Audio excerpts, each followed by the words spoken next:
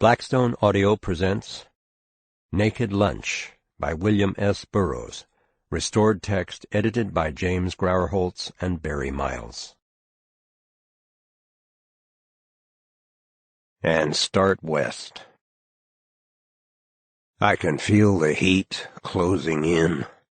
Feel them out there making their moves, setting up their devil doll stool pigeons. Crooning over my spoon and dropper I throw away at Washington Square Station, vault a turnstile and 2 flights down the iron stairs, catch an uptown A train. Young, good-looking, crew-cut, Ivy League, advertising exec-type fruit holds the door back for me. I am evidently his idea of a character. You know the type.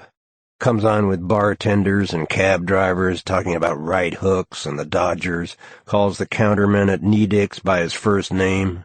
A real asshole. And right on time, this narcotics dick in a white trench coat. Imagine tailing somebody in a white trench coat, trying to pass as a fag, I guess. Hit the platform.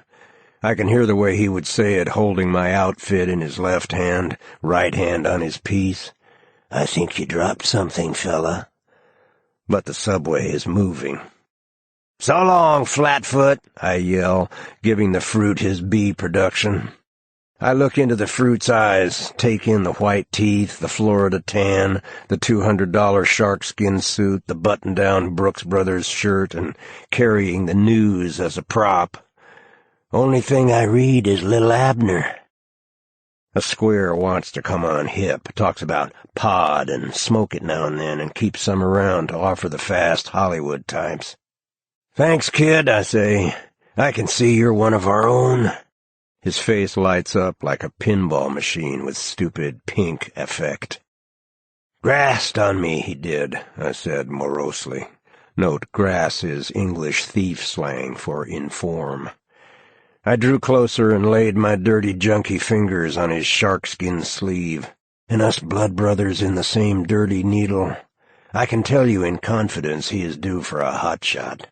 Note, this is a cap of poison junk sold to addict for liquidation purposes, often given to informers. Usually the hot shot is strychnine since it tastes and looks like junk.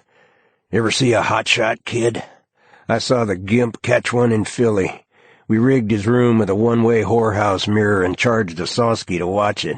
He never got the needle out of his arm. They don't if the shot is right. That's the way they find them, dropper full of clotted blood hanging out of a blue arm.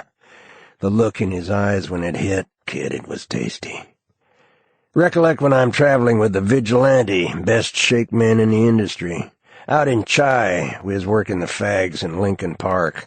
So one night the Vigilante turns up for work in cowboy boots and a black vest with a hunk of tin on it and a lariat slung over his shoulder. So I say, "What's with you? You wig already?" He just looks at me and says, "Fill your hand, stranger," and hauls out an old rusty 6-shooter, and I take off across Lincoln Park, bullets cutting all around me, and he hangs 3 fags before the fuzz nail him. I mean, the Vigilante earned his moniker. Ever notice how many expressions carry over from queers to con men? Like raise, letting someone know you're in the same line. "Get her! Get the Paragoric kid giving that Mark the build-up!" Eager beaver wooing him much too fast. The shoe store kid, he got that moniker shaking down fetishists in shoe stores. Say, "Give it to a Mark with KY and he will come back moaning for more." And when the kid spots a mark, he begin to breathe heavy. His face swells and his lips turn purple like an Eskimo in heat. Then, slow, he comes on the mark, feeling for him, palpating him with fingers of rotten ectoplasm. The rube has a sincere little boy look, burns through him like blue neon. That one stepped right off a Saturday Evening Post cover with a string of bullheads and preserved himself in junk. His mark's never beef, and the bunco people are really carrying a needle for the rube. One day, little boy blue starts to slip, and what crawls out would make an ambulance attendant puke. The rube flips in the end, running through empty automats and subway stations screaming, "Come back, kid! Come back!" and follows his boy right into the East River, down through condoms and orange peels, mosaic of floating newspapers, down into the silent black ooze with gangsters in concrete and pistols pounded flat to avoid the probing finger of prurient ballistic experts. And the fruit is thinking, "What a character! Wait till I tell the boys in Clark's about this one." He's a character collector, would stand still for Joe Gould's Seagull Act. So I put it on him for a sawski and make a meet to sell him some pod, as he calls it, thinking I'll catnip the jerk. Note, catnip smells like marijuana when it burns, frequently passed on the incautious or uninstructed. "Well," I said, tapping my arm, "duty calls. As one judge said to another, be just, and if you can't be just, be arbitrary." I cut into the automat, and there's Bill Gaines huddled in someone else's overcoat, looking like a 1910 banker with paresis, and old Bart, shabby and inconspicuous, dunking pound cake with his dirty fingers, shiny over the dirt. I had some uptown customers Bill took care of, and Bart knew a few old relics from hop-smoking times, spectral janitors, gray as ashes, phantom porters sweeping out dusty halls with a slow old man's hand, coughing and spitting in the junk-sick dawn, retired asthmatic fences in theatrical hotels. Pant-upon rows the old madam from Peoria, stoical Chinese waiters never show sickness. Bart sought them out with his old junkie walk, patient and cautious and slow, dropped into their bloodless hands a few hours of warmth. I made the round with him once for kicks. You know how old people lose all shame about eating, and it makes you puke to watch them? Old junkies are the same about junk. They gibber and squeal at the sight of it. The spit hangs off their chin, and their stomach rumbles, and all their guts grind in peristalsis while they cook up, dissolving the body's decent skin. You expect any moment a great blob of protoplasm will flop right out and surround the junk. Really disgusts you to see it. Well, my boys will be like that one day, I thought philosophically. Isn't life peculiar? So back downtown by the Sheridan Square station in case the dick is lurking in a broom closet. Like I say, it couldn't last. I knew they were out there powwowing and making their evil fuzz magic, putting dolls of me in Leavenworth. No use sticking needles in that one, Mike. I hear they got Chapin with a doll. This old eunuch dick just sat in the precinct basement hanging a doll of him day and night, year in, year out. And when Chapin hanged in Connecticut, they find this old creep with his neck broken. He fell downstairs, they say. You know, the old cop bullshit. Junk is surrounded by magic and taboos, curses and amulets. I could find my Mexico City connection by radar. Not this street, the next. Right. Now left. Now right again. And there he is, toothless old woman face and cancelled eyes. I know this one pusher walks around humming a tune, and everybody he passes takes it up. He is so gray and spectral and anonymous they don't see him and think it is their own mind humming the tune. So the customers come in on smiles, or I'm in the mood for love, or they say we're too young to go steady, or whatever the song is for that day. Sometimes you can see maybe 50 ratty-looking junkies squealing sick, running along behind a boy with a harmonica, and there is the man on a cane seat throwing bread to the swans, a fat drag queen walking his Afghan hound through the East 50s, an old wino pissing against an L-post, a radical Jewish student giving out leaflets in Washington Square, a tree surgeon, an exterminator, an advertising fruit in Needix where he calls the counterman by his first name. The world network of junkies, tuned on a cord of rancid jism, tying up in furnished rooms, shivering in the junk-sick morning.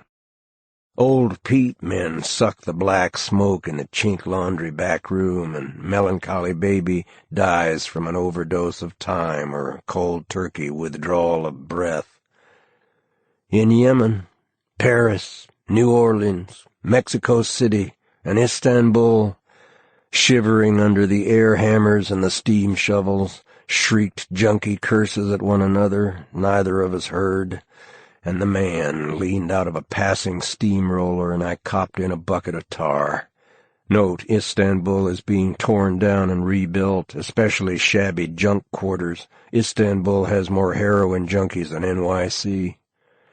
The living and the dead, in sickness or on the nod, hooked or kicked or hooked again, come in on the junk beam, and the connection is eating chop suey on Dolores Street, Mexico, DF, dunking pound cake in the automat, chased up Exchange Place by a baying pack of people.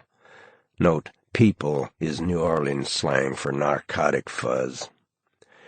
The old Chinaman dips river water into a rusty tin can, washes down a yen pox hard and black as a cinder. Note, yen pox is the ash of smoked opium. Well, the fuzz has my spoon and dropper, and I know they're coming in on my frequency, led by this blind pigeon known as Willie the Disc. Willie has a round, disc mouth lined with sensitive, erectile black hairs. He is blind from shooting in the eyeball, his nose and palate eaten away sniffing H, his body a mass of scar tissue hard and dry as wood. He can only eat the shit now with that mouth, sometimes sways out on a long tube of ectoplasm, feeling for the silent frequency of junk. He follows my trail all over the city into rooms I move out already, and the fuzz walks in on some newlyweds from Sioux Falls.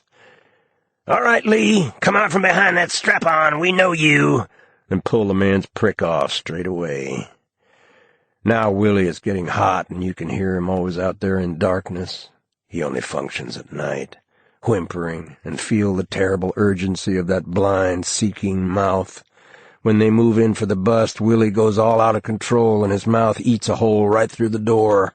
If the cops weren't there to restrain him with a stock probe, he would suck the juice right out of every junkie he ran down.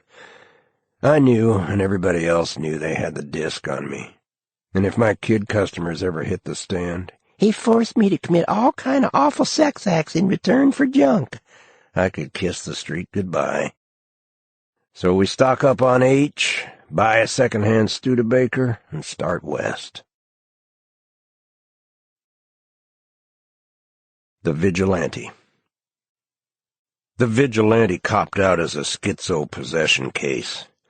I was standing outside myself trying to stop those hangings with ghost fingers. I am a ghost, wanting what every ghost wants, a body. After the long time, moving through odorless alleys of space where no life is, only the colorless no-smell of death. Nobody can breathe and smell it through pink convolutions of gristle laced with crystal snot, time shit, and black blood filters of flesh. He stood there in elongated courtroom shadow, his face torn like a broken film by lusts and hungers of larval organs, stirring in the tentative ectoplasmic flesh of junk kick, 10 days on ice at time of the first hearing. Flesh that fades at the first silent touch of junk. I saw it happen. 10 pounds lost in 10 minutes, standing with the syringe in one hand, holding his pants up with the other, his abdicated flesh burning in a cold yellow halo there in the New York hotel room. Night table litter of candy boxes, cigarette butts cascading out of 3 ashtrays, mosaic of sleepless nights and sudden food needs of the kicking addict nursing his baby flesh. The vigilante is prosecuted in federal court under a lynch bill and winds up in a federal nut house specially designed for the containment of ghosts. Precise, prosaic impact of objects. Washstand, door, toilet, bars. There they are. This is it. All lines cut. Nothing beyond. Dead end. and the dead end in every face. The physical changes were slow at first, then jumped forward in black clunks, falling through his slack tissue, washing away the human lines.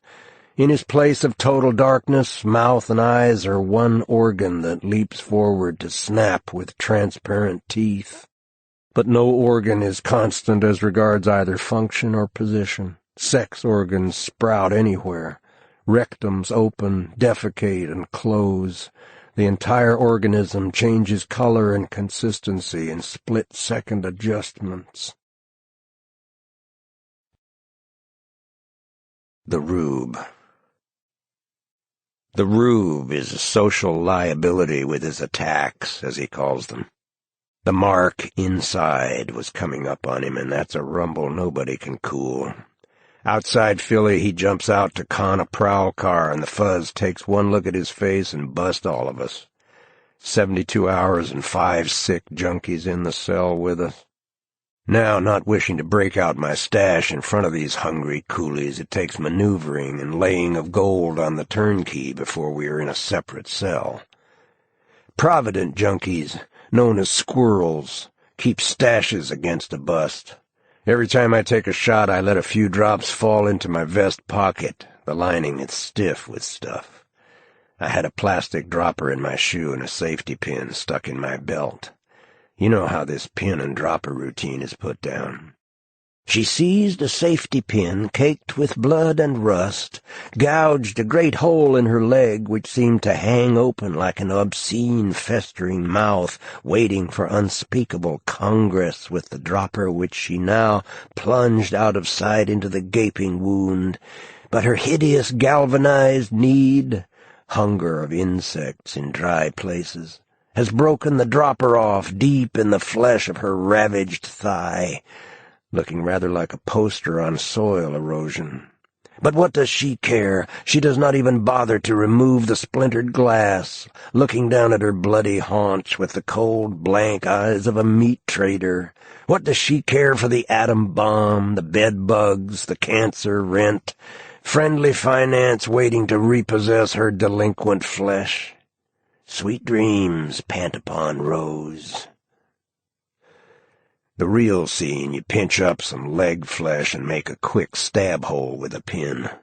Then fit the dropper over, not in, the hole, and feed the solution slow and careful so it doesn't squirt out the sides. When I grabbed the Rube's thigh, the flesh came up like wax and stayed there, and a slow drop of pus oozed out the hole. And I never touched a living body cold as the Rube there in Philly. I decided to lop him off if it meant a smother party. This is a rural English custom designed to eliminate aged and bedfast dependents. A family so afflicted throws a smother party, where the guests pile mattresses on the old liability, climb up on top of the mattresses, and lush themselves out. The Rube is a drag on the industry and should be led out into the skid rows of the world. This is an African practice. Official known as the leader out has the function of taking old characters out into the jungle and leaving them there. The Rube's attacks become an habitual condition. Cops, doormen, dogs, secretaries snarl at his approach. The blonde god has fallen to untouchable vileness. Con men don't change, they break, shatter. Explosions of matter in cold interstellar space drift away in cosmic dust, leave the empty body behind. Hustlers of the world, there is one mark you cannot beat. The mark inside.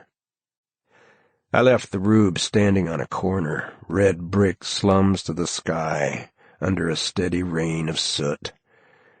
Gonna hit this croaker, I know. Right back with that good, pure drugstore M.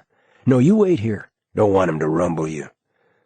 No matter how long, Rube, wait for me right on that corner. Goodbye, Rube. Goodbye, kid. Where do they go when they walk out and leave the body behind? Chicago. Invisible hierarchy of decorticated wops, Smell of atrophied gangsters. Earthbound ghost hits you at North and Halstead. Cicero, Lincoln Park. Panhandler of dreams. Past invading the present. Rancid magic of slot machines and roadhouses. Into the interior, a vast subdivision, antennae of television to the meaningless sky. In life-proof houses they hover over the young, sop up a little of what they shut out. Only the young bring anything in, and they are not young very long. Through the bars of East St. Louis lies the dead frontier, riverboat days. Illinois and Missouri, miasma of mound-building peoples, groveling worship of the food source, cruel and ugly festivals, dead-end horror of the centipede god reaches from Moundville to the lunar deserts of coastal Peru. America is not a young land. It is old and dirty and evil before the settlers, before the Indians. The evil is there, waiting. And always cops. Smooth college-trained state cops. Practiced apologetic patter. Electronic eyes weigh your car and luggage, clothes and face. Snarling big city dicks. Soft-spoken country sheriffs with something black and menacing in old eyes, color of a faded gray flannel shirt. And always car trouble. In St. Louis, traded the 1942 Studebaker in. It has a built-in engineering flaw like the Rube. On an old Packard limousine, heated up and barely made Kansas City, and bought a Ford, turned out to be an oil burner, packed it in on a Jeep we pushed too hard. They're no good for highway driving. And burned something out inside, rattling around. Went back to the old Ford V8. Can't beat that engine for getting there, oil burner or no. And the U.S. drag closes around us like no other drag in the world, worse than the Andes. High mountain towns, cold wind down from postcard mountains, thin air like death in the throat, river towns of Ecuador, malaria gray as junk under black Stetson, muzzle-loading shotguns, vultures pecking through the mud streets. And what hits you when you get off the Malmö ferry? No juice tax on the ferry. In Sweden, knocks all that cheap, tax-free juice right out of you and brings you all the way down. Averted eyes and the cemetery in the middle of town. Every town in Sweden seems to be built around a cemetery. And nothing to do in the afternoon, not a bar, not a movie, and I blasted my last stick of Tangier tea, and I said, K.E., let's get right back on that ferry. But there is no drag like U.S. drag. You can't see it. You don't know where it comes from. Take one of those cocktail lounges at the end of a subdivision street. Every block of houses has its own bar and drugstore and market and liquor store. You walk in, and it hits you. But where does it come from? Not the bartender, not the customers, nor the cream-colored plastic rounding the bar stools, nor the dim neon, not even the TV. And our habits build up with the drag, like cocaine will build you up staying ahead of the sea bring-down, and the junk was running low. So there we are in this no-horse town strictly from cough syrup, and vomited up the syrup and drove on, cold spring wind whistling through that old heap around our shivering, sick, sweating bodies and the cold you always come down with when the junk runs out of you. On through the peeled landscape, dead armadillos in the road and vultures over the swamp and cypress stumps. Motels with beaver-board walls, gas heater, thin pink blankets. Itinerant short con and carny hype men have burned down the croakers of Texas, and no one in his right mind would hit a Louisiana croaker. State junk law. Came at last to Houston, where I know a druggist. I haven't been there in 5 years, but he looks up and makes me with one quick look and just nods and says, "White over at the counter." So I sit down and drink a cup of coffee, and after a while he comes and sits beside me and says, "What do you want?" "A quart of PG and 100 NIMBYs." He nods. Come back in half an hour. So when I come back, he hands me a package and says, "That's $15. Be careful." Shooting PG is a terrible hassle.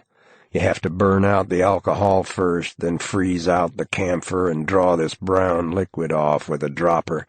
Have to shoot it in the vein or you get an abscess, and usually end up with an abscess no matter where you shoot it. Best deal is to drink it with goofballs. So we pour it in a Pernod bottle and start for New Orleans, past iridescent lakes and orange gas flares and swamps and garbage heaps, alligators crawling around in broken bottles and tin cans, neon arabesques of motels, marooned pimps scream obscenities at passing cars from islands of rubbish. New Orleans is a dead museum. We walk around Exchange Place breathing PG and find the man right away. It's a small place and the fuzz always knows who is pushing, so he figures what the hell does it matter and sells to anybody. We stock up on H and backtrack for Mexico. Back through Lake Charles and the dead slot machine country, south end of Texas, nigger-killing sheriffs look us over and check the car papers.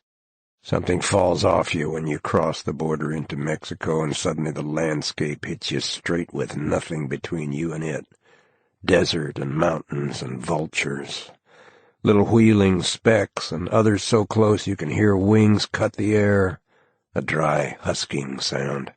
And when they spot something, they pour out of the blue sky, that shattering, bloody blue sky of Mexico, down in a black funnel. Drove all night, came at dawn to a warm, misty place, barking dogs and the sound of running water. "Thomas and Charlie," I said. "What?" "That's the name of this town. Sea level. We climbed straight up from here, 10,000 feet. I took a fix and went to sleep in the back seat. She was a good driver.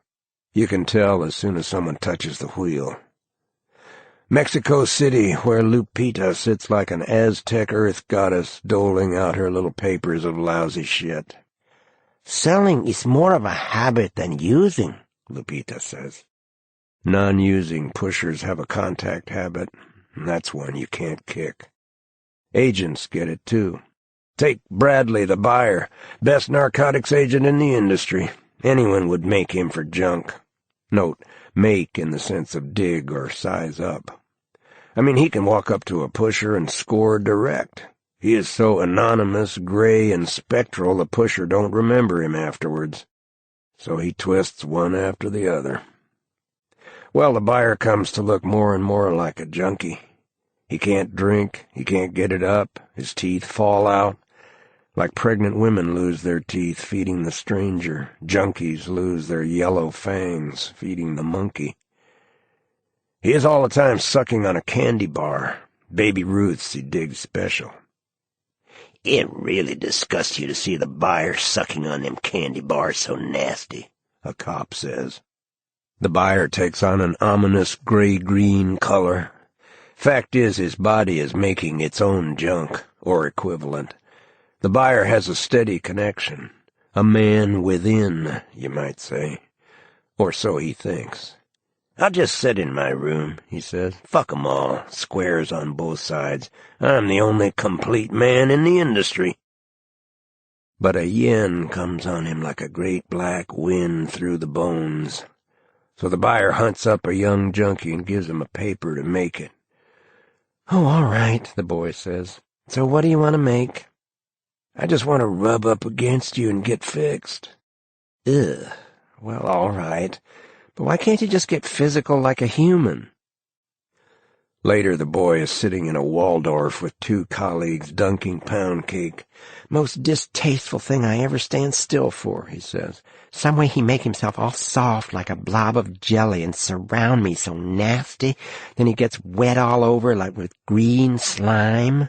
So I guess he come to some kind of awful climax. I come near wigging with that green stuff all over me, and he stink like an old rotten cantaloupe." "Well, it's still an easy score." The boy sighed resignedly. "Yes, I guess you can get used to anything. I've got to meet with him again tomorrow." The buyer's habit keeps getting heavier. He needs a recharge every half hour. Sometimes he cruises the precincts and bribes the turnkey to let him in with a cell of junkies. It gets to where no amount of contact will fix him. At this point he receives a summons from the district supervisor. "Bradley, your conduct has given rise to rumors, and I hope for your sake they are no more than that. So unspeakably distasteful that I mean Caesar's wife. Humph! That is, the department must be above suspicion, certainly above such suspicions as you have seemingly aroused. You are lowering the entire tone of the industry. We are prepared to accept your immediate resignation." The buyer throws himself on the ground and crawls over to the DS. "No, boss man, no, the department is my very lifeline." He kisses the DS's hand, thrusting the fingers into his mouth. The DS must feel his toothless gums, complaining he has lost his teeth in a service. "Please, boss man, I'll wipe your ass, I'll wash out your dirty condoms, I'll polish your shoes with the oil on my nose." "Really, this is most distasteful. Have you no pride? I must tell you I feel a distinct revulsion. I mean, there is something, well, rotten about you, and you smell like a compost heap." He puts a scented handkerchief in front of his face. "I must ask you to leave this office at once." "I'll do anything, boss, anything." His ravaged green face splits in a horrible smile. "I'm still young, boss, and I'm pretty strong when I get my blood up." The DS retches into his handkerchief and points to the door with a limp hand. The buyer stands up, looking at the DS dreamily. His body begins to dip like a dowser's wand. He flows forward. "No! No!" screams the DS. Slop, slop, slop. An hour later they find the buyer on the nod in the DS's chair. The DS has disappeared without a trace. The judge: "Everything indicates that you have, in some unspeakable manner, assimilated the district supervisor. Unfortunately, there is no proof. I would recommend that you be confined, or more accurately, contained in some institution, but I know of no place suitable for men of your caliber. I must, reluctantly, order your release." "That one should stand in an aquarium," says the arresting officer. The buyer spreads terror throughout the industry. Junkies and agents disappear.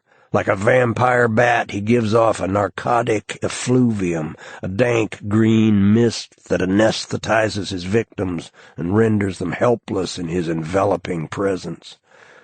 And once he has scored, he holds up for several days like a gorged boa constrictor.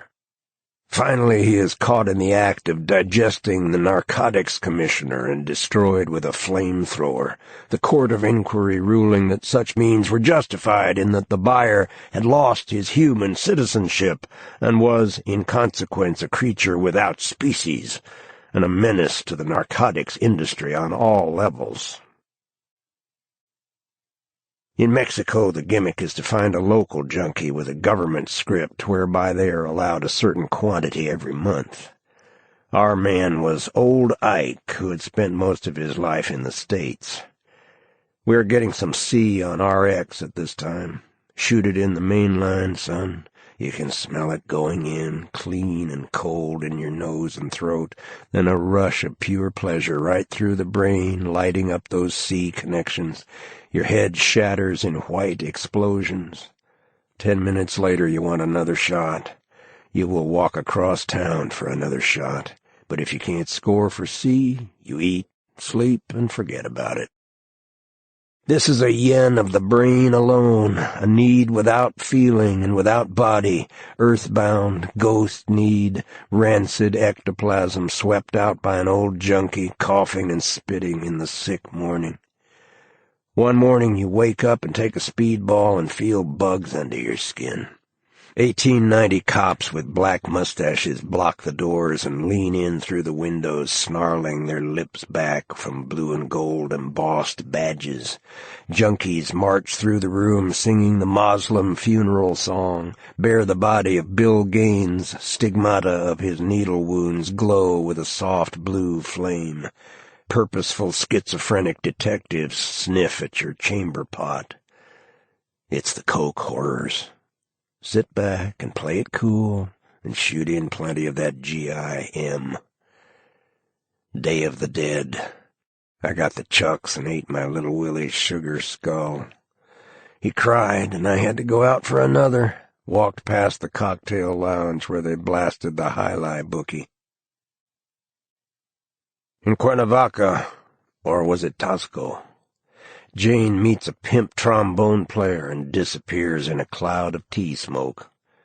The pimp is one of these vibration and dietary artists, which is a means he degrades the female sex by forcing his chicks to swallow all this shit. He was continually enlarging his theories. He would quiz a chick and threaten to walk out if she hadn't memorized every nuance of his latest assault on logic and the human image. "Now, baby, I got it here to give, but if you won't receive it, there's just nothing I can do." He was a ritual tea smoker and very puritanical about junk, the way some tea heads are. He claimed tea put him in touch with supra-blue gravitational fields. He had ideas on every subject, what kind of underwear was healthy, when to drink water, and how to wipe your ass. He had a shiny red face and great spreading smooth nose, little red eyes that lit up when he looked at a chick and went out when he looked at anything else. His shoulders were very broad and suggested deformity. He acted as if other men did not exist, conveying his restaurant and store orders to male personnel through a female intermediary, and no man ever invaded his blighted secret place. So he is putting down junk and coming on with tea. I take 3 drags. Jane looked at him and her flesh crystallized. I leaped up, screaming, "I got the fear!" and ran out of the house. Drank a beer in a little restaurant, mosaic bar and soccer scores and bullfight posters, and waited for the bus to town. A year later, in Tangier, I heard she was dead. Benway. So I am assigned to engage the services of Dr. Benway for Islam, Inc. Dr. Benway had been called in as advisor to the Freeland Republic, a place given over to free love and continual bathing. The citizens are well-adjusted, cooperative, honest, tolerant, and, above all, clean. But the invoking of Benway indicates all is not well behind that hygienic facade. Benway is a manipulator and coordinator of symbol systems, an expert on all phases of interrogation, brainwashing, and control. I have not seen Benway since his precipitate departure from Annexia, where his assignment had been TD, total demoralization. Benway's first act was to abolish concentration camps, mass arrest, and, except under certain limited and special circumstances, the use of torture. "I deplore brutality," he said. "It's not efficient. On the other hand, prolonged mistreatment, short of physical violence, gives rise, when skillfully applied, to anxiety and a feeling of special guilt. A few rules, or rather guiding principles, are to be borne in mind. The subject must not realize that the mistreatment is a deliberate attack of an anti-human enemy on his personal identity. He must be made to feel that he deserves any treatment he receives because there is something, never specified, horribly wrong with him. The naked need of the control addicts must be decently covered by an arbitrary and intricate bureaucracy so that the subject cannot contact his enemy direct." Every citizen of Annexia was required to apply for and carry on his person at all times a whole portfolio of documents. Citizens were subject to be stopped in the street at any time, and the examiner, who might be in plain clothes, in various uniforms, often in a bathing suit or pajamas, sometimes stark naked except for a badge pinned to his left nipple, after checking each paper would stamp it. On subsequent inspection, the citizen was required to show the properly entered stamps of the last inspection. The examiner, when he stopped a large group, would only examine and stamp the cards of a few. The others were then subject to arrest because their cards were not properly stamped. Arrest meant provisional detention. That is, the prisoner would be released if and when his affidavit of explanation, properly signed and stamped, was approved by the assistant arbiter of explanations. Since this official hardly ever came to his office, and the affidavit of explanation had to be presented in person, the explainers spent weeks and months waiting around in unheated offices with no chairs and no toilet facilities. Documents issued in vanishing ink faded into old pawn tickets. New documents were constantly required. The citizens rushed from one bureau to another in a frenzied attempt to meet impossible deadlines. All benches were removed from the city, all fountains turned off, all flowers and trees destroyed. Huge electric buzzers on the top of every apartment house — everyone lived in apartments — rang the quarter hour. Often the vibrations would throw people out of bed. Searchlights played over the town all night.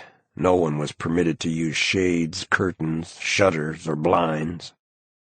No one ever looked at anyone else because of the strict law against importuning with or without verbal approach anyone for any purpose, sexual or otherwise. All cafes and bars were closed. Liquor could only be obtained with a special permit, and the liquor so obtained could not be sold or given or in any way transferred to anyone else. And the presence of anyone else in the room was considered prima facie evidence of conspiracy to transfer liquor. No one was permitted to bolt his door, and the police had pass keys to every room in the city. Accompanied by a mentalist, they'd rush into someone's quarters and start looking for it. The mentalist guides them to whatever the man wishes to hide: a tube of Vaseline, an enema, a handkerchief with cum on it, a weapon, unlicensed alcohol. And they always submitted the suspect to the most humiliating search of his naked person, on which they make sneering and derogatory comments. Many a latent homosexual was carried out in a straitjacket when they planted Vaseline in his ass. Or they pounce on any object, a pen wiper or a shoe tree. "And what is this supposed to be for?" "It's a pen wiper." "A pen wiper," he says. "I've heard everything now. I guess this is all we need. Come on, you." After a few months of this, the citizens cowered in corners like neurotic cats. Of course, the Annexia police processed suspected agents, saboteurs, and political deviants on an assembly line basis. As regards the interrogation of suspects, Benway has this to say: "While in general I avoid the use of torture — torture locates the opponent and mobilizes resistance — the threat of torture is useful to induce in the subject the appropriate feeling of helplessness and gratitude to the interrogator for withholding it. And torture can be employed to advantage as a penalty when the subject is far enough along with the treatment to accept punishment as deserved. To this end I devised several forms of disciplinary procedure. One was known as the switchboard. Electric drills that can be turned on at any time are clamped against the subject's teeth, and he is instructed to operate an arbitrary switchboard to put certain connections in certain sockets in response to bells and lights. Every time he makes a mistake, the drills are turned on for 20 seconds. The signals are gradually speeded up beyond his reaction time. Half an hour on the switchboard, and the subject breaks down like an overloaded thinking machine. The study of thinking machines teaches us more about the brain than we can learn by introspective methods. Western man is externalizing himself in the form of gadgets. Ever pop coke in the main line? It hits you right in the brain, activating connections of pure pleasure. The pleasure of morphine is in the viscera. You listen down into yourself after a shot, but C is electricity through the brain, and the C-yen is of the brain alone, a need without body and without feeling. The C-charged brain is a berserk pinball machine, flashing blue and pink lights in electric orgasm. C-pleasure could be felt by a thinking machine, the first stirrings of hideous insect life. The craving for C lasts only a few hours as long as the C channels are stimulated. Of course, the effect of C could be produced by an electric current activating the C channels. So after a bit, the channels wear out like veins, and the addict has to find new ones. A vein will come back in time, and by adroit vein rotation, a junkie can piece out the odds if he don't become an oil burner. But brain cells don't come back once they're gone, and when the addict runs out of brain cells, he is in a terrible fucking position. Squatting on old bones and excrement and rusty iron in a white blaze of heat, a panorama of naked idiots stretches to the horizon. Complete silence. Their speech centers are destroyed, except for the crackle of sparks and the popping of singed flesh as they apply electrodes up and down the spine. White smoke of burning flesh hangs in the motionless air. A group of children have tied an idiot to a post with barbed wire and built a fire between his legs, and stand watching with bestial curiosity as the flames lick his thighs. His flesh jerks in the fire with insect agony. I digress, as usual. Pending more precise knowledge of brain electronics, drugs remain an essential tool of the interrogator in his assault on the subject's personal identity. The barbiturates are, of course, virtually useless. That is, anyone who can be broken down by such means would succumb to the puerile methods used in an American precinct. Scopolamine is often effective in dissolving resistance, but it impairs the memory. An agent might be prepared to reveal his secrets, but quite unable to remember them, or cover story and secret life info might be inextricably garbled. Mescaline, harmine, LSD-6, bufotenine, muscarine, successful in many cases. Bulbocapnine induces a state approximating schizophrenic catatonia. Instances of automatic obedience have been observed. Bulbocapnine is a back-brain depressant, probably putting out of action the centers of motion in the hypothalamus. Other drugs that have produced experimental schizophrenia, mescaline, harmine, LSD-6, are back-brain stimulants. In schizophrenia, the back brain is alternately stimulated and depressed. Catatonia is often followed by a period of excitement and motor activity during which the nut rushes through the wards, giving everyone a bad time. Deteriorated schizos sometimes refuse to move at all and spend their lives in bed. A disturbance of the regulatory function of the hypothalamus is indicated as the cause. Causal thinking never yields accurate description of metabolic process, limitations of existing language, of schizophrenia. Alternate doses of LSD-6 and bulbocapnine, the bulbocapnine potentiated with curare, give the highest yield of automatic obedience. There are other procedures. The subject can be reduced to deep depression by administering large doses of benzodrine for several days. Psychosis can be induced by continual large doses of cocaine or Demerol, or by the abrupt withdrawal of barbiturates after prolonged administration. He can be addicted by dihydroxyheroin and subjected to withdrawal. This compound should be 5 times as addicting as heroin, and the withdrawal proportionately severe. There are various psychological methods, compulsory psychoanalysis, for example. The subject is requested to free associate for 1 hour every day, in cases where time is not of the essence. Now, let's not be negative, boy. Papa call nasty man. Take baby walkabout switchboard. The case of a female agent who forgot her real identity and merged with her cover story. She is still a fricteuse in anexia. Put me onto another gimmick.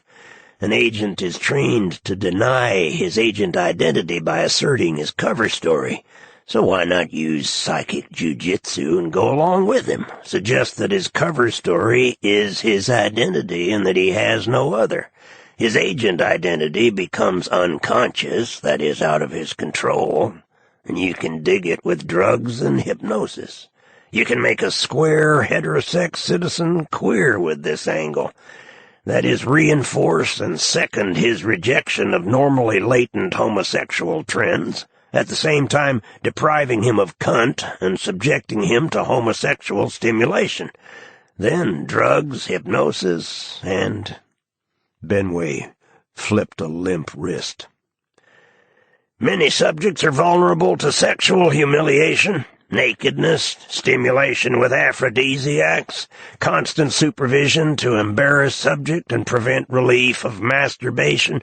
Erections during sleep automatically turn on an enormous vibrating electric buzzer that throws the subject out of bed into cold water, thus reducing the incidence of wet dreams to a minimum. Kicks to hypnotize a priest and tell him he is about to consummate a hypostatic union with the lamb, then steer a randy old sheep up his ass. After that, the interrogator can gain complete hypnotic control. The subject will come at his whistle, shit on the floor if he but say open sesame. Needless to say, the sex humiliation angle is contraindicated for overt homosexuals. I mean, let's keep our eye on the ball here and remember the old party line. Never know who's listening in. I recall this one kid. I conditioned his shit at sight of me. Then I wash his ass and screw him. It was real tasty. And he was a lovely fella, too. And sometimes a subject will burst into boyish tears because he can't keep from ejaculate when you screw him. Well, as you can plainly see, the possibilities are endless, like meandering paths in a great big beautiful garden. I was just scratching that lovely surface when I am purged by party poops. Well, son cosas de la vida. I reach Freeland, which is clean and dull, my God. Benway is directing the RC Reconditioning Center. I drop around, and what happened to so-and-so sets in like Sidi Idris, the narc Smithers crooned to the senders for a longevity serum. No fool like an old queen. Lester Stroganoff Smuan, El Hassin, turned himself into a Lata trying to perfect AOP, automatic obedience processing, a martyr to the industry. Lata is a condition occurring in Southeast Asia. Otherwise sane, Latas compulsively imitate every motion once their attention is attracted by snapping the fingers or calling sharply, a form of compulsive involuntary hypnosis. They sometimes injure themselves trying to imitate the motions of several people at once. Stop me if you've heard this atomic secret. Benway's face retains its form in the flashbulb of urgency, subject at any moment to unspeakable cleavage or metamorphosis. It flickers like a picture moving in and out of focus. Come on, says Benway, and I'll show you around the RC. We are walking down a long, white hall. Benway's voice drifts into my consciousness from no particular place, a disembodied voice that is sometimes loud and clear, sometimes barely audible, like music down a windy street. Isolated groups like natives of the Bismarck Archipelago. No overt homosexuality among them. Goddamn matriarchy. All matriarchy's anti-homosexual, conformist, and prosaic. Find yourself in a matriarchy, walk, don't run to the nearest frontier. If you run, some frustrate latent queer cop will likely shoot you. So somebody wants to establish a beachhead of homogeneity in a shambles of potentials like West Europe and USA. Another fucking matriarchy, Margaret Mead notwithstanding. Spot a bother there, scalpel fight with a colleague in the operating room. and my baboon assistant leaped on the patient and tore him to pieces. Baboons always attack the weakest party in an altercation. Quite right, too. We must never forget our glorious simian heritage. Doc Brubeck was a party in the second part. A retired abortionist and junk pusher, he was a veterinarian actually, recalled to service during the manpower shortage. Well, Doc had been in the hospital kitchen all morning goosing the nurses and tanking up on coal gas and clim, and just before the operation he sneaked a double shot of nutmeg to nerve himself up. In England, and especially in Edinburgh, the citizens bubble coal gas through clim, a horrible form of powdered milk tasting like rancid chalk, and pick up on the results. They hawk everything to pay the gas bill, and when the man comes around to shut it off for the non-payment, you can hear their screams for miles. When a citizen is sick from needing it, he says, "I got the clinks," or "that old stove climbing up my back." Nutmeg. I quote from the author's article on narcotic drugs in the British Journal of Addiction. Convicts and sailors sometimes have recourse to nutmeg. About a tablespoon is swallowed with water. Result, vaguely similar to marijuana with side effects of headache and nausea. There are a number of narcotics of the nutmeg family in use among the Indians of South America. They are usually administered by sniffing a dried powder of the plant. The medicine men take these noxious substances and go into convulsive states. Their twitchings and mutterings are thought to have prophetic significance. I had a yahe hangover, me, and in no condition to take any of Brubeck's shit. First thing he comes on with, I should start the incision from the back instead of the front, muttering some garbled nonsense about being sure to cut out the gallbladder, it would fuck up the meat. Thought he was on the farm cleaning a chicken. I told him to go put his head back in the oven, whereupon he had the effrontery to push my hand, severing the patient's femoral artery. Blood spurted up and blinded the anesthetist, who ran out through the halls screaming. Brubeck tried to knee me in the groin, and I managed to hamstring him with my scalpel. He crawled about the floor, stabbing at my feet and legs. Violet, that's my baboon assistant, only woman I ever cared a damn about, really wigged. I climbed up on the table and poised myself to jump on Brubeck with both feet and stomp him when the cops rushed in. Well, this rumble in the operating room, this unspeakable occurrence, as the super called it, you might say was the blow-off. The wolf pack was closing for the kill. A crucifixion, that's the only word for it. Of course I'd made a few dumb heights here and there, who hasn't? There was the time me and the anesthetist drank up all the ether and the patient came up on us, and I was accused of cutting the cocaine with Saniflush. Violet did it, actually. Had to protect her, of course. So the wind-up is we're all drummed out of the industry. Not that Violet was a bona fide croaker. Neither was Brubeck, for that matter, and even my own certificate was called in question. But Violet knew more medicine than the Mayo Clinic. She had an extraordinary intuition and a high sense of duty. So there I was, flat on my ass with no certificate. Should I turn to another trade? No, doctoring was in my blood. I managed to keep up my habits, performing cut-rate abortions in subway toilets. I even descended to hustling pregnant women in the public streets. It was positively unethical. Then I met a great guy, Placenta Juan, the afterbirth tycoon. Made his in slunks during the war. Slunks are underage calves trailing afterbirths and bacteria, generally in an unsanitary and unfit condition. A calf may not be sold as food until it reaches a minimum age of 6 weeks. Prior to that time it is classified as a slunk. Slunk trafficking is subject to a heavy penalty. Well, Juanito controlled a fleet of cargo boats. He registered under the Abyssinian flag to avoid bothersome restrictions. He gives me a job as a ship's doctor on the SS Philoriasis, as filthy a craft as ever sailed the seas. Operating with one hand, beating the rats off of my patient with the other, and bedbugs and scorpions rained down from the ceiling. So somebody wants homogeneity at this juncture. Can do, but it costs. Bored with the whole project, me. Here we are. Drag alley. Benway traces a pattern in the air with his hand, and a door swings open. We step through, and the door closes. A long ward gleaming with stainless steel, white tile floors, glass brick walls, beds along one wall. No one smokes, no one reads, no one talks. "Come and take a close look," says Benway. "You won't embarrass anybody." I walk over and stand in front of a man who is sitting on his bed. I look at the man's eyes. Nobody, nothing looks back. "INDs," says Benway. "Irreversible neural damage. Over-liberated, you might say. A drag on the industry." I pass a hand in front of the man's eyes. "Yes," says Benway, "they still have reflexes. Watch this."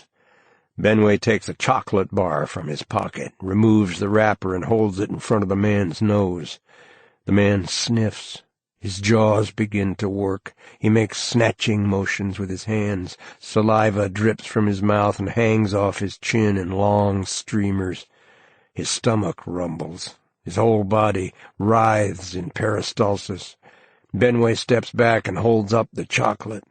The man drops to his knees, throws back his head, and barks. Benway tosses the chocolate. The man snaps at it, misses, scrambles around on the floor, making slobbering noises. He crawls under the bed, finds the chocolate, and crams it into his mouth with both hands. Jesus, these INDs got no class to them. Benway calls over the attendant who is sitting at one end of the ward reading a book of J.M. Barrie's plays. "Get these fucking INDs out of here. It's a bring-down already. Bad for the tourist business." "What should I do with them?" "How in the fuck should I know? I'm a scientist. A pure scientist. Just get them out of here. I don't have to look at them is all. They constitute an albatross." "But what? Where?" "Proper channels. Buzz the district coordinator or whatever he calls himself. New title every week. Doubt if he exists." Dr. Benway pauses at the door and looks back at the INDs. "Our failures," he says. "Well, it's all in the day's work." "Do they ever come back?" "They don't come back, won't come back, once they're gone," Benway sings softly. "Now, this ward has some interest." The patients stand in groups, talking and spitting on the floor. Junk hangs in the air like a gray haze. "A heart-warming sight," says Benway. "Those junkies standing around waiting for the man. 6 months ago they were all schizophrenic. Some of them hadn't been out of bed for years. Now look at them. In all the course of my practices, I have never seen a schizophrenic junkie, and junkies are mostly of the schizophysical type. Want to cure anybody of anything? Find out who doesn't have it. So who don't got it? Junkies don't got it. Oh, incidentally, there's an area in Bolivia with no psychosis. Right sane folk in them hills. Like to get in there, me, before it's loused up by literacy, advertising, TV, and drive-ins. Make a study strictly from metabolism, diet, use of drugs and alcohol, sex, etc. Who cares what they think? Same nonsense everybody thinks, I dare say. And why don't junkies get schizophrenia? Don't know yet. A schizophrenic can ignore hunger and starve to death if he isn't fed. No one can ignore heroin withdrawal. The fact of addiction imposes contact. But that's only one angle. Mescaline, LSD-6, deteriorated adrenaline, harmine can produce an approximate schizophrenia. The best stuff is extracted from the blood of schizos, so schizophrenia is likely a drug psychosis. They got a metabolic connection, a man within, you might say. In the terminal stage of schizophrenia, the back brain is permanently depressed and the front brain is almost without content, since the front brain is only active in response to back brain stimulation. Morphine calls forth the antidote of back brain stimulation, similar to schizo substance. Note similarity between withdrawal syndrome and intoxication with yahe or LSD-6. Eventual result of junk use, especially true of heroin addiction where large doses are available to the addict, is permanent back-brain depression in a state much like terminal schizophrenia, complete lack of affect, autism, virtual absence of cerebral event. The addict can spend 8 hours looking at a wall.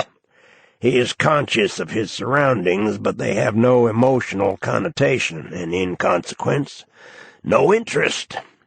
Remembering a period of heavy addiction is like playing back a tape recording of events experienced by the front brain alone. Flat statements of external events.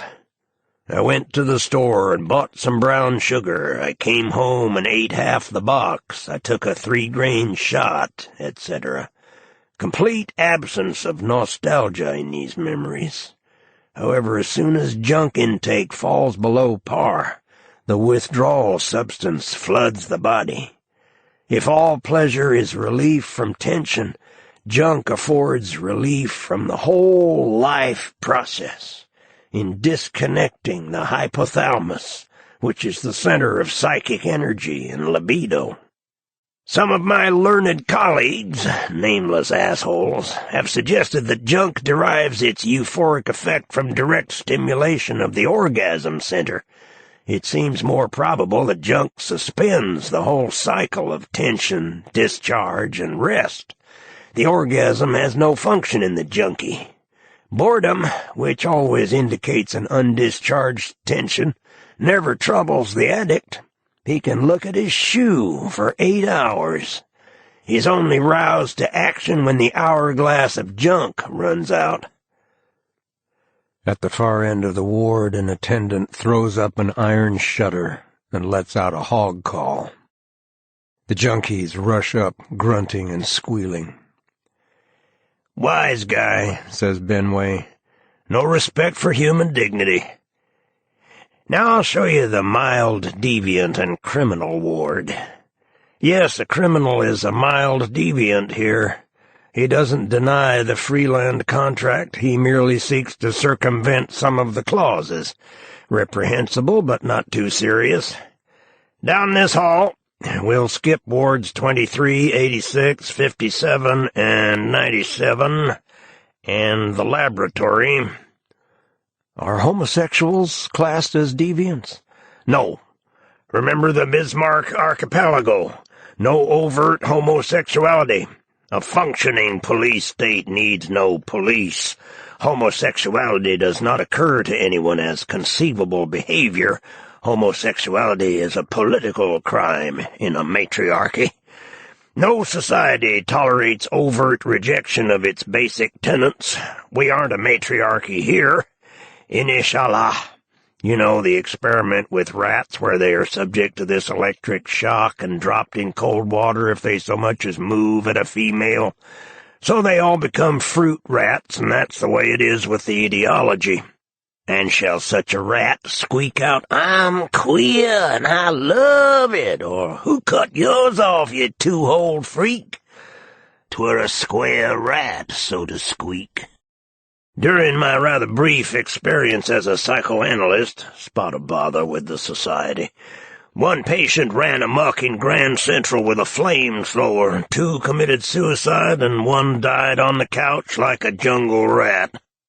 Jungle rats are subject to die if confronted suddenly with a hopeless situation. So his relations beef, and I tell them it's all in the day's work. Get this stiff out of here. It's a bring-down for my live patients. I noticed that all my homosexual patients manifested strong, unconscious heterosex trends, and all my hetero patients unconscious homosexual trends. Makes the brain real, don't it? And what do you conclude from that? Conclude? Nothing whatever. Just a passing observation. We are eating lunch in Benway's office when he gets a call. What's that? Monstrous. Fantastic. Carry on and stand by. He puts down the phone. I am prepared to accept immediate assignment with Islam Incorporated. It seems the electronic brain went berserk playing six-dimensional chess with the technician and released every subject in the RC. Leave us adjourned to the roof. Operation Helicopter is indicated. From the roof of the RC, we survey a scene of unparalleled horror. INDs stand around in front of the cafe tables, long streamers of saliva hanging off their chins, stomachs noisily churning. Others ejaculate at the sight of women. Latas imitate the passers-by with monkey-like obscenity. Junkies have looted the drugstores and fix on every street corner. Catatonics decorate the parks. Agitated schizophrenics rush through the streets with mangled, inhuman cries. A group of PRs, partially reconditioned, have surrounded some homosexual tourists with horrible, knowing smiles, showing the Nordic skull beneath in double exposure. "What do you want?" snaps one of the queens. "We want to understand you." A contingent of howling simopaths swing from chandeliers, balconies, and trees, shitting and pissing on passers-by. A simopath, the technical name for this disorder escapes me, is a citizen convinced he is an ape or other simian. It is a disorder peculiar to the army, and discharge cures it. Amucks trot along, cutting off heads, faces sweet and remote with a dreamy half-smile. Citizens with incipient bang-utot clutch their penises and call on the tourists for help. Arab rioters yip and howl, castrating, disemboweling, throw burning gasoline. Dancing boys strip-tease with intestines. Women stick severed genitals in their cunts, grind, bump, and flick it at the man of their choice. Religious fanatics harangue the crowd from helicopters and rain stone tablets on their heads inscribed with meaningless messages. Leopard men tear people to pieces with iron claws, coughing and grunting. Quackiutal cannibal society initiates bite off noses and ears. A coprophage calls for a plate, shits on it, and eats the shit, exclaiming, that's my rich substance." A battalion of rampant boars prowls the streets and hotel lobbies in search of victims. An intelligent avant-gardist, of course the only writing worth considering now is to be found in scientific reports and periodicals, has given someone a bulbocapnine injection and is preparing to read him a bulletin on the use of neohemoglobin in the control of multiple degenerative granuloma. Of course, the reports are all gibberish he has concocted and printed up. His opening words, "You look to me like a man of intelligence." Always ominous words, my boy. When you hear them, stay not on the order of your going, but go at once. An English colonial, assisted by 5 police boys, has detained a subject in the club bar. "I say, do you know Mozambique?" And he launches into the endless saga of his malaria. "So the doctor said to me, I can only advise you to leave the area, otherwise I shall bury you. This croaker does a little undertaking on the side, piecing out the odds, you might say, and throwing himself a spot at business now and then. So after the 3rd pink gin, when he gets to know you, he shifts to dysentery. Most extraordinary discharge, more or less of a white-yellow colour, like rancid jism and stringy, you know." An explorer in sun helmet has brought down a citizen with blowgun and curare dart. He administers artificial respiration with 1 foot. Curare kills by paralyzing the lungs. It has no other toxic effect, is not, strictly speaking, a poison. If artificial respiration is administered, the subject will not die. Curare is eliminated with great rapidity by the kidneys. "That was the year of the Rinder pest, when everything died, even the hyenas. So there I was, completely out of KY in the headwaters of the baboon's asshole. When it came through by airdrop, my gratitude was indescribable. As a matter of fact, and I've never told this before to a living soul, elusive blighters. His voice echoes through a vast, empty hotel lobby in 1890 style, red plush, rubber plants, gilt, and statues. I was the only white man ever initiated into the infamous Agouti Society, witnessed and participated in their unspeakable rites. The Agouti Society has turned out for a Chimu fiesta. The Chimu of ancient Peru were much given to sodomy and occasionally staged bloody battles with clubs, running up several hundred casualties in the course of an afternoon. The youths, sneering and goosing each other with clubs, troop out to the field. Now the battle begins. Gentle reader, the ugliness of that spectacle buggers description. Who can be a cringing, pissing coward, yet vicious as a purple-assed mandrill, alternating these deplorable conditions like vaudeville skits? Who can shit on a fallen adversary who, dying, eats the shit and screams with joy? Who can hang a weak passive and catch his sperm in mouth like a vicious dog? Gentle reader, I fain would spare you this, but my pen hath its will, like the ancient mariner. Oh, Christ, what a scene is this! Can tongue or pen accommodate these scandals? A beastly young hooligan has gouged out the eye of his confrere and fuck him in the brain. This brain atrophy already, and dry as grandmother's cunt. He turns into rock and roll hoodlum. I screw the old gash like a crossword puzzle. What relation to me is the outcome, if it outcome?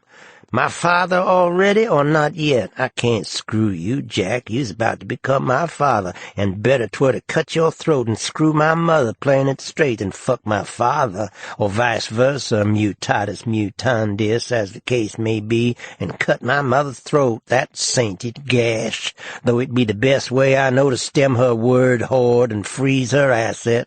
I mean, when a fella be caught short in the switches and don't know is he to offer up his ass to great big daddy, or commit a torso job on the old lady.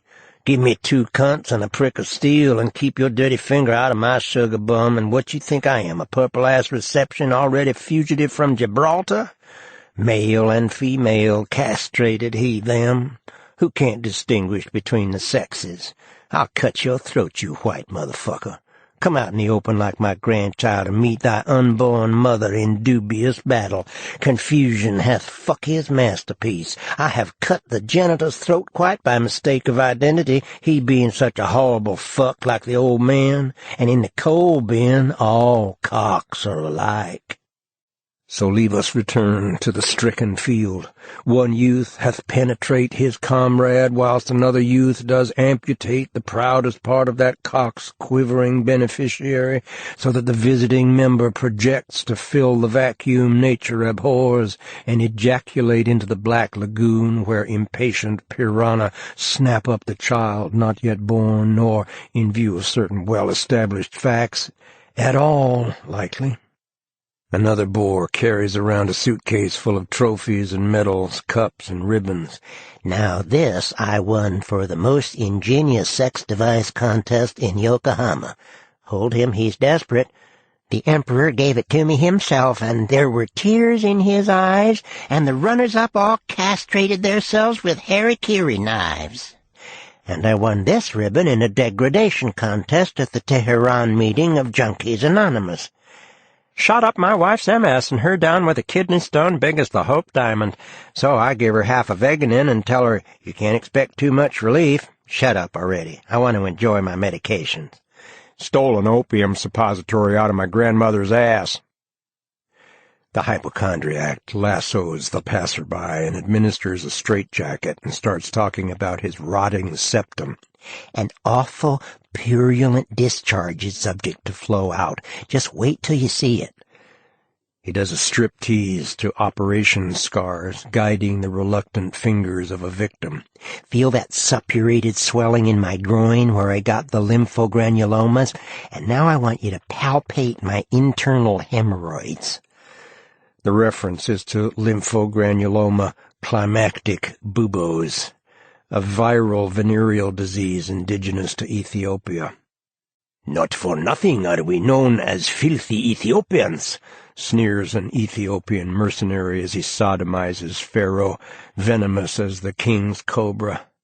Ancient Egyptian papyrus talk all the time about them filthy Ethiopians. So it started in Addis Ababa like the Jersey bounce, but these are modern times, one world. Now the climactic buboes swell up in Shanghai and Esmeraldas, New Orleans and Helsinki, Seattle and Cape Town. But the heart turns home, and the disease shows a distinct predilection for Negroes, is in fact the white-haired boy of white supremacists.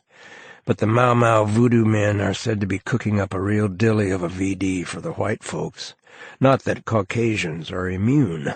5 British sailors contracted the disease in Zanzibar, and in Dead Coon County, Arkansas, blackest dirt, whitest people in the USA. Nigger, don't let the sun set on you here. The county coroner come down with the buboes fore and aft. A vigilante committee of neighbors apologetically burned him to death in the courthouse privy when his interesting condition came to light. Now, Clem, just think of yourself as a cow with the aftosa, or a poltroon with the foul pest. Don't crowd too close, boys. His intestines is subject to explode in the fire. The disease in short arm hath a gimmick for going places, unlike certain unfortunate viruses who are fated to languish unconsummate in the guts of a tick or a jungle mosquito or the saliva of a dying jackal slobbering silver under the desert moon. And after an initial lesion at the point of infection, the disease passes to the lymph glands of the groin, which swell and burst in suppurating fissures, drain for days, months, years, a purulent, stringy discharge streaked with blood and putrid lymph. Elephantiasis of the genitals is a frequent complication, and cases of gangrene have been recorded where the amputation in medio of the patient from the waist down was indicated, but hardly worthwhile. Women usually suffer secondary infection of the anus. Males who resign themselves up for passive intercourse to infected partners, like weak and soon-to-be purple-assed baboons, may also nourish a little stranger. Initial proctitis and the inevitable purulent discharge, which may pass unnoticed in the shuffle, is followed by stricture of the rectum requiring intervention of an apple corer or its surgical equivalent, lest the unfortunate patient be reduced to fart and shit in his teeth, giving rise to stubborn cases of halitosis and unpopularity with all sexes, ages, and conditions of Homo sapiens. In fact, a blind bugger was deserted by his seeing-eye police dog, copper at heart. Until quite recently, there was no satisfactory treatment. Treatment is symptomatic, which means in the trade there is none. Now many cases yield to intensive therapy with aureomycin, terramycin, and some of the newer molds. However, a certain appreciable percentage remain refractory as mountain gorillas. So, boys, when those hot licks play over your balls and prick and dart up your ass like an invisible blue blowtorch of orgons, in the words of T.J. Watson, think. Stop panting and start palpating. And if you palpate a bubo, draw yourself back in and say in a cold, nasal whine, "You think I'm interested to contact your horrible old condition? I am not interested at all." Rock and roll adolescent hoodlums storm the streets of all nations. They rush into the Louvre and throw acid in the Mona Lisa's face. They open zoos, insane asylums, prisons, burst water mains with air hammers, chop the floor out of passenger plane lavatories, shoot out lighthouses, file elevator cables to one thin wire, turn sewers into the water supply, throw sharks and stingrays, electric eels and candiru into swimming pools. The candiru is a small eel-like fish or worm about 1/4 inch through and 2 inches long, patronizing certain rivers of ill repute in the greater Amazon basin, will dart up your prick or your asshole or a woman's cunt, faute de mieux, and hold himself there by sharp spines, with precisely what motives is not known, since no one has stepped forward to observe the candiru's life cycle in situ. In nautical costumes, ram the Queen Mary full speed into New York Harbor, play chicken with passenger planes and buses, rush into hospitals in white coats, carrying saws and axes and scalpels 3 feet long, throw paralytics out of iron lungs, mimic their suffocations, flopping about on the floor and rolling their eyes up, administer injections with bicycle pumps, disconnect artificial kidneys, saw a woman in half with a 2-man surgical saw. They drive herds of squealing pigs into the Kaaba. They shit on the floor of the United Nations and wipe their ass with treaties, pacts, alliances. By plane, car, horse, camel, elephant, tractor, bicycle and steamroller, on foot, skis, sled, crutch and pogo stick, the tourists storm the frontiers, demanding with inflexible authority asylum from the unspeakable conditions obtaining in free land, the Chamber of Commerce striving in vain to stem the debacle. Please to be restful. It is only a few crazies who have from the crazy place outbroken. Joselito. And Joselito, who wrote bad, class-conscious poetry, began to cough. The German doctor made a brief examination, touching Joselito's ribs with long, delicate fingers. The doctor was also a concert violinist, a mathematician, a chess master, and a doctor of international jurisprudence with license to practice in the lavatories of The Hague. The doctor flicked a hard, distant glance across Joselito's brown chest. He looked at Carl and smiled, one educated man to another smile, and raised his eyebrow, saying without words, "Also for the so stupid peasant we must avoid use of the word, is it not? Otherwise he shit himself with fear. Koch and spit, they are both nasty words, I think." He said aloud, "It is a catarro de los pulmones." Carl talked to the doctor outside under the narrow arcade with rain bouncing up from the street against his pant legs, thinking how many people he will tell it to, and the stairs, porches, lawns, driveways, corridors, and streets of the world there in the doctor's eyes. Stuffy German alcoves, butterfly trays to the ceiling, silent portentous smell of uremia seeping under the door, suburban lawns to sound of the water sprinkler, in calm jungle night under silent wings of the Anopheles mosquito. Note, this is not a figure. Anopheles mosquitoes are silent. Thickly carpeted, discreet nursing home in Kensington, stiff brocade chair and a cup of tea, the Swedish modern living room with water hyacinths in a yellow bowl, outside the china-blue northern sky and drifting clouds under bad watercolors of the dying medical student. "A schnapps, I think, Frau Unterschnitt." The doctor was talking into a phone with a chessboard in front of him. "Quite a severe lesion, I think. Of course, without to see the fluoroscope." He picks up the knight and then replaces it thoughtfully. "Yes, both lungs, quite definitely." He replaces the receiver and turns to Carl. "I have observed these people show amazingly quick wound recovery with low incidence of infection. It is always the lungs here, pneumonia, and, of course, Old Faithful." The doctor grabs Carl's cock, leaping into the air with a coarse peasant guffaw. His European smile ignores the misbehavior of a child or an animal.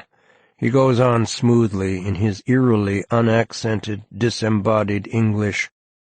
"Our old faithful Bacillus Koch." The doctor clicks his heels and bows his head. "Otherwise they would multiply their stupid peasant assholes into the sea, is it not?" He shrieks, thrusting his face into Carl's. Carl retreats sideways with the grey wall of rain behind him. "Isn't there some place where he can be treated?" "I think there is some sort of sanitarium." He drags out the word with ambiguous obscenity. "Up at the district capital. I will write for you the address." "Chemical therapy?" His voice falls flat and heavy in the damp air. "Who can say? They are all stupid peasants, and the worst of all peasants are the so-called educated. These people should not only be prevented from learning to read, but from learning to talk as well. No need to prevent them from thinking. Nature has done that." "Here is the address," the doctor whispered without moving his lips. He dropped a pill of paper into Carl's hand. His dirty fingers, shiny over the dirt, rested on Carl's sleeve. "There is the matter of my fee." Carl slipped him a wadded banknote, and the doctor faded into the grey twilight, seedy and furtive as an old junkie. Carl saw Joselito in a big, clean room full of light, with private bath and concrete balcony, and nothing to talk about there in the cold, empty room, water hyacinths growing in a yellow bowl and the china blue sky, drifting clouds, fear flickering in and out of his eyes. When he smiled, the fear flew away in little pieces of light, lurked enigmatically in the high, cool corners of the room. And what could I say, feeling death around me, and the little broken images that come before sleep there in the mind? "They will send me to the new sanitarium tomorrow. Come and visit me. I will be there alone." He coughed and took a codinita. "Doctor, I understand, that is, I have been given to understand. I've read and heard, not a medical man myself, don't pretend to be, that the concept of sanitarium treatment has been more or less supplanted, or at least very definitely supplemented by chemical therapy. Is this accurate, in your opinion? What I mean to say is, doctor, please tell me in all sincerity, as one human being to another, what is your opinion of chemical versus sanitarium therapy? Are you a partisan?" The doctor's liver-sick Indian face was blank as a dealer's.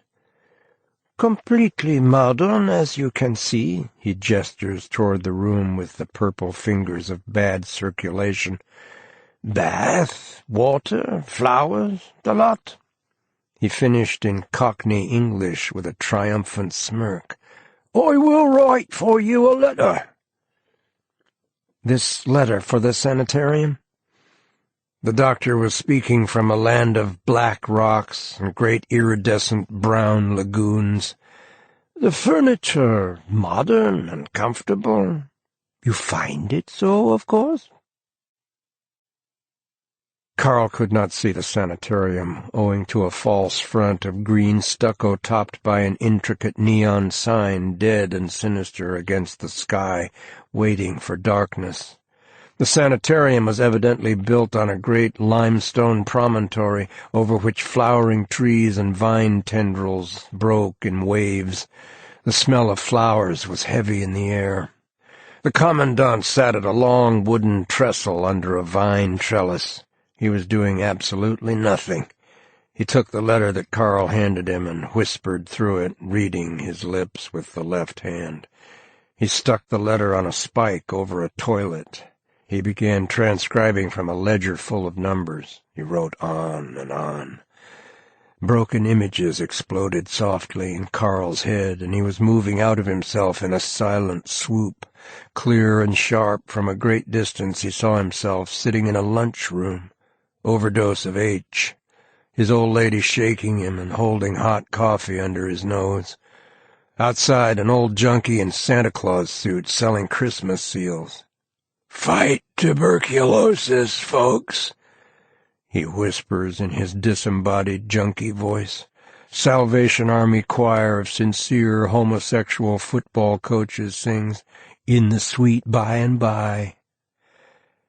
Carl drifted back into his body, an earthbound junk ghost.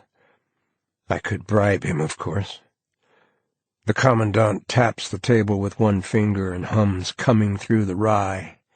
Far away, then urgently near like a foghorn, a split second before the grinding crash. Carl pulled a note half out of his trouser pocket.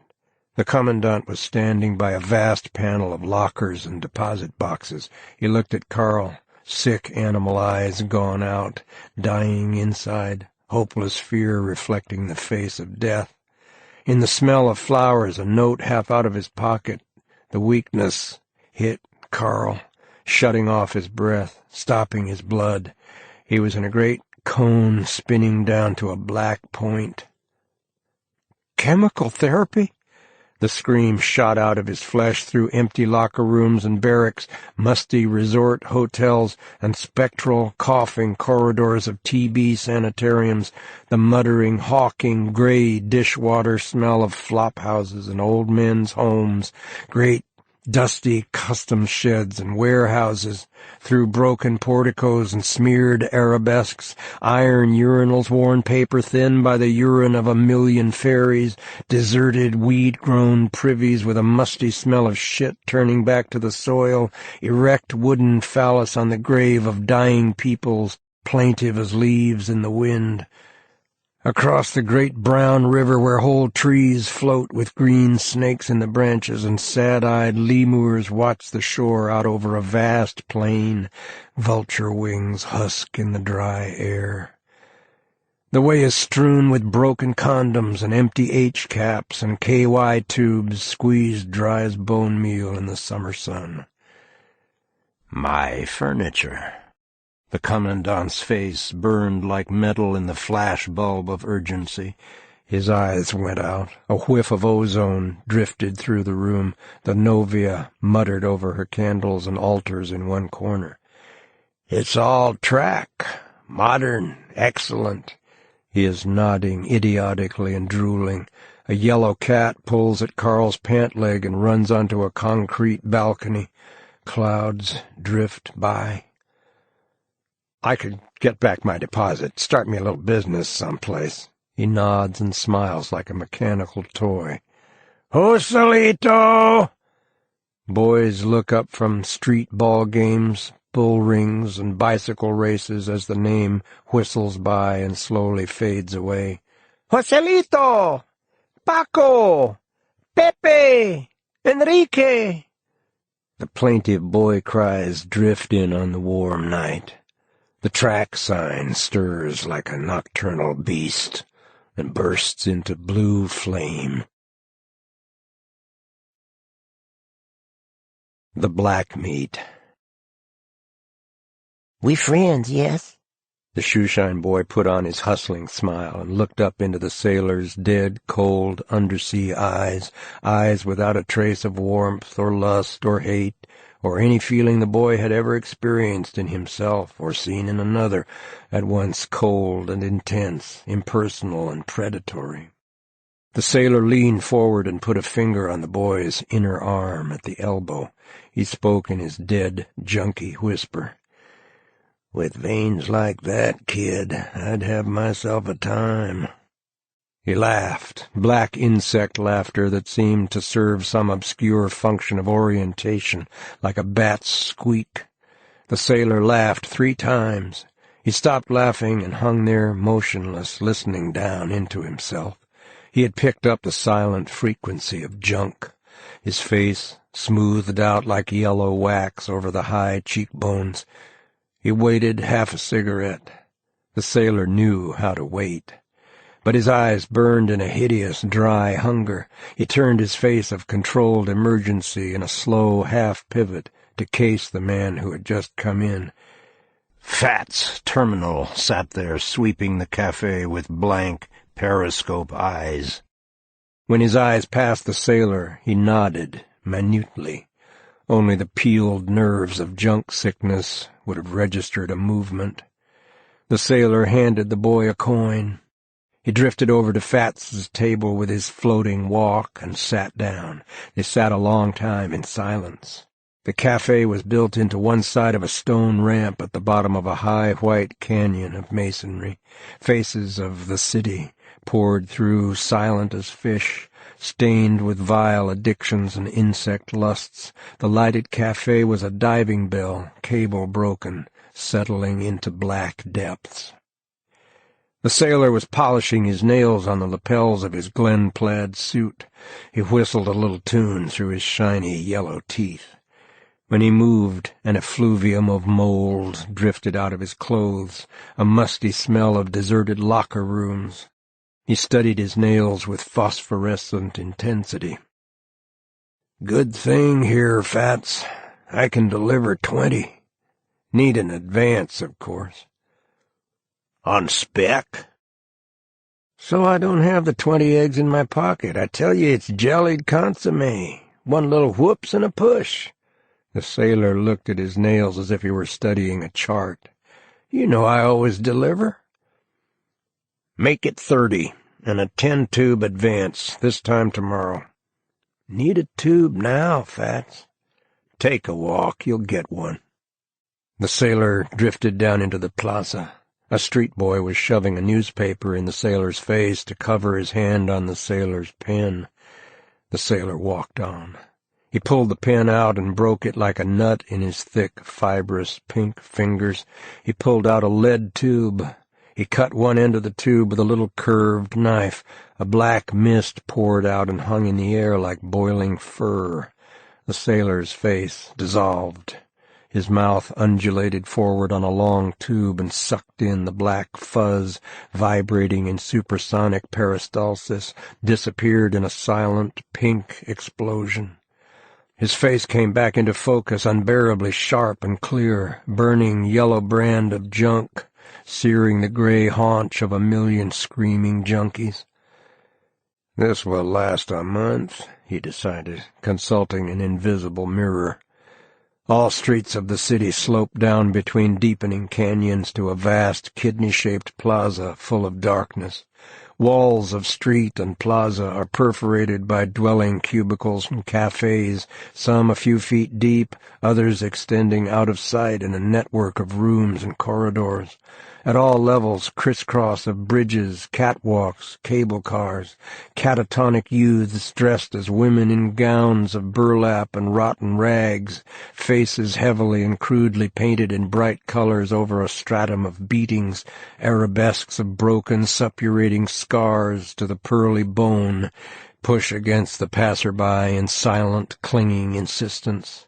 Traffickers in the black meat, flesh of the giant aquatic black centipede, sometimes attaining a length of 6 feet, found in a lane of black rocks and iridescent brown lagoons, exhibit paralyzed crustaceans in camouflaged pockets of the plaza, visible only to the meat-eaters. Followers of obsolete, unthinkable trades, doodling in Etruscan, addicts of drugs not yet synthesized, black marketeers of World War III, excisers of telepathic sensitivity, osteopaths of the spirit, investigators of infractions denounced by bland, paranoid chess players, servers of fragmentary warrants taken down in Hebraphenic shorthand, charging unspeakable mutilations of the spirit, officials of unconstituted police states, brokers of exquisite dreams and nostalgias tested on the sensitized cells of junk sickness and bartered for raw materials of the will, drinkers of the heavy fluid sealed in translucent amber of dreams. The Meat Cafe occupies one side of the plaza, a maze of kitchens, restaurants, sleeping cubicles, perilous iron balconies, and basements opening into the underground baths. On stools covered in white satin sit naked mugwumps, sucking translucent colored syrups through alabaster straws. Mugwumps have no liver and nourish themselves exclusively on sweets. Thin purple-blue lips cover a razor-sharp beak of black bone with which they frequently tear each other to shreds in fights over clients. These creatures secrete an addicting fluid from their erect penises which prolongs life by slowing metabolism. In fact, all longevity agents have proved addicting in exact ratio to their effectiveness in prolonging life. Addicts of mugwump fluid are known as reptiles. A number of these flow over chairs with their flexible bones and black-pink flesh. A fan of green cartilage covered with hollow erectile hairs through which the reptiles absorb the fluid sprouts from behind each ear. The fans, which move from time to time, touched by invisible currents, serve also some form of communication known only to reptiles. During the biennial panics when the raw, peeled dream police storm the city, the mugwumps take refuge in the deepest crevices of the wall, sealing themselves in clay cubicles, and remain for weeks in biostasis. In those days of gray terror, the reptiles dart about faster and faster, scream past each other at supersonic speed, their flexible skulls flapping in black winds of insect agony. The dream police disintegrate in globs of rotten ectoplasm, swept away by an old junkie, coughing and spitting in the sick morning. The mugwump man comes with alabaster jars of fluid, and the reptiles get smoothed out. The air is once again still and clear as glycerin. The sailor spotted his reptile. He drifted over and ordered a green syrup. The reptile had a little round disc mouth of brown gristle, expressionless green eyes almost covered by a thin membrane of eyelid. The sailor waited an hour before the creature picked up his presents. "Any eggs for Fats?" he asked, his words stirring through the reptile's fan hairs. It took 2 hours for the reptile to raise 3 pink, transparent fingers covered with black fuzz. Several meat-eaters lay in vomit, too weak to move. The black meat is like a tainted cheese, overpoweringly delicious and nauseating, so that the eaters eat and vomit and eat again until they fall exhausted. A painted youth slithered in and seized one of the great black claws, sending the sweet, sick smell curling through the cafe. Hospital. Ho-hum department. Willie the agent, taking the cure in Hassan's hospital. Hassan's hospital adjoining cemetery. Cremations in the patio. Professional mourners solicit relatives in the waiting room and corridors. Disintoxication notes. Paranoia of early withdrawal. Everything looks blue. Flesh dead, doughy, toneless. Withdrawal nightmares. A mirror-lined cafe, empty, waiting for something. A man appears in a side door, a slight, short Arab dressed in a brown jalaba with gray beard and gray face. There is a pitcher of boiling acid in my hand. Seized by a convulsion of urgency, I throw it in his face. Everyone looks like a drug addict. Take a little walk in the hospital patio. In my absence, someone has used my scissors. They're stained with some sticky red-brown gick. No doubt that little bitch of a criada trimming her rag. Horrible-looking Europeans clutter up the stairs, intercept the nurse when I need my medicine, empty piss into the basin when I am washing, occupy the toilet for hours on end, probably fishing for a fingerstall of diamonds they have stashed up their asshole. In fact, the whole clan of Europeans has moved in next to me. The old mother is having an operation, and her daughter moved right in to see the old gash receive proper service. Strange visitors, presumably relatives. One of them wears as glasses those gadgets jewelers screw into their eyes to examine stones. Probably a diamond cutter on the skids. The man who loused up the Throckmorton diamond and was drummed out of the industry. All these jewelers standing around the diamond in their frock coats, waiting on the man. An error of 1,000th of an inch ruins the rock complete, and they have to import this character special from Amsterdam to do the job. So he reels in dead drunk with a huge air hammer and pounds the diamond to dust. I don't check these citizens. Dope peddlers from Aleppo, slunk traffickers from Buenos Aires, illegal diamond buyers from Johannesburg, slave traders from Somaliland, collaborators at the very least. Continual dreams of junk. I'm looking for a poppy field. Moonshiners in black Stetsons direct me to a Near East cafe. One of the waiters has a connection for Yugoslav opium. Buy a packet of heroin from a Malay lesbian in white belted trench coat. I cop the paper in Tibetan section of a museum. She keeps trying to steal it back. I'm looking for a place to fix. The critical point of withdrawal is not the early phase of acute sickness, but the final step free from the medium of junk. There is a nightmare interlude of cellular panic, life suspended between two ways of being.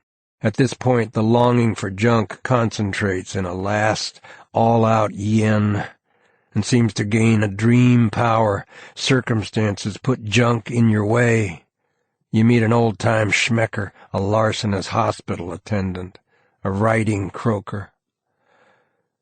A guard in a uniform of human skin, black buck jacket with curious yellow teeth buttons, an elastic pullover shirt in burnished Indian copper, adolescent Nordic suntanned slacks, sandals from calloused foot soles of young Malayan farmer, an ash-brown scarf knotted and tucked in the shirt. Ash-brown is a color like gray, under brown skin. You sometimes find it in mixed Negro and white stock. The mixture did not come off, and the colors separated out like oil on water. The guard is a sharp dresser, since he has nothing to do and saves all his pay to buy fine clothes and changes 3 times a day in front of an enormous magnifying mirror. He has a Latin handsome smooth face with a pencil-lined mustache. Small black eyes, blank and greedy, undreaming insect eyes. When I get to the frontier, the guard rushes out of his casita, a mirror in a wooden frame slung around his neck. He's trying to get the mirror off his neck. This has never happened before, that anyone reached the frontier. The guard has injured his larynx taking off the mirror frame. He has lost his voice. He opens his mouth. You can see the tongue jumping around inside. The smooth, blank young face and the open mouth with the tongue moving inside are incredibly hideous. The guard holds up his hand. His whole body jerks in convulsive negation. I go over and unhook the chain across the road. It falls with a clank of metal on stone. I walk through. The guard stands there in the mist, looking after me. Then he hooks the chain up again, goes back into the casita, and starts plucking at his mustache. They just bring so-called lunch, a hard-boiled egg with the shell off, revealing an object like I never seen it before. A very small egg of a yellow-brown color, perhaps laid by the duck-billed platypus. The orange contained a huge worm and very little else. He really got there firstest with the mostest. In Egypt, as a worm gets into your kidneys and grows to an enormous size, ultimately the kidney is just a thin shell around the worm. Intrepid gourmets esteem the flesh of the worm above all other delicacies. It is said to be unspeakably toothsome. An interzone coroner known as Autopsy Ahmed made a fortune trafficking the worm. The French school is opposite my window, and I dig the boys with my 8-power field glasses, so close I could reach out and touch them. They wear shorts. I can see the goose pimples on their legs in the cold spring morning. I project myself out through the glasses and across the street, a ghost in the morning sunlight, torn with disembodied lust. Met Marv in front of the Sargasso with 2 Arab kids, and he said, "Want to watch these 2 kids screw each other?" "Of course. How much?" "I think they will perform for 50 cents. Hungry, you know. That's the way I like to see them." Makes me feel sort of like a dirty old man, but son cosas de la vida, as Sobrera de la Flor said when the fuzz upbraids him for blasting this cunt and taking the dead body to the Bar O motel and fucking it. She play hard to get already, he say. I don't have to take that sound. Sobrera de la Flor was a Mexican criminal convicted of several rather pointless murders. The lavatory has been locked for 3 hours solid. I think they're using it for an operating room. Nurse. I can't find her pulse, Doctor. Dr. Benway. Maybe she got it up her snatch in a finger stall. Nurse. Adrenaline, Doctor? Dr. Benway. The night porter shot it all up for kicks. He looks around and picks up one of those rubber vacuum cups at the end of a stick they use to unstop toilets. He advances on the patient.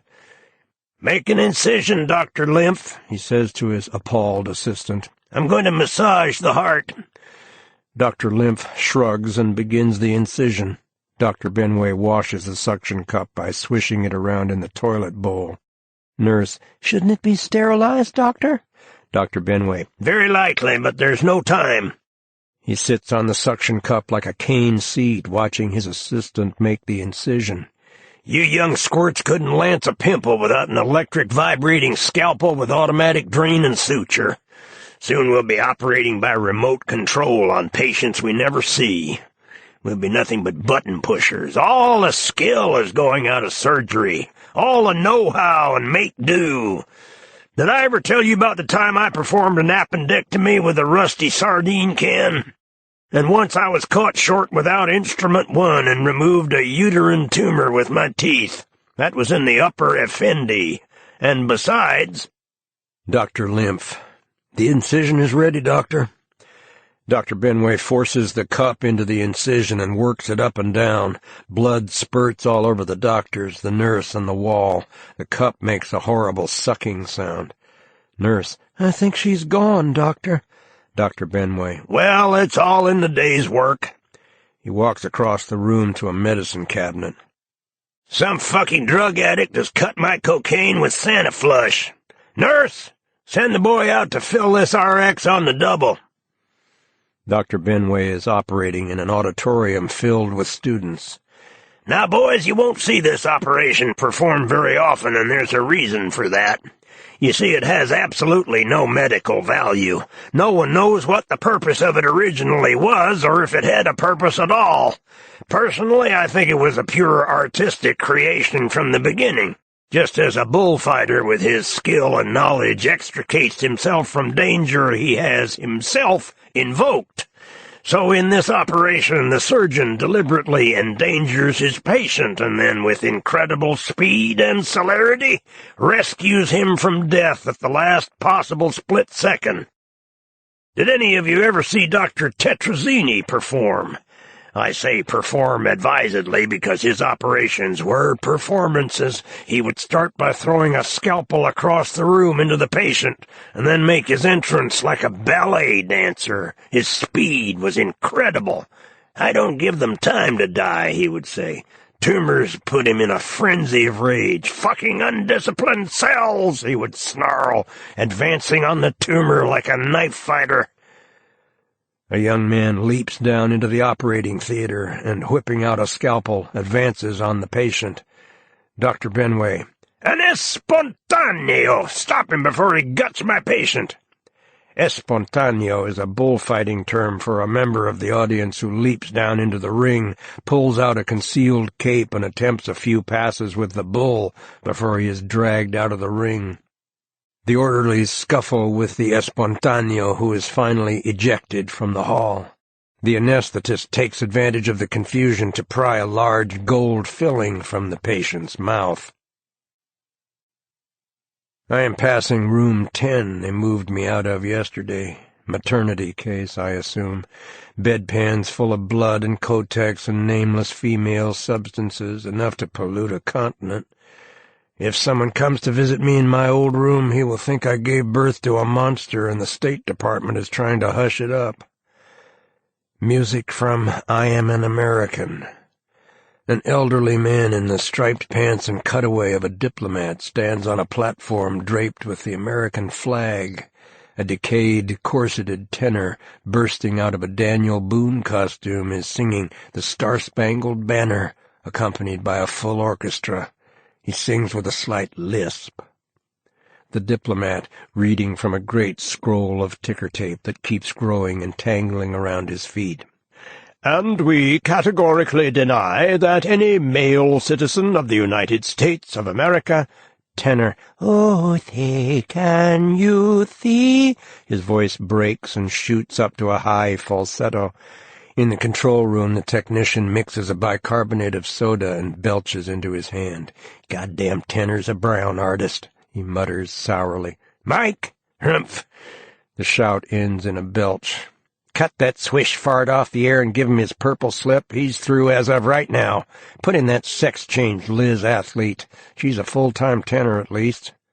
Costume? How in the fuck should I know? I'm no dress designer swish from the costume department. What's that? The entire costume department occluded as a security risk? What am I, an octopus? Let's see. How about an Indian routine? Pocahontas or Hiawatha? No, that's not right. Some citizen cracks wise about giving it back to the Indians. A Civil War uniform, the coat north and the pants south, like it show they got together again. She can come on like Buffalo Bill or Paul Revere, or that citizen wouldn't give up the ship, or a GI or a doughboy or the unknown soldier. That's the best deal. Cover her with a monument. That way nobody has to look at her. The lesbian, concealed in a papier-mâché Arc de Triomphe, fills her great lungs and looses a tremendous bellow.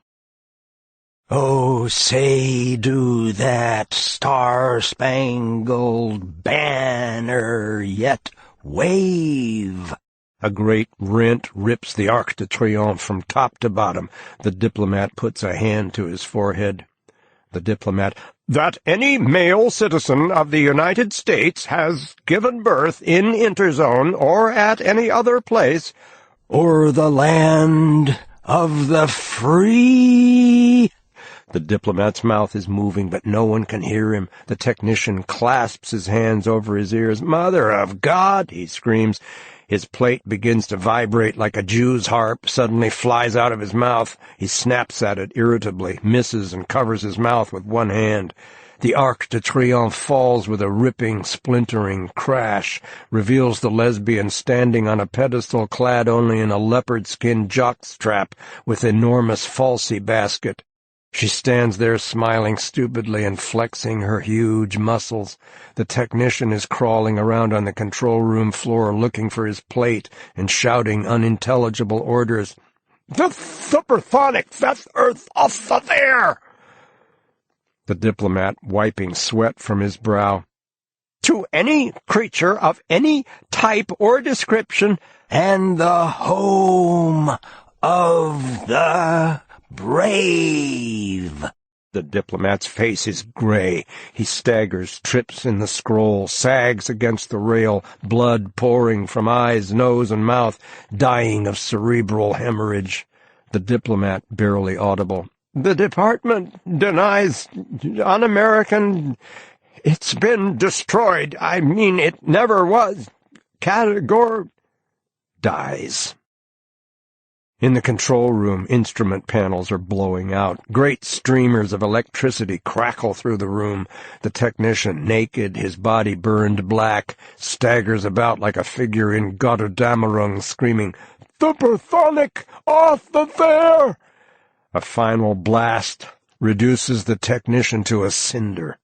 Gave proof through the night that our flag was still there. Habit notes. Shooting Eucadol every 2 hours. I have a place where I can slip my needle right into a vein. It stays open like a red, festering mouth, swollen and obscene, gathers a slow drop of blood and pus after the shot. Eucadol is a chemical variation of codeine, dihydroxycodeine. This stuff comes on more like C than M. When you shoot coke in the main line, there is a rush of pure pleasure to the head. 10 minutes later, you want another shot. The pleasure of morphine is in the viscera. You listen down into yourself after a shot. But intravenous C is electricity through the brain, activating cocaine pleasure connections. There is no withdrawal syndrome with C. It is a need of the brain alone, a need without body and without feeling. Earthbound ghost need. The craving for C lasts only a few hours as long as the C channels are stimulated. Then you forget it. Eucadol is like a combination of junk and C. Trust the Germans to concoct some really evil shit. Eucadol, like morphine, is 6 times stronger than codeine. Heroin, 6 times stronger than morphine. Dihydroxyheroin should be 6 times stronger than heroin. Quite possible to develop a drug so habit-forming that one shot would cause lifelong addiction. Habit notes continued. Picking up needle, I reach spontaneously for the tie-up cord with my left hand. This I take as a sign I can hit the one usable vein in my left arm. The movements of tying up are such that you normally tie up the arm with which you reach for the cord. The needle slides in easily on the edge of a callus. I feel around. Suddenly a thin column of blood shoots up into the syringe, for a moment sharp and solid as a red cord. The body knows what veins you can hit, and conveys this knowledge in the spontaneous movements you make, preparing to take a shot. Sometimes the needle points like a douser's wand. Sometimes I must wait for the message, but when it comes I always hit blood. A red orchid bloomed at the bottom of the dropper. He hesitated for a full second, then pressed the bulb, watching the liquid rush into the vein as if sucked by the silent thirst of his blood. There was an iridescent thin coat of blood left in the dropper, and the white paper collar was soaked through with blood like a bandage. He reached over and filled the dropper with water. As he squirted the water out, the shot hit him in the stomach, a soft, sweet blow. Look down at my filthy trousers, haven't been changed in months. The days glide by, strung on a syringe with a long thread of blood. I am forgetting sex and all sharp pleasures of the body, a gray, junk-bound ghost. The Spanish boys call me el hombre invisible, the invisible man.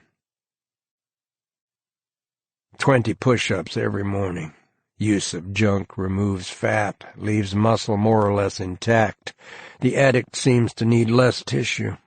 Would it be possible to isolate the fat-removing molecule of junk? More and more static at the drugstore, mutterings of control like a telephone off the hook. Spent all day until 6 p.m. to score for 2 boxes of Eucadol. Running out of veins and out of money. Keep going on the nod. Last night I woke up with someone squeezing my hand. It was my other hand. Fall asleep reading, and the words take on code significance. Obsessed with codes. Man contracts a series of diseases which spell out a code message. Take a shot in front of DL, probing for a vein in my dirty bare foot. Junkies have no shame. They are impervious to the repugnance of others. It is doubtful if shame can exist in the absence of sexual libido. The junkie's shame disappears with his non-sexual sociability, which is also dependent on libido. The addict regards his body impersonally as an instrument to absorb the medium in which he lives, evaluates his tissue with the cold hands of a horse trader. No use trying to hit there. Dead fish eyes flick over a ravaged vein. Using a new type sleeping pill called Sonoril, you don't feel sleepy. You shift to sleep without transition, fall abruptly into the middle of a dream. I have been years in a prison camp suffering from malnutrition. The president is a junkie but can't take it direct because of his position, so he gets fixed through me. From time to time we make contact and I recharge him. These contacts looks to the casual observer like homosexual practices, but the actual excitement is not primarily sexual, and the climax is the separation when the recharge is completed. The erect penises are brought into contact. At least we used that method in the beginning. But contact points wear out like veins. Now I sometimes have to slip my penis under his left eyelid.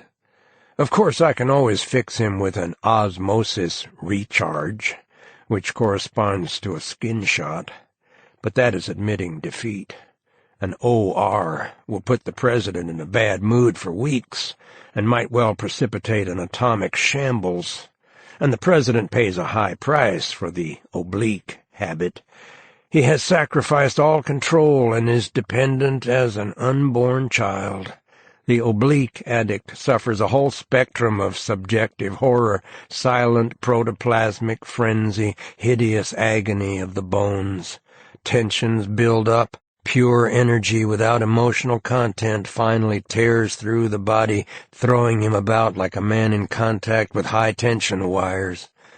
If his charged connection is cut off cold, the oblique addict falls into such violent electric convulsions that his bones shake loose, and he dies with the skeleton straining to climb out of his unendurable flesh and run in a straight line to the nearest cemetery. The relation between an OA, oblique addict, and his RC, recharge connection, is so intense that they can only endure each other's company for brief and infrequent intervals. I mean, aside from recharge meets, when all personal contact is eclipsed by the recharge process. Reading the paper, something about a triple murder in the Rue de la Merde, Paris, an adjusting of scores. I keep slipping away. The police have identified the author, Pepe el Culito, a little asshole, an affectionate diminutive. Does it really say that? I try to focus the words. They separate in meaningless mosaic. Lazarus, go home. Fumbling through faded tape at the pickup frontier, a languid gray area of hiatus, miasmic with yawns and gaping goof holes, Lee found out that the young junkie standing there in his room at 10 a.m. was back from 2 months skin diving in Corsica and off the junk. Here to show off his new body, Lee decided with a shudder of morning junk sickness. He knew that he was seeing, yes, Miguel, thank you. 3 months back, sitting in the Metropole, nodded out over a stale yellow eclair that would poison a cat 2 hours later. Decided that the effort involved in seeing Miguel at all at 10 a.m. was enough without the intolerable chore of correcting an error. What is this, a fucking farm? Which would also entail current picture of Miguel in much-used areas like some great inconvenient beast of an object on top in the suitcase. "You look marvelous," Lee said, wiping away the more obvious signs of distaste with a sloppy, casual napkin, seeing the gray ooze of junk in Miguel's face, studying patterns of shabbiness as if man and clothes had moved for years through back alleys of time with never a space station to tidy up. Besides, by the time I could correct the error, Lazarus, go home. Pay the man and go home. What I want to see your old borrowed meat for. Well, it's great to see you off. Do yourself a favor. Miguel was swimming around the room, spearing fish with his hand. When you're down there, you never think about horse. You're better off like this, said Lee, dreamily caressing a needle scar on the back of Miguel's hand, following the whorls and patterns of smooth purple flesh in a slow twisting movement. Miguel scratched the back of his hand. He looked out the window. His body moved in little galvanized jerks as junk channels lit up. Lee sat there waiting. One snort never put any back on, kid. I know what I'm doing. They always know. Miguel took the nail file. Lee closed his eyes. "It's too tiresome." Thanks, that was great." Miguel's pants fell to his ankles. He stood there in a misshapen overcoat of flesh that turned from brown to green and then, colorless in the morning light, fell off in globs onto the floor. Lee's eyes moved in the substance of his face, a little cold gray flick. "Clean it up," he said. "Enough dirt in here now." "Oh, sure." Miguel fumbled with a dustpan. Lee put the packet of heroin away. Lee lived in a permanent third-day kick, with, of course, certain essential intermissions to refuel the fires that burned through his yellow-pink-brown gelatinous substance and kept off the hovering flesh. In the beginning his flesh was simply soft, so soft that he was cut to the bone by dust particles, air currents, and brushing overcoats, while direct contact with doors and chairs seemed to occasion no discomfort. No wound healed in his soft, tentative flesh. Long white tendrils of fungus curled round the naked bones. Mold odors of atrophied testicles quilted his body in a fuzzy gray fog. During his first severe infection, the boiling thermometer flashed a quicksilver bullet into the nurse's brain, and she fell dead with a mangled scream. The doctor took one look and slammed steel shutters of survival. He ordered the burning bed and its occupant immediately evicted from the hospital premises. "Guess he can make his own penicillin," snarled the doctor. But the infection burned the mold out. Lee lived now in varying degrees of transparency. While not exactly invisible, he was at least difficult to see. His presence attracted no special notice. People covered him with a project or dismissed him as a reflection, shadow, some kind of light trick or neon advertisement. Now Lee felt the first seismic tremors of Old Faithful, the cold burn. He pushed Miguel's spirit into the hall with a kind, firm tendril. "Jesus," said Miguel. "I gotta go." He rushed out. Pink fires of histamine spurted from Lee's glowing core and covered his raw periphery. The room was fireproof, the walls of iron, blistered and spotted with moon craters. He took a large fix and falsified his schedule. He decided to visit a colleague, N.G. Joe, who got hooked during a Bang-Utat attack in Honolulu. Note: Bang-Utat, literally attempting to get up and groaning, death occurring in the course of a nightmare. The condition occurs in males of Southeast Asiatic extraction.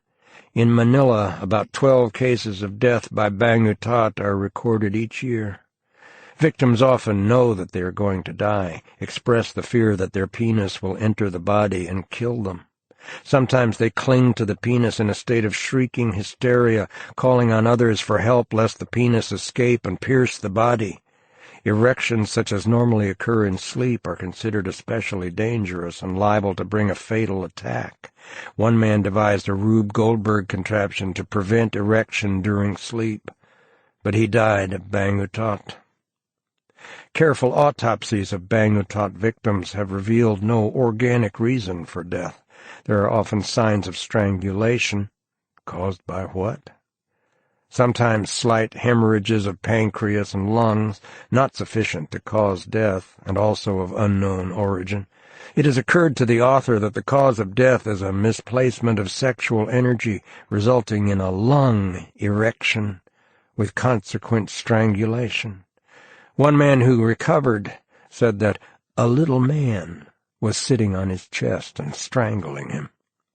See article by Niels Larson, M.D., The Men with the Deadly Dream, in the Saturday Evening Post, December 3, 1955. Also article by Earl Stanley Gardner for True magazine. N.G. lived in constant fear of erection, so his habit jumped and jumped. Note: it is a well-known tiresome fact, it is a notoriously dull and long-winded fact that anyone who gets hooked because of any disability whatever will be presented during the periods of shortage or deprivation, Such a thing as too much fun, with an outrageously padded, geometrically progressing, proliferating account. An electrode attached to one testicle glowed briefly, and NG woke up in the smell of burning flesh and reached for a loaded syringe. He rolled into a fetal position and slid the needle into his spine. He pulled the needle out with a little sigh of pleasure and realized that Lee was in the room. A long slug undulated out of Lee's right eye and wrote on the wall in iridescent ooze, "The sailor is in the city buying up time. I am waiting in front of a drugstore for it to open at 9 o'clock.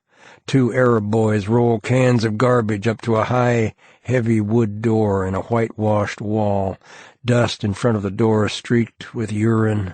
One of the boys bent over, rolling the heavy cans, pants tight over his lean young ass. He looks at me with the neutral, calm glance of an animal. I wake with a shock like the boy's real, and I have missed a meet I had with him for this afternoon. "We expect additional equalizations," says the inspector in an interview with your reporter. "Otherwise will occur," the inspector lifts one leg in a typical Nordic gesture. "The bends, is it not? But perhaps we can provide the suitable chamber of decompression." The inspector opens his fly and begins looking for crabs, applying ointment from a little clay pot. Clearly the interview is at an end. "You're not going?" he exclaims. "Well, as one judge said to the other, be just, and if you can't be just, be arbitrary. Regret cannot observe customary obscenities." He holds up his right hand, covered with a foul-smelling yellow ointment. One's reporter rushes forward and clasps the soiled hand in both of his.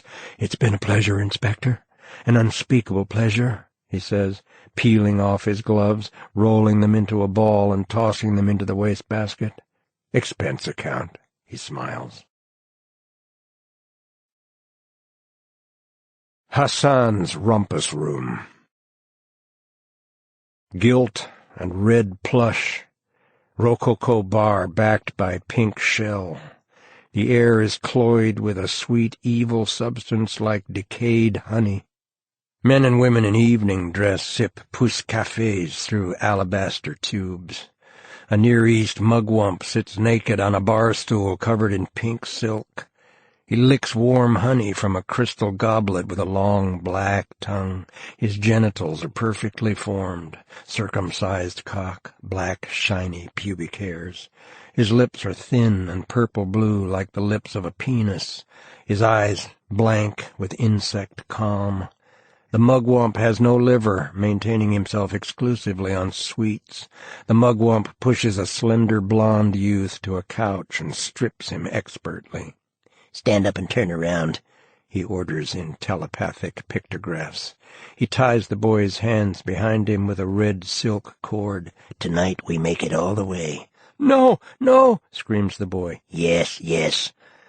Cocks ejaculate in silent yes.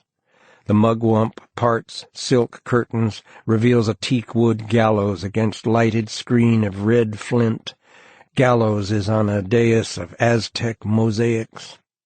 The boy crumples to his knees with a long "ah!" shitting and pissing in terror. He feels the shit warm between his thighs. A great wave of hot blood swells his lips and throat. His body contracts into a fetal position and sperm spurts hot into his face. The mugwump dips hot, perfumed water from alabaster bowl, pensively washes the boy's ass and cock, drying him with a soft blue towel.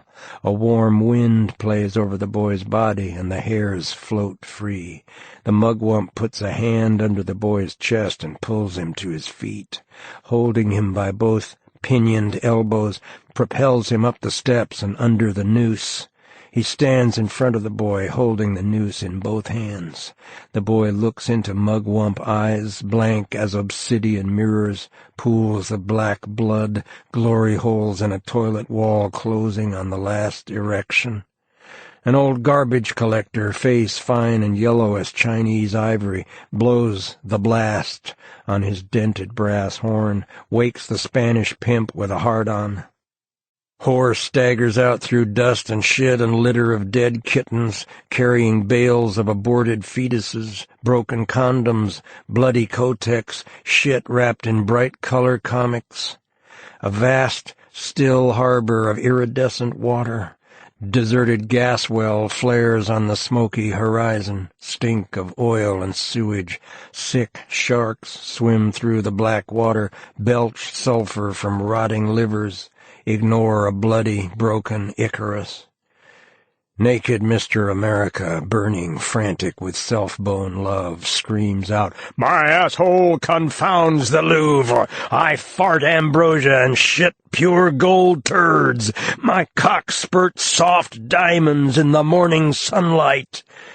He plummets from the eyeless lighthouse, kissing and jacking off in face of the black mirror, glides obliquely down with cryptic condoms and mosaic of 1,000 newspapers through a drowned city of red brick to settle in black mud, with tin cans and beer bottles, gangsters in concrete, pistols pounded flat and meaningless to avoid short-arm inspection of prurient ballistic experts. He waits the slow striptease of erosion with fossil loins. The mugwump slips the noose over the boy's head and tightens the knot caressingly behind the left ear. The boy's penis is retracted, his balls tight. He looks straight ahead, breathing deeply. The mugwump sidles around the boy, goosing him and caressing his genitals in hieroglyphs of mockery. He moves in behind the boy with a series of bumps and shoves his cock up the boy's ass. He stands there, moving in circular gyrations. The guests shush each other, nudge and giggle. Suddenly the mugwump pushes the boy forward into space, free of his cock. He steadies the boy with hands on the hip bones, reaches up with his stylized hieroglyph hands and snaps the boy's neck. A shudder passes through the boy's body. His penis rises in 3 great surges, pulling his pelvis up, ejaculates immediately. Green sparks explode behind his eyes. A sweet toothache pain shoots through his neck, down the spine to the groin, contracting the body in spasms of delight. His whole body squeezes out through his cock. A final spasm throws a great spurt of sperm across the red screen like a shooting star. The boy falls with soft, gutty suction through a maze of penny arcades and dirty pictures. A sharp turd shoots clean out of his ass. Farts shake his slender body. Skyrockets burst in green clusters across a great river. He hears the faint putt-putt of a motorboat in jungle twilight, under silent wings of the Anopheles mosquito. The mugwump pulls the boy back onto his cock. The boy squirms, impaled like a speared fish. The mugwump swings on the boy's back, his body contracting in fluid waves. Blood flows down the boy's chin from his mouth, half open, sweet and sulky in death. The mugwump falls with a fluid, sated plop. Windowless cubicle with blue walls. Dirty pink curtain cover the door. Red bugs crawl on the wall, cluster in corners. Naked boy in the middle of the room. Twang a 2-string oud. Trace an arabesque on the floor. Another boy lean back on the bed, smoking keef, and blow smoke over his erect cock. They play game with tarot cards on the bed to see who fuck who. Cheat. Fight. Roll on the floor, snarling and spitting like young animals. The losers sit on the floor, chin on knees, licks a broken tooth. The winner curls up on the bed, pretending to sleep. Whenever the other boy come near, kick at him. Ali seize him by one ankle, tuck the ankle under his armpit, lock his arm around the calf. The boy kicked desperately at Ali's face. Another ankle pinioned. Ali tilt the boy back on his shoulders. The boy's cock extends along his stomach, float free, pulsing. Ali put his hands behind the boy's knees, push his legs over his head, spit on his cock. The other sighs deeply as Ali slides his cock in. The mouths grind together, smearing blood, sharp, musty odor of penetrated rectum. Neiman drive in like a wedge, force jism out the other cock in long, hot spurts. The author has observed that Arab cocks tend to be wide and wedge-shaped. Satyr and naked Greek lad in aqualungs trace a ballet of pursuit in a monster vase of transparent alabaster. The satyr catches the boy from in front and whirls him around. They move in fish jerks. The boy releases a silver stream of bubbles from his mouth. White sperm ejaculates into the green water and floats lazily around the twisting bodies. Negro gently lifts exquisite Chinese boy into a hammock. He pushes the boy's legs up over his head and straddles the hammock. He slides his cock up the boy's slender, tight ass. He rocks the hammock gently back and forth. The boy screams a weird, high wail of unendurable delight. A Javanese dancer in ornate teak swivel chair set in a socket of limestone buttocks pulls an American boy, red hair, bright green eyes, down onto his cock with ritual motions. The boy sits impaled, facing the dancer, who propels himself in circular gyrations, lending fluid substance to the chair. "Whee!" screams the boy as his sperm spurts up over the dancer's lean brown chest. One gob hits the corner of the dancer's mouth. The boy pushes it in with his finger and laughs. "Man, that's what I call suction." Two Arab women with bestial faces have pulled the shorts off a little blond French boy. They are screwing him with red rubber cocks. The boy snarls, bites, kicks, collapses in tears as his cock rises and ejaculates.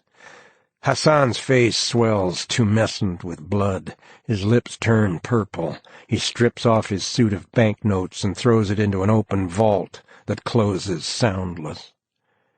"Freedom Hall here, folks," he screams in his phony Texas accent. 10-gallon hat and cowboy boots still on, he dances the liquefactionist jig, ending with a grotesque can-can to the tune of "She Started a Heat Wave." "Let it be, and no holes barred."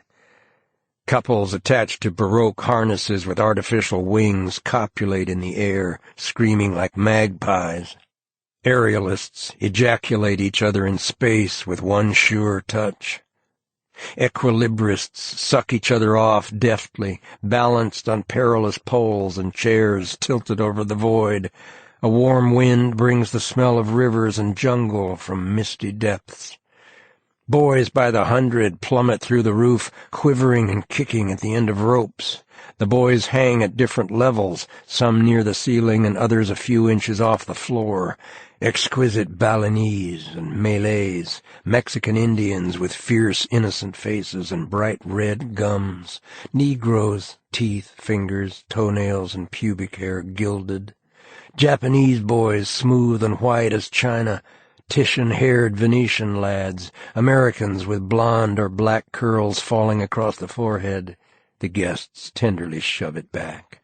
Sulky blonde Polacks with animal brown eyes, Arab and Spanish street boys, Austrian boys, pink and delicate with a faint shadow of blonde pubic hair, sneering German youths with bright blue eyes scream, "Heil Hitler!" as the trap falls under them. Salubes shit and whimper. Mr. Rich and Vulgar chews his Havana, lewd and nasty, sprawled on a Florida beach surrounded by simpering blonde catamites. "This citizen have a lata he import from Indochina. He figures to hang the lata and send a Xmas TV short to his friends. So he fix up 2 ropes, one gimmick to stretch, the other the real McCoy. But that lata gets up in feud state and puts on his Santa Claus suit and make with the switcheroo. Come the dawning. The citizen puts one rope on, and the lata, going along the way latas will, puts on the other. When the traps are down, the citizen hangs for real, and the lata stand with the carny rubber stretch rope. Well, the lata imitate every twitch and spasm. Come 3 times. Smart young lata, keep his eye on the ball. I got him working in one of my plants as an expediter. Aztec priests strip blue feather robe from the naked youth. They bend him back over a limestone altar, fit a crystal skull over his head, securing the 2 hemispheres back and front with crystal screws. A waterfall pours over the skull, snapping the boy's neck. He ejaculates in a rainbow against the rising sun. Sharp protein odor of semen fills the air. The guests run hands over twitching boys, suck their cocks, hang on their backs like vampires. Naked lifeguards carry in iron lungs full of paralyzed youths. Blind boys grope out of huge pies. Deteriorated schizophrenics pop from a rubber cunt. Boys with horrible skin diseases rise from a black pond. Sluggish fish nibble yellow turds on the surface.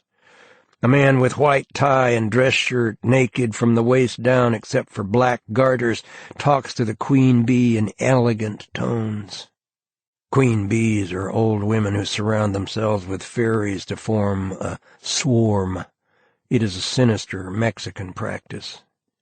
But where is the statuary? He talks out of one side of his face. The other is twisted by the torture of a million mirrors. He masturbates wildly.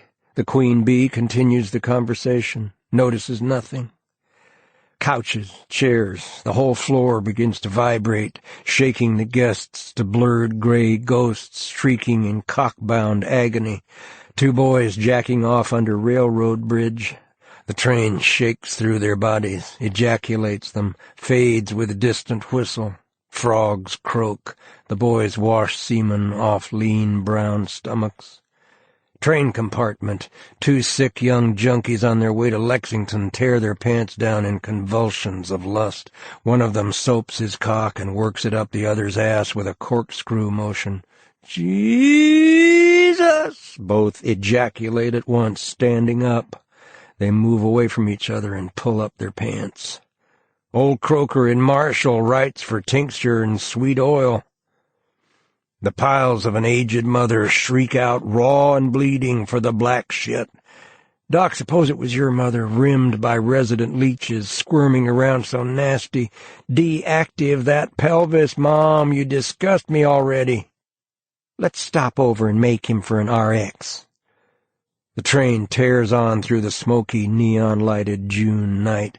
Pictures of men and women, boys and girls, animals, fish, birds. The copulating rhythm of the universe flows through the room, a great blue tide of life, vibrating, soundless hum of deep forest, sudden quiet of cities when the junkie cops. A moment of stillness and wonder. Even the commuter buzzes clogged lines of cholesterol for contact. Hassan shrieks out, "This is your doing, A.J. You poop on my party!" A.J. looks at him, face remote as limestone. "Up a your ass, you liquefying gook!" A horde of lust-mad American women rush in, dripping cunts from farm and dude ranch, factory, brothel, country club, penthouse and suburb, motel and yacht and cocktail bar, strip-off riding clothes, ski togs, evening dresses, Levi's, tea gowns, print dresses, slacks, bathing suits, and kimonos. They scream and yip and howl, leap on the guests like bitch dogs in heat with rabies. They claw at the hanged boys, shrieking, "You fairy! You bastard! Fuck me! Fuck me! Fuck me!" The guests flee screaming, dodge among the hanged boys, overturn iron lungs. A.J. "Call out my Switzers, God damn it! Guard me from these she-foxes!" Mr. Hislop, A.J.'s secretary, looks up from his comic book. The Switzers liquefy already. Liquefaction involves protein cleavage and reduction to liquid which is absorbed into someone else's protoplasmic being. Hassan, a notorious liquefactionist, is probably the beneficiary in this case. A.J. Gold-breaking cocksuckers! Where's a man without his Switzers? Our backs are to the wall, gentlemen, our very cocks at stake. Stand by to resist boarders, Mr. Hislop, and issues short arms to the men." A.J. whips out a cutlass and begins decapitating the American girls. He sings lustily, "15 men on a dead man's chest, yo-ho-ho, and a bottle of rum. Drink and the devil had done for the rest, yo-ho-ho, and a bottle of rum." Mr. Hislop, bored and resigned. "Oh, God, he's at it again." He waves the Jolly Roger listlessly. A.J., surrounded and fighting against overwhelming odds, throws back his head and makes with the hog call. Immediately 1,000 rutting Eskimos pour in, grunting and squealing, faces tumescent, eyes hot and red, lips purple, fall on the American women. Eskimos have a rutting season when the tribes meet in short summer to disport themselves in orgies. Their faces swell and lips turn purple. A house dick with cigar 2 feet long sticks his head in through the wall. "Have you got a menagerie in here?"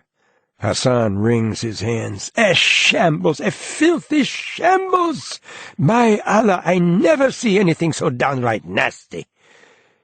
He whirls on A.J., who is sitting on a sea chest, parrot on shoulder, patch over one eye, drinking rum from a tankard.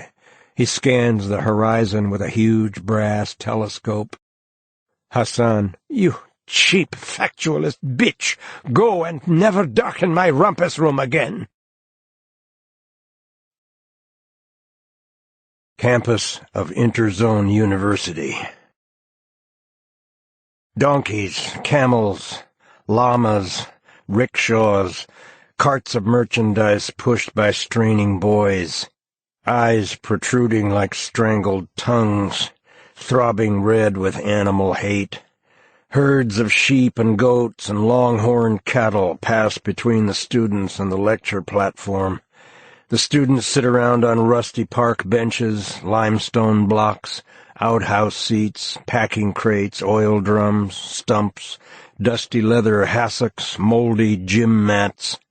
They wear Levi's, jalabas, hose and doublet, drink corn from mason jars, coffee from tin cans, smoke gauge, marijuana, in cigarettes made of wrapping paper and lottery tickets, shoot junk with a safety pin and dropper, study racing forms, comic books, Mayan codices. The professor arrives on a bicycle carrying a string of bullheads. He mounts the platform holding his back. Crane swings a bellowing cow over his head. Prof. "Fucked by the Sultan's army last night. I have dislocate the back in the service of my resident queen. Can't evict that old gash. Need a licensed brain electrician disconnect her synapse by synapse and a surgical bailiff put her guts out on the sidewalk. When Ma move in on a boy bagging baggage, he play hell dispossess that gold star border." He looks at the bullheads, humming tunes from the 1920s.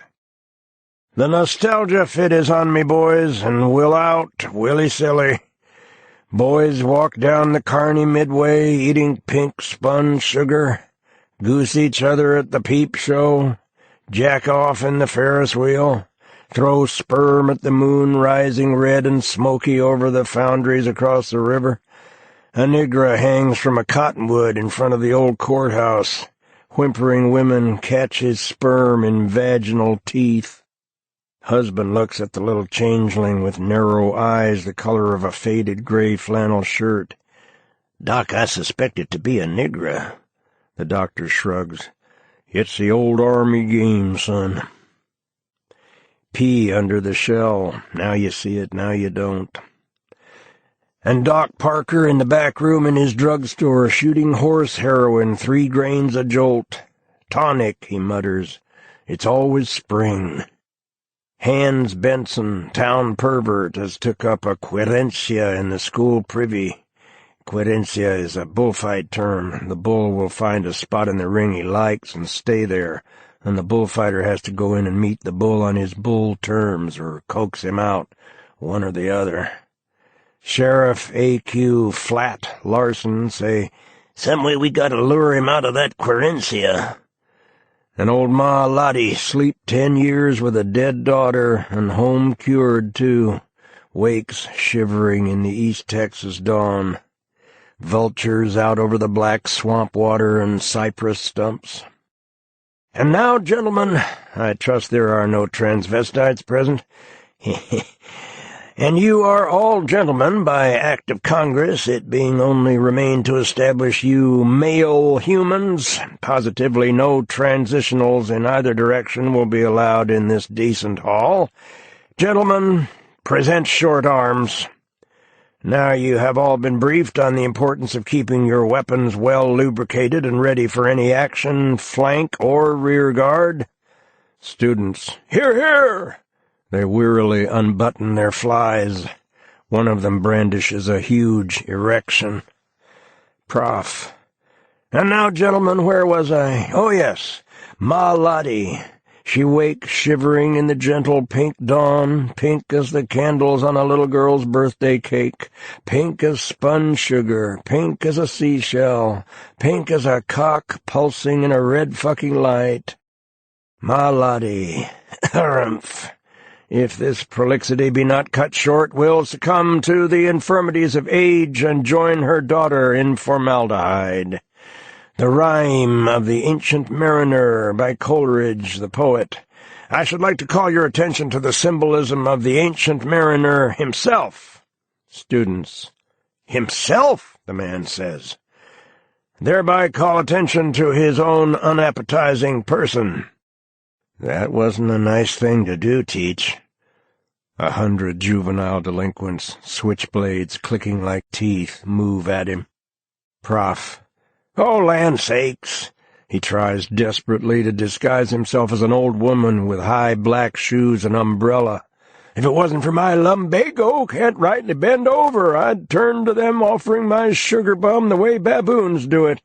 If a weaker baboon be attacked by a stronger baboon, the weaker baboon will either A, present his rump fanny, I believe is the word, gentlemen, for passive intercourse, or B, if he is a different type baboon, more extrovert and well-adjusted, lead an attack on an even weaker baboon if he can find one.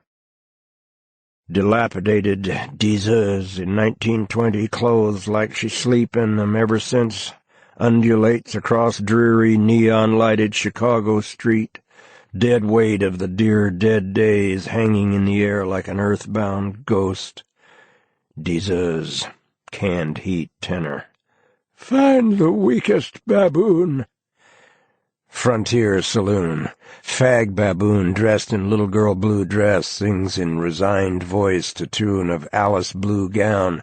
I'm the weakest baboon of them all. A freight train separates the prof from the juveniles. When the train passes, they have fat stomachs and responsible jobs. Students. We want Lottie! Prof. That was in another country, gentlemen. As I was saying before I was so rudely interrupted by one of my multiple personalities, troublesome little beasts, consider the Ancient Mariner without curare, lasso, bulbocapnine, or straitjacket, albeit able to capture and hold a live audience. What is his gimmick? He does not, like so-called artists at this time, stop just anybody, thereby inflicting unsent-for boredom and working random hardship. He stops those who cannot choose but hear, owing to already existing relation between the mariner, however ancient, and the, wedding guest. What the mariner actually says is not important. He may be rambling, irrelevant, even crude and rampant senile. But something happens to the wedding guest, like happens in psychoanalysis when it happens, if it happens. If I may be permitted a slight digression, an analyst of my acquaintance does all the talking. Patients listen, patiently or not. He reminisces, tells dirty jokes, old ones, achieves counterpoints of idiocy undreamed of by the county clerk. He is illustrating at some length that nothing can ever be accomplished on the verbal level. He arrived at this method through observing that the listener, the analyst, was not reading the mind of the patient. The patient, the talker, was reading his mind. That is, the patient has ESP awareness of the analyst's dreams and schemes, whereas the analyst contacts the patient strictly from front brain. Many agents use this approach. They are notoriously long-winded bores and bad listeners. Gentlemen, I will slop a pearl. You can find out more about someone by talking than by listening. Pigs rush up, and the prof pours buckets of pearls into a trough. "I am not worthy to eat his feet," says the fattest hog of them all. "Clay, anywho." AJ's annual party. AJ turns to the guests. "Cunts, pricks, fence-straddlers! Tonight I give you that internationally known impresario of blue movies and shortwave TV, the one, the only, the great Tubich." He points to a red velvet curtain 60 feet high. Lightning rends the curtain from top to bottom. The great Tubich stands revealed.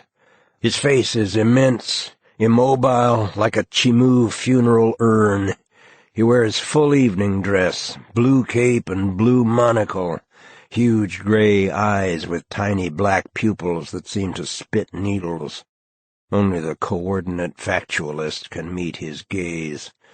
When he is angered, the charge of it will blow his monocle across the room.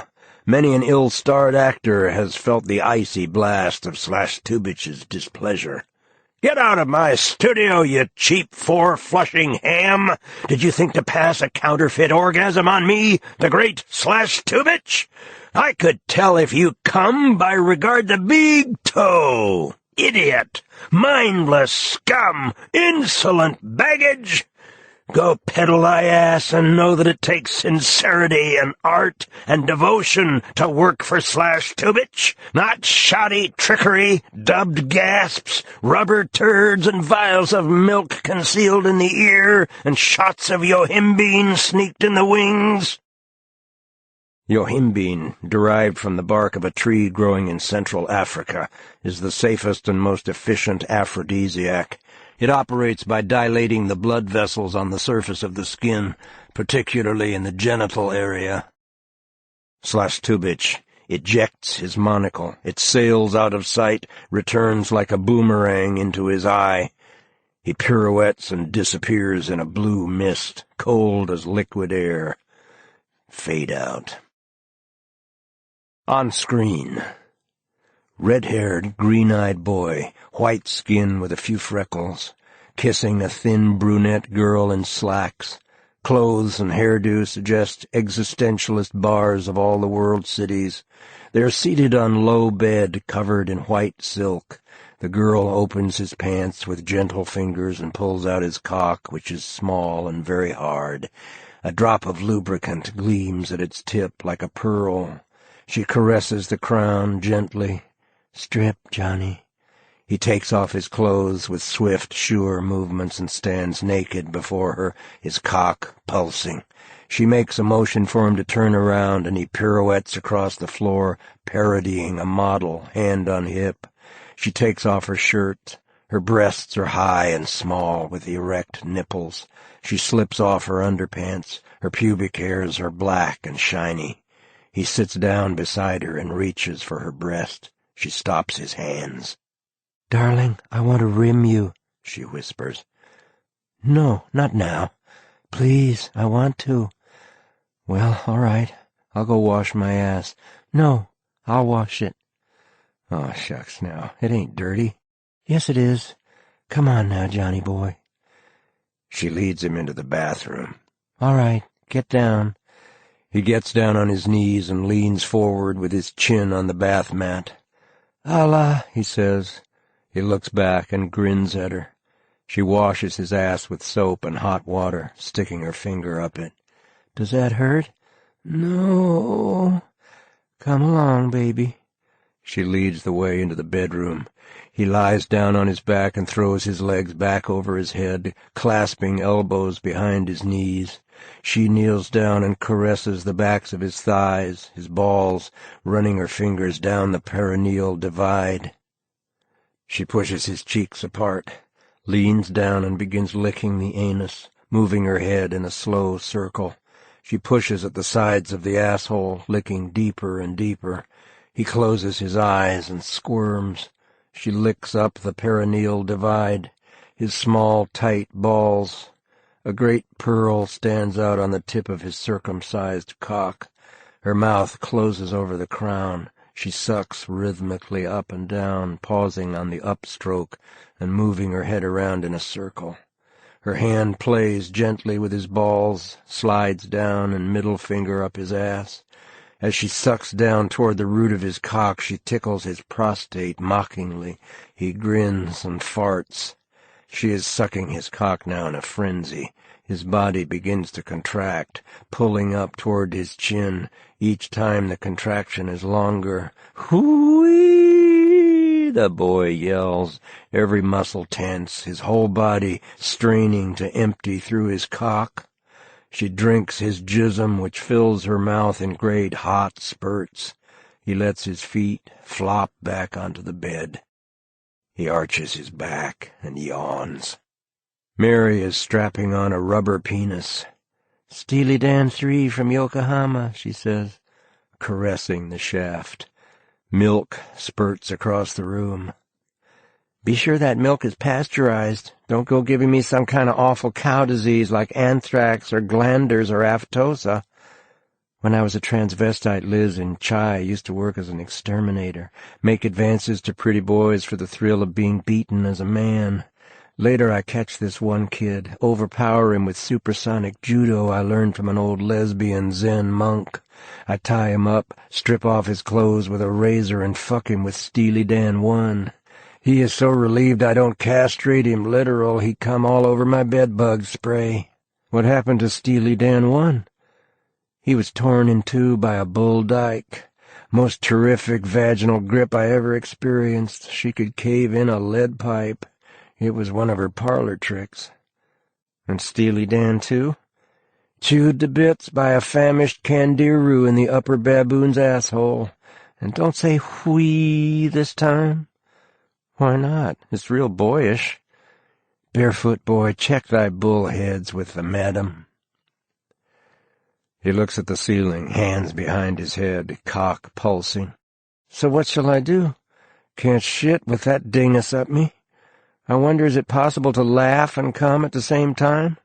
I recall during the war at the jockey club in Cairo, me and my asshole buddy Lou, both gentlemen by act of Congress, nothing else could have done such a thing to either of us. So we got laughing so hard we piss all over ourselves, and the waiters say, 'You bloody hash heads, get out of here.' I mean, if I can laugh the piss out of me, I should be able to laugh out jism. So tell me something real funny when I start coming. You can tell by certain premonitory quiverings of the prostate gland." She puts on a record, metallic cocaine bebop. She greases the dingus, shoves the boy's legs over his head, and works it up his ass with a series of corkscrew movements of her fluid hips. She moves in a slow circle, revolving on the axis of the shaft. She rubs her hard nipples across his chest. She kisses him on neck and chin and eyes. He runs his hand down her back to her buttocks, pulling her into his ass. She revolves faster, faster. His body jerks and writhes in convulsive spasms. "Hurry up, please," she says. "The milk is getting cold." He does not hear. She presses her mouth against his. Their faces run together. His sperm hits her breast with light, hot licks. Mark is standing in the doorway. He wears a turtleneck black sweater, cold, handsome, narcissistic face, green eyes and black hair. He looks at Johnny with a slight sneer, his head on one side, hands in his jacket pockets, a graceful hoodlum ballet. He jerks his head, and Johnny walks ahead of him into the bedroom. Mary follows. "All right, boys," she says, sitting down naked on a pink silk dais overlooking the bed. "Get with it." Mark begins to undress with fluid movements, hip rolls, squirms out of his turtleneck sweater, revealing his beautiful white torso in a mocking belly dance. Johnny deadpan, face frozen, breath quick, lips dry, removing his clothes and dropping them on the floor. Mark lets his shorts fall on one foot. He kicks like a chorus girl, sending the shorts across the room. Now he stands naked, his cock stiff, straining up and out. He runs slow eyes over Johnny's body. He smiles and licks his lips. Mark drops on one knee, pulling Johnny across his back by one arm. He stands up and throws him 6 feet onto the bed. Johnny lands on his back and bounces. Mark jumps up and grabs Johnny's ankles, throwing his legs over his head. Mark's lips are drawn back in a tight snarl. "All right, Johnny boy." He contracts his body slow and steady as an oiled machine, pushing his cock up Johnny's ass. Johnny gives a great sigh, squirming in ecstasy. Mark hitches his hands behind Johnny's shoulders, pulling him down onto his cock, which is buried to the hilt in Johnny's ass. Great whistles through his teeth. Johnny screams like a bird. Mark is rubbing his face against Johnny's, snarl gone, face innocent and boyish, as his whole liquid being spurts into Johnny's quivering body. A train roars through him, whistle blowing.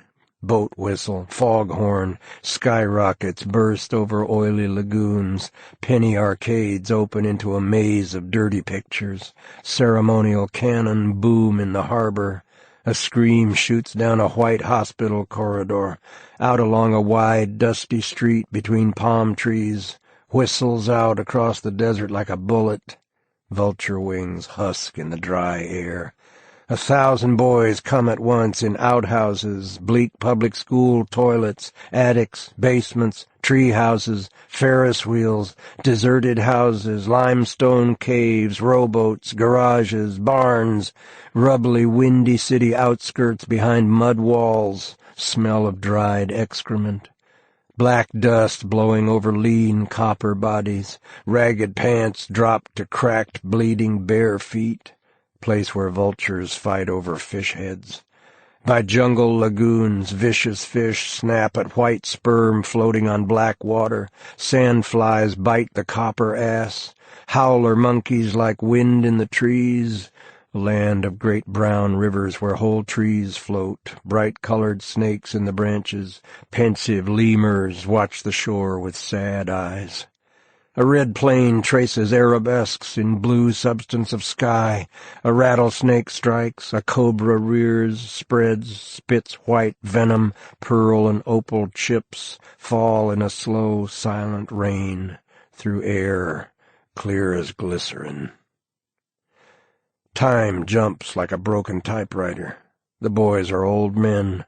Young hips quivering and twitching in boy spasms, go slack and flabby, draped over an outhouse seat, a park bench, a stone wall in Spanish sunlight, a sagging furnished room bed, outside red brick slum in clear winter sunlight, twitching and shivering in dirty underwear, probing for a vein in the junk-sick morning. In an Arab cafe, muttering and slobbering, the Arabs whisper, "Medjoub," and edge away.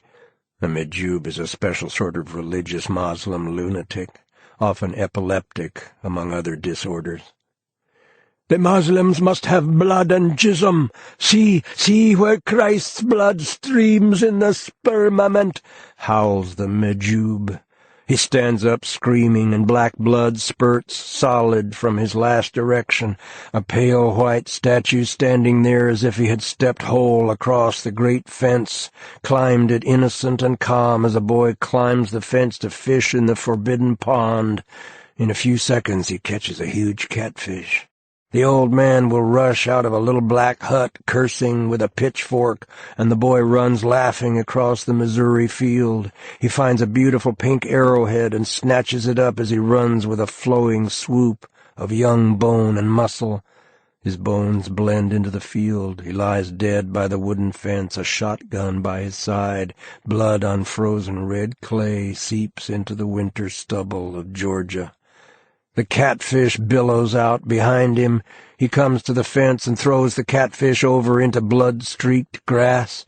The fish lies squirming and squawking, vaults the fence. He snatches up the catfish and disappears up a flint-studded red clay road between oaks and persimmons, dropping red-brown leaves in a windy fall sunset, green and dripping in summer dawn, black against a clear winter day. The old man screams curses after him. His teeth fly from his mouth and whistle over the boy's head. He strains forward, his neck cords tight as steel hoops. Black blood spurts in one solid piece over the fence, and he falls a fleshless mummy by the fever grass. Thorns grow through his ribs. The windows break in his hut. Dusty glass slivers in black putty. Rats run over the floor and boys jack off in the dark, musty bedroom on summer afternoons and eat the berries that grow from his body and bones, mouths smeared with purple-red juices. The old junkie has found a vein. Blood blossoms in the dropper like a Chinese flower. He pushes home the heroin, and the boy who jacked off 50 years ago shines immaculate through the ravaged flesh, filling the outhouse with the sweet, nutty smell of young male lust. How many years threaded on a needle of blood? Hands slack on lap, he sits looking out at the winter dawn with the cancelled eyes of junk. The old queer squirms on a limestone bench in Chapultepec Park as Indian adolescents walk by, arms around each other's necks and ribs, straining his dying flesh to occupy young buttocks and thighs, tight balls and spurting cocks. Mark and Johnny sit facing each other in a vibrating chair, Johnny impaled on Mark's cock. "All set, Johnny?" "Turn it on." Mark flips the switch and the chair vibrates. Mark tilts his head looking up at Johnny, his face remote, eyes cool and mocking on Johnny's face. Johnny screams and whimpers. His face disintegrates as if melted from within. Johnny screams like a mandrake, blacks out as his sperm spurts, slumps against Mark's body, an angel on the nod. Mark pats Johnny's shoulder absently. Room like gymnasium. The floor is foam rubber, covered in white silk. One wall is glass. The rising sun fills the room with pink light. Johnny is led in, hands tied between Mary and Mark. Johnny sees the gallows and sags with a great "oh," his chin pulling down towards his cock, his legs bending at the knees, sperm spurts arching almost vertical in front of his face. Mark and Mary are suddenly impatient and hot. They push Johnny forward onto the gallows platform covered with moldy jockstraps and sweatshirts. Mark is adjusting the noose. "Well, here you go." Mark starts to push Johnny off the platform. Mary, "No, let me." She locks her hands behind Johnny's buttocks, puts her forehead against him, smiling into his eyes. She moves back, pulling him off the platform into space. His face swells with blood. Mark reaches up with one lithe movement and snaps Johnny's neck, sound like a stick broken in wet towels. A shudder runs down Johnny's body. One foot flutters like a trapped bird. Mark has draped himself over a swing and mimics Johnny's twitches, closes his eyes and sticks his tongue out. Johnny's cock springs up, and Mary guides it up her cunt, writhing against him in a fluid belly dance, groaning and shrieking with delight. Sweat pours down her body. Hair hangs over her face in wet strands. "Cut him down, Mark," she screams. Mark reaches over with a snap knife and cuts the rope, catching Johnny as he falls, easing him onto his back, with Mary still impaled and writhing. She bites away Johnny's lips and nose and sucks out his eyes with a pop. She tears off great hunks of cheek. Now she lunches on his prick. Mark walks over to her, and she looks up from Johnny's half-eaten genitals, her face covered with blood, eyes phosphorescent. Mark puts his foot on her shoulder and kicks her over on her back. He leaps on her, fucking her insanely. They roll from one end of the room to the other, pinwheel end over end, and leap high in the air like great hooked fish. "Let me hang you, Mark. Let me hang you, please, Mark. Let me hang you." "Sure, baby." He pulls her brutally to her feet and pins her hands behind her. "No, Mark! No! No! No!" she screams, shitting and pissing in terror as he drags her to the platform. He leaves her tied on the platform in a pile of old used condoms while he adjusts the rope across the room, and comes back carrying the noose on a silver tray. He jerks her to her feet and tightens the noose. He sticks his cock up her and waltzes around the platform and off into space, swinging in a great arc.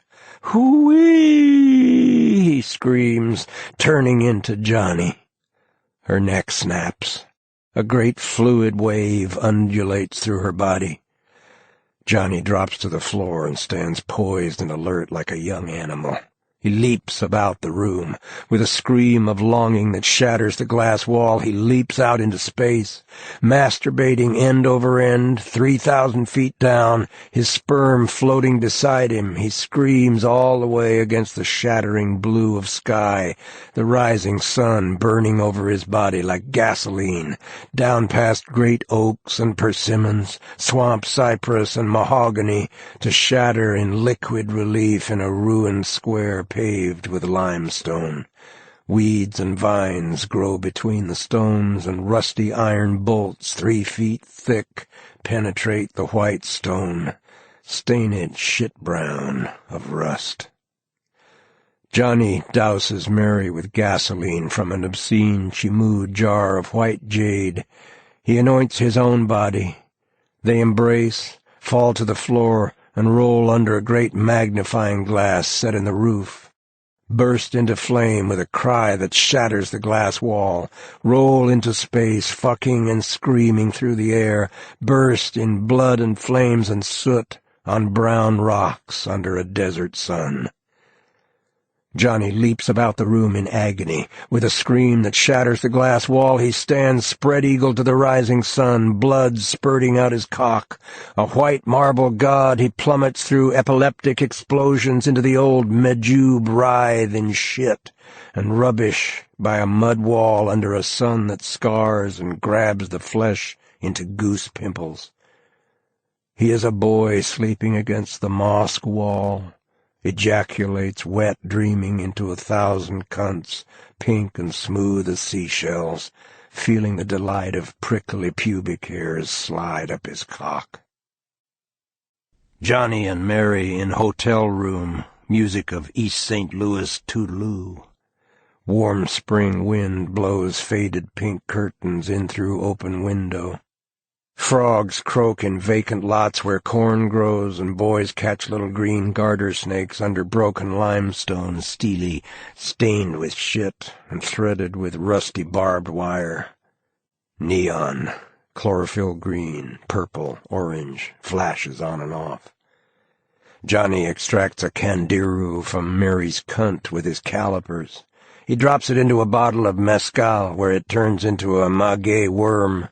He gives her a douche of jungle bone softener. Her vaginal teeth flow out mixed with blood and cysts. Her cunt shines fresh and sweet as spring grass. Johnny licks Mary's cunt, slow at first, with rising excitement, parts the lips and licks inside, feeling the prickle of pubic hairs on his tumescent tongue. Arms thrown back, breasts pointing straight up, Mary lies transfixed with neon nails. Johnny moves up her body, his cock with a shining round opal of lubricant at the open slit, slides through her pubic hairs and enters her cunt to the hilt, drawn in by a suction of hungry flesh. His face swells with blood, green lights burst behind his eyes, and he falls with a scenic railway through screaming girls. Damp hairs on the back of his balls dry to grass in the warm spring wind. High jungle valley vines creep in the window. Johnny's cock swells, great rank buds burst out. A long tuber root creeps from Mary's cunt, feels for the earth. The bodies disintegrate in green explosions. The hut falls in ruins of broken stone. The boy is a limestone statue, a plant sprouting from his cock, lips parted in the half-smile of a junkie on the nod. The beagle has stashed the heroin in a lottery ticket. One more shot. Tomorrow the cure.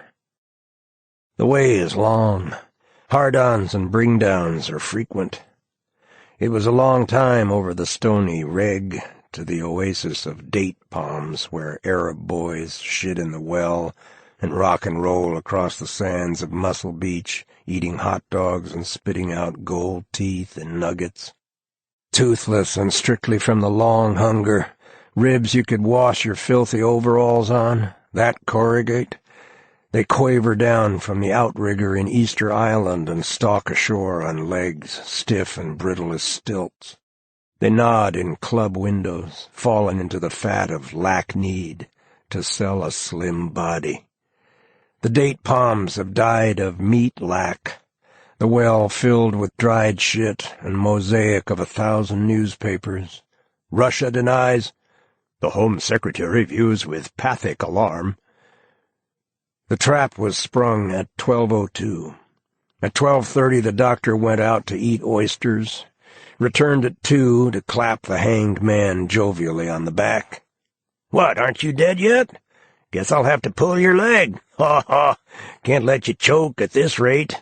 I'd get a warning from the president, and what a disgrace if the dead wagon cart you out alive. My balls would drop off with the shame of it, and I apprenticed myself to an experienced ox. 1, 2, 3, pull!" The sailplane falls silent as erection, silent as greased glass broken by the young thief with old woman hands and cancelled eyes of junk. In a noiseless explosion he penetrates the broken house, stepping over the greased crystals. A clock ticks loud in the kitchen. Hot air ruffles his hair. His head disintegrates in a heavy duck load. The old man flips out a red shell and pirouettes around his shotgun. "Aw, shucks, fellers, 'tweren't nothing. Fish in the barrel, money in the bank. Round-heeled boy, one greased shot brain goose, and he flop in an obscene position. Can you hear me from where you are, boy? I was young myself once and heard the siren call of easy money and women and tight boy ass, and land's sake, don't get my blood up. I am subject to tell a tale make your cock stand up and yip for the pink pearly way of young cunt, or the lovely brown mucus-covered palpitating tune of the young boy ass play your cock like a recorder. And when you hit the prostate, pearls, sharp diamonds gather in the golden lad balls inexorable as a kidney stone. Sorry I had to kill you. The old gray mare ain't what she used to be. Can't run down an audience. Got to bring down that house on the wing. Run or sit. Like an old lion, took bad with cavities. You need that Amident toothpaste, keep a feller biting fresh at all times. Them old lions shit sure turn boy-eater. And who can blame them boys being so sweet, so cold, so fair in St. James Infirmary? Now, son, don't you get rigor mortis on me. Show respect for the aging prick. You may be a tedious old fuck yourself someday. Oh, I guess not. You have, like Houseman's barefoot, shameless catamite, the congealed Shropshire ingenue, set your fleet foot on the silo of change. But you can't kill those Shropshire boys. Been hanged so often he resisted like a gonococcus, half-castrate with penicillin, rallies to a hideous strength and multiplies geometric. So leave us cast a vote for decent acquittal and put an end to those beastly exhibitions for which the sheriff levy a pound of flesh. Sheriff. I'll lower his pants for a pound, folks. Step right up. A serious and scientific exhibit concerning the locality of the life center. This character has 9 inches, ladies and gentlemen. Measure them yourself inside. Only 1 pound, 1 queer $3 bill to see a young boy come 3 times at least. I never demean myself to process a eunuch, completely against his will. When his neck snaps sharp, this character will shit sure come to rhythmic attention and spurt it out all over you. The boy stands on the trap, shifting his weight from one leg to the other. God, what a boy has to put up with in this business. Sure as shit some horrible old character get physical. Trap falls. Rope sings like wind in wire. Neck snaps loud and clear as a Chinese gong. The boy cuts himself down with a switchblade, chases a screaming fag down the midway.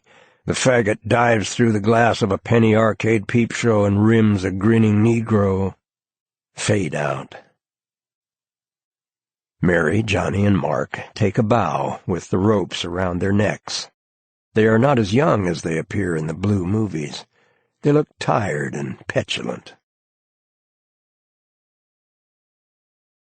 Meeting of International Conference of Technological Psychiatry.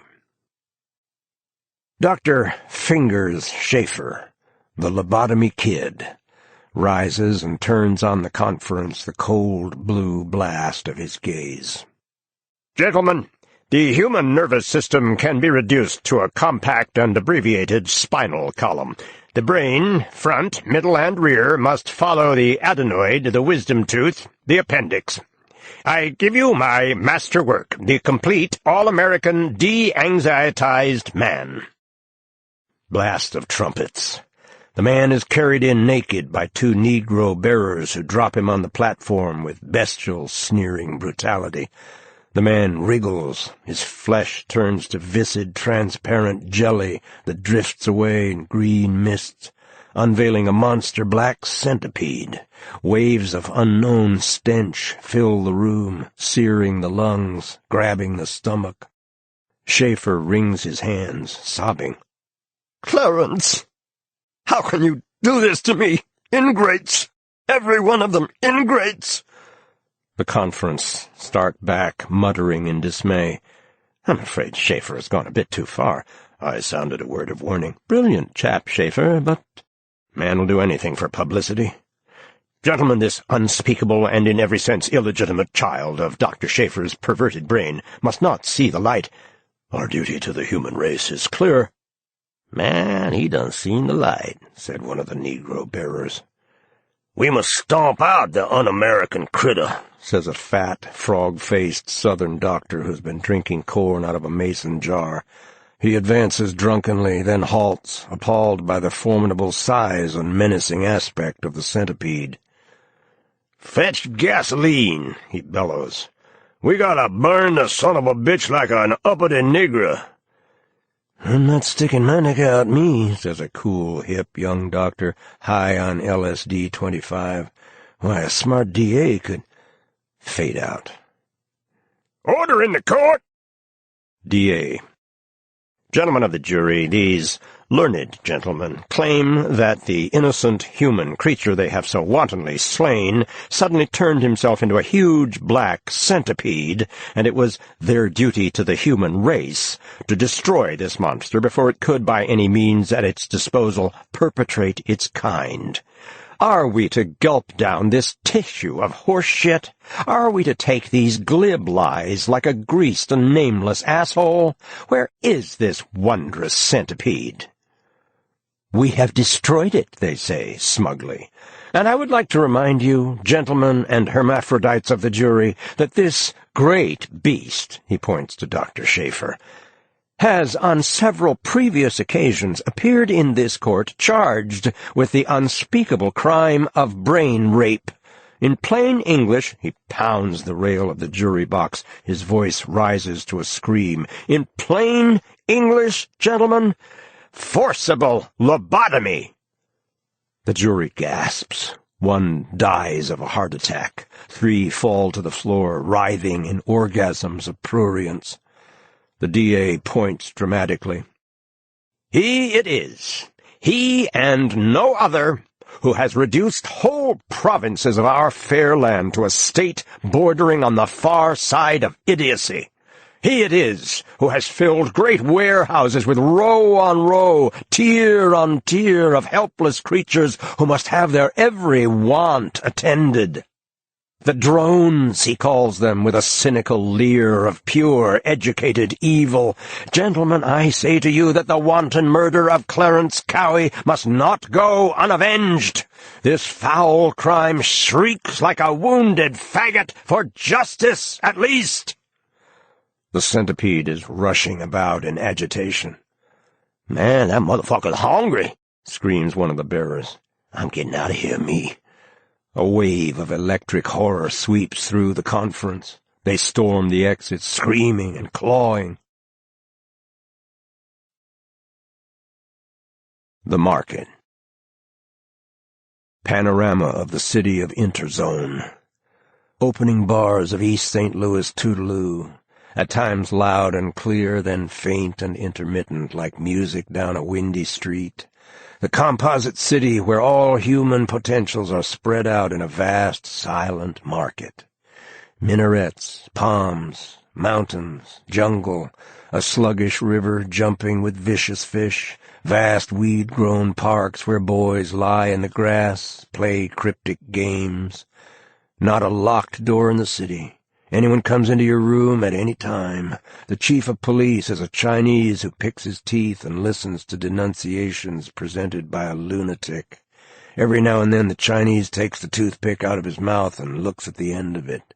Hipsters with smooth copper-colored faces lounge in doorways, twisting shrunk heads on gold chains, their faces blank with an insect's unseeing calm. Behind them, through open doors, tables and booths and bars and kitchens and baths, copulating couples on rows of brass beds, crisscross of 1,000 hammocks, junkies tying up for a shot, opium smokers, hashish smokers, people eating, talking, bathing, back into a haze of smoke and steam. Gaming tables where the games are played for incredible stakes. From time to time a player leaps up with a despairing cry, having lost his youth to an old man, or become lata to his opponent.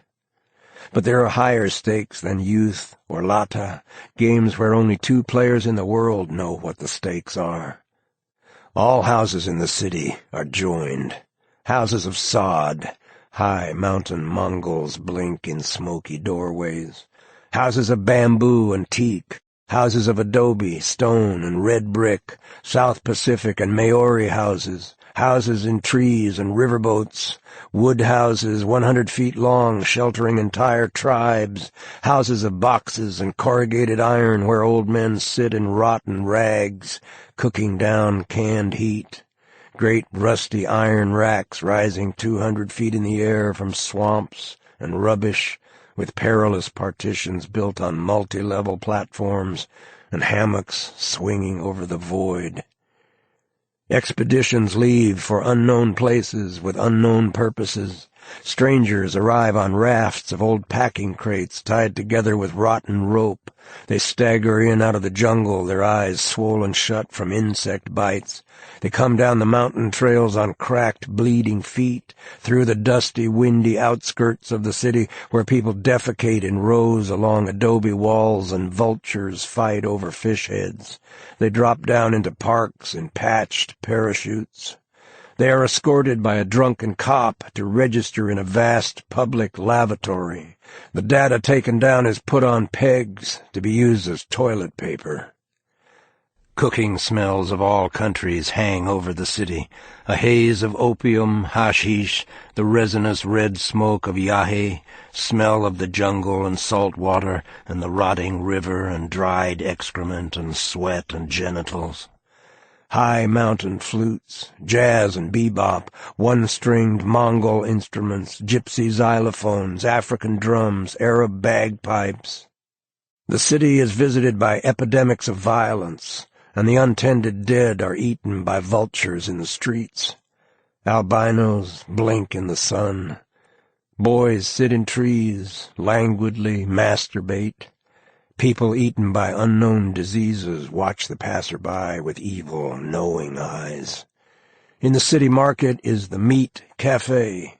Followers of obsolete, unthinkable trades, doodling in Etruscan, addicts of drugs not yet synthesized, pushers of souped-up harmine, junk reduced to pure habit offering precarious vegetable serenity, liquids to induce lata, Tithonian longevity serums, black marketeers of World War III, excisers of telepathic sensitivity, osteopaths of the spirit, investigators of infractions denounced by bland, paranoid chess players, servers of fragmentary warrants taken down in hebephrenic shorthand, charging unspeakable mutilations of the spirit, bureaucrats of spectral departments, officials of unconstituted police states, a lesbian dwarf who has perfected Operation Bang Utut, the lung erection that strangles a sleeping enemy, sellers of orgone tanks and relaxing machines, brokers of exquisite dreams and memories tested on the sensitized cells of junk sickness, and bartered for raw materials of the will, doctors skilled in the treatment of diseases dormant in the black dust of ruined cities, gathering virulence in the white blood of eyeless worms, feeling slowly to the surface, and the human host, maladies of the ocean floor and the stratosphere, maladies of the laboratory and atomic war, a place where the unknown past and the emergent future meet in a vibrating, soundless hum, larval entities waiting for a live one. Section describing the city and the meat cafe written in state of yahe intoxication. Yahe, ayahuasca, pilde, natima are Indian names for Banisteriopsis cayapi, a fast-growing vine indigenous to the Amazon region. Notes from Yahe State. Images fall, slow and silent, like snow. Serenity. All defenses fall. Everything is free to enter or to go out. Fear is simply impossible. A beautiful blue substance flows into me. I see an archaic, grinning face like South Pacific mask. The face is blue-purple, splotched with gold. The room takes on aspect of Near East whorehouse with blue walls and red tasseled lamps. I feel myself turning into a negress, the black color silently invading my flesh. Convulsions of lust. My legs take on a well-rounded Polynesian substance. Everything stirs with a writhing, furtive life. The room is Near East, Negro, South Pacific, in some familiar place I cannot locate. Yahe is space-time travel. The room seems to shake and vibrate with motion. The blood and substance of many races, Negro, Polynesian, mountain Mongol, desert nomad, polyglot Near East, Indian, races as yet unconceived and unborn, passes through the body. Migrations, incredible journeys through deserts and jungles and mountains. Stasis and death in closed mountain valley where plants grow out of genitals, vast crustaceans hatch inside and break the shell of body. Across the Pacific in an outrigger canoe to Easter Island. It occurs to me that preliminary yahe nausea is motion sickness of transport to yahe state.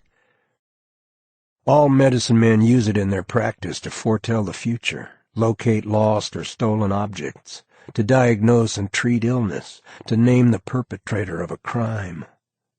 Since the Indian Straitjacket for Herr Boas. Trade joke. Nothing so maddens an anthropologist as primitive man, referring to them contemptuously as our naked cousins. Does not regard any death as accidental, and they are unacquainted with their own self-destructive trends, or perhaps feeling that these trends above all are subject to the manipulation of alien and hostile wills.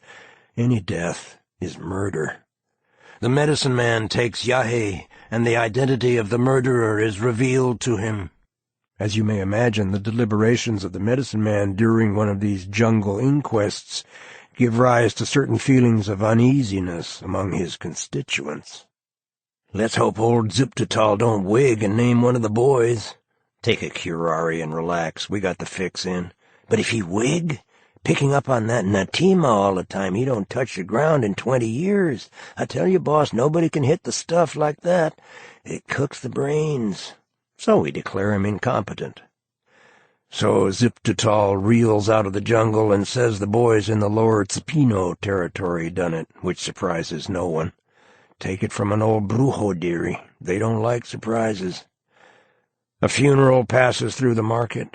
Black coffin, Arabic inscriptions in filigreed silver, carried by 4 pallbearers. Procession of mourners singing the funeral song. Clem and Jody fall in beside them, carrying a coffin. The corpse of a hog bursts out of it.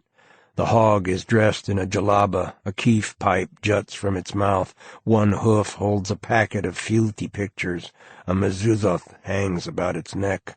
Inscribed on the coffin, "This was the noblest Arab of them all." They sing hideous parody of the funeral song in false Arabic.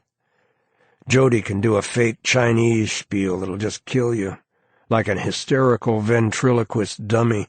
In fact, he precipitated an anti-foreign riot in Shanghai that claimed 3,000 casualties. Stand up, Gertie, and show respect for the local gooks. I suppose one should.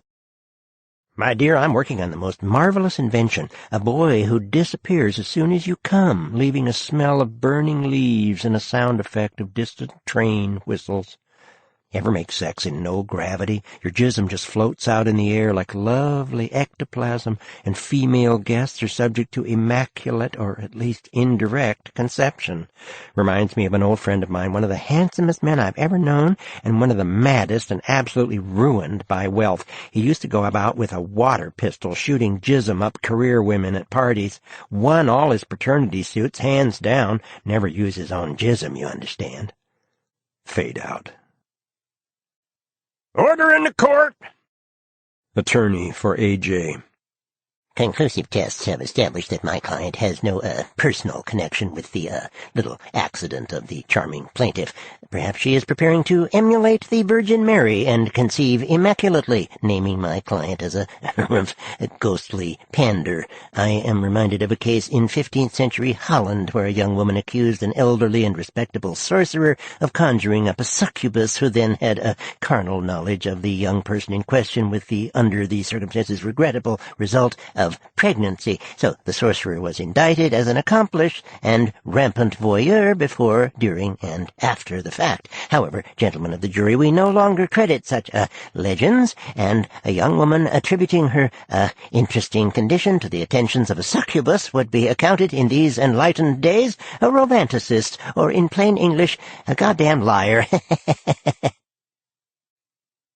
And now, the Prophet's Hour. Millions died in the mudflats. Only one blast free to lungs. "Aye, aye, Captain," he said, squirting his eyes out on the deck. "And who would put on the chains tonight?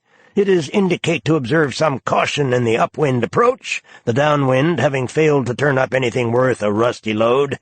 Senoritas are the wear this season in hell, and I'm tired with the long climb to a pulsing Vesuvius of alien pricks. Need Orient Express out of here to know Hyde Place, mines are frequent in the area. Every day, dig a little, it takes up the time." Jack-off phantoms whisper hot into the bone ear. Shoot your way to freedom. Christ! sneers the vicious, fruity old saint, applying pancake from an alabaster bowl. "That cheap ham? You think I'd demean myself to commit a miracle? That one should have stood in Carney. Step right up, marquises and marks, and bring the little marks, too. Good for young and old, man and beast. The one and only legit Son of Man will cure a young boy's clap with one hand. By contact alone, folks. Create marijuana with the other, whilst walking on water and squirting wine out his ass. Now keep your distance, folks. You is subject to be irradiated by the sheer charge of this character." And I knew him when, dearie. I recall we was doing an impersonation act, very high class, too, in Sodom, and that is one cheap town, strictly from hunger. Well, this citizen, this fucking Philistine, wandered in from Podunk Baal or someplace, called me a fucking fruit right on the floor, and I said to him, 3,000 years in show business, and I always keep my nose clean. Besides, I don't have to take any shit off an uncircumcised cocksucker. Later he come to my dressing room and made an apology. Turns out he's a big physician, and he was a lovely fella, too. Buddha? A notorious metabolic junkie. Makes his own, you dig.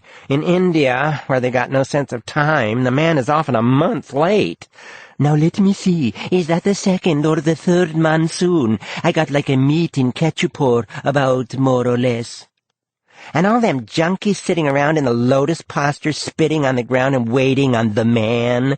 So Buddha says, I don't have to take this sound. I'll, by God, metabolize my own junk. Man, you can't do that.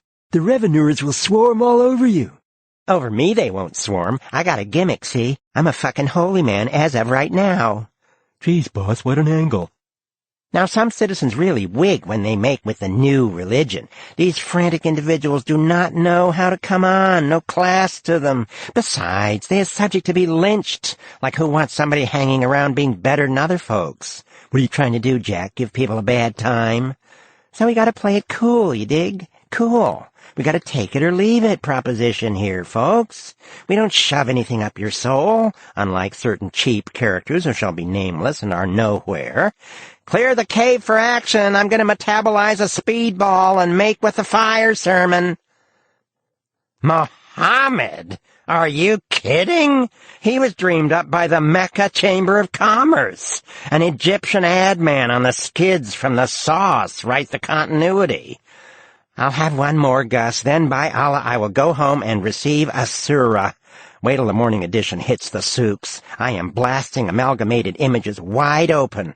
The bartender looks up from his racing form. Yeah, and theirs will be a painful doom. Oh, quite. Now, Gus, I'll write you a check. You are only being the most notorious paper hanger in Greater Mecca. I am not a wall, Mr. Mohammed.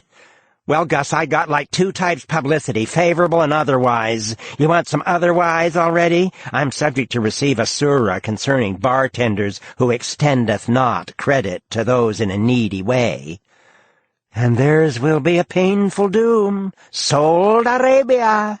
He vaults over the bar. I'm not taking any more, Ahmed. Pick up thy surahs and walk. In fact, I'll help you. And stay out. I'll fix your wagon good, you unbelieving cocksucker. I'll close you up tight and dry as a junkie's asshole. I'll by Allah dry up the peninsula. It's a continent already. Leave what Confucius say stand with little Audrey and the shaggy dogs. Lao Tzu? They scratch him already. And enough of these gooey saints with a look of pathic dismay as if they're getting fucked up the ass and try not to pay it any mind. And why should we let some old broken-down ham tell us what wisdom is? 3,000 years in show business, and I always keep my nose clean. First, every fact is incarcerate, along with the male hustlers and those who desecrate the gods of commerce by playing ball in the streets, and some old white-haired fuck staggers out to give us the benefits of his ripe idiocy. Are we never to be free of this gray-beard loon lurking on every mountain-top in Tibet, subject to drag himself out of a hut in the Amazon, waylay one in the Bowery? I've been expecting you, my son, and you make a silo full of corn. Life is a school where every pupil must learn a different lesson, and now I will unlock my word hoard. I do fear it much. Nay, nothing shall stem the rising tide. I can't stem him, boys, sauve qui peut. I tell you, when I leave the wise man, I don't even feel like a human. He converting my live organs into dead bullshit. So I got an exclusive. Why don't I make with the live word? The word cannot be expressed direct. It can perhaps be indicated by mosaic of juxtaposition, like articles abandoned in a hotel drawer, defined by negatives and absence. Think I'll have my stomach tucked. I may be old, but I'm still desirable.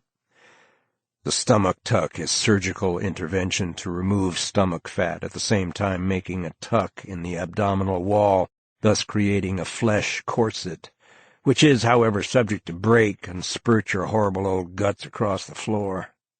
The slim and shapely FC models are, of course, the most dangerous. In fact, some extreme models are known as ONS, one-night stands, in the industry.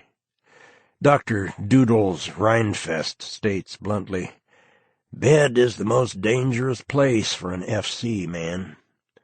The FC theme song is "Believe Me If All These Endearing Young Charms."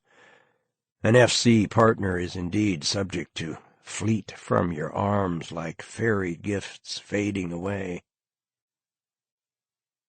In a white museum room full of sunlight, pink nudes 60 feet high, vast adolescent muttering, silver guardrail, chasm 1,000 feet down into the glittering sunlight, little green plots of cabbage and lettuce, brown youths with adzes spied by the old queen across a sewage canal.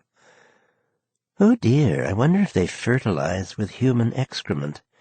Maybe they'll do it right now. He flips out mother-of-pearl opera glasses, Aztec mosaic in the sun. Long line of Greek lads march up with alabaster bowls of shit, empty into the limestone marl hole. Dusty poplars shake across the red-brick Plaza de Toros in the afternoon wind. Wooden cubicles around a hot spring. Rubble of ruined walls in a grove of cottonwoods. The benches worn smooth as metal by 1,000,000 masturbating boys. Greek lads white as marble fuck dog-style on the portico of a great golden temple. Naked mugwump twangs a lute. Walking down by the tracks in his red sweater, met Sammy, the dock-keeper's son, with 2 Mexicans. "Hey, Skinny," he said, "want to get screwed?" Well, yeah. On a ruined straw mattress, the Mexican pulled him up on all fours. Negro boy dance around them, beating out the strokes. Sun through a knothole, pink spot lights his cock. A waste of raw pink shame to the pastel blue horizon where vast iron mesas crash into the shattered sky. "It's all right," the god screams through you 3,000-year rusty load. Hail of crystal skulls shattered the greenhouse to slivers in the winter moon. The American woman has left a whiff of poison behind in the dank St. Louis garden party. Pool covered with green slime in a ruined French garden. Huge pathic frog rises slowly from the water on a mud platform playing the clavichord. A succubi rushes into the bar and starts polishing the saint's shoes with the oil on his nose. The saint kicks him petulantly in the mouth. The succubi screams, whirls around, and shits on the saint's pants. Then he dashes into the street. A pimp looks after him speculatively. The saint calls the manager. Jesus, Al, what kind of creep joint you running here? My brand-new fish-skin dégagés? I'm sorry, Saint. He slipped by me. The succubi are an untouchable caste in Arabia, noted for their abject vileness. Deluxe cafes are equipped with succubi who rim the guests while they eat, holes in the seating benches being provided for this purpose. Citizens who want to be utterly humiliated and degraded, so many people do nowadays, hoping to jump the gun, offer themselves up for passive homosexual intercourse to an encampment of succubis. Nothing like it, they tell me. In fact, the succubi are subject to become wealthy and arrogant and lose their native vileness. What is origin of untouchable? Perhaps a fallen priest caste? In fact, untouchables perform a priestly function in taking on themselves all human vileness. AJ strolls through the market in black cape with a vulture perched on one shoulder. He stands by a table of agents. "This you gotta hear. Boy in Los Angeles, 15-year-old. Father decided it's time for the boy to have his first piece of ass. Boy is lying on the lawn reading comic books. Father go out and say, 'Son, here's $20. I want you to go to a good whore and get a piece of ass off her.' So they drive to this plush jump joint, and the father say, 'All right, son, you're on your own. So ring the bell. When the woman come, give her the $20 and tell her you want a piece of ass.' Solid, Pop. So about 15 minutes later, the boy comes out. 'Well, son, did you get a piece of ass?' 'Yeah, this gash comes to the door, and I say I want a piece of ass and lay the double sawski on her. We go up to her trap, and she remove the dry goods. So I switch my blade and cut a big hunk off her ass. She raise a beef like I'm reduced to pull off one shoe and beat her brains out. Then I hump her for kicks.'" Only the laughing bones remain, flesh over the hills and far away with the dawn wind and a train whistle.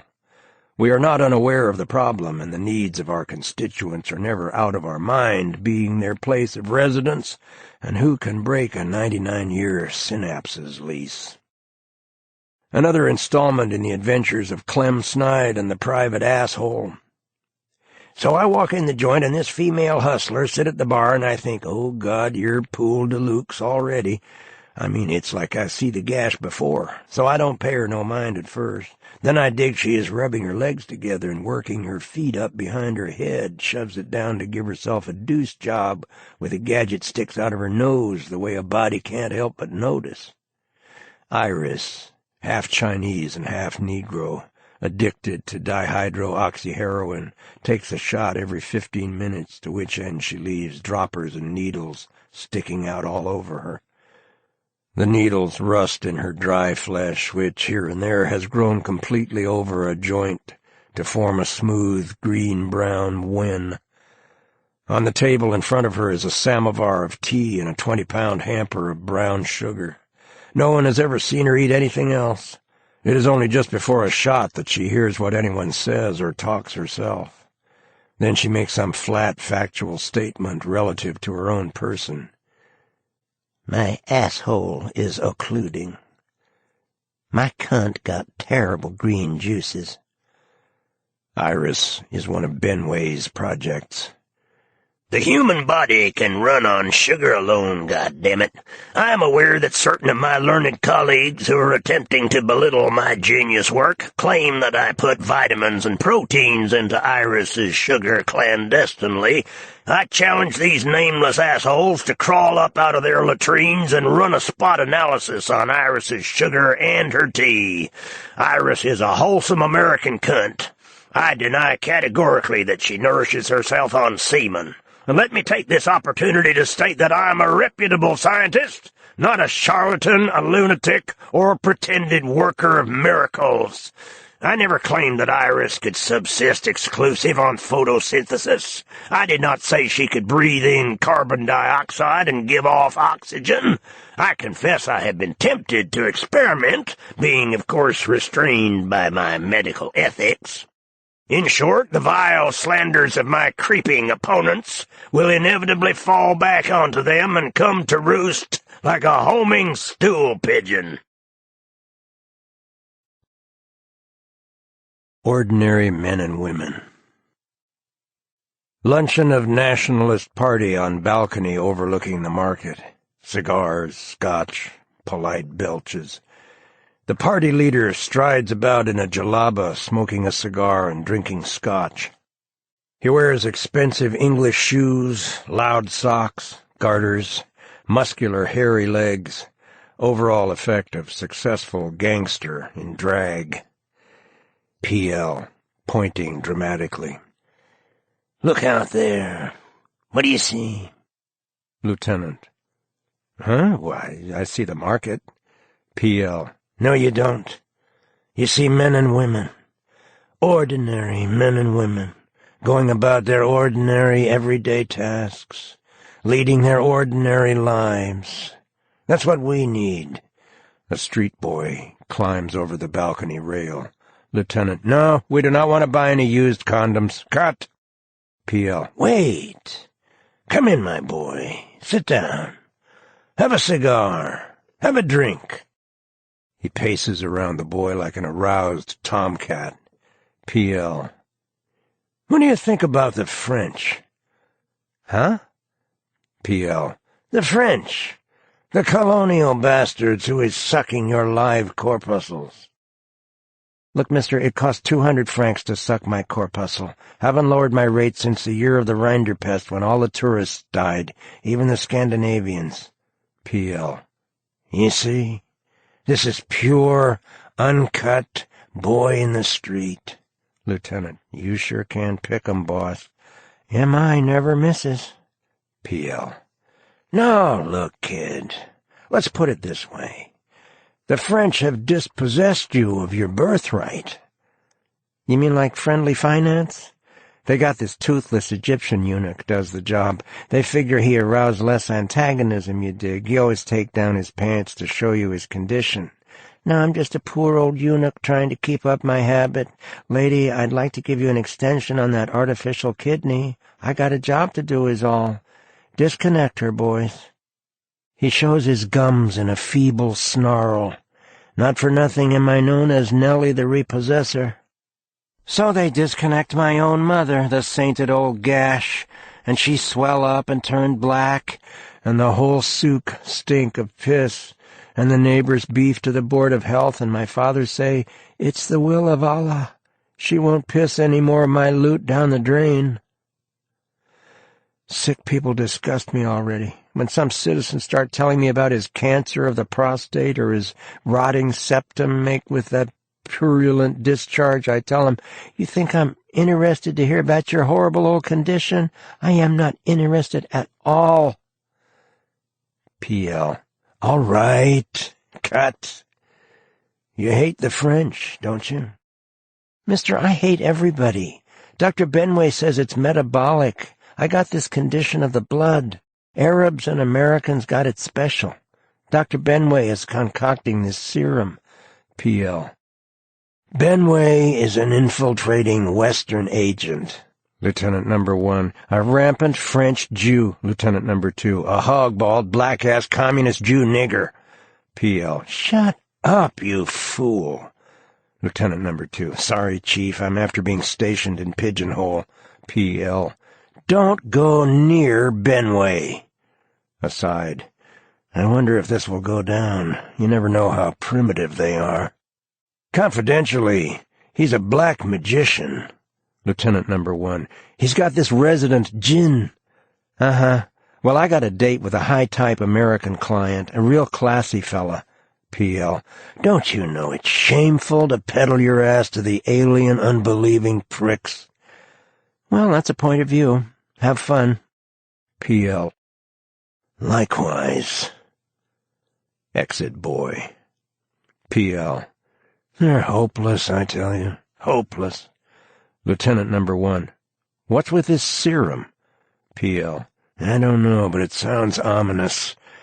We'd better put a telepathic direction finder on Benway. The man's not to be trusted, might do almost anything. Turn a massacre into a sex orgy. Lieutenant Number 1, or a joke. PL, precisely. Arty type. No principles. American housewife, opening a box of Lux. Why don't it have an electric eye? The box flip open when it see me and hand itself to the automat handyman. He should put it in the water already. The handyman is out of control since Thursday. He's been getting physical with me, and I didn't put it in his combination at all. And the garbage disposal unit snapping at me, and the nasty old mix master keep trying to get up under my dress. I got the most awful cold, and my intestines is all constipated. I'm going to put it in the handyman's combination. He should administer me a high colonic already. Salesman. He is something between an aggressive lata and a timid sender. Recollect when I am traveling with K.E., hottest idea man in the gadget industry. Think of it, he snaps, a cream separator in your own kitchen. K.E., my brain reels at the thought. It's 5, maybe 10, yes, maybe 20 years away, but it's coming. I'll wait, K.E., no matter how long it is, I'll wait. When the priority numbers are called up yonder, I'll be there. It was K.E. put out the octopus kit for massage parlors, barber shops, and Turkish baths, with which you can administer a high colonic, an unethical massage, a shampoo, whilst cutting the client's toenails and removing his blackheads. And the MD's can-do kit for busy practitioners will take out your appendix, tuck in a hernia, pull a wisdom tooth, ectomize your piles, and circumcise you. Well, K.E. is such an atomic salesman, if he runs out of octopus kits, he is subject by sheer charge to sell an MD can-do to a barber shop, and some citizen wakes up with his piles cut out. Jesus, Homer, what kind of creep joint you running here? I've been gang-fucked. Well, land sakes, I was just aiming to administer our complimentary high colonic free and gratis on Thanksgiving Day. K.E. must have sold me the wrong kit again.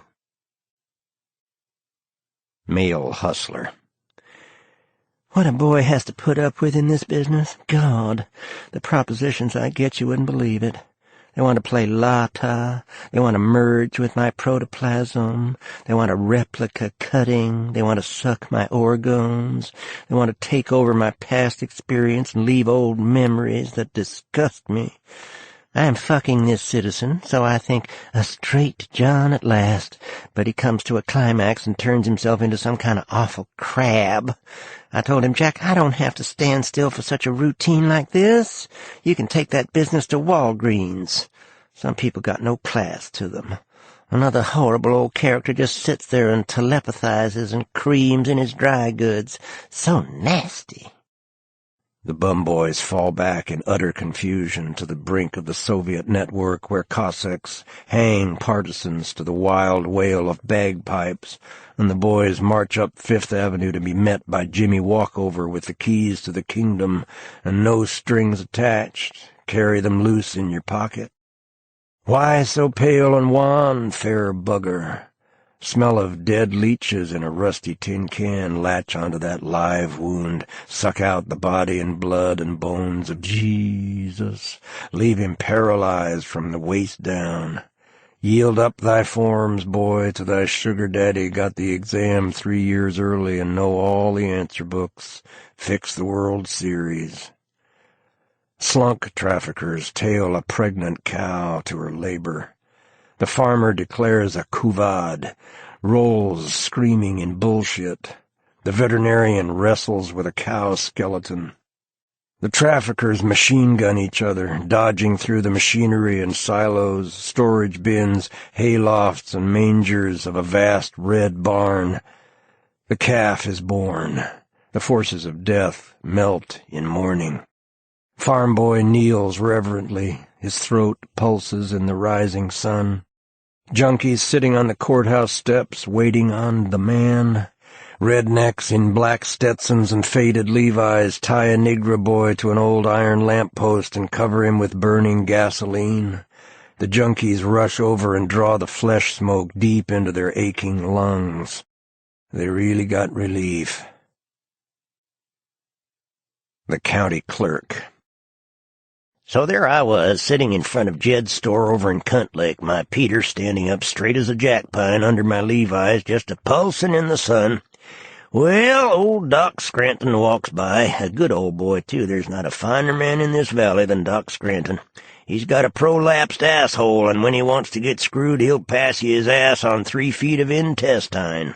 If he's a mind to, he can drop out a piece of gut, reaches from his office clear over to Roy's beer place, and it go feeling around looking for a Peter, just a-feeling around like a blind worm.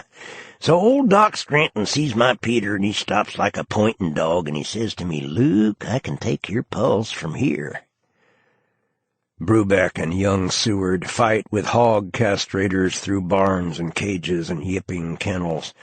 Whinnying horses bear great yellow teeth, cows bellow, dogs howl, copulating cats scream like babies, a pen of huge hogs, spines bristling, give a great Bronx cheer.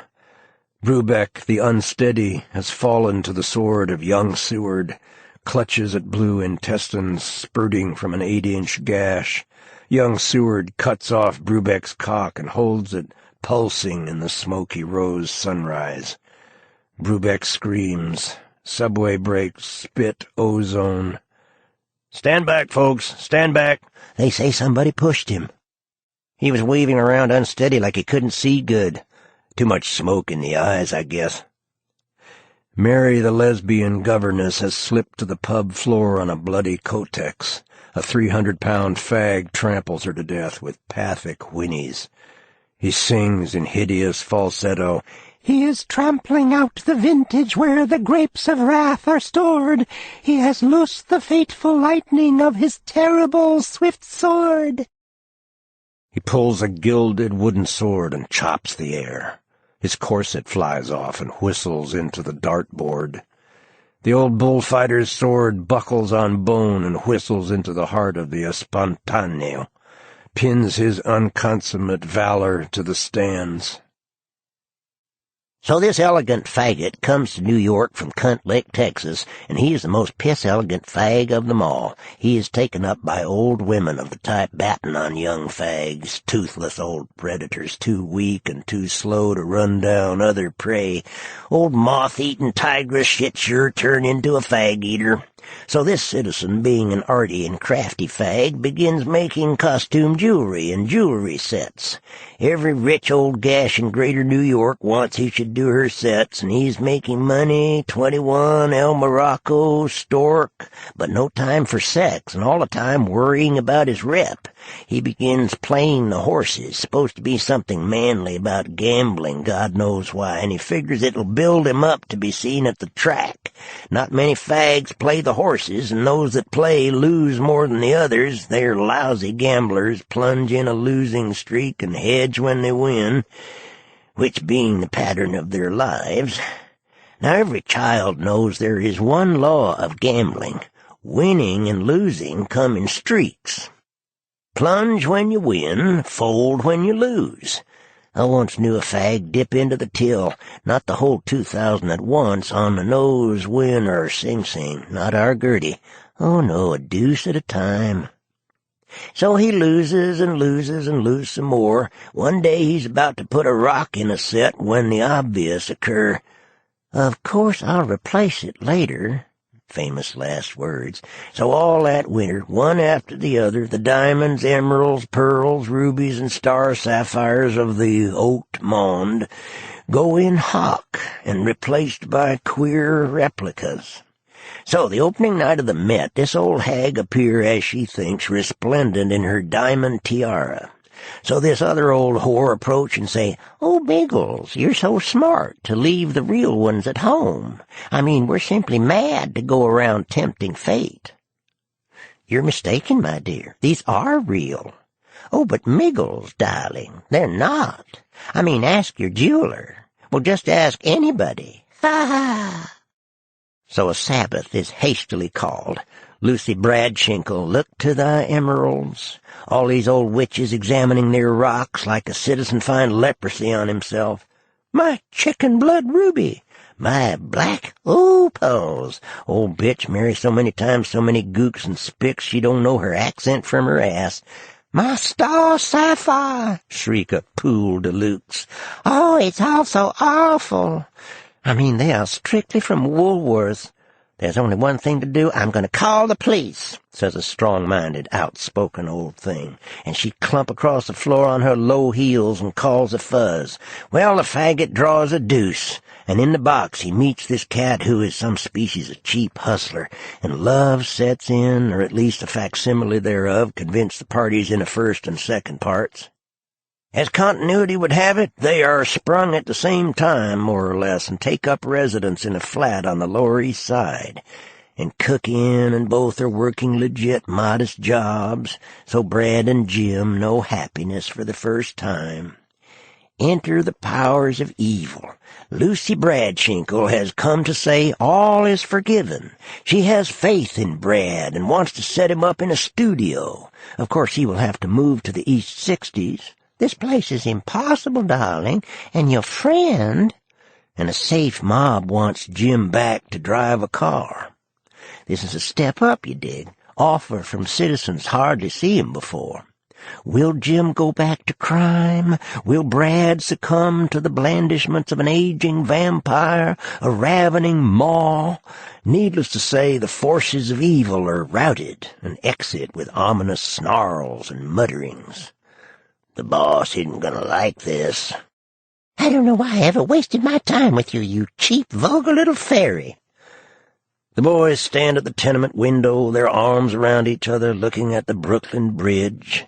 A warm spring wind ruffles Jim's black curls and the fine, hennaed hair of Brad. Well, Brad, what's for supper? You just go in the other room and wait. Playfully he shoos Jim out of the kitchen and puts on his apron. Dinner is Lucy Bradshinkle's Cunt Sagnon, cooked in Kotex Papillon. The boys eat happily, looking into each other's eyes. Blood runs down their chins. Let the dawn, blue as a flame, cross the city. The backyards are clean of fruit, and the ash pits give up their hooded dead. Could you show me the way to Tipperary, lady? Over the hills and far away to blue grass. Across the bone meal of lawn to the frozen pond where suspended goldfish wait for the spring squaw man. The screaming skull rolls up the back stairs to bite off the cock of erring husband, taking dour advantage of his wife's earache to do that which is inconvenient. The young landlubber dons a southwester, beats his wife to death in the shower. Benway. Don't take it so hard, kid. Jedermann macht eine kleine Dummheit. Everyone makes a little dumbness. Schaefer. I tell you, I can't escape a feeling, well, of evil about this. Benway. Balderdash, my boy. We're scientists, pure scientists. Disinterested research, and damned be him who cries, hold too much. Such people are no better than party poops. Schaefer. Yes, of course. And yet I can't get that stench out of my lungs. Benway, irritably. None of us can. Never smelled anything remotely like it. Where was I? Oh, yes. What would be result of administering curare plus iron lung during acute mania?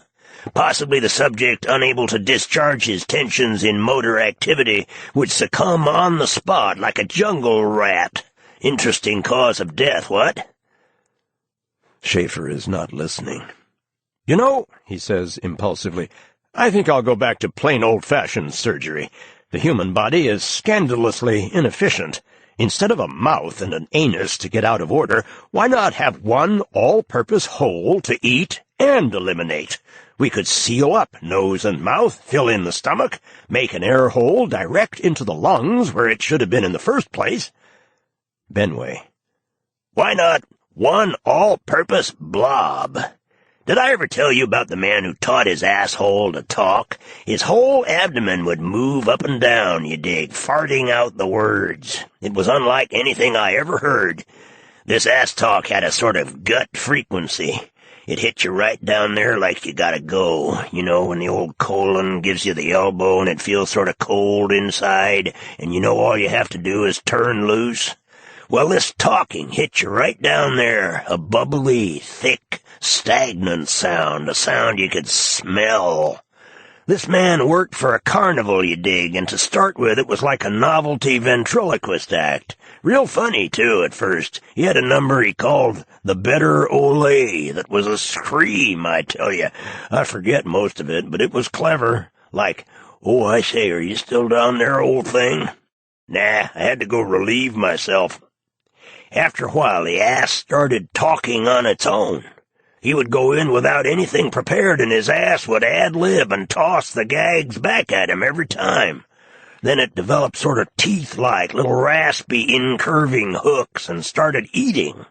He thought this was cute at first and built an act around it, but the asshole would eat its way through his pants and start talking on the street, shouting out it wanted equal rights. It would get drunk, too, and have crying jags. Nobody loved it, and it wanted to be kissed, same as any other mouth.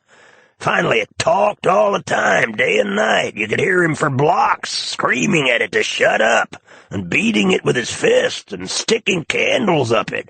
But nothing did any good, and the asshole said to him, "It's you who will shut up in the end, not me, because we don't need you around here anymore. I can talk and eat and shit." After that, he began waking up in the morning with a transparent jelly like a tadpole's tail all over his mouth. This jelly was what the scientists call UNDT, undifferentiated tissue, which can grow into any kind of flesh on the human body. He would tear it off his mouth, and the pieces would stick to his hands like burning gasoline jelly and grow there. Grow anywhere on him a glob of it fell.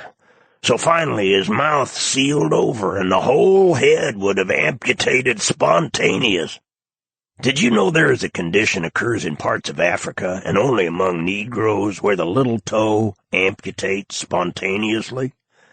Except for the eyes, you dig. That's one thing the asshole couldn't do, was see.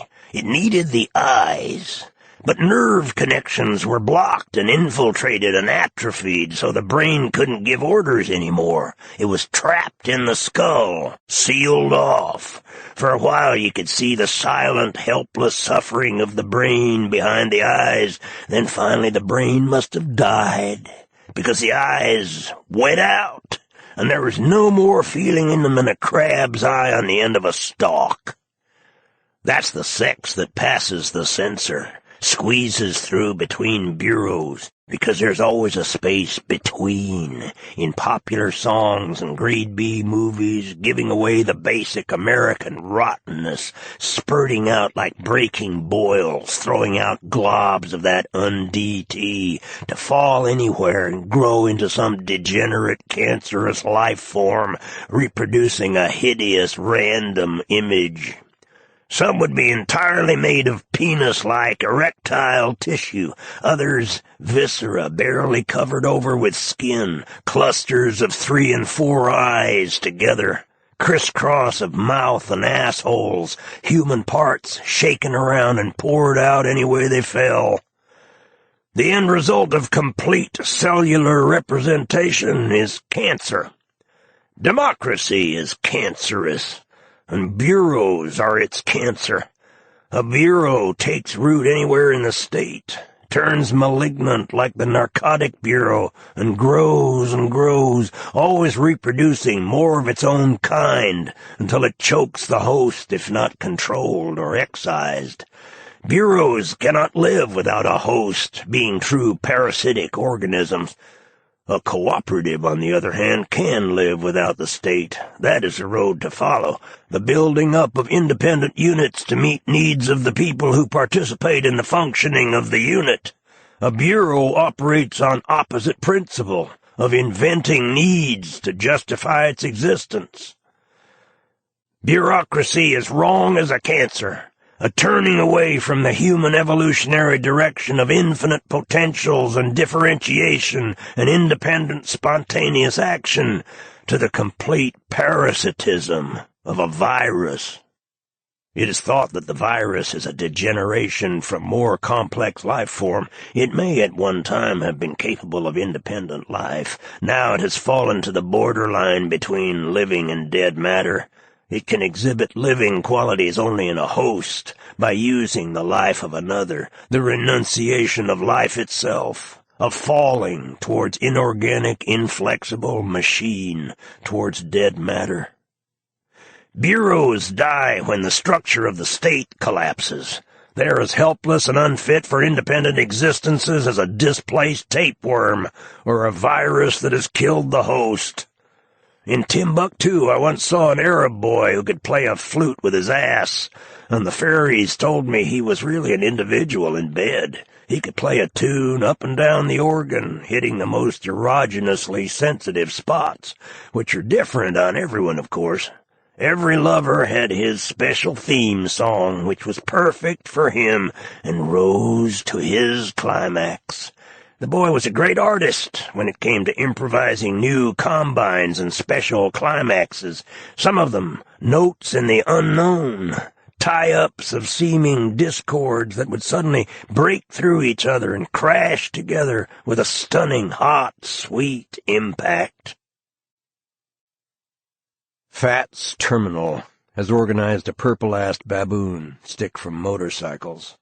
The huntsmen have gathered for the hunt breakfast in the Swarm Bar, a hangout for elegant pansies. The huntsmen strut about with imbecile narcissism in black leather jackets and studded belts, flexing their muscles for the fags to feel. They all wear enormous falsy baskets. Every now and then one of them throws a fag to the floor and pisses on him. They are drinking Victory Punch, compounded of paregoric, Spanish Fly, heavy black rum, Napoleon brandy, and canned heat. The punch is served from a great hollow gold baboon, crouched in snarling terror, snapping at a spear in his side. You twist the baboon's balls and punch runs out his cock. From time to time, hot hors d'oeuvres pop out the baboon's ass with a loud farting noise. When this happens, the huntsmen roar with bestial laughter, and the fags shriek and twitch. Master of the hunt is Captain Everhard, who was drummed up out of the Queen's 69th for palming a jockstrap in a game of strip poker. Motorcycles careening, jumping, overturning, spitting, shrieking, shitting baboons fighting hand-to-hand with the huntsmen. Riderless cycles scrabbling about in the dust like crippled insects, attacking baboon and huntsman. The party leader rides in triumph through yipping crowds. A dignified old man shits at sight of him and tries to sacrifice himself under the wheels of the car. Party leader: "Don't sacrifice your old dried-up person under the wheels of my brand-new Buick Roadmaster convertible with white-walled tires, hydraulic windows, and all the trimmings. It's a chip Arab trick. Look to thy accent, Ivan. Save it for fertilizer. We refer you to the Conservation Department to consummate your swell purpose." The washing boards are down and the sheets are sent to the laundromat. Lose those guilty stains. Emmanuel prophesies a second coming. There's a boy across the river with an ass like a peach. Alas, I was no swimmer and lost my Clementine. The junkie sits with needle poised to the message of blood, and the con man palpates the mark with fingers of rotten ectoplasm. Fade out. Dr. Berger's Mental Health Hour. Technician: "Now listen, I'll say it again, and I'll say it slow." "Yes." He nods. "And make with a smile. The smile." He shows his false teeth in hideous parody of a toothpaste ad. "We like apple pie, and we like each other. It's just as simple as that. And make it sound simple, country simple. Look bovine, won't you? You want the switchboard again? Or the pail?" Subject: cured criminal psychopath. No. What's this bovine?" Technician: "Look like a cow." Subject: with cow's head: "Moo, moo." Technician, starting back: "Too much. No, just look square, you dig, like a nice popcorn John." Subject: "A mark?" Technician: "Well, not exactly a mark. Not enough larceny in this citizen. He is after light concussion. You know the type. Telepathic sender and receiver excised. The serviceman look. Action. Camera." Subject: "Yes, we like apple pie." His stomach rumbles loud and long. Streamers of saliva hang off his chin. Dr. Berger looks up from some notes. He looked like Jewish owl with black glasses. The light hurt his eyes. "I think he is an unsuitable subject. See, he reports to disposal." Technician: "Well, we could cut that rumble out of the soundtrack, stick a drain in his mouth, and..." Dr. Berger: "No, he's unsuitable." He looks at the subject with distaste, as if he commit some terrible faux pas, like look for crabs in Mrs. Worldly's drawing room. Technician, resigned and exasperated. Bring in the cured swish. The cured homosexual is brought in. He walks through invisible contours of hot metal. He sits in front of the camera and starts arranging his body in a countrified sprawl. Muscles move into place like autonomous parts of a severed insect. Blank stupidity blurs and softens his face. Yes, he nods and smiles. We like apple pie, and we like each other. It's just as simple as that. He nods and smiles and nods and smiles and... "Cut!" screams the technician. The cured homosexual is led out, nodding and smiling. "Play it back." The artistic advisor shakes his head. "It lacks something. To be specific, it lacks health." Burger leaps to his feet. Preposterous! It's health incarnate! Artistic advisor, primly. "Well, if you have anything to enlighten me on this subject, I'll be very glad to hear it, Dr. Burger. If you, with your brilliant mind, can carry the project alone, I don't know why you need an art advisor at all." He exits with hand on hip, singing softly. "I'll be around when you're gone." Technician. "Send in the cured writer." "He's got what?" Buddhism. "Oh, he can't talk." Well, say so at first, won't you? He turns to Burger. "The writer can't talk. Over-liberated, you might say. Of course we can dub him." Burger, sharply. "No, that wouldn't do at all. Send in someone else." Technician. "Those two was my white-haired boys. I put in 100 hours overtime on those kids, for which I am not yet compensated." Burger. "Apply triplicate. Form 6090. Technician. "You telling me how to apply already? Now look, Doc, you say something once. To speak of a healthy homosexual, it's like how can a citizen be perfectly healthy with terminal cirrhosis? Remember?" Burger. Yes. Very well put, of course." He snarls viciously. "I don't pretend to be a writer." He spits the word out with such ugly hate that the technician reels back, appalled. Technician, aside. "I can't bear the smell of him, like old rotten replica cultures, like the farts of a man-eating plant, like Schaeffer's, parodies academic manner. Strange serpent." "What I'm getting at, Doc, is how can you expect a body to be healthy with its brains washed out? Or put it another way, can a subject be healthy in absentia by proxy already?" Burger leaps up. "I got the health. All the health. Enough health for the whole world, the whole fucking world. I cure everybody." The technician looks at him sourly. He mixes a bicarbonate of soda and drinks it and belches into his hand. 20 years I've been a martyr to dyspepsia. Lovable Lou, your brainwashed papa, say, "I'm strictly for fish, and I love it. Confidentially, girls, I use Steely Dan's Yokohama, wouldn't you? Danny boy never lets you down. Besides, it's more hygienic that way and avoids all kind of awful contacts, leave a man paralyzed from the waist down. Women have poison juices." So I told him, I said, "Dr. Burger, don't think you can pass your tired old brainwashed bells on me. I'm the oldest faggot in the upper baboon's asshole." Switch envelops in clip-clap joint, where fraudulent girls put the B on you in favor of the House 666, and there's no health in them. Clap broads rotten to the apple corer of my unconsummate cock. Who shot Cock Robin?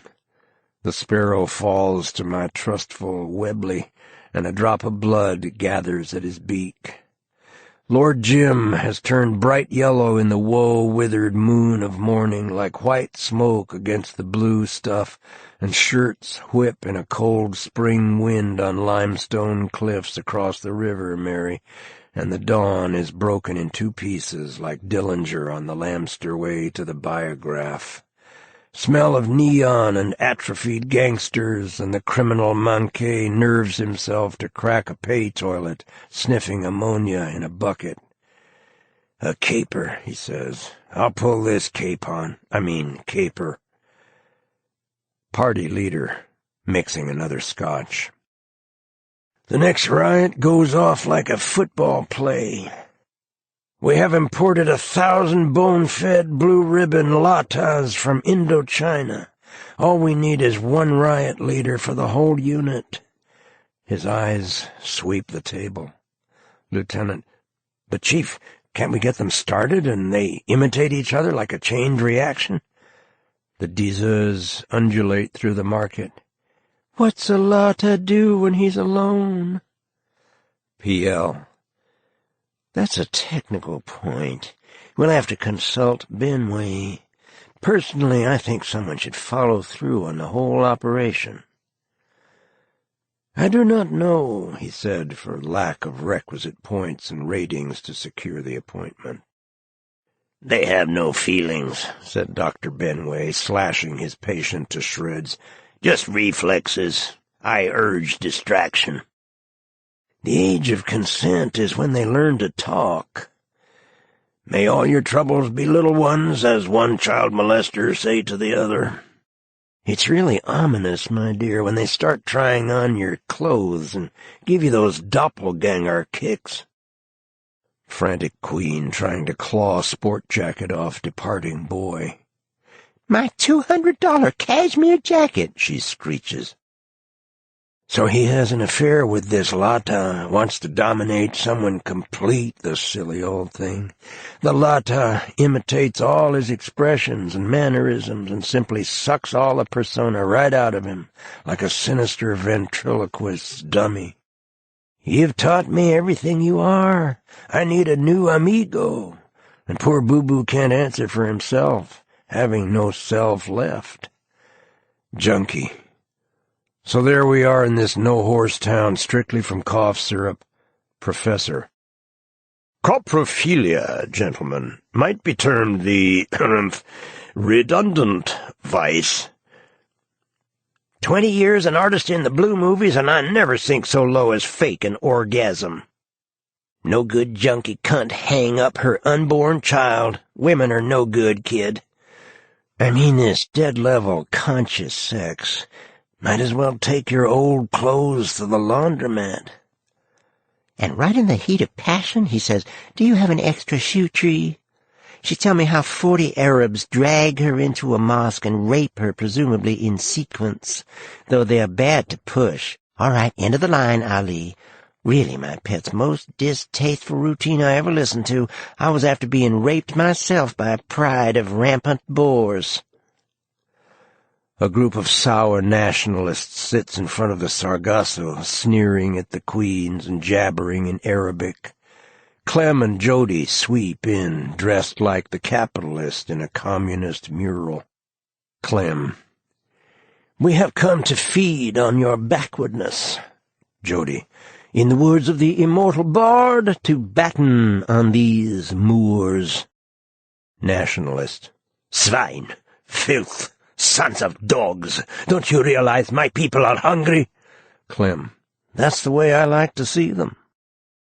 The nationalist drops dead, poisoned by hate. Dr. Benway rushes up. Stand back, everybody. Give me air. He takes a blood sample. Well, that's all I can do. When you gotta go, you gotta go.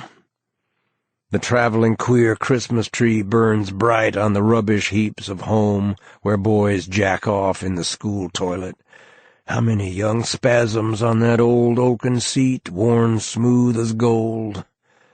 Sleep long in the valley of the Red River where cobwebs hang black windows and boy bones. 2 Negro fags shriek at each other. Fag number 1. Shut up, you cheap granuloma gash. You known as Loathsome Lou in the trade. D says, the girl with the interesting groin. Fag number 2. Meow, meow. He slips on leopard skin and iron claws. Fag number 1. Uh-oh, a society woman. He flees screaming through the market, pursued by the grunting, growling transvestite. Clem trips a spastic cripple and takes his crutches. He does a hideous parody, twitching and drooling. Riot noises in the distance, 1,000 hysterical Pomeranians. Shop shutters slam like guillotines. Drinks and trays hang in the air as the patrons are whisked inside by the suction of panic.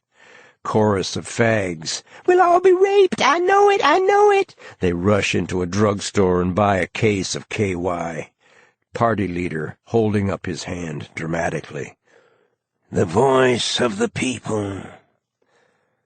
Pearson, the money changeling, comes a-cropping the short grass seized by the extortionate commandant of Karma, hiding in a vacant lot with the garter snakes, to be sniffed out by the scrutable dog. The market is empty except for an old drunkard of indeterminate nationality passed out with his head in a pissoir. The rioters erupt into the market, yipping and screaming, "Death to the French!"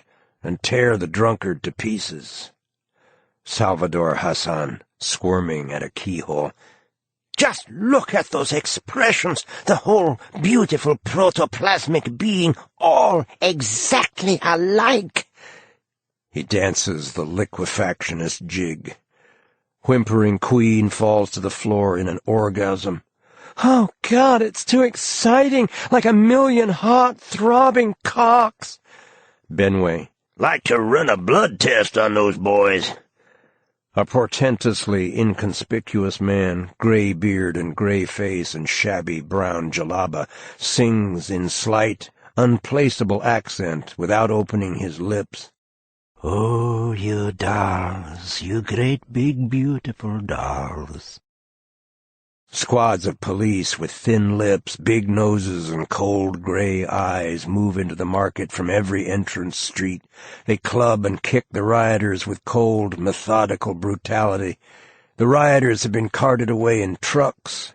The shutters go up, and the citizens of Interzone step out into the square, littered with teeth and sandals and slippery with blood. The sea chest of the dead man is in the embassy, and the vice-consul breaks the news to Mother. There is no morning, daybreak. N'existe plus. If I knew, I'd be glad to tell you. Either way is a bad move to the East Wing. He has gone through an invisible door. Not here. You can look any place. No good. No bueno. Hustling myself. Klumpfleide. Note, old-time veteran schmeckers, faces beaten by gray junk weather, will remember. In 1920s, a lot of Chinese pushers around found the West so unreliable, dishonest, and wrong, they all packed in. So when an Occidental junkie came to score, they say, "No glad, Klumpfleide." Islam Incorporated and the Parties of Interzone.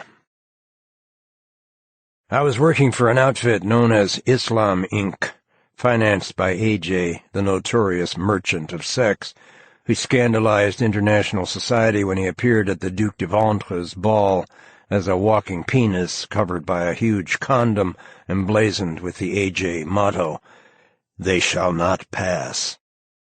"Rather bad taste, old boy," said the Duke. To which A.J. replied, "Up yours with Interzone KY." The reference is to the KY scandal, which was still in a larval state at that time. A.J.'s repartee often refers to future events.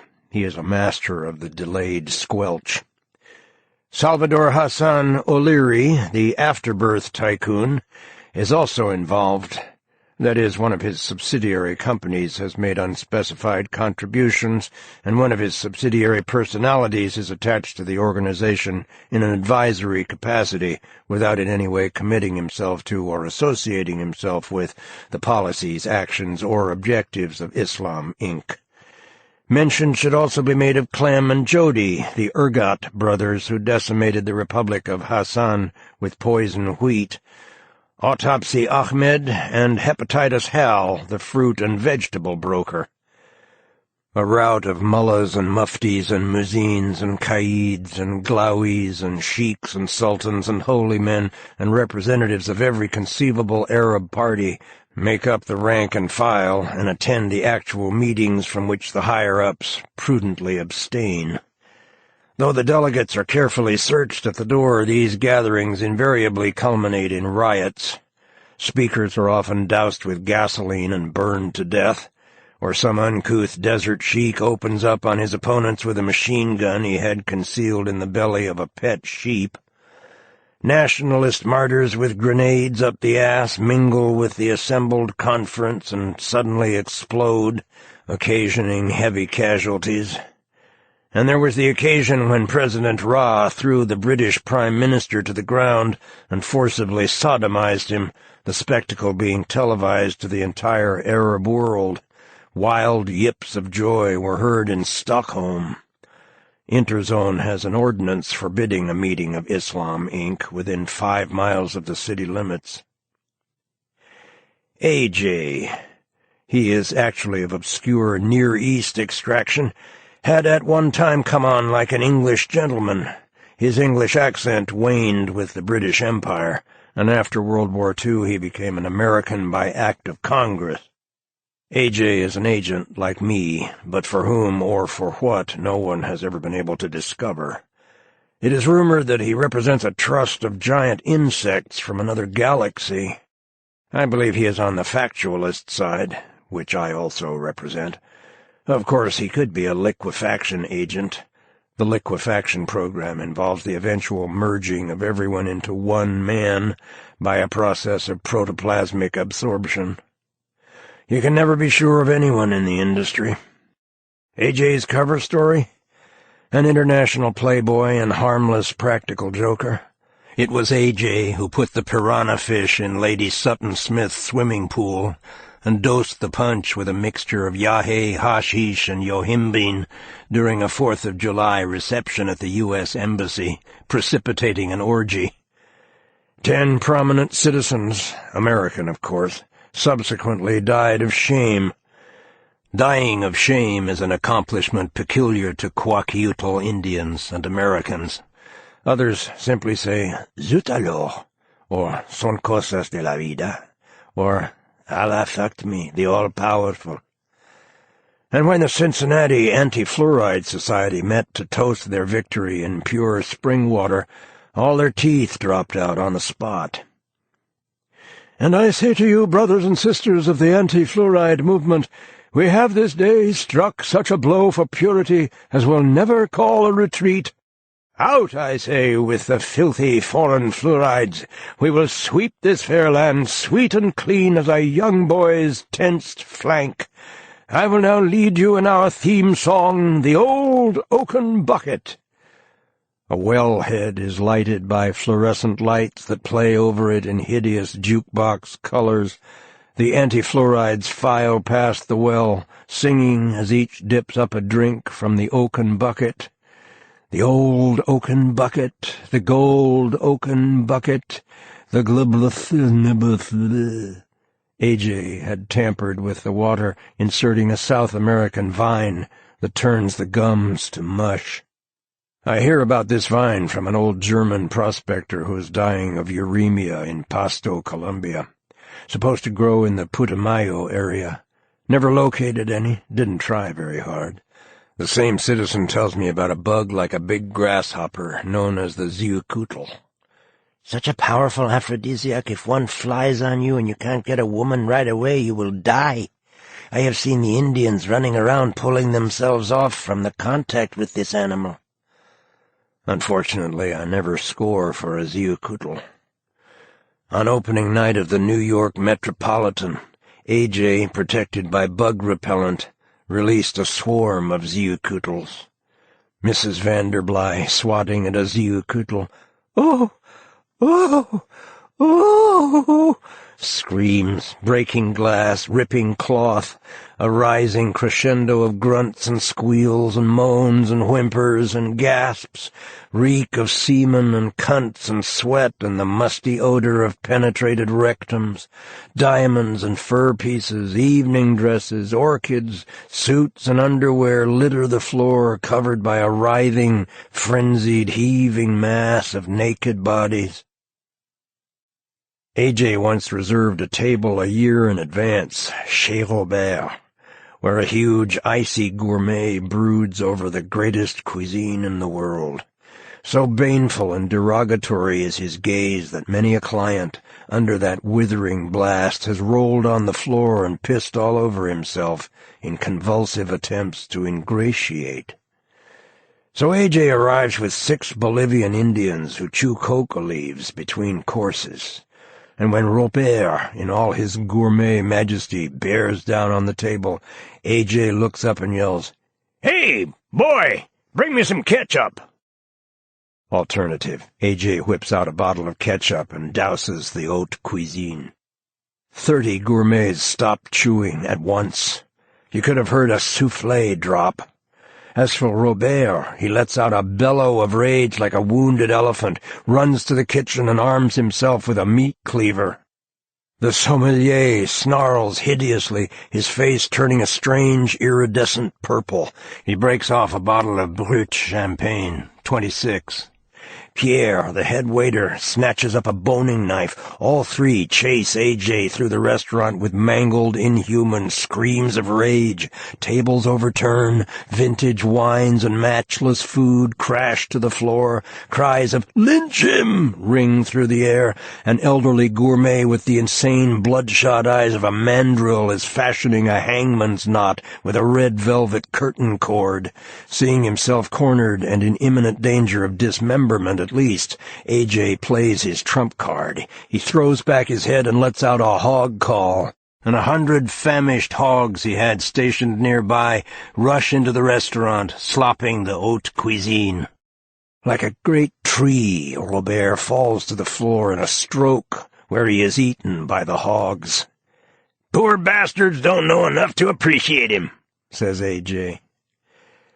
Robert's brother, Paul, emerges from retirement in a local nut house and takes over the restaurant to dispense something he calls the transcendental cuisine.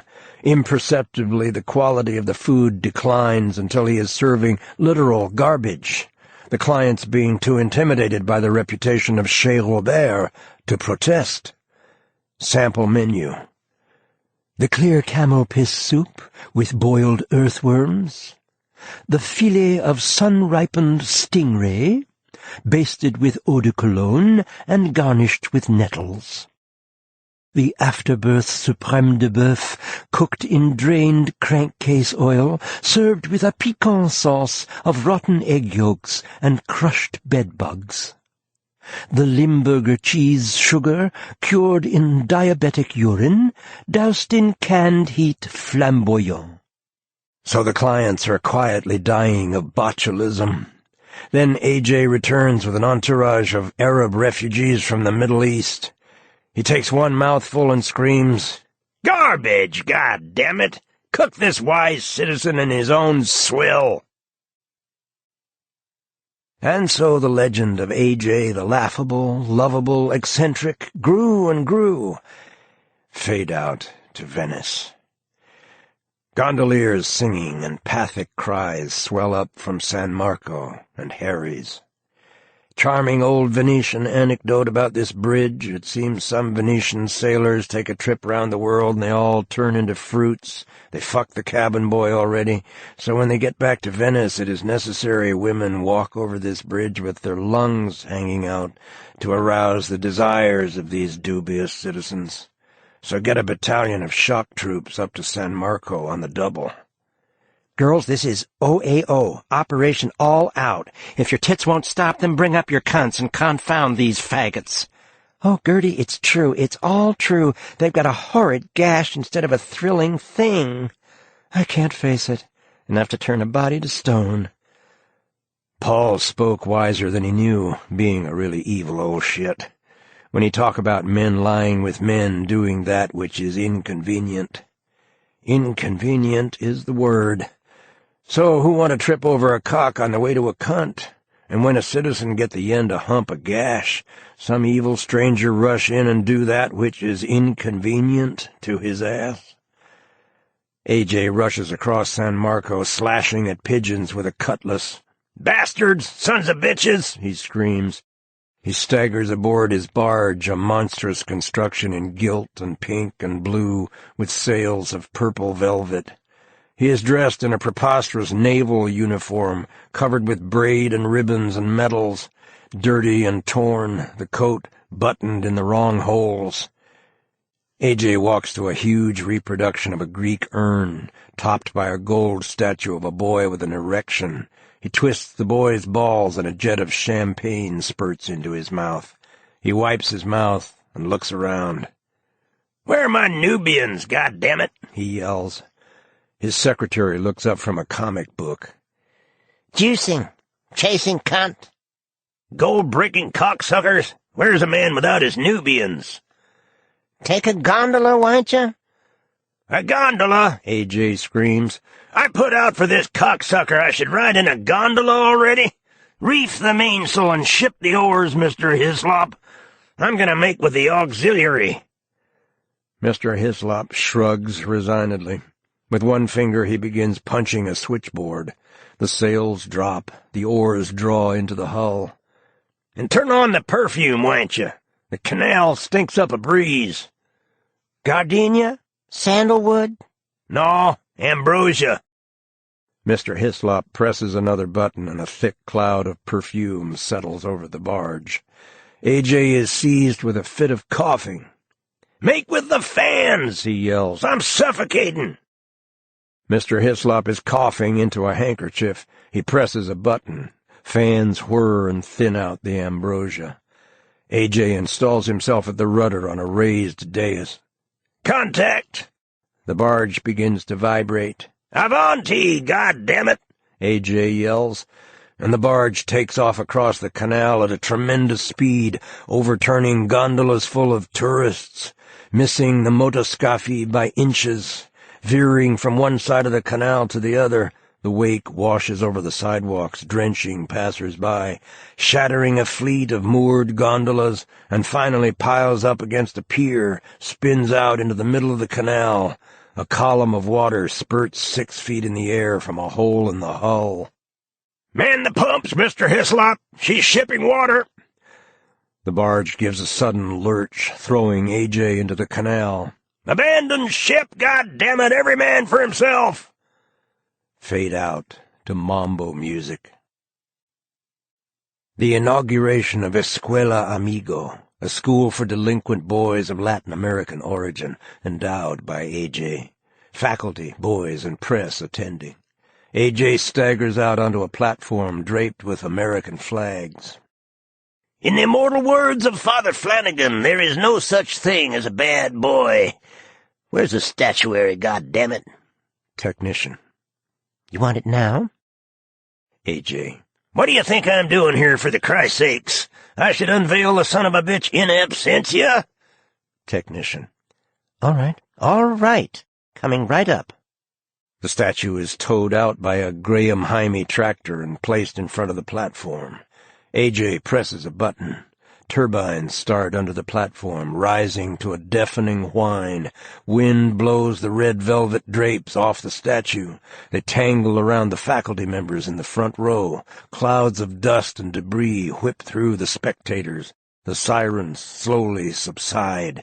The faculty disengages itself from the drapes. Everyone is looking at the statue in breathless silence. Father Gonzalez. Mother of God! The man from Time. I don't believe it. Daily News. It's nothing but fruity.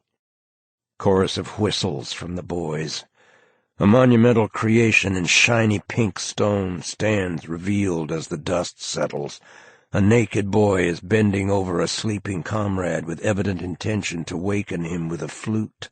One hand is holding the flute, the other reaching for a piece of cloth draped over the sleeper's middle. The cloth bulges suggestively. Both boys wear a flower behind the ear, identical expressions, dreamy and brutal, depraved and innocent. This creation tops a limestone pyramid on which is inscribed in letters of porcelain mosaic, pink and blue and gold, the school motto, "With it and for it." AJ lurches forward and breaks a champagne bottle across the boy's taut buttocks. And remember, boys, that's where champagne comes from. Manhattan Serenade. AJ and entourage start into New York nightclub. AJ is leading a purple-assed baboon on a gold chain. AJ is dressed in checked linen +4s with a cashmere jacket. Manager. Wait a minute. What's that?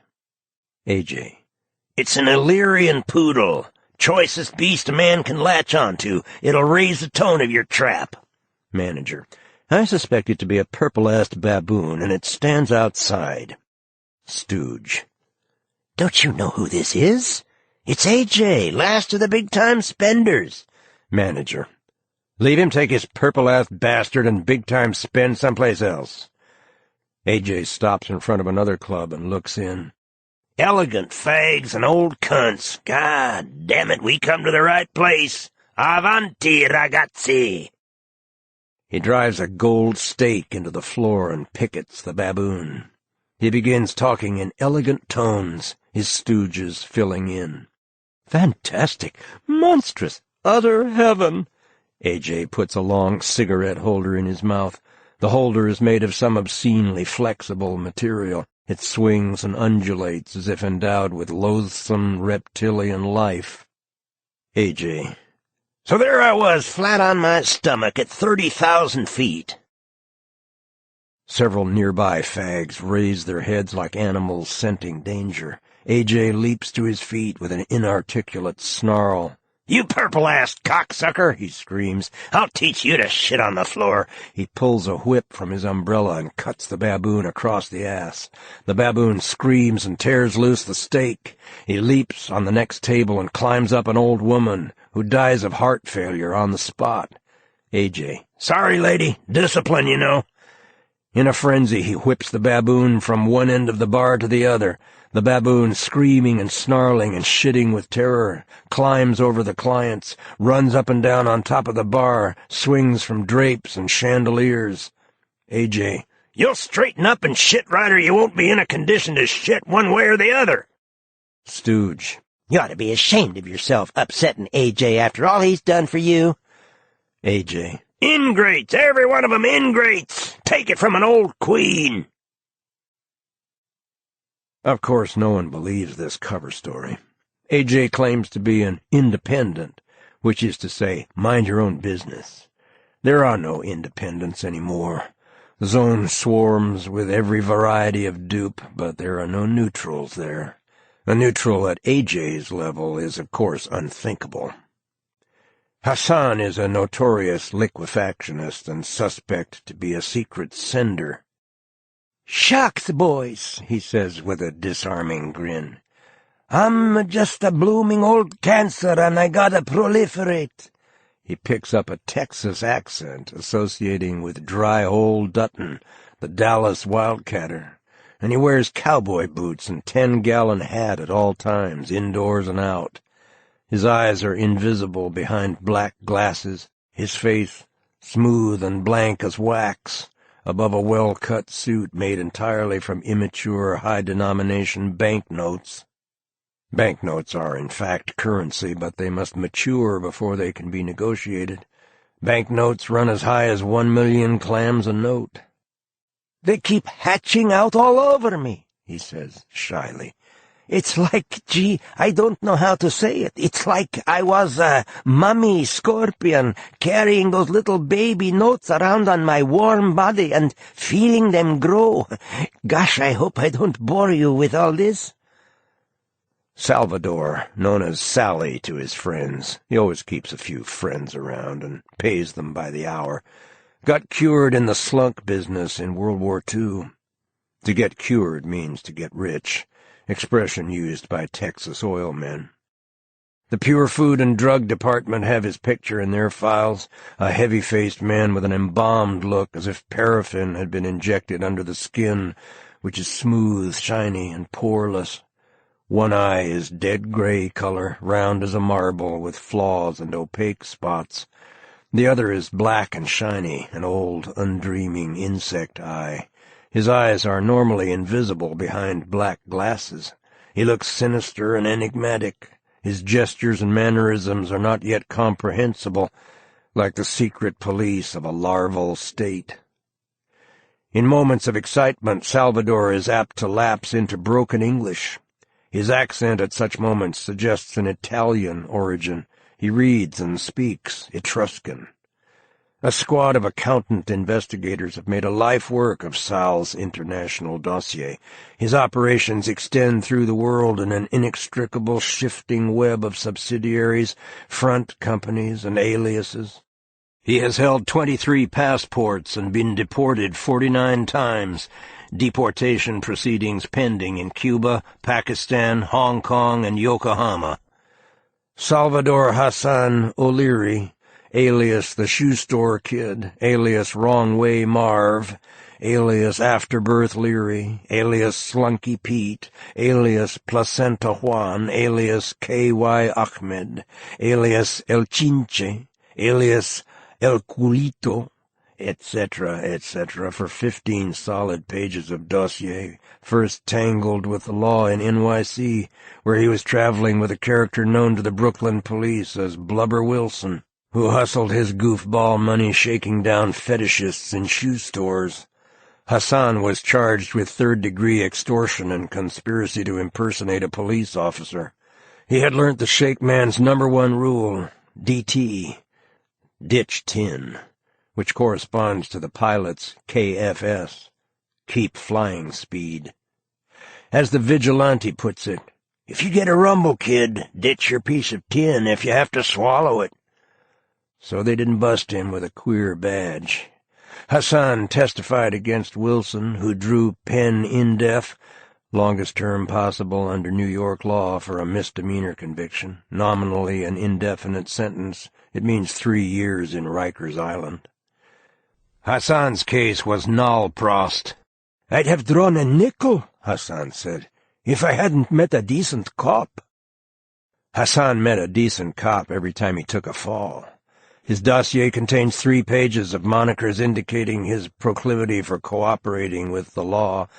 Playing ball, the cops call it. Others call it something else. Abe the Fuzz Lover, Finky Marv, the Crooning Hebe, Ali the Stool, Rongo Sal, the Wailing Spick, the Sheeny Soprano, the Bronx Opera House, the Coppers Gin, the Answering Service, the Squeaking Syrian, the Cooing Cocksucker, the Musical Fruit, the Wrong Asshole, the Fairy Fink, Leary the Narc, the Lilting Leprechaun, Grassy Girt. He opened a sex shop in Yokohama, pushed junk in Beirut, pimped in Panama. During World War II, he shifted into high, took over a dairy in Holland and cut the butter with used axle grease, cornered the KY market in North Africa, and finally hit the jackpot with slunks. He prospered and proliferated, flooding the world with cut medicines and cheap counterfeit goods of every variety, adulterated shark repellent, cut antibiotics, condemned parachutes, stale anti-venom, inactive serums and vaccines, leaking lifeboats. Clem and Jody, 2 old-time vaudeville hoofers, cop out as Russian agents whose sole function is to represent the U.S. in an unpopular light. When arrested for sodomy in Indonesia, Clem said to the examining magistrate, "'Tain't as if I was being queer. After all, they's only gooks." They appeared in Liberia, dressed in black Stetsons and red galluses. "So I shoot that old nigger and he flop on his side, one leg up in the air, just a-kicking." "Yeah, but you ever burn a nigger?" They are always pacing round Bidonville, smoking huge cigars. "Have to get some bulldozers in here, Jody. Clean out all this crap." Morbid crowds follow them about, hoping to witness some superlative American outrage. 30 years in show business, and I never handle such a routine like this.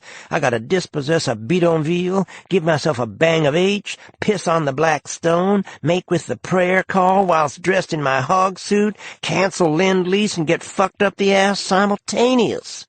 What am I, an octopus already? Clem complains. They are conspiring to kidnap the Black Stone with a helicopter and substitute a hog pen, the hogs trained to give the Bronx cheer when the pilgrims show. We try to train them squealing bastards to sing 3 cheers for the red, white, and blue, but it can't be done. We connect for that wheat with Ali Wong Chapultepec in Panama. He tells us it is a high grade of shit this Finnish skipper die in a local jump joint and leave this cargo to the madam. She was like a mother to me, he says, and those were his last words, so we buy it in good faith off the old gash, laid 10 pieces of H on her. Good H, too, good Aleppo H. Just enough milk sugar to keep her strength up. We should look a gift horse in the ass already. Isn't it true that when you got to Hassan you gave a banquet for the Kaith and served couscous made from the wheat? We sure did. And you know those citizens were so loaded on that marijuana they all wig in the middle of the banquet. Me, I just had bread and milk. Ulcers, you know. Likewise. So they all run around screaming they're on fire, and the bulk of them die the following morning, and the rest the morning after that. What they expect already when they rot themselves with Eastern vices? Funny thing those citizens turn all black and their legs drop off. Horrible result of marijuana addiction. The very same thing occurred to me. So we deal directly with the old sultan, who is being a well-known latta. After that, everything is plain sailing, you might say. But you wouldn't believe it, certain disgruntled elements chased us right down to our launch, handicapped somewhat by lack of legs and a condition in the head. Ergot is a fungus disease grows on bad wheat. During the Middle Ages, Europe was periodically decimated by outbreaks of ergotism, which was called St. Anthony's fire. Gangrene frequently supervenes. The legs turn black and drop off. They unload a shipment of condemned parachutes on the Ecuadorian Air Force.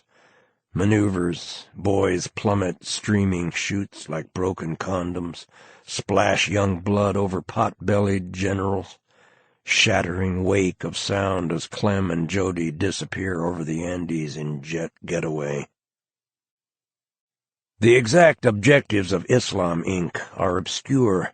Needless to say, everyone involved has a different angle, and they all intend to cross each other up somewhere along the line.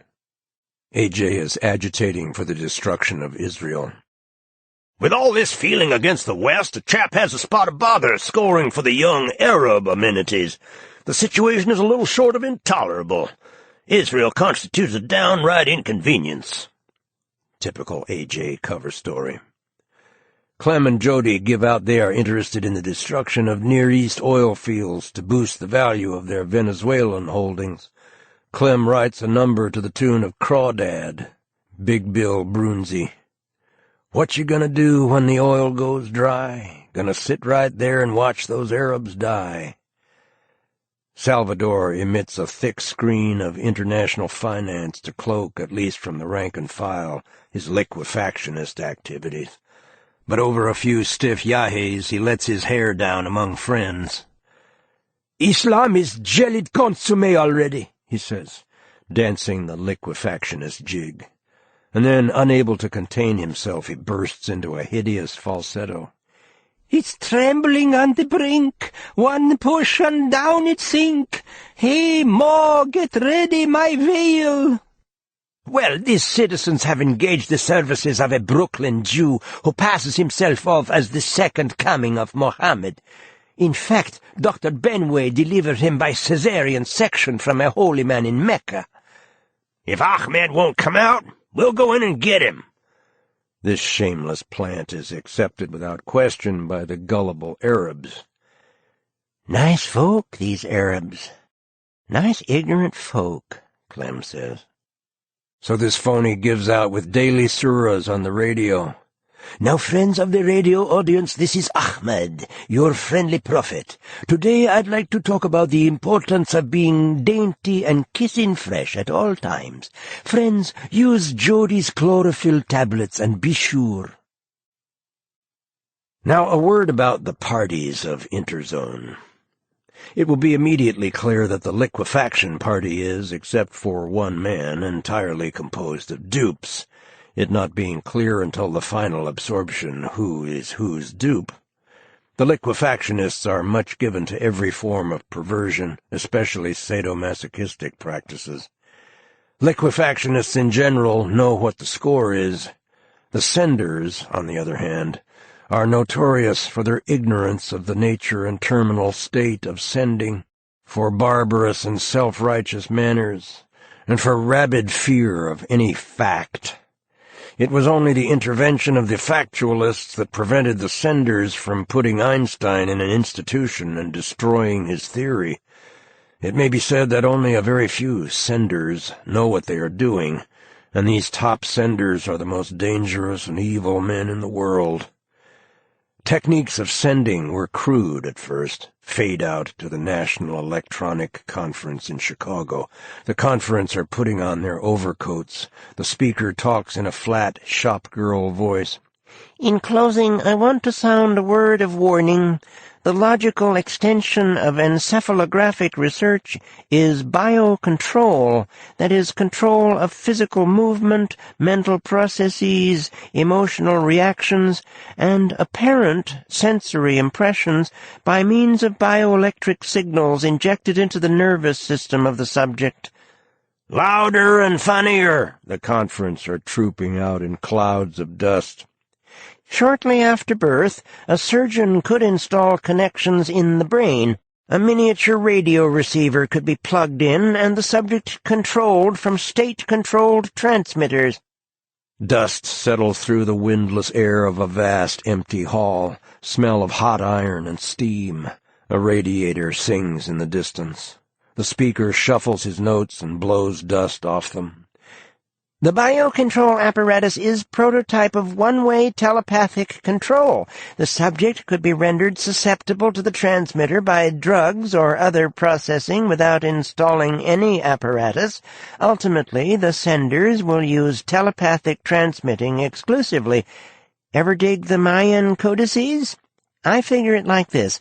The priests, about 1% of population, made with one-way telepathic broadcasts instructing the workers what to feel and when.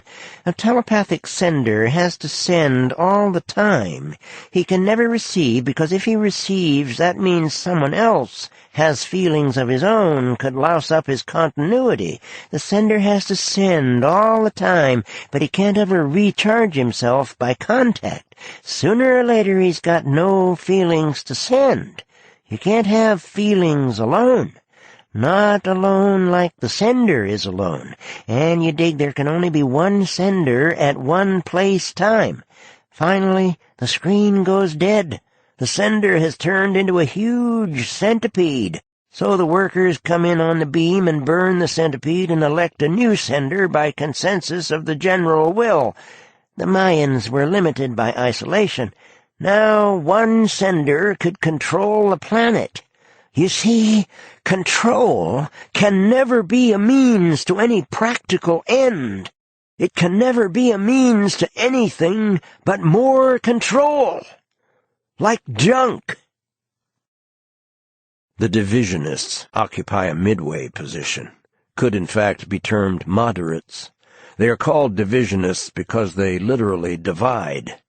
They cut off tiny bits of their flesh and grow exact replicas of themselves in embryo jelly. It seems probable, unless the process of division is halted, that eventually there will be only one replica of one sex on the planet. That is, one person in the world with millions of separate bodies. Are these bodies actually independent, and could they in time develop varied characteristics? I doubt it. Replicas must periodically recharge with the mother cell. This is an article of faith with the divisionists, who live in fear of replica revolution. Some divisionists think that the process can be halted short of the eventual monopoly of one replica. They say, just let me plant a few more replicas all over so I won't be lonely when I travel. And we must strictly control the division of undesirables. Every replica but your own is eventually an undesirable. Of course, if someone starts inundating an area with identical replicas, everyone knows what is going on. The other citizens are subject to declare a schluppet, wholesale massacre of all identifiable replicas. To avoid extermination of their replicas, citizens dye, distort, and alter them with face and body molds. Only the most abandoned and shameless characters venture to manufacture IRs, identical replicas. A cretinous albino caith, product of a long line of recessive genes, tiny toothless mouth lined with black hairs, body of a huge crab, claws instead of arms, eyes projected on stalks, accumulated 20,000 IRs. "As far as the eye can see, nothing but replicas," he says, crawling around on his terrace and speaking in strange insect chirps. "I don't have to skulk around like a nameless asshole, growing replicas in my cesspool and sneaking them out disguised as plumbers and delivery men. My replicas don't have their dazzling beauty marred by plastic surgery and barbarous dye and bleach processes. They stand forth naked in the sun for all to see, in their incandescent loveliness of body, face, and soul. I have made them in my image, and enjoined them to increase and multiply, geometric, for they shall inherit the earth." A professional witch was called in to make chic arachnids' replica cultures forever sterile. As the witch was preparing to loose a blast of anti-orgons, Benway told him, "Don't knock yourself out. Friedrich's ataxia will clean out that replica nest. I studied neurology under Professor Fingerbottom in Vienna, and he knew every nerve in your body. Magnificent old thing. Came to a sticky end. His falling piles blew out the Duke de Ventre's Hispano-Suiza and wrapped around the rear wheel. He was completely gutted, leaving an empty shell sitting there on the giraffe skin upholstery. Even the eyes and brain went with a horrible schlupping sound. The Duke de Ventre says he will carry that ghastly schlupp to his mausoleum." Since there is no sure way to detect a disguised replica, though every divisionist has some method he considers infallible, the divisionists are hysterically paranoid. If some citizen ventures to express a liberal opinion, another citizen invariably snarls, "What are you, some stinking nigger's bleached-out replica?" The casualties in barroom fights are staggering. In fact, the fear of Negro replicas, which may be blonde and blue-eyed, has depopulated whole regions. The divisionists are all latent or overt homosexuals. Evil old queens tell the young boys, "If you go with a woman, your replicas won't grow." And citizens are forever putting the hex on someone else's replica cultures. Cries of, "Hex my culture, will you, Biddy Blair?" followed by sound effects of mayhem, continually ring through the quarter. The divisionists are much given to the practice of black magic in general, and they have innumerable formulas of varying efficacy for destroying the mother cell, also known as the protoplasm daddy, by torturing or killing a captured replica.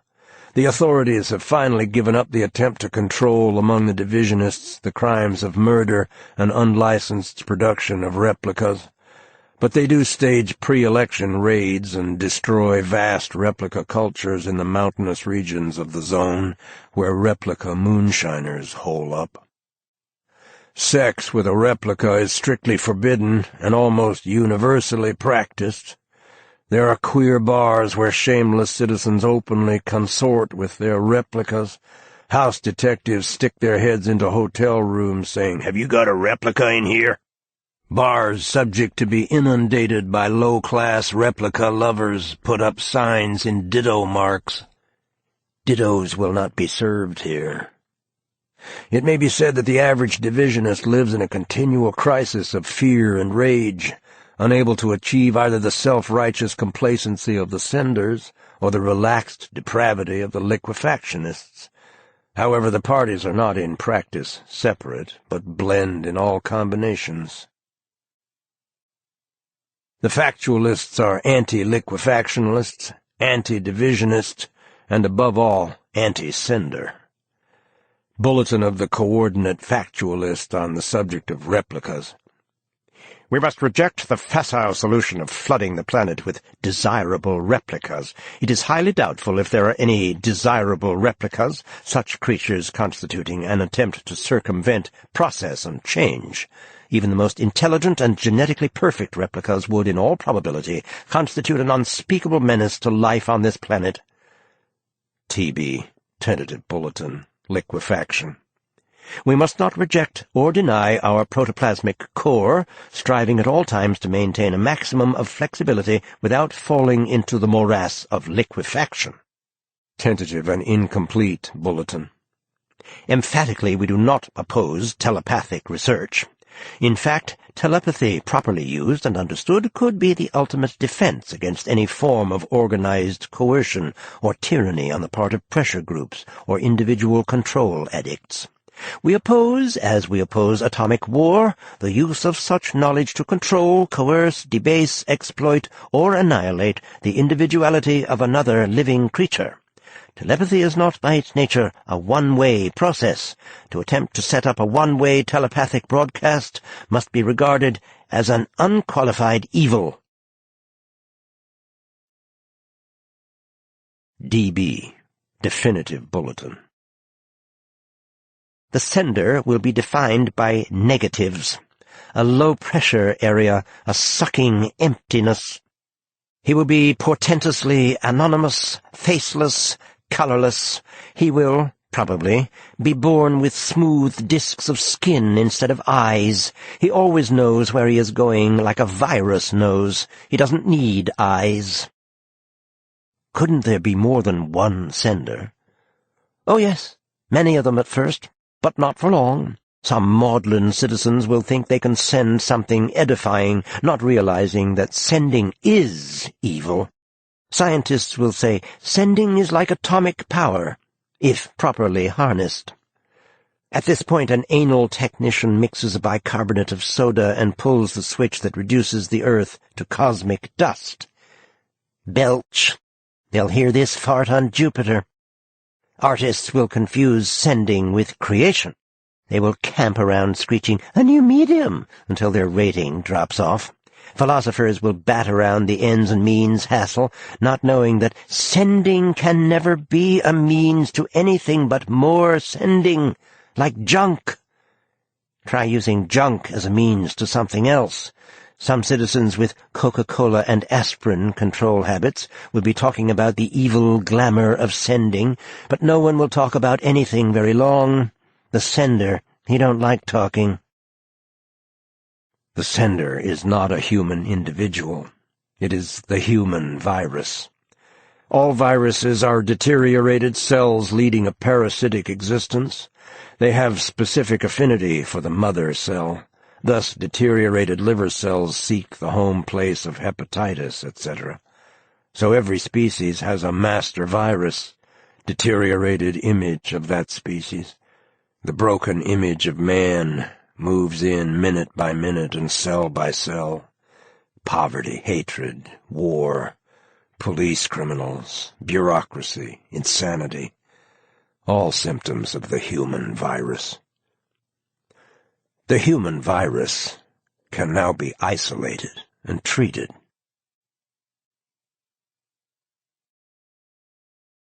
The county clerk. The county clerk has his office in a huge red brick building known as the Old Courthouse. Civil cases are, in fact, tried there, the proceeding inexorably dragging out until the contestants die or abandon litigation. This is due to the vast number of records pertaining to absolutely everything, all filed in the wrong place, so that no one but the county clerk and his staff of assistants can find them, and he often spends years in the search. In fact, he is still looking for material relative to a damage suit that was settled out of court in 1910.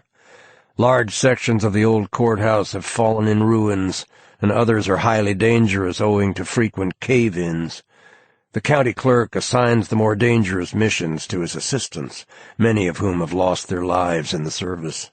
In 1912, 207 assistants were trapped in a collapse of the north by northeast wing. When suit is brought against anyone in the zone, his lawyers connive to have the case transferred to the old courthouse. Once this is done, the plaintiff has lost the case, so the only cases that actually go to trial in the old courthouse are those instigated by eccentrics and paranoids who want a public hearing, which they rarely get since only the most desperate famine of news will bring a reporter to the old courthouse. The old courthouse is located in the town of Pigeonhole, outside the urban zone. The inhabitants of this town and the surrounding area of swamps and heavy timber are people of such great stupidity and such barbarous practices that the administration has seen fit to quarantine them in a reservation surrounded by a radioactive wall of iron bricks. In retaliation, the citizens of Pigeonhole plaster their town with signs. "Urbanite, don't let the sun set on you here." An unnecessary injunction, since nothing but urgent business would take any urbanite to Pigeonhole. Lee's case is urgent. He has to file an immediate affidavit that he is suffering from bubonic plague to avoid eviction from the house he has occupied 10 years without paying the rent. He exists in perpetual quarantine. So he packs his suitcase of affidavits and petitions and injunctions and certificates and takes a bus to the frontier. The urbanite customs inspector waves him through. "I hope you've got an atom bomb in that suitcase." Lee swallows a handful of tranquilizing pills and steps into the Pigeonhole customs shed. The inspectors spend 3 hours pawing through his papers, consulting dusty books of regulations and duties from which they read incomprehensible and ominous excerpts, ending with, "and as such is subject to fine and penalty under Act 666. They look at him significantly. They go through his papers with a magnifying glass. Sometimes they slip dirty limericks between the lines. Maybe he figures to sell them for toilet paper. Is this craft for your own personal use?" "Yes." "He says yes. And how do we know that? I got a affidavit. Wise guy, take off your clothes. Yeah, maybe he got dirty tattoos." They paw over his body, probing his ass for contraband, and examine it for evidence of sodomy. They dunk his hair and send the water out to be analyzed. Maybe he's got dope in his hair. Finally, they impound his suitcase, and he staggers out of the shed with a 50-pound bale of documents. A dozen or so recordites sit on the old courthouse steps of rotten wood. They watch his approach with pale blue eyes, turning their heads slow on wrinkled necks, the wrinkles full of dust, to follow his body up the steps and through the door. Inside, dust hangs in the air like fog, sifting down from the ceiling, rising in clouds from the floor as he walks. He mounts a perilous staircase, condemned in 1929. Once his foot goes through and the dry splinters tear into the flesh of his leg. The staircase ends in a painter's scaffold, attached with frayed rope and pulleys to a beam almost invisible in the dusty distance. He pulls himself up cautiously to a Ferris wheel cabin. His weight sets in motion hydraulic machinery, sound of running water. The wheel moves smooth and silent to stop by a rusty iron balcony, worn through here and there like an old shoe sole. He walks down a long corridor lined with doors, most of them nailed or boarded shut. In one office, Near East Exquisitries. On a green brass plaque, the mugwump is catching termites with his long black tongue. The door of the county clerk's office is open. The county clerk sits inside, gumming snuff, surrounded by 6 assistants. Lee stands in the doorway. The county clerk goes on talking without looking up. "I run into Ted Spigot the other day. Good old boy, too. Not a finer man in the zone than Ted Spigot. Now, it was a Friday, I happen to remember, because the old lady was down with the menstrual cramps, and I went to Doc Parker's drugstore on Dalton Street, just opposite Ma Green's ethical massage parlor, where Jed's old livery stable used to be. Now, Jed, I'll remember his second name directly, had a cast in the left eye, and his wife came from someplace out east, Algiers, I believe it was.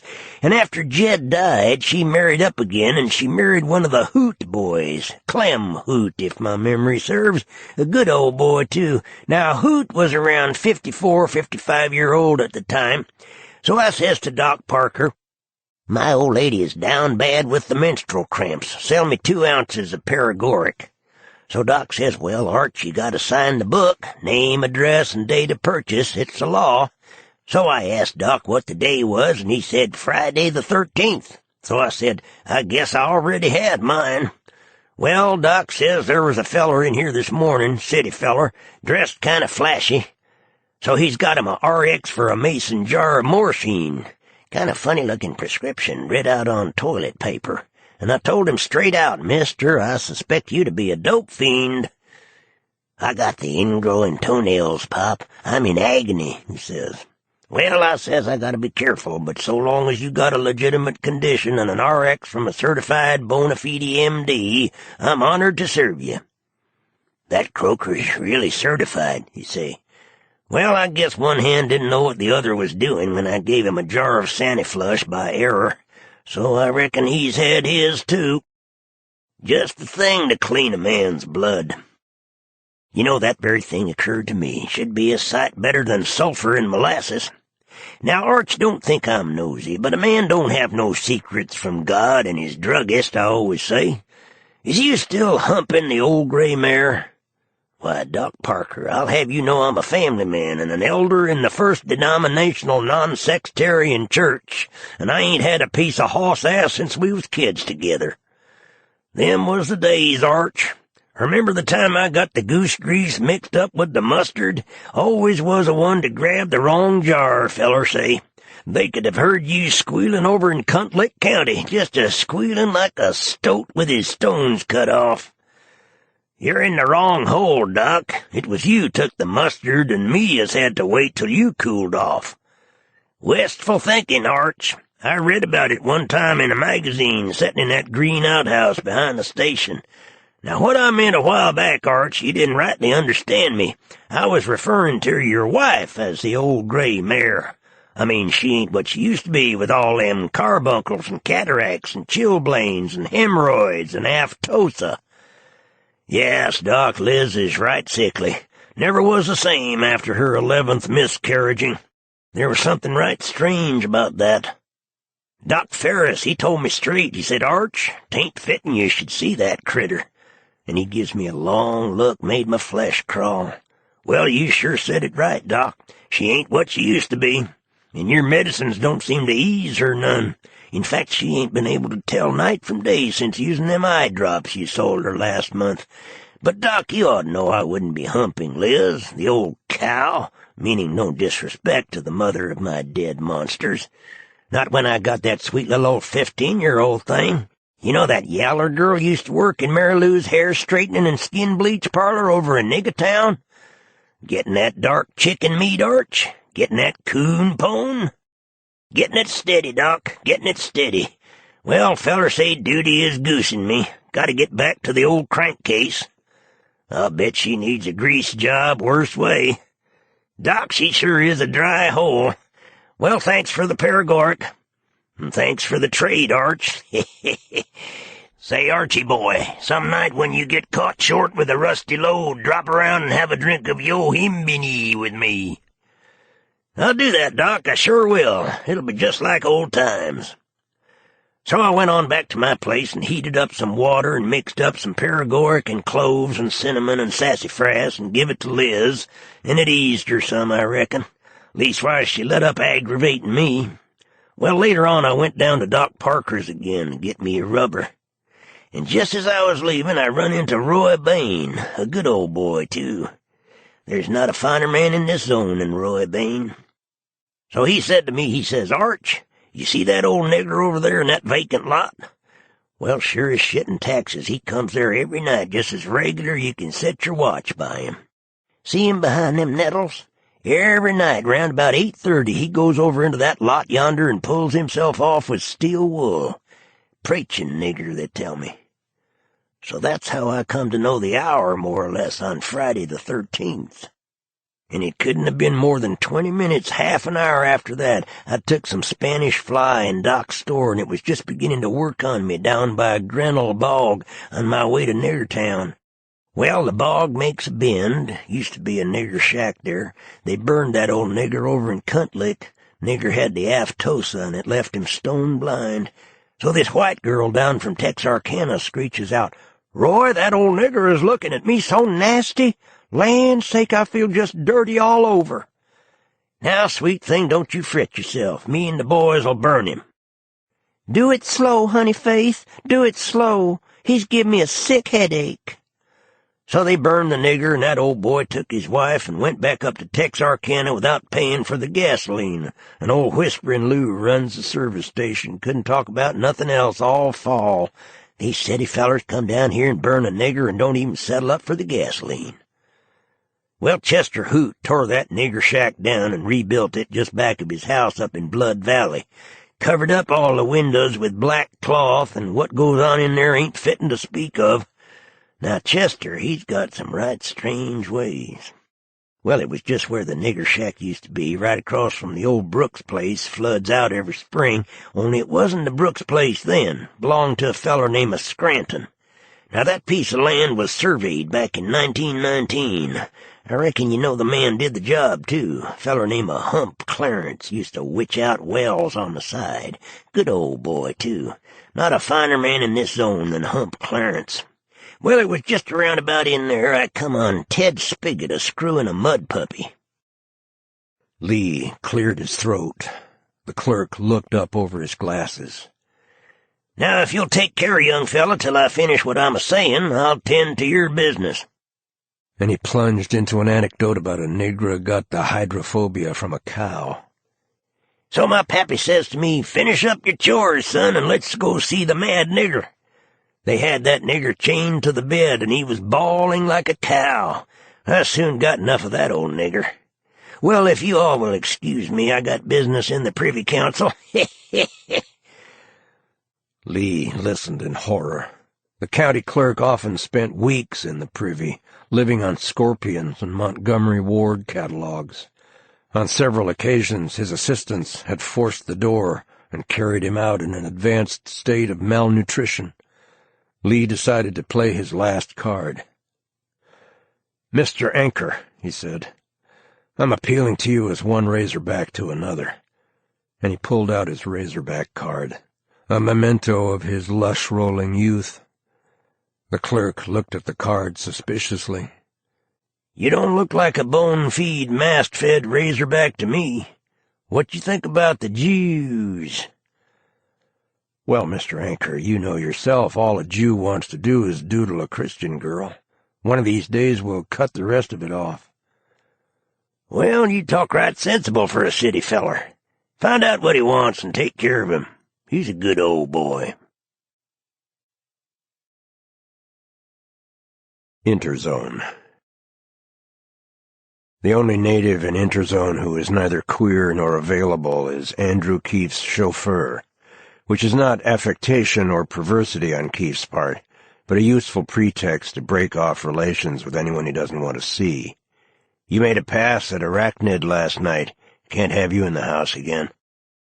People are always blacking out in the zone, whether they drink or not, and no one can say for sure he didn't make a pass at Arachnid's unappetizing person. Arachnid is a worthless chauffeur, barely able to drive. On one occasion he ran down a pregnant woman in from the mountains with a load of charcoal on her back, and she miscarried a bloody dead baby in the street, and Keefe got out and sat on the curb stirring the blood with a stick while the police questioned Arachnid and finally arrested the woman for a violation of the sanitary code.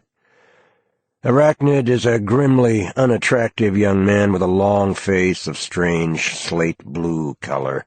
He has a big nose and great yellow teeth like a horse, Anybody can find an attractive chauffeur, but only Andrew Keefe could have found Arachnid.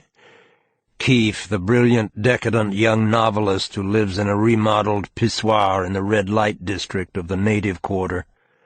The zone is a single, vast building.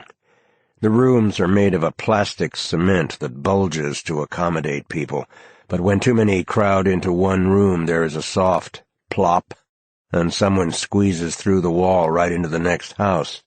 The next bed, that is, since the rooms are mostly bed, where the business of the zone is transacted. A hum of sex and commerce shakes the zone like a vast hive. 2/3 of 1%. I won't budge from that figure, not even from my snookums. But where are the bills of lading, lover? Not where you're looking, pet. That's too obvious. A bale of Levi's with built-in falsy baskets, made in Hollywood. Hollywood Siam. Well, American style. What's the commission? The commission. The commission. Yes, Nugget. A shipload of KY made of genuine whale dreck in the South Atlantic, at present quarantined by the Board of Health in Tierra del Fuego. The commission, my dear. If we can pull this off, we'll be in clover. Whale dreck is reject material that accumulates in the process of cutting up a whale and cooking it down. A horrible, fishy mess you can smell for miles. No one has found any use for it. Interzone Imports Unlimited, which consists of Marvy and Leaf the Unlucky, had latched onto the KY deal. In fact, they specialize in pharmaceuticals and run a 24-hour pro station, 6 ways coverage, fore and aft, as a sideline. 6 separate venereal diseases have been identified to date. They plunge into the deal. They perform unmentionable services for a spastic Greek shipping agent and one entire shift of customs inspectors.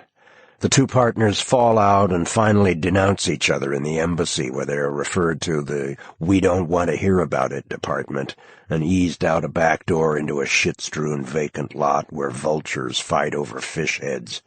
They flail at each other hysterically. You're trying to fuck me out of my commission. Your commission? Who smelled out this good thing in the first place? But I have the bill of lading. Monster! But the check will be made out in my name. Bastard! You'll never see the bill of lading until my cut is deposited in escrow. Well, might as well kiss and make up. There's nothing mean or petty about me. They shake hands without enthusiasm and peck each other on the cheek. The deal drags on for months. They engage the services of an expediter. Finally, Marvy emerges with a check for 42 Turkestani kurus drawn on an anonymous bank in South America to clear through Amsterdam, a procedure that will take 11 months, more or less. Now he can relax in the cafes of the plaza. He shows a photostatic copy of the check. He would never show the original, of course, lest some envious citizen spit ink eradicator on the signature or otherwise mutilate the check. Everyone asks him to buy drinks and celebrate, but he laughs jovially and says, "Fact is, I can't afford to buy myself a drink. I already spent every kuru of it buying pen strap for Ollie's clap. He's down with it fore and aft again. I came near kicking the little bastard right through the wall into the next bed, but you all know what a sentimental old thing I am." Marvy does buy himself a shot glass of beer, squeezing a blackened coin out of his fly onto the table. "Keep the change."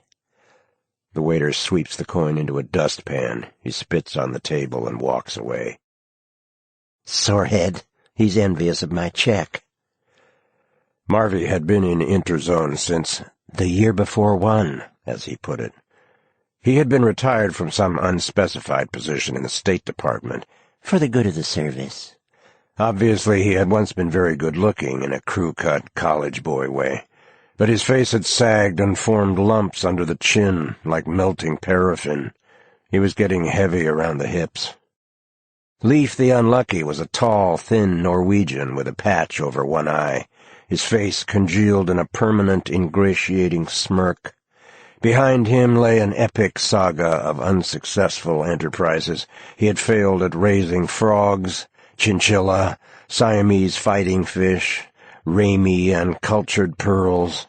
He had attempted, variously and without success, to promote a lovebird in a coffin cemetery, to corner the condom market during the rubber shortage, to run a mail-order whorehouse, to issue penicillin as a patent medicine. He had followed disastrous betting systems in the casinos of Europe and the racetracks of the U.S. His reverses in business were matched by the incredible mischances of his personal life. His front teeth had been stomped out by bestial American sailors in Brooklyn. Vultures had eaten out an eye when he drank a pint of paregoric and passed out in a Panama City park. He had been trapped between floors in an elevator for 5 days with an oil-burning junk habit and sustained an attack of DTs while stowing away in a footlocker. Then there was the time he collapsed with strangulated intestines, perforated ulcers, and peritonitis in Cairo, and the hospital was so crowded they bedded him in the latrine, and the Greek surgeon goofed and sewed up a live monkey in him, and he was gang-fucked by the Arab attendants, and one of the orderlies stole the penicillin, substituting Saniflush, and the time he got clap in his ass, and a self-righteous English doctor cured him with an enema of hot sulfuric acid, and the German practitioner of technological medicine who removed his appendix with a rusty can opener and a pair of tin snips. He considered the germ theory a nonsense. Flushed with success, he then began snipping and cutting out everything in sight. The human body is filled up with unnecessitated parts. You can get by with 1 kidney. I have 2. Yes, that is a kidney. The inside parts should not be so close in together, crowded. They need Lebensraum in the Vaterland. The expediter had not yet been paid, and Marvey was faced by the prospect of stalling him for 11 months until the check cleared. The expediter was said to have been born on the ferry between the zone and the island. His profession was to expedite the delivery of merchandise. No one knew for sure whether his services were of any use or not, and to mention his name always precipitated an argument. Cases were cited to prove his miraculous efficiency and utter worthlessness. The island was a British military and naval station directly opposite the zone. England holds the island on yearly rent-free lease, and every year the lease and permit of residence is formally renewed. The entire population turns out, attendance is compulsory, and gathers at the municipal dump.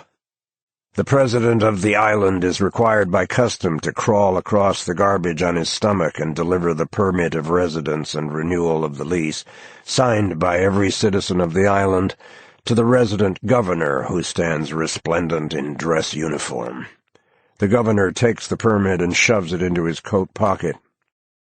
"Well," he says with a tight smile, "so you've decided to let us stay another year, have you? Very good of you, and everyone is happy about it. Is there anyone who isn't happy about it?" Soldiers in jeeps sweep mounted machine guns back and forth across the crowd with a slow, searching movement. "Everybody happy? Well, that's fine." He turns jovially to the prostrate president. "I'll keep your papers in case I get caught short. Ho, ho, ho!"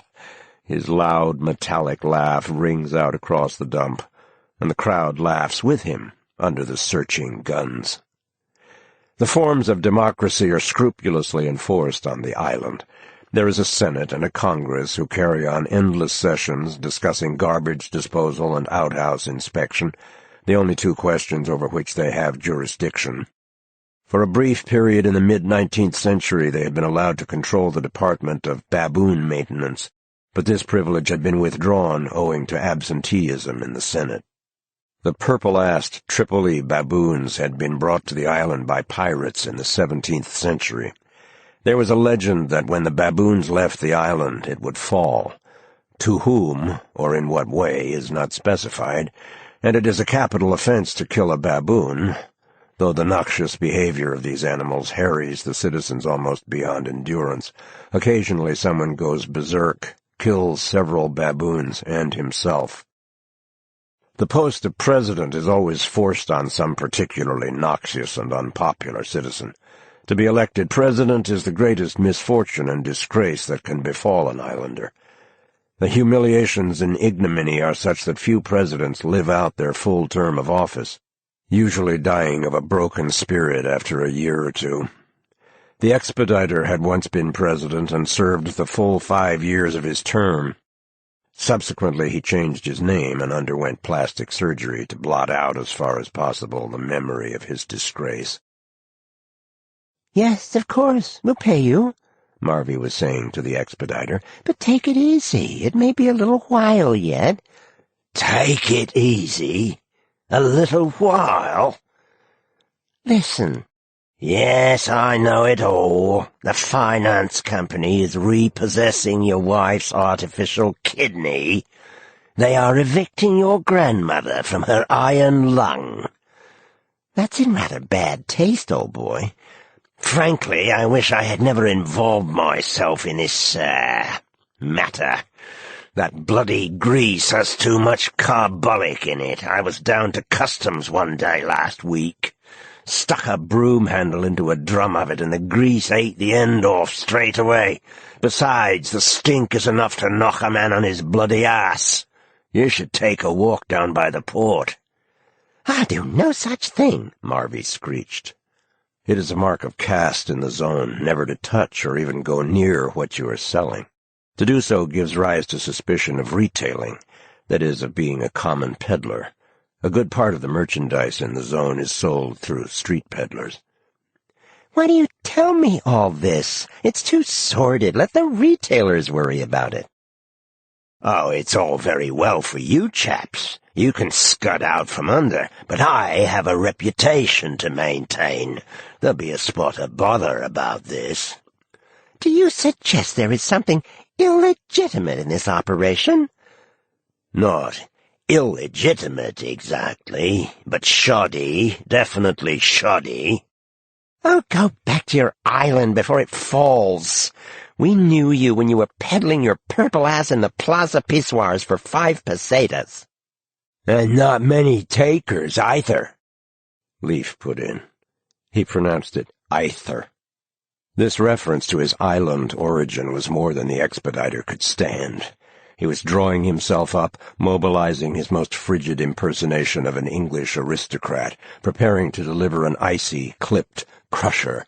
But instead, a whining, whimpering, kicked dog snarl broke from his mouth. His pre-surgery face emerged in an arc-light of incandescent hate.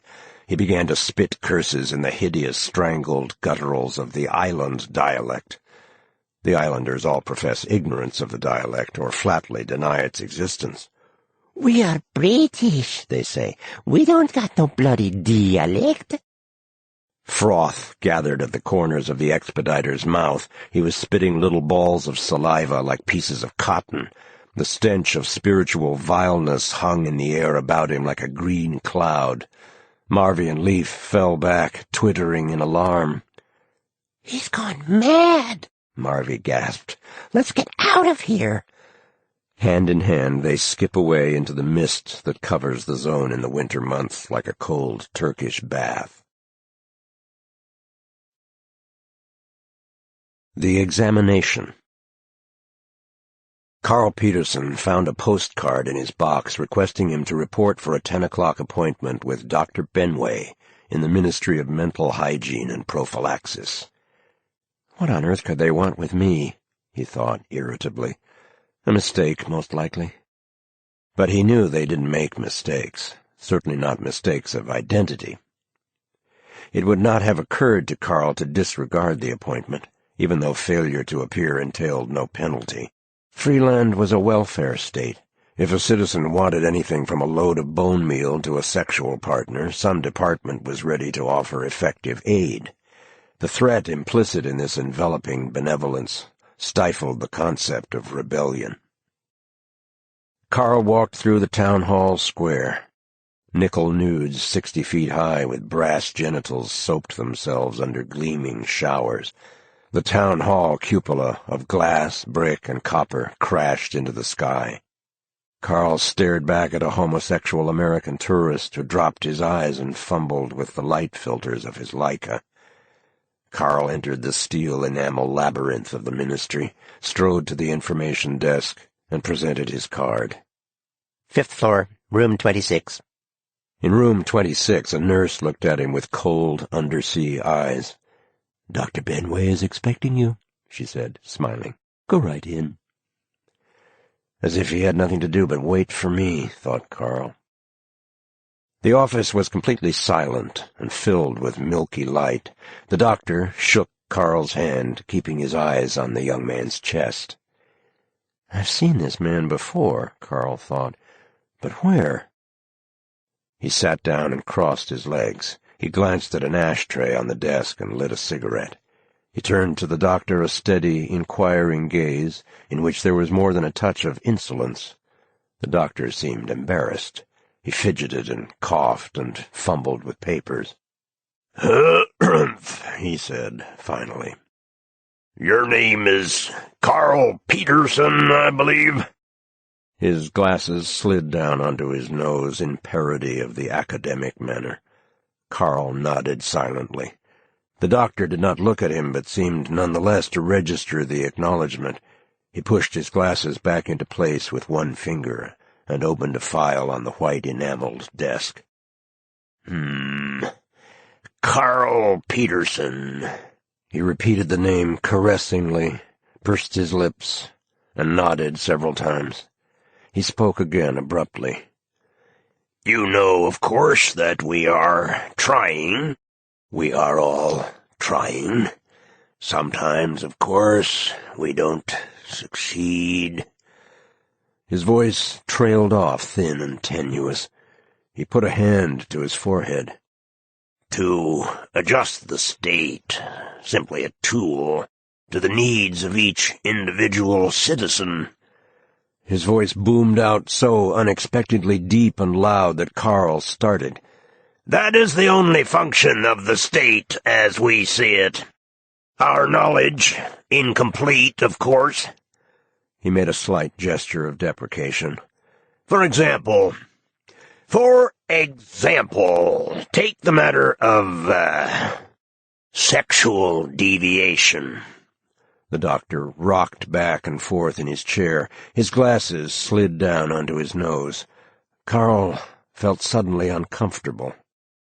"We regard it as a misfortune, a sickness. Certainly nothing to be censured or, sanctioned any more than, say, tuberculosis, yes," he repeated firmly, as if Carl had raised an objection. "Tuberculosis.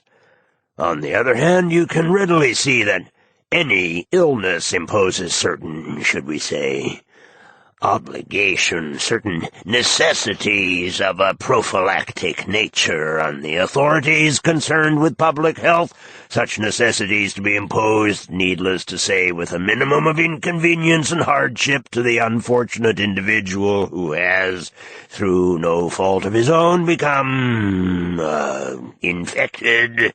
That is to say, of course, the minimum hardship compatible with adequate protection of other individuals who are not so infected.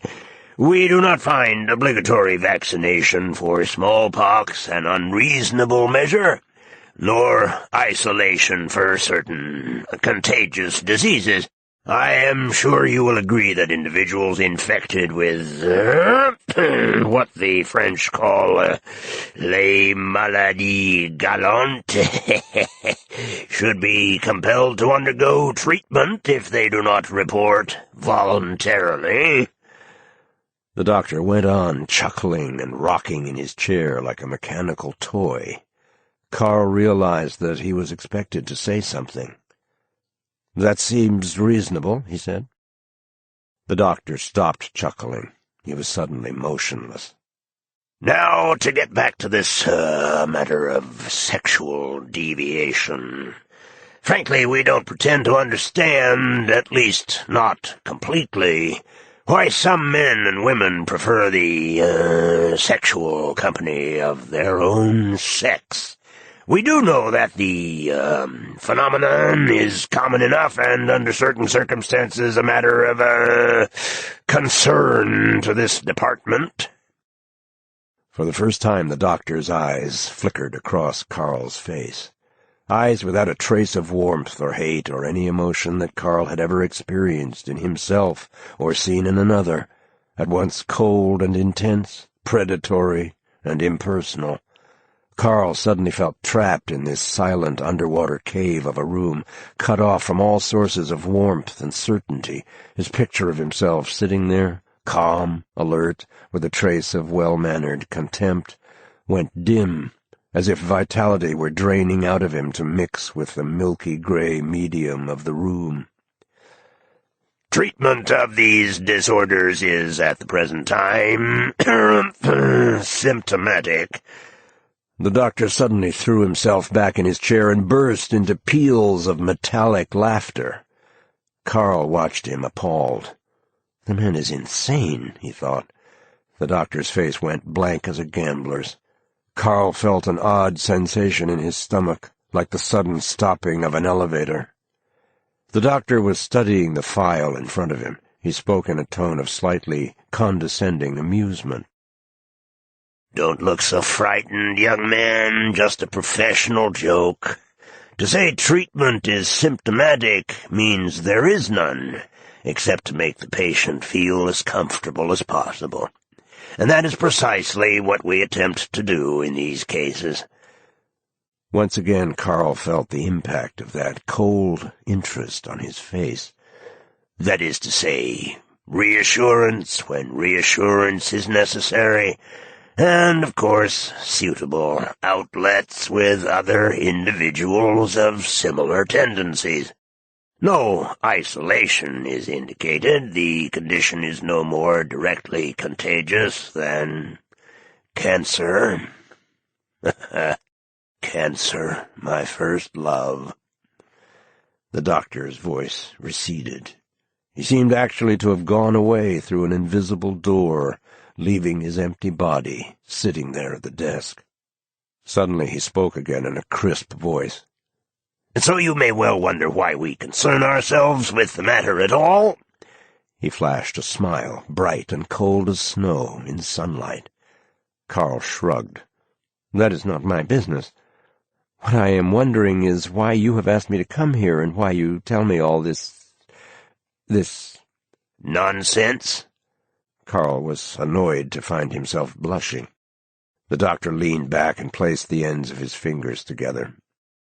"The young," he said indulgently, "always they are in a hurry. One day perhaps you will learn the meaning of patience. No, Carl. I may call you Carl? I am not evading your question. In cases of suspected tuberculosis, that is, the appropriate department, may ask, even request, someone to appear for a fluoroscopic examination. This is routine, you understand. Most of such examinations turn up negative.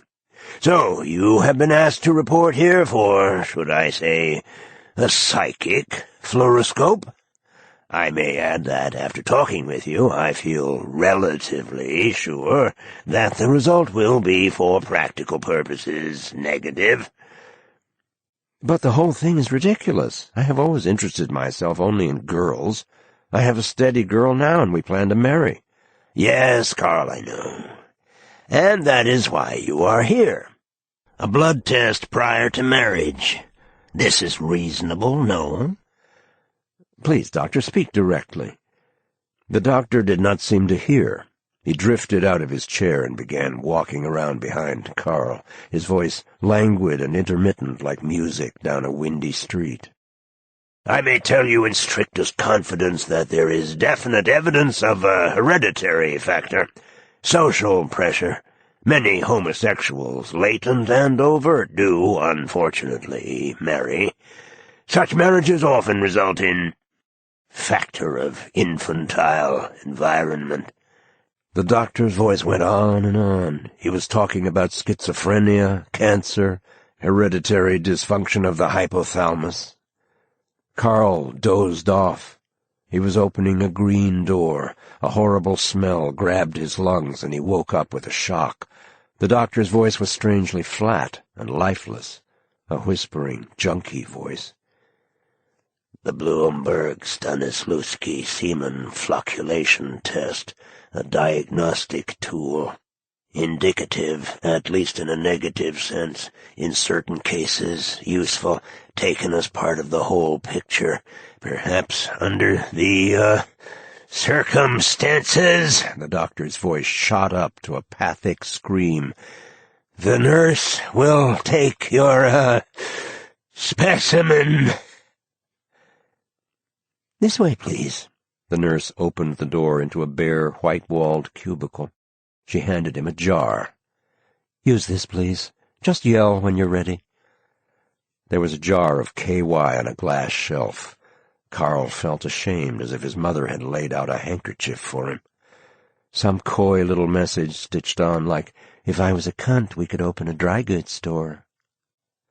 Ignoring the KY, he ejaculated into the jar, a cold, brutal fuck of the nurse, standing her up against a glass brick wall.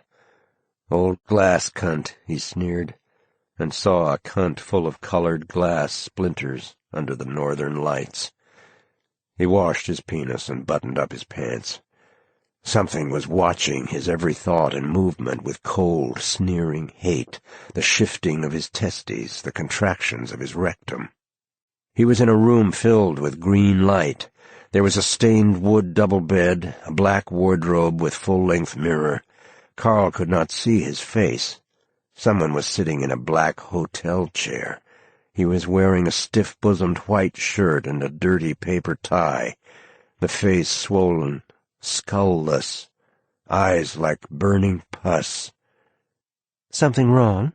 said the nurse indifferently. She was holding a glass of water out to him. She watched him drink with aloof contempt. She turned and picked up the jar with obvious distaste. The nurse turned to him. "Are you waiting for something special?" she snapped. Carl had never been spoken to like that in his adult life. "Why, no. You can go, then." She turned back to the jar. With a little exclamation of disgust, she wiped a gob of semen off her hand. Carl crossed the room and stood at the door. "Do I have another appointment?" She looked at him in disapproving surprise. "You'll be notified, of course." She stood in the doorway of the cubicle and watched him walk through the outer office and open the door. He turned and attempted a jaunty wave. The nurse did not move or change her expression. As he walked down the stairs, the broken, false grin burned his face with shame. A homosexual tourist looked at him and raised a knowing eyebrow. "Something wrong?" Carl ran into a park and found an empty bench beside a bronze faun with symbols. "Let your hair down, chicken. You'll feel better." The tourist was leaning over him, his camera swinging in Carl's face like a great dangling tit. "Fuck off, you!" Carl saw something ignoble and hideous reflected back in the Queen's spade-animal brown eyes. "Oh, I wouldn't be calling any names if I were you, chicken. You're hooked, too. I saw you coming out of the Institute." "What do you mean by that?" Carl demanded. "Oh, nothing. Nothing at all." "Well, Carl," the doctor began, smiling and keeping his eyes on a level with Carl's mouth, "I have some good news for you." He picked up a slip of blue paper off the desk and went through an elaborate pantomime of focusing his eyes on it.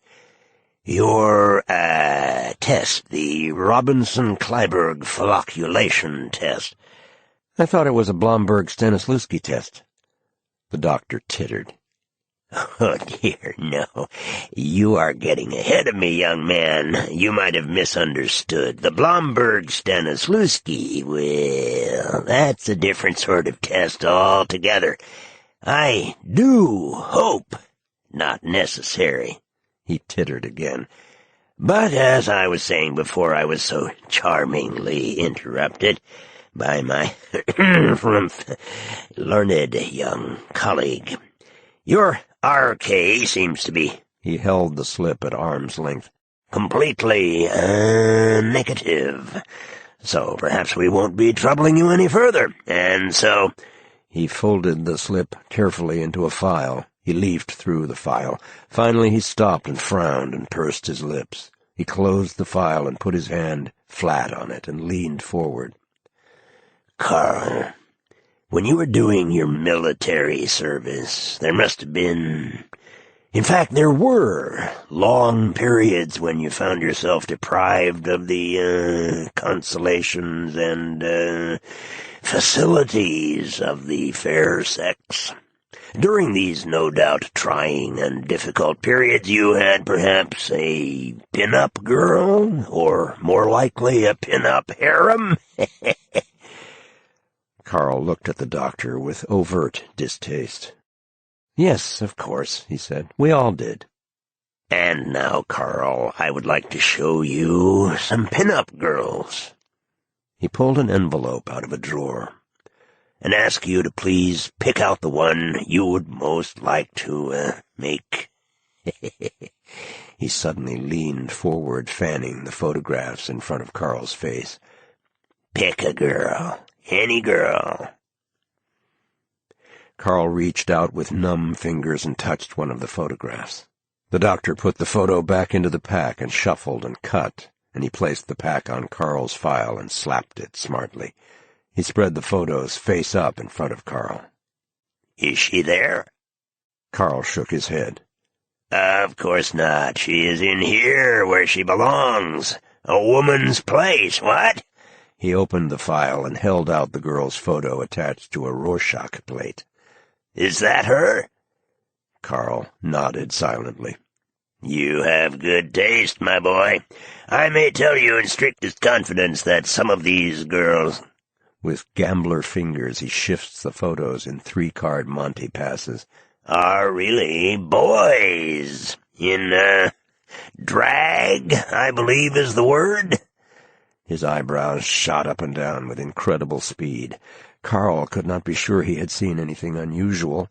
The doctor's face opposite him was absolutely immobile and expressionless. Once again Carl experienced the floating sensation in his stomach and genitals of a sudden elevator stop. "Yes, Carl, you seem to be running our little obstacle course with flying colors. I guess you think this is all pretty silly, don't you now?" "Well, to tell the truth, yes." "You are frank, Carl. This is good. And now, Carl—" He dragged the name out caressingly, like a sweet-conned dick about to offer you an old gold, just like a cop to smoke old gold somehow, and go into his act. The con dick does a little dance step. "Why don't you make the man a proposition?" He jerks a head towards his glowering superego, who is always referred to in the third person as the man or the lieutenant. "That's the way the lieutenant is. You play fair with him, and he'll play fair with you. We'd like to go light on you, if you could help us in some way." His words open out onto a desolate waste of cafeterias and street corners and lunchrooms. Junkies look the other way, munching pound cake. "The fag is wrong." The fag slumps in a hotel chair, knocked out on goofballs with his tongue lolling out. He gets up in a goofball trance, hangs himself without altering his expression or pulling his tongue in. The dick is diddling on a pad. "No Marty Steele?" Diddle. Yes? "Can you score off him?" Diddle, diddle. He's skeptical. "But you can score." Diddle, diddle. "You scored off him last week, didn't you?" Diddle. Yes. "Well, you can score off him this week." Diddle, diddle, diddle. "You can score off him today." No diddle. No, not that. "Now look, are you going to cooperate?" 3 vicious diddles. "Or does the man cornhole you?" He raises a fey eyebrow. And so, Carl, you will please oblige to tell me how many times and under what circumstances you have, indulged in homosexual acts?" His voice drifts away. "If you have never done so, I shall be inclined to think of you as a somewhat atypical young man." The doctor raises a coy, admonishing finger. "In any case," he tapped the file and flashed a hideous leer. Carl noticed that the file was 6 inches thick. In fact, it seemed to have thickened enormously since he entered the room. "Well, when I was doing my military service, these queers used to proposition me, and sometimes when I was blank." "Yes, of course, Carl," the doctor brayed heartily. "In your position, I would have done the same, I don't mind telling you. Well, I guess we can dismiss as irrelevant these understandable means of replenishing the exchequer. And now, Carl, there were perhaps—" One finger tapped the file, which gave out a faint effluvium of moldy jockstraps and chlorine. "Occasions when no, economic factors were involved." A green flare exploded in Carl's brain. He saw Hans's lean brown body twisting towards him, quick breath on his shoulder. The flare went out. Some huge insect was squirming in his hand. His whole being jerked away in an electric spasm of revulsion. Carl got to his feet, shaking with rage. "What are you writing there?" he demanded. "Do you often doze off like that, in the middle of a conversation?" "I wasn't asleep. That is—" "You weren't?" "It's just that the whole thing is unreal. I'm going now. I don't care. You can't force me to stay." He was walking across the room towards the door. He had been walking a long time. A creeping numbness dragged his legs. The door seemed to recede. "Where can you go, Carl?" The doctor's voice reached him from a great distance. "Out. Away. Through the door." "The green door, Carl?" The doctor's voice was barely audible. The whole room was exploding out into space. "Have you seen Pantapon Rose?" "Have you seen Pantapon Rose?" said the old junkie. "Time to Kosk." Put on a black overcoat and made the square. Down Skid Row to Market Street Museum, shows all kinds, masturbation and self-abuse. Young boys need it special. The gangster in concrete rolls down the river channel. They cowboyed him in the steam room. Is this cherry-ass Joe the towel boy, or Mother Gillig, old auntie of Westminster Place? Only dead fingers talk in Braille. The Mississippi rolls great limestone boulders down the silent alley. "Clutter the glind!" screamed the captain of moving land. Distant rumble of stomachs. Poisoned pigeons rain from the northern lights. The reservoirs are empty. Brass statues crash through the hungry squares and alleys of the gaping city, probing for a vein in the junk-sick morning. Strictly from cough syrup. 1,000 junkies storm the crystal spine clinics, cook down the gray ladies. In the limestone cave met a man with Medusa's head in a hat box and said, "Be careful," to the customs inspector. Freeze forever hand an inch from the false bottom. Window dressers scream through the station, beat the cashiers with the fairy hype. The hype is a short change con, also known as the bill. "Multiple fracture," said the big physician. "I'm very technical." Conspicuous consumption is rampant in the porticos slippery with cock-spit. The centipede nuzzles the iron door, rusted to thin black paper by the urine of 1,000,000 fairies. This is no rich mother lode, but vitiate dust. Second-run cottons trace the bones of a fix. Coke bugs. The sailor's gray felt hat and black overcoat hung twisted in atrophied yen weight. Morning sun outlined the sailor in the orange-yellow flame of junk. He had a paper napkin under his coffee cup, mark of those who do a lot of sitting over coffee in the plazas, restaurants, terminals, and waiting rooms of the world. A junkie, even at the sailor's level, runs on junk time, and when he makes his importunate irruption into the time of others, like all petitioners, he must wait.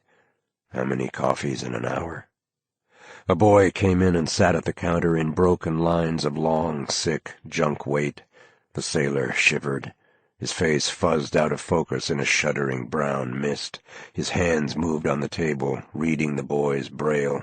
His eyes traced little dips and circles, following whorls of brown hair on the boy's neck in a slow, searching movement. The boy stirred and scratched the back of his neck. "Something bit me, Joe. What kind of creep joint you run here?" "Coke bugs, kid," Joe said, holding eggs up to the light. "I was traveling with Irene Kelly, and her was a sporting woman, in Butte, state of Montana. Her got the coke whores and run through the hotel screaming Chinese coppers chaser with meat cleavers. I knew this cop in Chai sniff coke used to come in form of crystals, blue crystals. So her go nuts and start screaming the Federals is after him and run down this alley and stick his head in a garbage can. And I said, 'What do you think you're doing?' And her say, 'Get away or I'll shoot you. I got myself hid good. When the roll is called up yonder, we'll be there, right?'" Joe looked at the sailor and spread his hands in the junkie shrug. The sailor spoke in his feeling voice that reassembles in your head, spelling out the words with cold fingers. "Your connection is broken, kid." The boy shied. His street boy face, torn with black scars of junk, retained a wild, broken innocence. Shy animals peering out through gray arabesques of terror. "I don't dig you, Jack." The sailor leapt into sharp, junky focus. He turned back his coat lapel, showing a brass hypo needle covered with mold and verdigris. "Retired for the good of the service. Sit down, have a blueberry crumb pie on the expense account. Your monkey loves it. Make his coat glossy." The boy felt a touch on his arm across 8 feet of morning lunchroom. He was suddenly siphoned into the booth, landing with an inaudible schlup. He looked into the sailor's eyes, a green universe stirred by cold black currents. "You an agent, mister?" "I prefer the word vector." His sounding laughter vibrated through the boy's substance. "You holding, man? I got the bread." "I don't want your money, honey. I want your time." "I don't dig." "You want fix? You want straight? You want a nod?" The sailor cradled something pink and vibrated out of focus. "Yeah." "We'll take the Independent.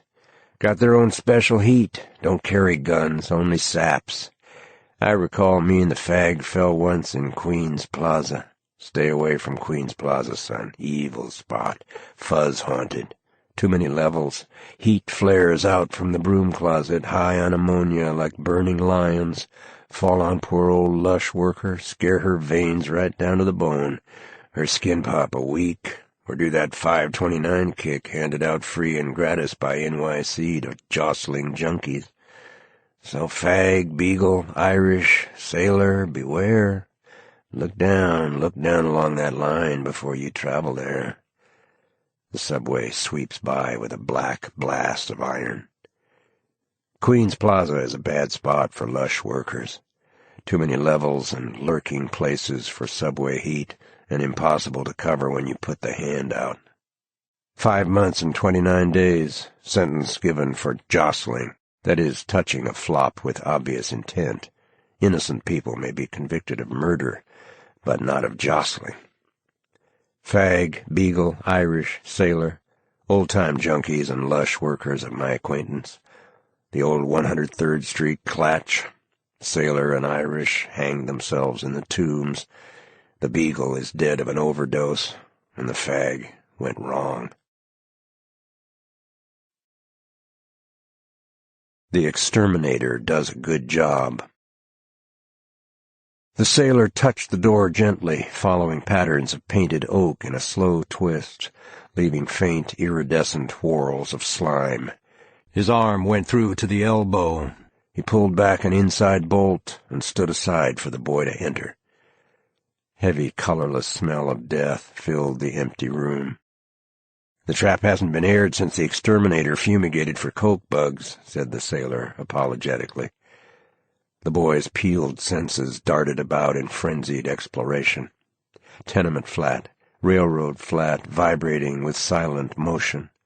Along one wall of the kitchen, a metal trough, or was it metal exactly, ran into a sort of aquarium or tank half filled with translucent green fluid. Moldy objects, worn out in unknown service, littered the floor. A jockstrap designed to protect some delicate organ of flat fan shape. Multi-leveled trusses, supports, and bandages. A large U-shaped yoke of porous pink stone. Little lead tubes, cut open at one end. Currents of movement from the two bodies stirred stagnant odor pools, atrophied boy smell of dusty locker rooms, swimming pool chlorine, dried semen. Other smells curled through pink convolutions, touching unknown doors. The sailor reached under the washstand and extracted a package in wrapping paper that shredded and fell from his fingers in yellow dust. He laid out dropper, needle, and spoon on a table covered with dirty dishes, but no roach antennae felt for the crumbs of darkness. "The exterminator does a good job," said the sailor. "Almost too good sometimes." He dipped into a square tin of yellow pyrethrum powder and pulled out a flat package covered in red and gold Chinese paper. Like a firecracker package, the boy thought. At 14, lost 2 fingers, 4th of July fireworks accident. Later in the hospital, first silent, proprietary touch of junk. "They go off here, kid." The sailor put a hand to the back of his head. He camped obscenely as he opened the package, a complex arrangement of slots and overlays. "Pure 100% H. Scarcely a man is now alive, and it's all yours." "So you want what off me?" "Time." "I don't dig." "I have something you want." His hand touched the package. He drifted away into the front room, his voice remote and blurred. "You have something I want. 5 minutes here, an hour someplace else, 2, 4, 8. Maybe I'm getting ahead of myself. Every day die a little. It takes up the time." He moved back into the kitchen, his voice loud and clear. 5 years apiece. Nobody gives a better deal on the street. He put a finger on the dividing line below the boy's nose. Right down the middle. "Mister, I don't know what you're talking about." "You will, baby. In time." "Okay, so what do I do?" "You accept?" "Yeah, like—" He glanced at the package. "Whatever. I accept." The boy felt a silent, black clunk fall through his flesh. The sailor put a hand to the boy's eyes and pulled out a pink scrotal egg with one closed, pulsing eye. Black fur boiled inside translucent flesh of the egg. The sailor caressed the egg with nakedly inhuman hands, black-pink, thick, fibrous, long white tendrils sprouting from abbreviated fingertips. Death fear and death weakness hit the boy, shutting off his breath, stopping his blood. He leaned against a wall that seemed to give slightly. He clicked back into junk focus. The sailor was cooking a shot. "When the roll is called up yonder, we'll be there, right?" he said, feeling along the boy's vein, erasing goose pimples with a gentle old woman finger. He slid the needle in. A red orchid bloomed at the bottom of the dropper. The sailor pressed the bulb, watching the solution rush into the boy vein, sucked by silent thirst of blood. "Jesus," said the boy. "I've never been hit like that before." He lit a cigarette and looked around the kitchen, twitching in sugar need. "Aren't you taking off?" he asked. "With that milk sugar shit? Junk is a one-way street. No U-turn. You can't go back no more." They call me the exterminator. At one brief point of intersection I did exercise that function, and witnessed the belly dance of roaches suffocating in yellow pyrethrum powder. "Hard to get now, lady. War on. Let you have a little. $2. Sluiced fat bedbugs from rose wallpaper in shabby theatrical hotels on North Clark, and poisoned the purposeful rat, occasional eater of human babies. Wouldn't you? My present assignment? Find the live ones and exterminate. Not the bodies, but the molds, you understand. But I forget that you cannot understand.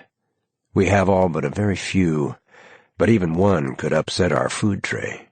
The danger, as always, comes from defecting agents. AJ, the vigilante, the black armadillo, carrier of Chagas vectors, hasn't taken a bath since the Argentine epidemic of 35, remember? And Lee, and the sailor, and Benway. And I know some agent is out there in the darkness looking for me, because all agents defect, and all resistors sell out. The Algebra of Need.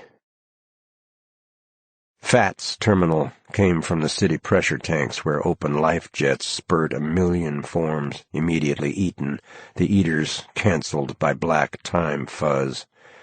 Few reach the plaza, a point where the tanks empty a tidal river, carrying forms of survival armed with defenses of poison slime, black flesh-rotting fungus, and green odors that sear the lungs and grab the stomach in twisted knots.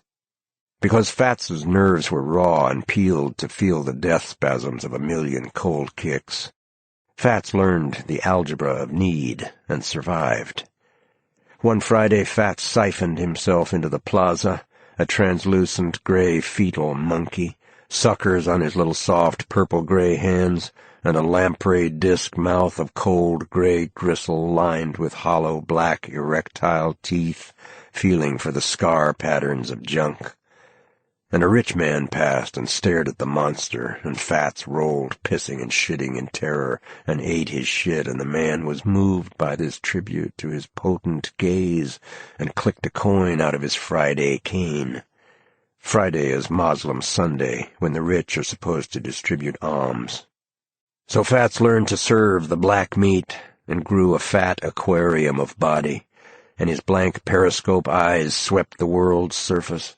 In his wake of addicts, translucent gray monkeys flashed like fish spears to the junk mark, and hung there sucking, and it all drained back into Fats, so his substance grew and grew, filling plazas, restaurants, and waiting rooms of the world with gray junk ooze. Bulletins from party headquarters are spelled out in obscene charades by hebephrenics and latas and apes. Salubis fart code. Negroes open and shut mouth to flash messages on gold teeth. Arab rioters send smoke signals by throwing great buttery eunuchs. They make the best smoke, hangs black and shit solid in the air. Onto gasoline fires in a rubbish heap, mosaic of melodies, sad panpipes of humpbacked beggar, cold wind sweeps down from postcard of Chimborazo, flutes of Ramadan, piano music down a windy street, mutilated police calls, advertising leaflet synchronized with street fight spell SOS. 2 agents have identified themselves each to each by choice of sex practices, foiling alien microphones, fuck atomic secrets back and forth in code so complex only 2 physicists in the world pretend to understand it, and each categorically denies the other. Later, the receiving agent will be hanged, convict of the guilty possession of a nervous system, and play back the message in orgasmal spasms transmitted from electrodes attached to the penis. Breathing rhythm of old cardiac, bumps of a belly dancer, put-put-put of a motorboat across oily water. The waiter lets fall a drop of martini on the man in the gray flannel suit, who lambs for the 612, knowing that he has been spotted. Junkies climb out of the lavatory window of the chop suey joint as the L rumbles past. The gimp, cowboyed in the Waldorf, gives birth to a litter of rats. Cowboy, New York hood talk means kill the motherfucker wherever you find him. A rat is a rat is a rat, is an informer. And even foolish virgins heed the English colonel who rides by brandishing a screaming peccary on his lance. The elegant fag patronizes his neighborhood pissoir to receive a bulletin from dead mother, lives on in synapses, and will evoke the exciting nanny beater. Boys jacking off in the school toilet know each other as agents from Galaxy X, adjourn to a second-run night spot where they sit shabby and portentous, drinking wine vinegar and sucking lemons to confound the tenor sax, a hip Arab in blue glasses, suspect to be enemy sender. Malarials of the world bundle in shivering protoplasm. Fear seals the turd message with a cuneiform account. Giggling rioters copulate to the screams of a burning nigra. Lonely librarians unite in soul-kiss halitosis. That grippy feeling, brother? Sore throat, persistent and disquieting as the hot afternoon wind? Welcome to the International Syphilis Lodge. Methodist Episcopal, goddammit. Phrase used to test for speech impairment typical of paresis. Or the first touch of chancre makes you a member in good standing. The vibrating, soundless hum of deep forest and orgone accumulators, the sudden silence of cities when the junkie cops and even the commuter buzzes clogged lines of cholesterol for contact. Signal flares of orgasm burst over the world. A T-head leaps up, screaming, "I got the fear!" and runs into Mexican night, bringing down back brains of the world. The executioner shits in terror at sight of the condemned man. The torturer screams in the ear of his implacable victim. Knife fighters embrace in adrenaline. Cancer is at the door with a singing telegram. Hauser and O'Brien. When they walked in on me that morning at 8 o'clock, I knew it was my last chance, my only chance. But they didn't know. How could they? Just a routine pickup, but not quite routine. Hauser had been eating breakfast when the lieutenant called. "I want you and your partner to pick up a man named Lee, William Lee, on your way downtown. He's in the Hotel Lamprey, 103, just off B-Way." "Yeah, I know where it is. I remember him, too." "Good. Room 606. Just pick him up. Don't take time to shake the place down. Except bring in all the books, letters, manuscripts, anything printed, typed, or written. Catch?" "Catch. But what's the angle? Books." "Just do it." The lieutenant hung up. Hauser and O'Brien. They had been on the city narcotics squad for 20 years. Old-timers like me. I've been on the junk for 16 years. They weren't bad as laws go. At least O'Brien wasn't. O'Brien was the con man and Hauser the tough guy. A vaudeville team. Hauser had a way of hitting you before he said anything, just to break the ice. Then O'Brien gives you an old gold, just like a cop to smoke old gold somehow, and starts putting down a cop con that was really bottled in bond. Not a bad guy, and I didn't want to do it. But it was my only chance. I was just tying up for my morning shot when they walked in with a pass key. It was a special kind you can use even when the door is locked from the inside with a key in the lock. On the table in front of me was a packet of junk, spike, syringe. I got the habit of using a regular syringe in Mexico and never went back to using a dropper. Alcohol, cotton, and a glass of water. "Well, well," says O'Brien. "Long time no see, eh?" "Put on your coat, Lee," says Hauser. He had his gun out. He always has it out when he makes a pinch for the psychological effect and to forestall a rush for toilet, sink, or window. "Can I take a bang first, boys?" I asked. "There's plenty here for evidence." I was wondering how I could get to my suitcase if they said no. The case wasn't locked, but Hauser had the gun in his hand. "He wants a shot," said Hauser. "Now, you know we can't do that, Bill," said O'Brien in his sweet con voice, dragging out the name with an oily, insinuating familiarity, brutal and obscene. He meant, of course, "What can you do for us, Bill?" He looked at me and smiled. The smile stayed there too long, hideous and naked, the smile of an old painted pervert gathering all the negative evil of O'Brien's ambiguous function. "I could set up Marty Steele for you," I said. I knew they wanted Marty bad. He'd been pushing for 5 years, and they couldn't hang one on him. Marty was an old-timer, and very careful about who he served. He had to know a man, and know him well, before he would pick up his money. No one can say they ever did time because of me. My rep is perfect. But still, Marty wouldn't serve me because he didn't know me long enough.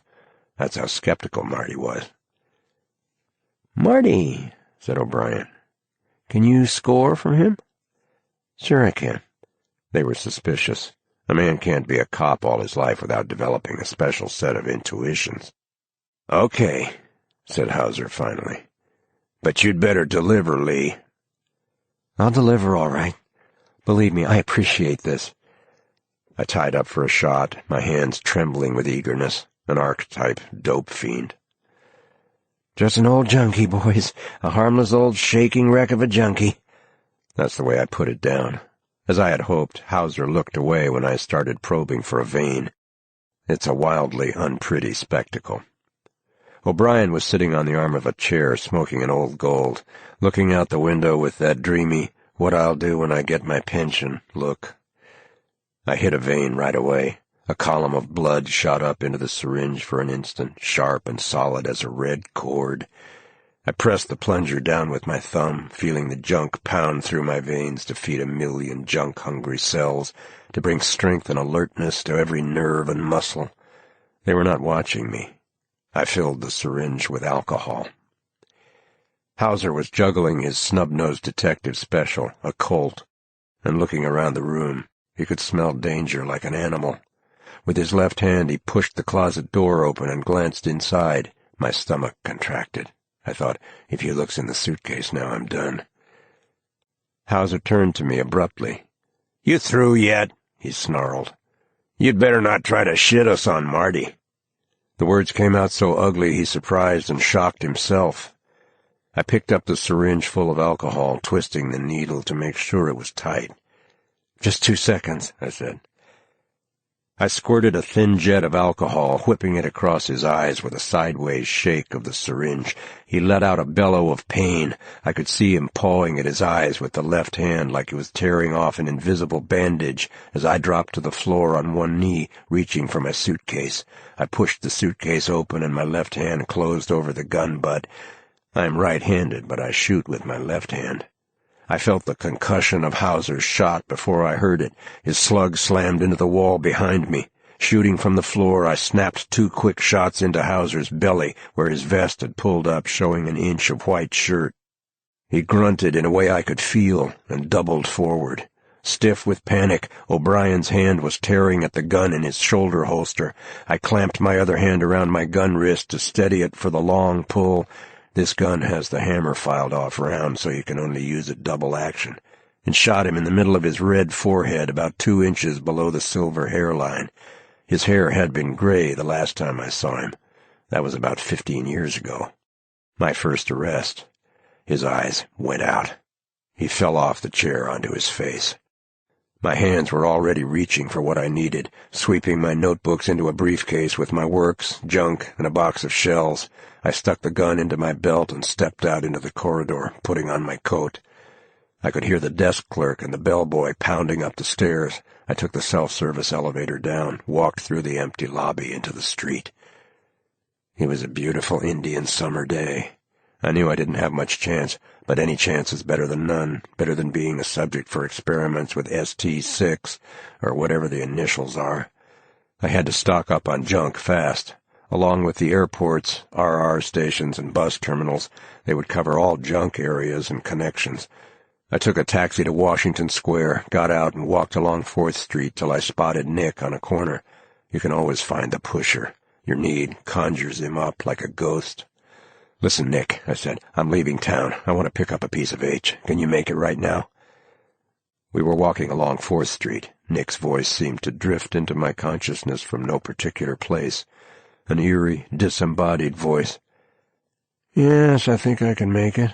I'll have to make a run uptown." We can take a cab. Okay, but I can't take you into the guy, you understand? I understand. Let's go. We were in the cab heading north. Nick was talking in his flat, dead voice. Some funny stuff we're getting lately. It's not weak exactly. I don't know. It's different. Maybe they're putting some synthetic shit in it. Dollies or something. What? Already? Huh? But this I'm taking to you now is okay. In fact, it's about the best deal around that I know of. Stop here. Please make it fast, I said. It should be a matter of 10 minutes unless he's out of stuff and has to make a run. Better sit down over there and have a cup of coffee. This is a hot neighborhood. I sat down at a counter and ordered coffee and pointed to a piece of Danish pastry under a plastic cover.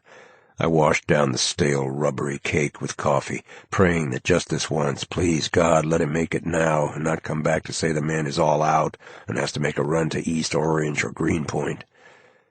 Well, here he was back, standing behind me. I looked at him, afraid to ask. Funny, I thought, here I sit with perhaps 1 chance in 100 to live out the next 24 hours. I had made up my mind not to surrender and spend the next 3 or 4 months in death's waiting room. And here I was worrying about a junk score. But I only had about 5 shots left, and without junk I would be immobilized. Nick nodded his head. Don't give it to me here, I said. Let's take a cab. We took a cab and started downtown. I held out my hand and copped the package. Then I slipped a $50 bill into Nick's palm. He glanced at it and showed his gums in a toothless smile. Thanks a lot. This'll put me in the clear. I sat back, letting my mind work without pushing it. Push your mind too hard, it'll fuck up like an overloaded switchboard and turn on you with sabotage. And I had no margin for error. Americans have a special horror of giving up control, of letting things happen in their own way without interference. They would like to jump down into their stomachs and digest the food and shovel the shit out. Your mind will answer most questions if you learn to relax and wait for the answer. Like one of those thinking machines, you feed in your question, sit back, and wait. I was looking for a name. My mind was sorting through names, discarding at once FL, fuzz lover, BW, born wrong, NCBC, nice cat, but chicken, putting aside to reconsider, narrowing, sifting, feeling for the name, the answer. Sometimes, he'll keep me waiting 3 hours. Sometimes I make it right away like this. Nick had a deprecating little laugh that he used for punctuation, sort of an apology for talking at all in the telepathizing world of the addict, where only the quantity factor, how much money, how much junk, requires verbal expression. He knew, and I knew, all about waiting. At all levels, the drug trade operates without schedule. Nobody delivers on time except by accident. The addict runs on junk time. His body is his clock, and junk runs through it like an hourglass. Time has meaning for him only with reference to his need. Then he makes his abrupt intrusion into the time of others, and, like all outsiders, all petitioners, he must wait, unless he happens to mesh with non-junk time. What can I say to him? He knows I'll wait, Nick laughed. I spent the night in the ever-hard baths. Homosexuality is the best all-around cover story an agent can use. Where a snarling Italian attendant creates such an unnerving atmosphere, sweeping the dormitory with infrared see-in-the-dark field glasses. All right, in the northeast corner. I see you. Switching on floodlights, sticking his head through trapdoors in the floor and wall of the private rooms, that many a queen has been carried out in a straitjacket. I lay there in my open-top cubicle room, looking at the ceiling, listened to the grunts and squeals and snarls in the nightmare half-light of random, broken lust. Fuck off, you! Put on 2 pairs of glasses and maybe you can see something. Walked out in the precise morning and bought a paper. Nothing.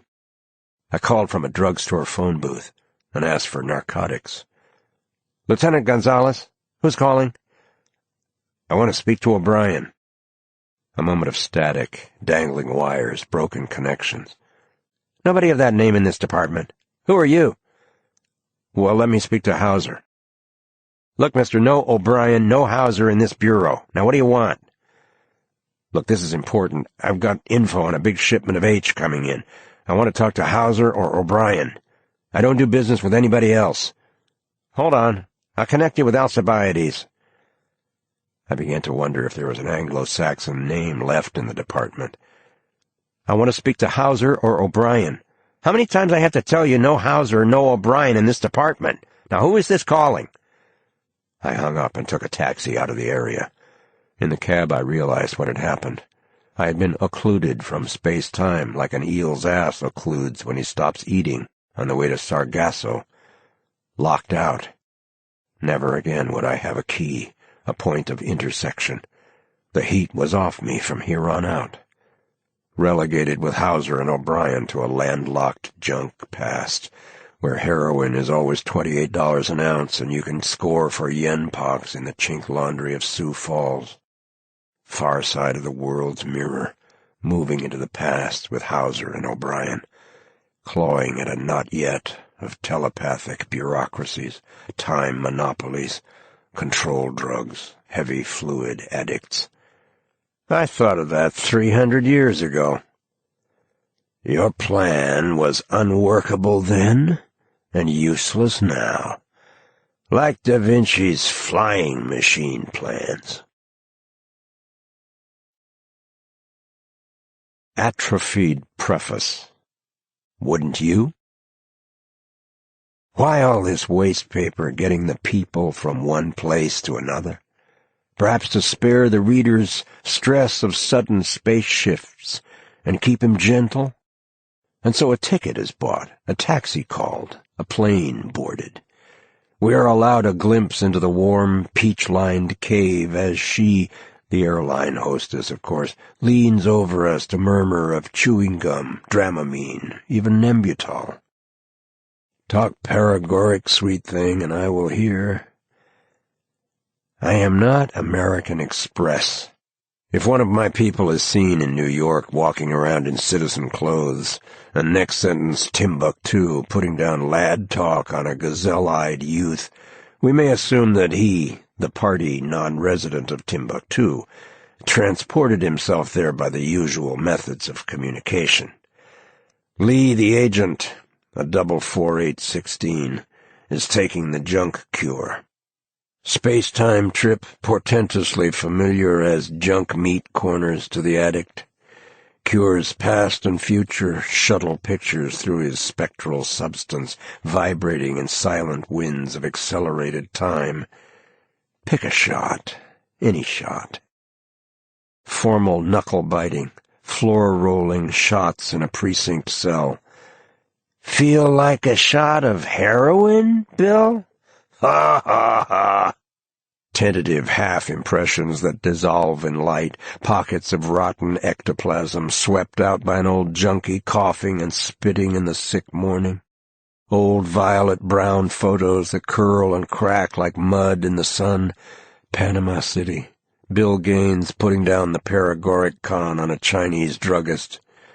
I've got these racing dogs, pedigree greyhounds, all sick with a dysentery. Tropical climate, the shits. You sabe shit? My whippets are dying, he screamed. His eyes lit up with blue fire.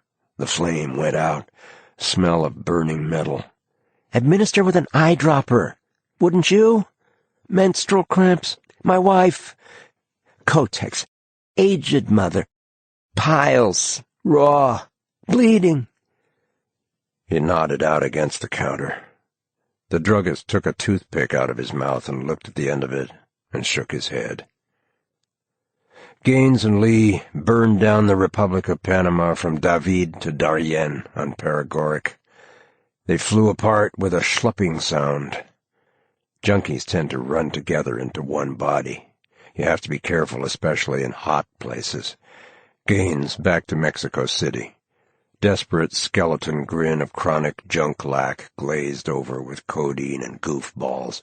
Cigarette holes in his bathrobe, coffee stains on the floor, smoky kerosene stove, rusty orange flame.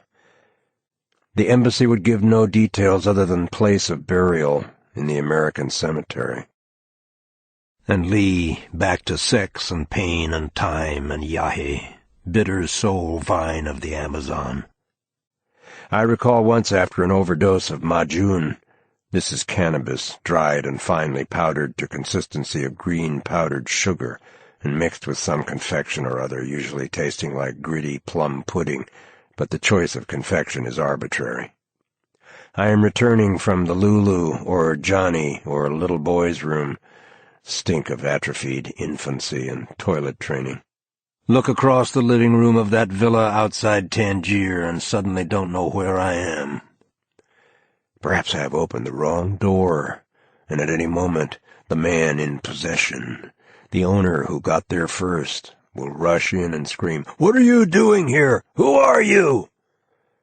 And I don't know what I am doing there, nor who I am. I decide to play it cool, and maybe I will get the orientation before the owner shows. So instead of yelling, "Where am I?" cool it and look around, and you will find out approximately. You were not there for the beginning. You will not be there for the end. Your knowledge of what is going on can only be superficial and relative. What do I know of this yellow, blighted young junkie face subsisting on raw opium? I tried to tell him, some morning you will wake up with your liver in your lap, and how to process raw opium so it is not plain poison, but his eyes glaze over, and he don't want to know. Junkies are like that, most of them, and they don't want to know. And you can't tell them anything. A smoker doesn't want to know anything but smoke, and a heroin junkie same way. Strictly the spike, and any other route is farina. So I guess he is still sitting there in his 1920 Spanish villa outside Tangier, eating that raw opium full of shit and stones and straw, the whole lot, for fear he might lose something. There is only one thing a writer can write about. What is in front of his senses at the moment of writing. I am a recording instrument. I do not presume to impose story, plot, continuity, insofar as I succeed in direct recording of certain areas of psychic process.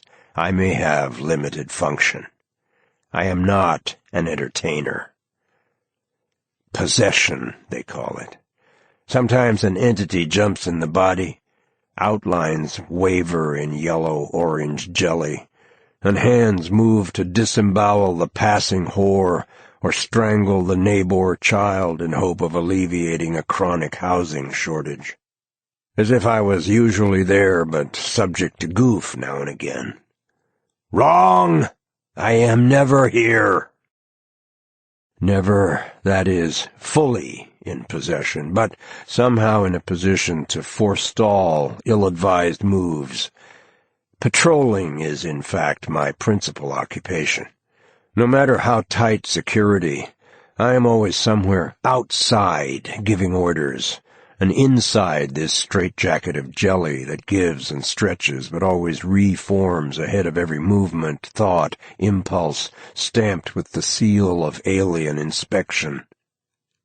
Writers talk about the sweet-sick smell of death, whereas any junkie can tell you that death has no smell.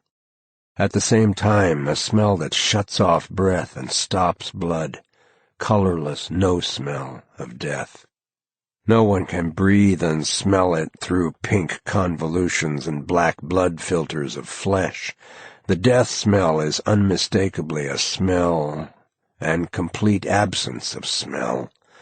Smell absence hits the nose first, because all organic life has smell. Stopping of smell is felt like darkness to the eyes, silence to the ears, stress and weightlessness to the balance and location sense. You always smell it and give it out for others to smell during junk withdrawal. A kicking junkie can make a whole apartment unlivable with his death smell. But a good airing will stink the place up again so a body can breathe. You also smell it during one of those oil burner habits that suddenly starts jumping geometric, like a topping forest fire. Cure is always, "Let go! Jump!" A friend of mine found himself naked in a Marrakesh hotel room, second floor. He is after processing by a Texas mother who dressed him in girl's clothes as a child. Crude but effective against infant protoplasm. The other occupants are Arabs, 3 Arabs, knives in hand, watching him, glint of metal and points of light in dark eyes, pieces of murder falling slow as opal chips through glycerin. Slower animal reactions allow him a full second to decide, straight through the window and down into the crowded street, like a falling star, his wake of glass glittering in the sun. Sustained a broken ankle and a chipped shoulder, clad in a diaphanous pink curtain with a curtain rod staff, hobbled away to the Commissariat de Police.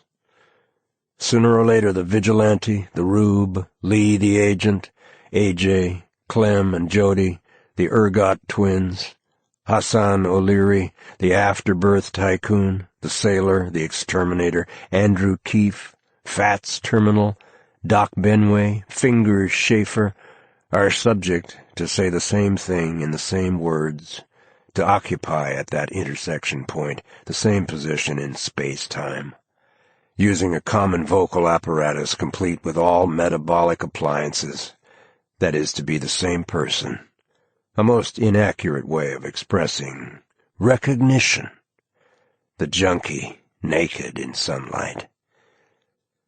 The writer sees himself reading to the mirror, as always. He must check now and again to reassure himself that the crime of separate action has not, is not, cannot occur. Anyone who has ever looked into a mirror knows what this crime is, and what it means in terms of lost control when the reflection no longer obeys. Too late to dial police. I personally wish to terminate my services as of now, in that I cannot continue to sell the raw materials of death. Yours, sir, is a hopeless case and a noisome one. Defense is meaningless in the present state of our knowledge, said the defense, looking up from an electron microscope. Take your business to Walgreens. We are not responsible. Steal anything in sight.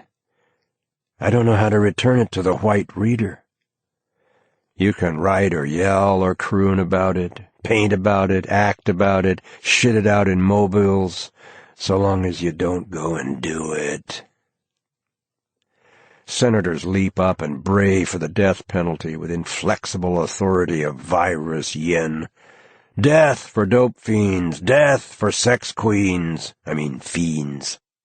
Death for the psychopath who offends the cowed and graceless flesh with broken animal innocence of lithe movement. The black windsock of death undulates over the land, feeling, smelling for the crime of separate life, movers of the fear-frozen flesh shivering under a vast probability curve. Population blocks disappear in a checker game of genocide. Any number can play.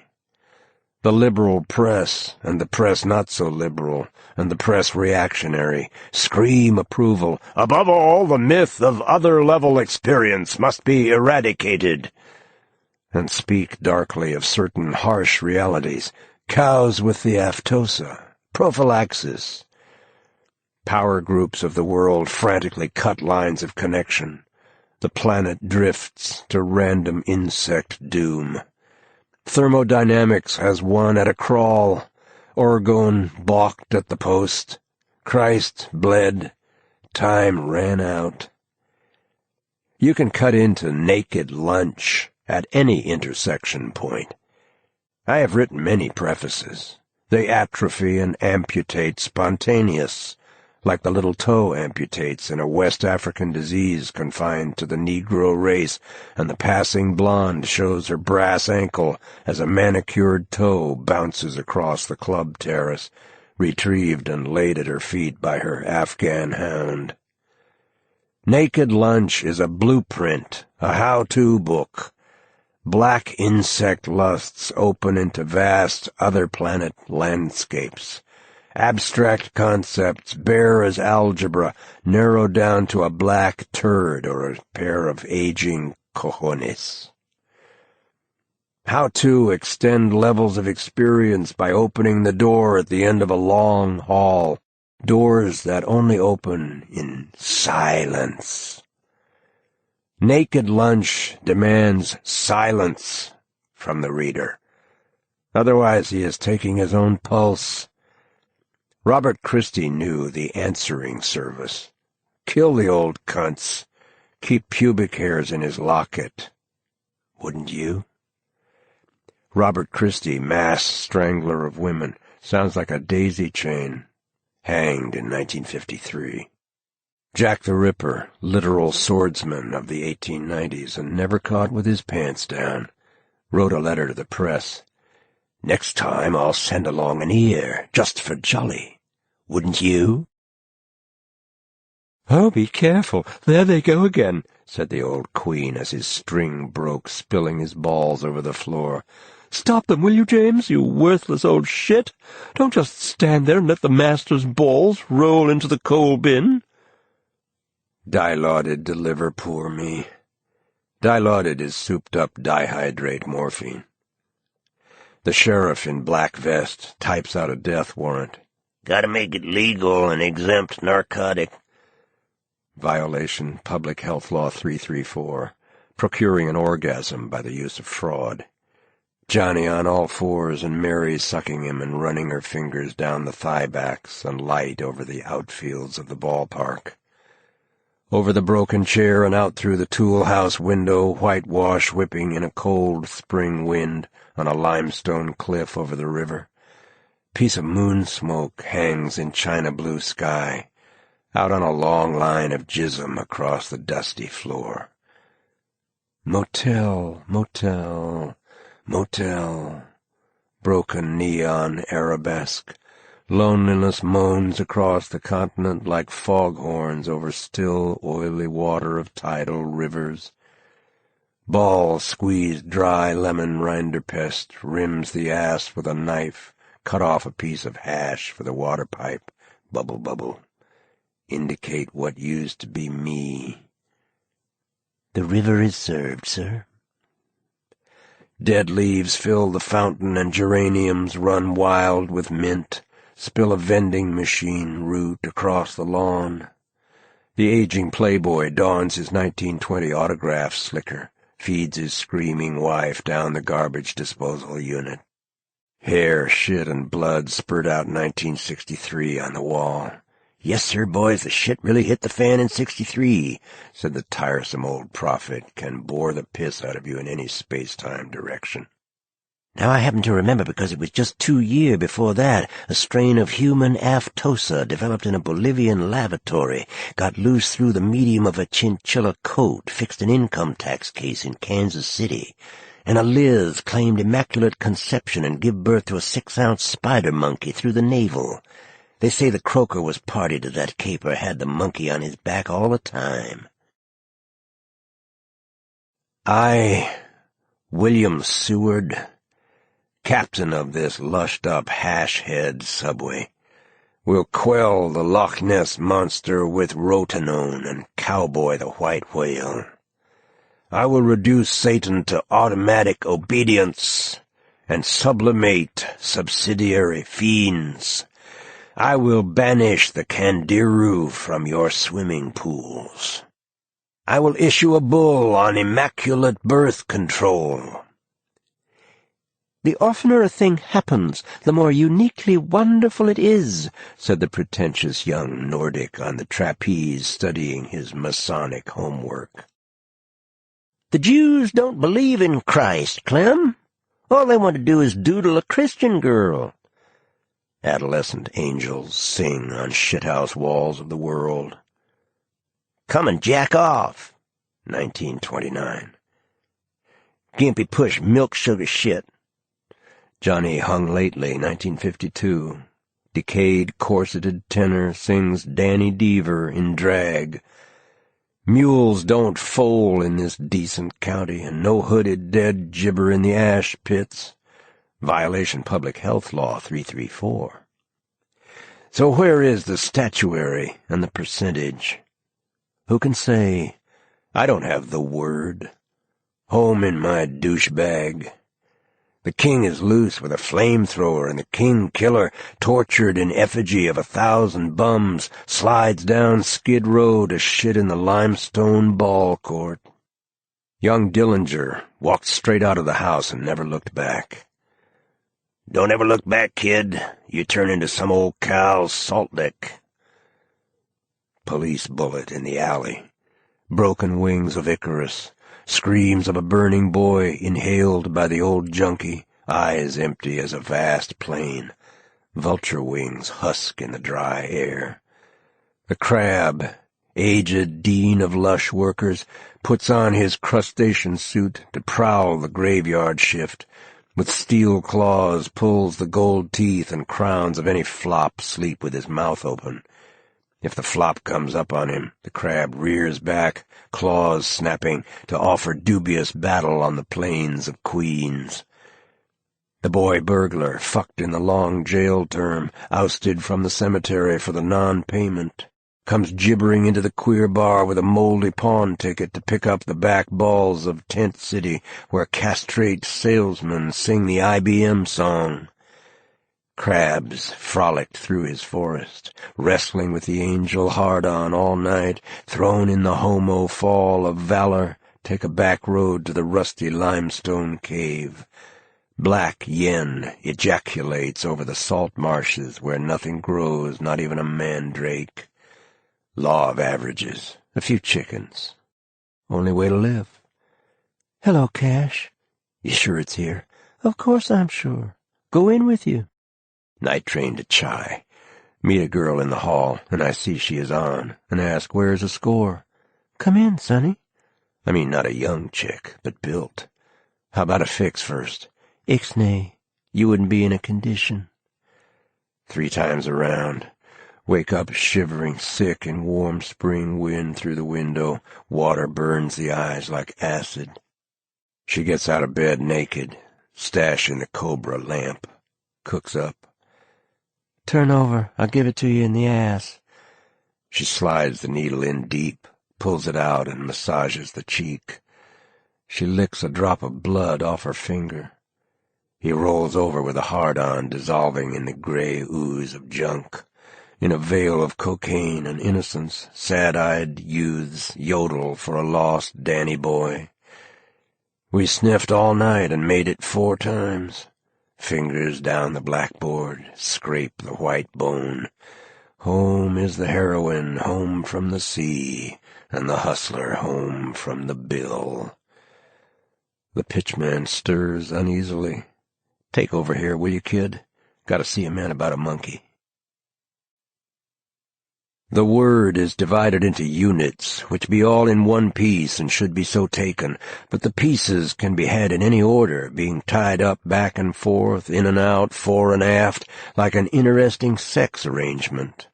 This book spill off the page in all directions, kaleidoscope of vistas, medley of tunes and street noises, farts and riot yips and the slamming steel shutters of commerce, screams of pain and pathos and screams of plain pathic, copulating cats, an outraged squawk of the displaced bullhead, prophetic mutterings of brujo in nutmeg trance, snapping necks and screaming mandrakes, sigh of orgasm, heroin silent as dawn in the thirsty cells, Radio Cairo screaming like a berserk tobacco auction, and flutes of Ramadan fanning the sick junkie like a gentle lush worker in the gray subway dawn, feeling with delicate fingers for the green folding crackle.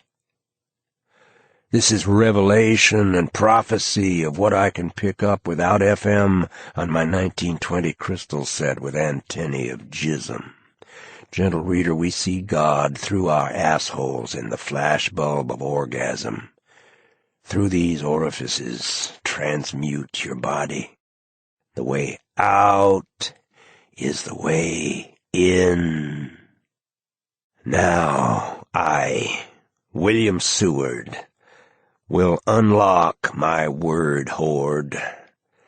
My Viking heart fares over the great brown river where motors putt-putt in jungle twilight, and whole trees float with huge snakes in the branches, and sad-eyed lemurs watch the shore across the Missouri field.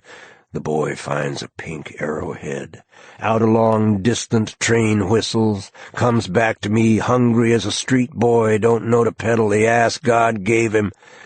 Gentle reader, the word will leap on you with leopard man iron claws. It will cut off fingers and toes like an opportunist land crab. It will hang you and catch your jism like a scrutable dog. It will coil round your thighs like a bushmaster and inject a shot glass of rancid ectoplasm. And why a scrutable dog? The other day I'm returning from the long lunch thread from mouth to ass all the days of our years when I see an Arab boy have this little black and white dog know how to walk on his hind legs, and a big yaller dog come on the boy for affection, and the boy shove it away, and the yaller dog growl and snap at the little toddler, snarling if he had but human gift of tongues. A crime against nature right there. So I dubbed the yaller dog Scrutable. And let me say in passing, and I am always passing like a sincere spade, that the inscrutable East need a heap of salt to get it down. Your reporter bang 30 grains of M a day and sit 8 hours inscrutable as a turd. "What are you thinking?" says the squirming American tourist. To which I reply, morphine having depressed my hypothalamus, seat of libido and emotion, and since the front brain acts only at second hand with back brain titillation, being a vicarious type citizen can only get his kicks from behind, I must report virtual absence of cerebral event. I am aware of your presence, but since it has for me no affective connotation, my affect having been disconnected by the junk man for the non-payment, I am not interested in your doings. Go or come, shit or fuck yourself with a rasp or an asp. 'Tis well done and fitting for a queen. But the dead and the junkie don't care. They are inscrutable. "Which is the way down the aisle to the water closet?" I asked the blonde usherette. "Right through here, sir. Room for one more inside." "Have you seen Pant upon Rose?" said the old junkie in the black overcoat. The Texas sheriff has killed his complicit vet, Brubeck the Unsteady, involved in horse heroin racket. A horse down with the aftosa need a sight of heroin to ease his pain, and maybe some of that heroin take off across the lonesome prairie and whinny in Washington Square. Junkies rush up yelling, "Hi-oh, Silver!" But where is the statuary? This archetype bit of pathos screeched out in a tea-room cocktail lounge with bamboo decorations, Calle Juarez, Mexico, DF. Lost back there with a meatball rape rap. A cunt claw your pants down and you up for rape. That's statutory, brother. Chicago calling. Come in, please. Chicago calling. Come in, please. What you think I got the rubber on for? Galoshes in Puyo? A mighty wet place, reader. Take it off! Take it off! The old queen meets himself coming round the other way in a burlesque of adolescence. Gets the knee from his phantom of the old Howard. Down Skid Row to Market Street, museum shows all kinds, masturbation and self-abuse. Young boys need it special. They was ripe for the plucking, forgot way back yonder in the cornhole, lost in little scraps of delight and burning scrolls. Read the metastasis with blind fingers. Fossil message of arthritis. Selling is more of a habit than using. Lola La Chata, Mexico, DF. Sucking terror from needle scars, underwater scream, mouthing numb nerve warnings of the yen to come, throbbing bite sight of rabies. If God made anything better, he kept it for himself, the sailor used to say, his transmission slowed down with 20 goofballs. Pieces of murder fall slow as opal chips through glycerin. Watching you and humming over and over, Johnny's so long at the fair. Pushing in a small way to keep up our habit. And use that alcohol, I say, slamming a spirit lamp down on the table. You fucking can't wait hungry junkies all the time black up my spoons with matches. That's all I need for pen in def. The heat rumbles a black spoon in the trap. I thought you was quitting. Wouldn't feel right fucking up your cure. Takes a lot of guts to kick a habit, kid. Looking for veins in the thawing flesh. Hourglass of junk spills its last black grains into the kidneys. Heavily infected area, he muttered, shifting the tie-up. Death was their culture hero, said my old lady, looking up from the Mayan codices. They got fire and speech and the corn seed from death. Death turns into a maize seed. The Uab days are upon us.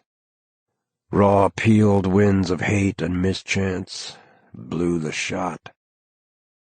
Get those fucking dirty pictures out of here, I told her. The old-time schmecker supported himself on a chair back, juiced and goofballed, a disgrace to his blood. What are you, one of those goofball artists? Yellow smells of Skid Row sherry and occluding liver drifted out of his clothes when he made the junky gesture, throwing the hand out, palm up to cop. Smell of chilly houses and dank overcoats and atrophied testicles. He looked at me through the tentative ectoplasmic flesh of cure. 30 pounds materialized in a month when you kick. Soft pink putty that fades at the first silent touch of junk. I saw it happen. 10 pounds lost in 10 minutes, standing there with the syringe in one hand, holding his pants up with the other. Sharp reek of diseased metal. Walking in a rubbish heap to the sky. Scattered gasoline fires. Smoke hangs black and solid as excrement in the motionless air, smudging the white film of noon heat.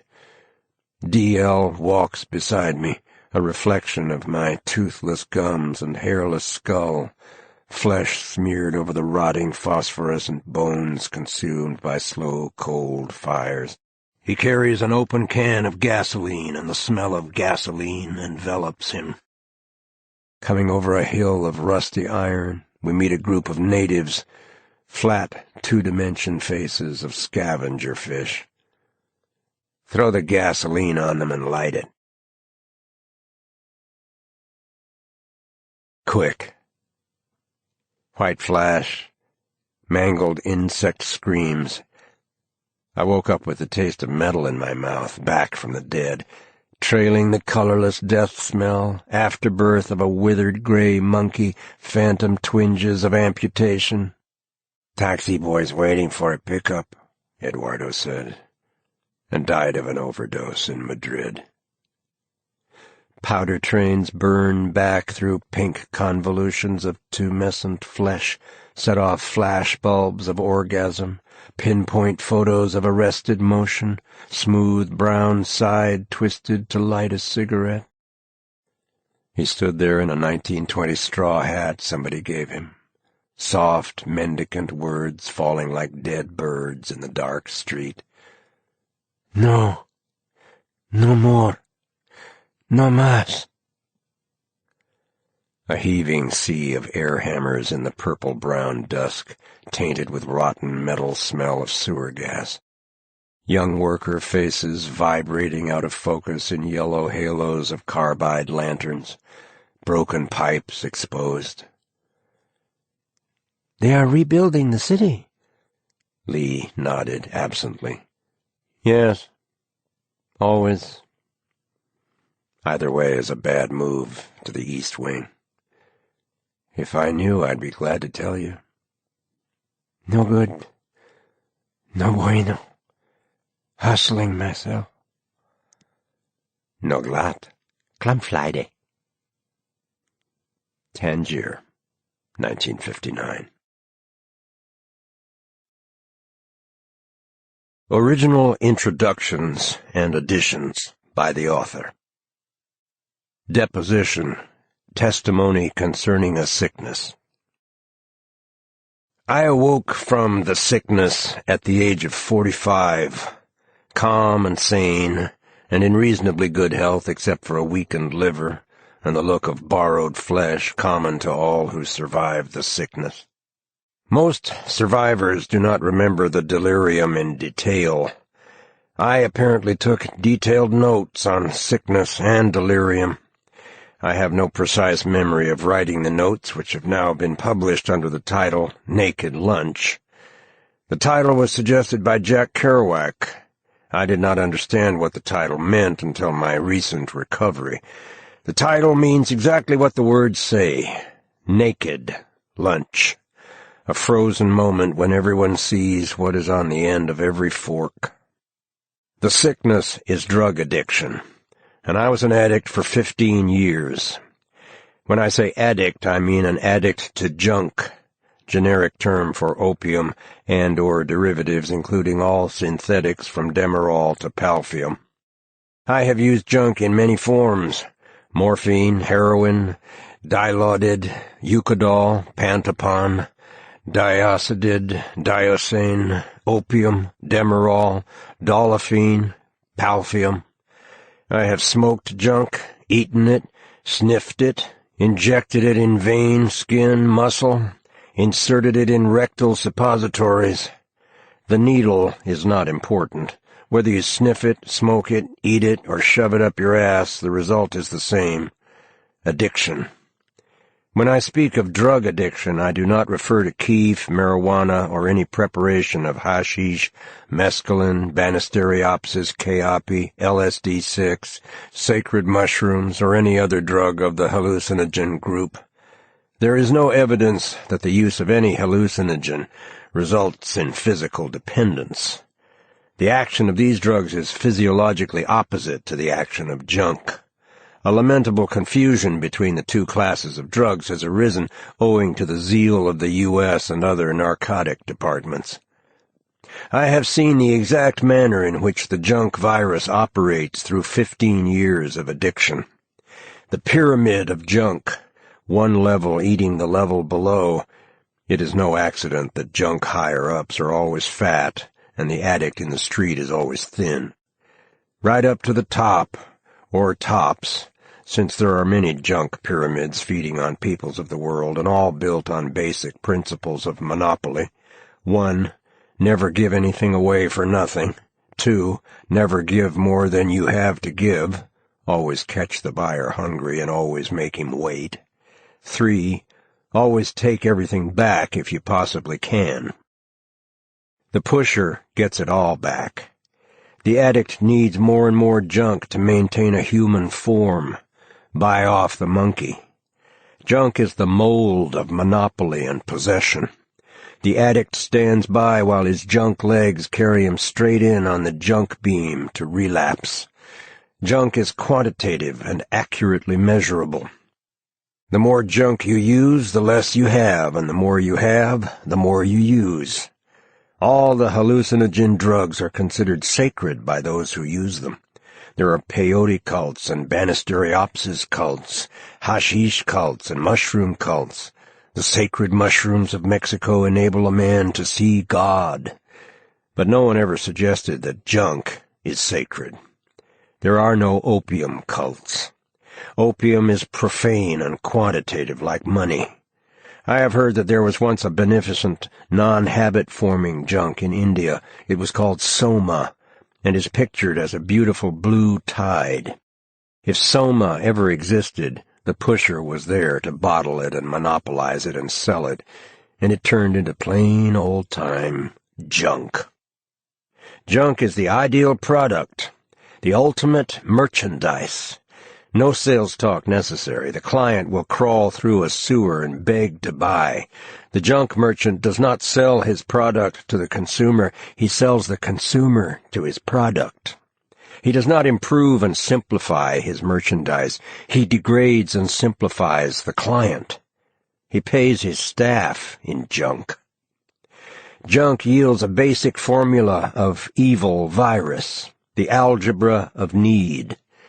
The face of evil is always the face of total need. A dope fiend is a man in total need of dope. Beyond a certain frequency, need knows absolutely no limit or control.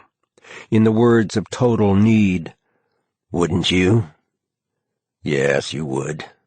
You would lie, cheat, inform on your friends, steal, do anything to satisfy total need. Because you would be in a state of total sickness, total possession, and not in a position to act in any other way.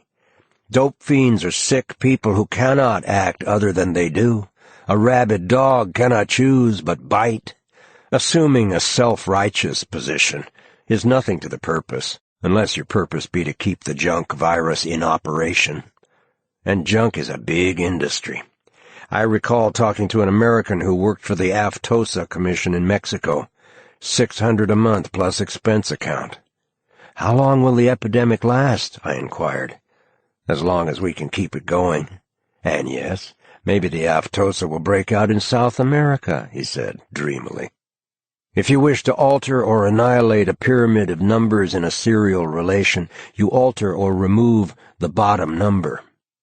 If we wish to annihilate the junk pyramid, we must start with the bottom of the pyramid, the addict in the street, and stop tilting quixotically for the higher-ups, so-called, all of whom are immediately replaceable.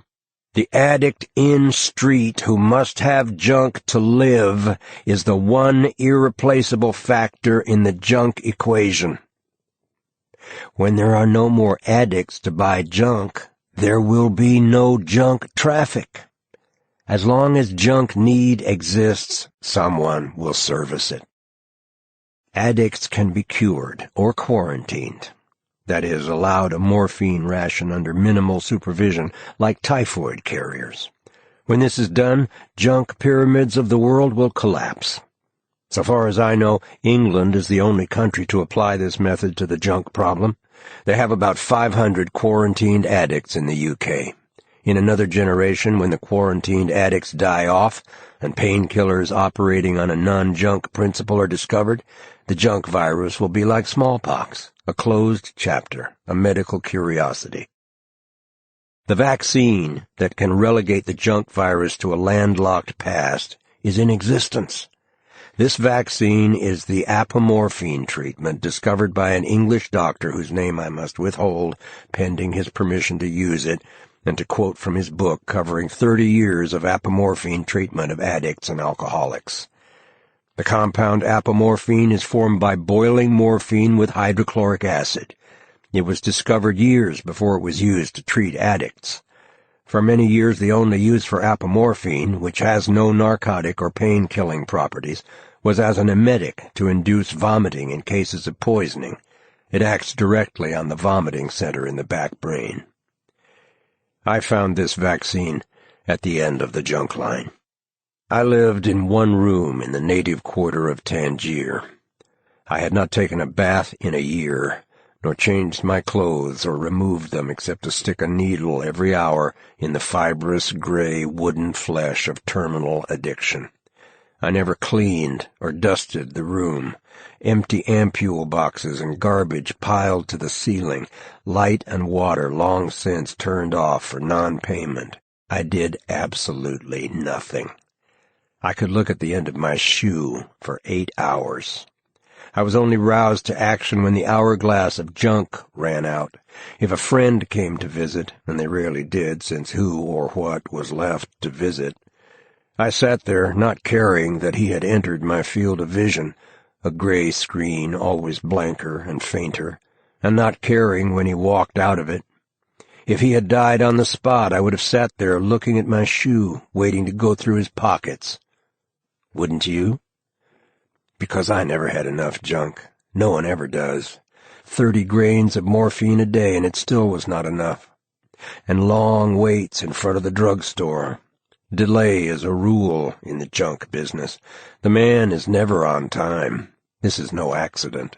There are no accidents in the junk world. The addict is taught again and again exactly what will happen if he does not score for his junk ration. Get up that money, or else. And suddenly my habit began to jump and jump, 40, 60 grains a day, and it still was not enough, and I could not pay. I stood there with my last check in my hand and realized that it was my last check. I took the next plane for London. The doctor explained to me that apomorphine acts on the back brain to regulate the metabolism and normalize the bloodstream in such a way that the enzyme system of addiction is destroyed over a period of 4 or 5 days. Once the back brain is regulated, apomorphine can be discontinued and only used in case of relapse.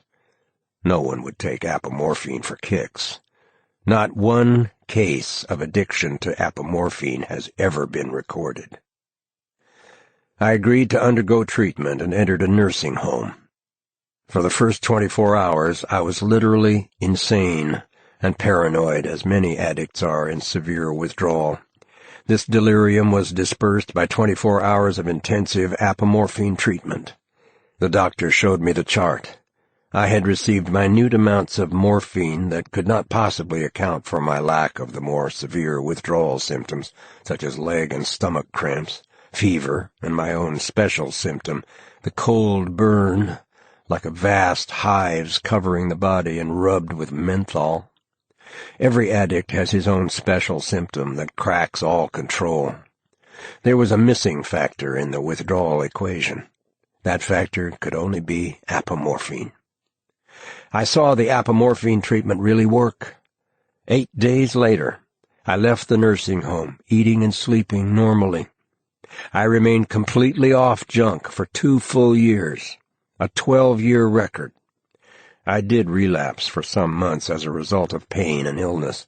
Another apomorphine cure has kept me off junk through this writing. The apomorphine cure is qualitatively different from other methods of cure. I have tried them all. Short reduction, slow reduction, cortisone, antihistamines, tranquilizers, sleeping cures, Tolserol, Reserpine. None of these cures lasted beyond the first opportunity to relapse. I can say definitely that I was never metabolically cured until I took the apomorphine cure. The overwhelming relapse statistics from the Lexington Narcotic Hospital have led many doctors to say that addiction is not curable. They use a dolophin reduction cure at Lexington and have never tried apomorphine so far as I know. In fact, this method of treatment has been largely neglected. No research has been done with variations of the apomorphine formula or with synthetics. No doubt substances 50 times stronger than apomorphine could be developed and the side effect of vomiting eliminated. Apomorphine is a metabolic and psychic regulator that can be discontinued as soon as it has done its work. The world is deluged with tranquilizers and energizers, but this unique regulator has not received attention. No research has been done by any of the large pharmaceutical companies. I suggest that research with variations of apomorphine and synthesis of it will open a new medical frontier, extending far beyond the problem of addiction. The smallpox vaccine was opposed by a vociferous lunatic group of anti-vaccinationists. No doubt a scream of protest will go up from interested or unbalanced individuals as the junk virus is shot out from under them. Junk is big business. There are always cranks and operators. They must not be allowed to interfere with the essential work of inoculation treatment and quarantine. The junk virus is public health problem number 1 of the world today. Since Naked Lunch treats this health problem, it is necessarily brutal, obscene, and disgusting. Sickness is often repulsive details, not for weak stomachs. Certain passages in the book that have been called pornographic were written as a tract against capital punishment in the manner of Jonathan Swift's Modest Proposal. These sections are intended to reveal capital punishment as the obscene, barbaric, and disgusting anachronism that it is. As always, the lunch is naked.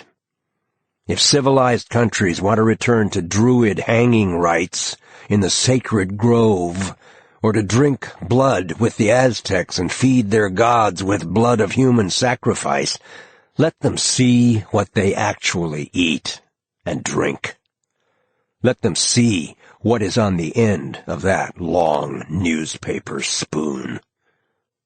I have almost completed a sequel to Naked Lunch, a mathematical extension of the algebra of need beyond the junk virus. Because there are many forms of addiction, I think that they all obey basic laws. In the words of Heisenberg, this may not be the best of all possible universes, but it may well prove to be one of the simplest. If man can see. William S. Burroughs, 1960.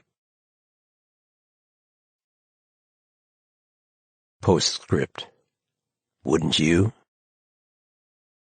And speaking personally, and if a man speaks any other way, we might as well start looking for his protoplasm daddy or mother cell, I don't want to hear any more tired old junk talk and junk con.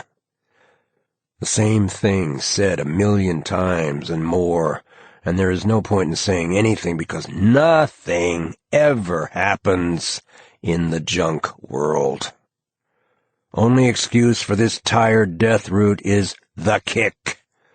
When the junk circuit is cut off for the non-payment, and the junk skin dies of junk lack, an overdose of time, and the old skin has forgotten the skin game simplifying away under the junk cover the way skins will. A condition of total exposure is precipitated when the kicking addict cannot choose but see, smell, and listen. Watch out for the cars. It is clear that junk is a round-the-world push-an-opium-pellet-with-your-nose route, strictly for scarabs, stumble-bum junk heap, and as such report to disposal, tired of seeing it around. Junkies always beef about the cold, as they call it, turning up their black coat collars and clutching their withered necks. Pure junk con. A junkie does not want to be warm. He wants to be cool, cooler, cold. But he wants the cold like he wants his junk. Not outside, where it does him no good, but inside, so he can sit around with a spine like a frozen hydraulic jack. His metabolism approaching absolute zero. Terminal addicts often go 2 months without a bowel move, and the intestines make with sit-down adhesions. Wouldn't you? Requiring the intervention of an apple corer or its surgical equivalent. Such is life in the old ice house. Why move around and waste time? Room for one more inside, sir. Some entities are on thermodynamic kicks. They invented thermodynamics. Wouldn't you?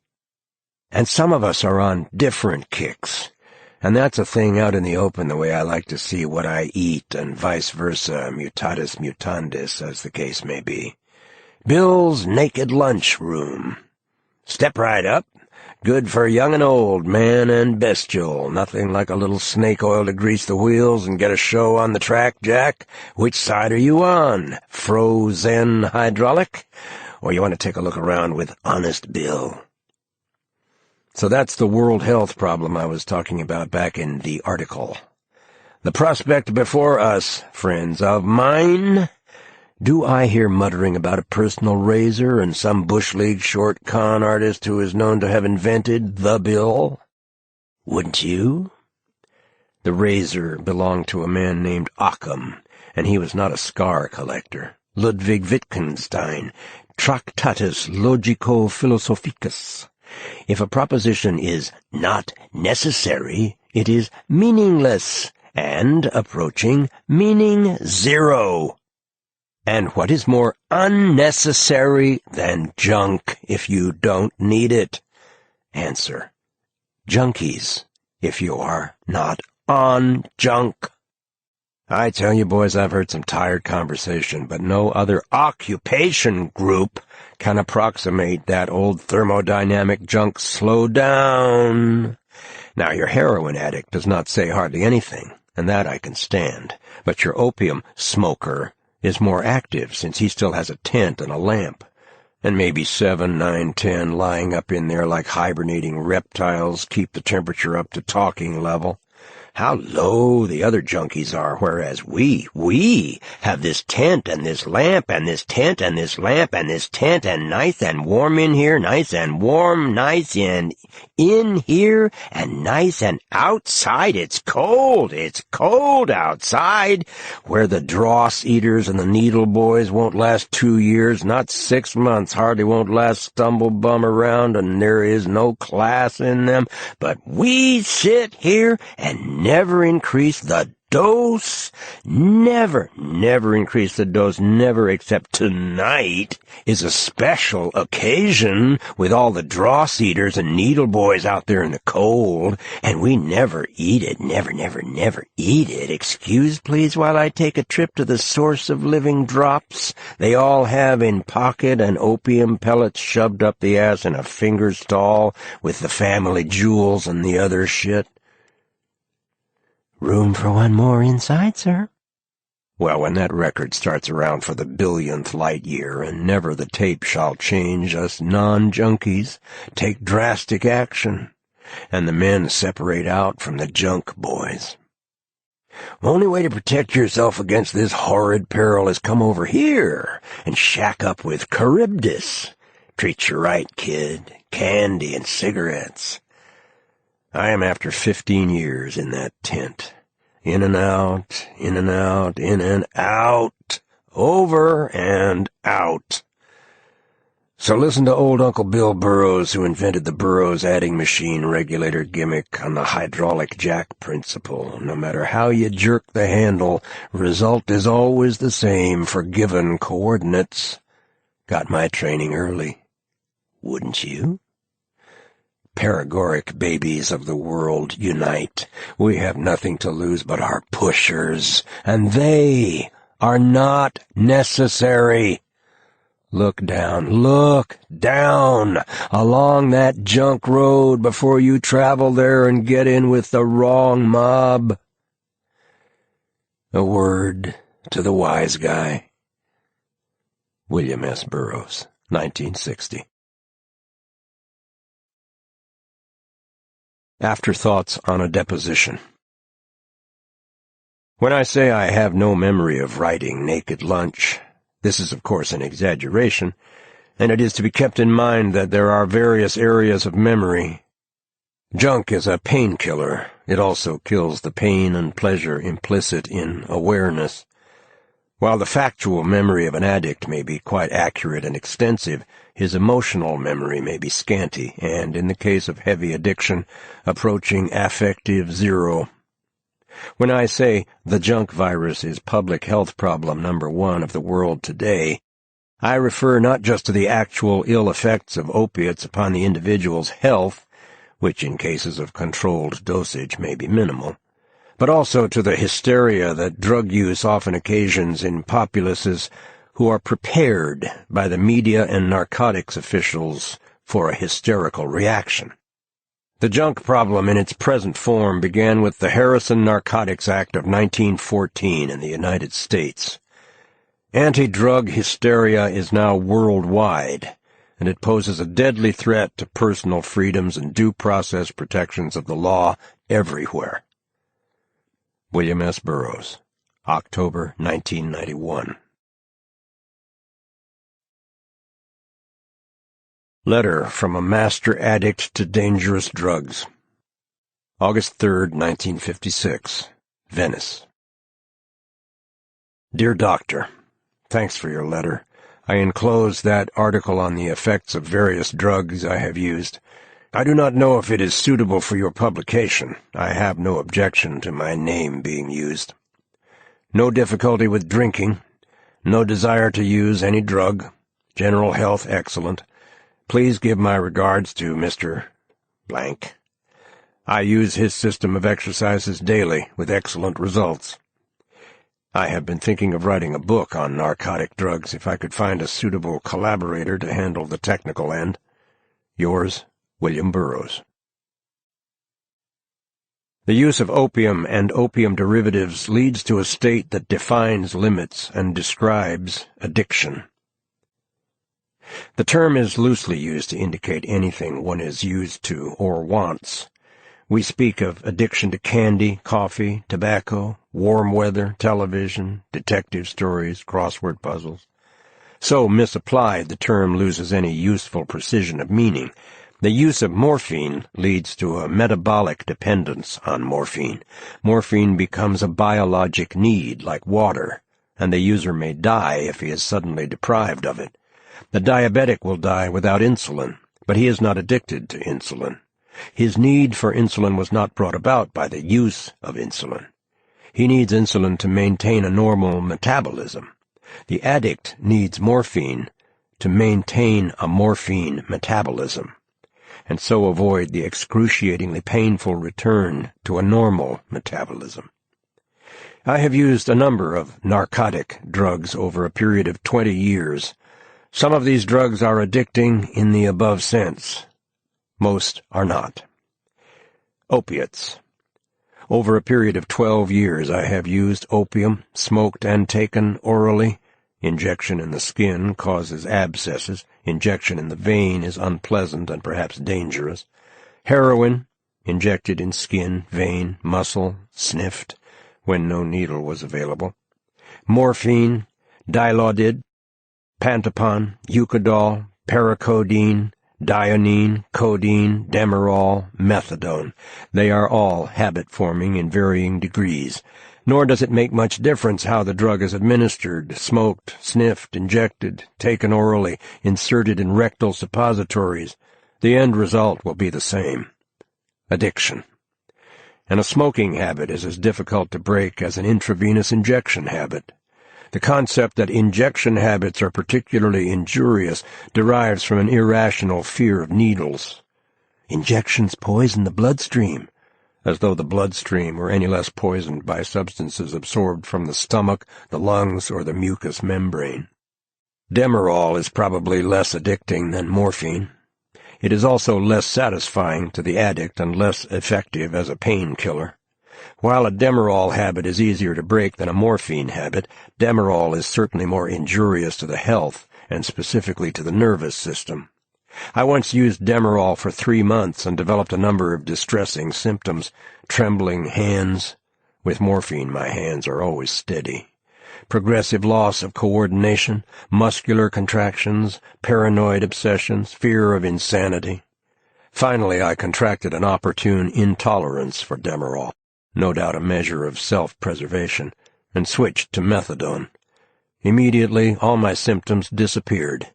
I may add that demerol is quite as constipating as morphine, that it exerts an even more depressing effect on the appetite and the sexual functions, does not, however, contract the pupils.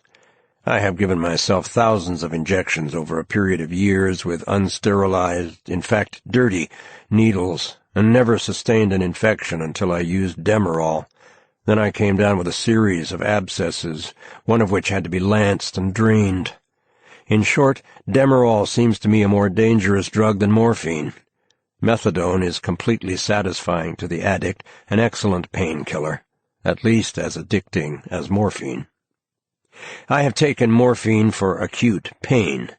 Any opiate that effectively relieves pain, to an equal degree relieves withdrawal symptoms. The conclusion is obvious. Any opiate that relieves pain is habit-forming, and the more effectively it relieves pain, the more habit-forming it is. The habit-forming molecule and the pain-killing molecule of morphine are probably identical, and the process by which morphine relieves pain is the same process that leads to tolerance and addiction. Non-habit-forming morphine appears to be a latter-day philosopher's stone. On the other hand, variations of apomorphine may prove extremely effective in controlling the withdrawal syndrome, but we should not expect this drug to be a painkiller as well. The phenomena of morphine addiction are well known, and there is no reason to go over them here. A few points, it seems to me, have received insufficient attention. The metabolic incompatibility between morphine and alcohol has been observed, but no one, so far as I know, has advanced an explanation. If a morphine addict drinks alcohol, he experiences no agreeable or euphoric sensations. There is a feeling of slowly mounting discomfort, and the need for another injection. The alcohol seems to be short-circuited, perhaps by the liver. I once attempted to drink in a state of incomplete recovery from an attack of jaundice. I was not using morphine at this time. The metabolic sensation was identical. In one case, the liver was partly out of action from jaundice, in the other, preoccupied, literally, by a morphine metabolism. In neither case could it metabolize alcohol. If an alcoholic becomes addicted to morphine, morphine invariably and completely displaces alcohol. I have known several alcoholics who began using morphine. They were able to tolerate large doses of morphine immediately, 1 grain to a shot, without ill effects, and in a matter of days stopped taking alcohol. The reverse never occurs. The morphine addict cannot tolerate alcohol when he is using morphine or suffering from morphine withdrawal. The ability to tolerate alcohol is a sure sign of disintoxication. In consequence, alcohol can never be substituted for morphine directly. Of course, a disintoxicated addict may start drinking and become an alcoholic. During withdrawal, the addict is acutely aware of his surroundings. Sense impressions are sharpened to the point of hallucination. Familiar objects seem to stir with a writhing, furtive life. The addict is subject to a barrage of sensations, external and visceral. He may experience flashes of beauty and nostalgia, but the overall impression is extremely painful. Possibly his sensations are painful because their intensity. A pleasurable sensation may become intolerable after a certain intensity is reached. I have noticed 2 special reactions of early withdrawal. 1, everything looks threatening. 2, mild paranoia. The doctors and nurses appear as monsters of evil. In the course of several cures, I have felt myself surrounded by dangerous lunatics. I talked with one of Dr. Dent's patients who had just undergone disintoxication for a pethidine habit. He reported an identical experience, told me that for 24 hours the nurses and the doctor seemed brutal and repugnant, and everything looked blue. And I have talked with other addicts who experienced the same reactions. Now, the psychological basis for paranoid notions during withdrawal is obvious. The specific similarity of these reactions indicates a common metabolic origin. The similarity between withdrawal phenomena and certain states of drug intoxication is striking. Hashish, Banisteriopsis chaopi, harmaline, peyote, mescaline, produce states of acute sensitivity with hallucinatory viewpoint. Everything looks alive. Paranoid ideas are frequent. Banisteriopsis chaopi intoxication specifically reproduces the state of withdrawal. Everything looks threatening. Paranoid ideas are marked, especially with overdose. After taking Banisteriopsis chaopi, I was convinced that the medicine man and his apprentice were conspiring to murder me. It seems that metabolic states of the body can reproduce the effects of various drugs. In the USA, heroin addicts are receiving an involuntary reduction cure from the pushers who progressively dilute their wares with milk sugar and barbiturates. As a result, many of the addicts who seek treatment are lightly addicted, so they can be completely disintoxicated in a short time, 7 to 8 days. They recover rapidly without medication. Meanwhile, any tranquilizing, anti-allergic, or sedative drug will afford some relief, especially if injected. The addict feels better if he knows that some alien substance is coursing through his bloodstream. Tolserol, Thorazine, and related tranquilizers, every variety of barbiturate, chloral hydrate and peraldehyde, antihistamines, cortisone, reserpine, even shock, can lobotomy be far behind, have all been used with results usually described as encouraging. My own experience suggests that these results be accepted with some reserve. Of course, symptomatic treatment is indicated in all these drugs, with possible exception of the drug most commonly used, barbiturates, have a place in the treatment of the withdrawal syndrome, but none of these drugs is in itself the answer to withdrawal. Withdrawal symptoms vary with individual metabolism and physical type. Pigeon-chested, hay fever, and asthma-liable individuals suffer greatly from allergic symptoms during withdrawal: running nose, sneezing, smarting, watering eyes, difficulty in breathing. In such cases, cortisone and antihistamine drugs may afford definite relief. Vomiting could probably be controlled with anti-nausea drugs like thorazine. I have undergone 10 cures, in the course of which all these drugs were used. I have taken quick reductions, slow reductions, prolonged sleep, apomorphine, antihistamines, a French system involving a worthless product known as amorphine. Everything but shock. I would be interested to hear results of further experiments with shock treatment on somebody else. The success of any treatment depends on the degree and duration of addiction, the stage of withdrawal. Drugs which are effective in late or light withdrawal can be disastrous in the acute phase. Individual symptoms, health, age, etc. A method of treatment might be completely ineffective at one time, but give excellent results at another. Or a treatment that does me no good may help someone else. I do not presume to pass any final judgments, only to report my own reactions to various drugs and methods of treatment. Reduction cures. This is the commonest form of treatment, and no method yet discovered can entirely replace it in cases of severe addiction. The patient must have some morphine. If there is one rule that applies to all cases of addiction, this is it. But the morphine should be withdrawn as quickly as possible. I have taken slow reduction cures, and in every case the result was discouragement and eventual relapse.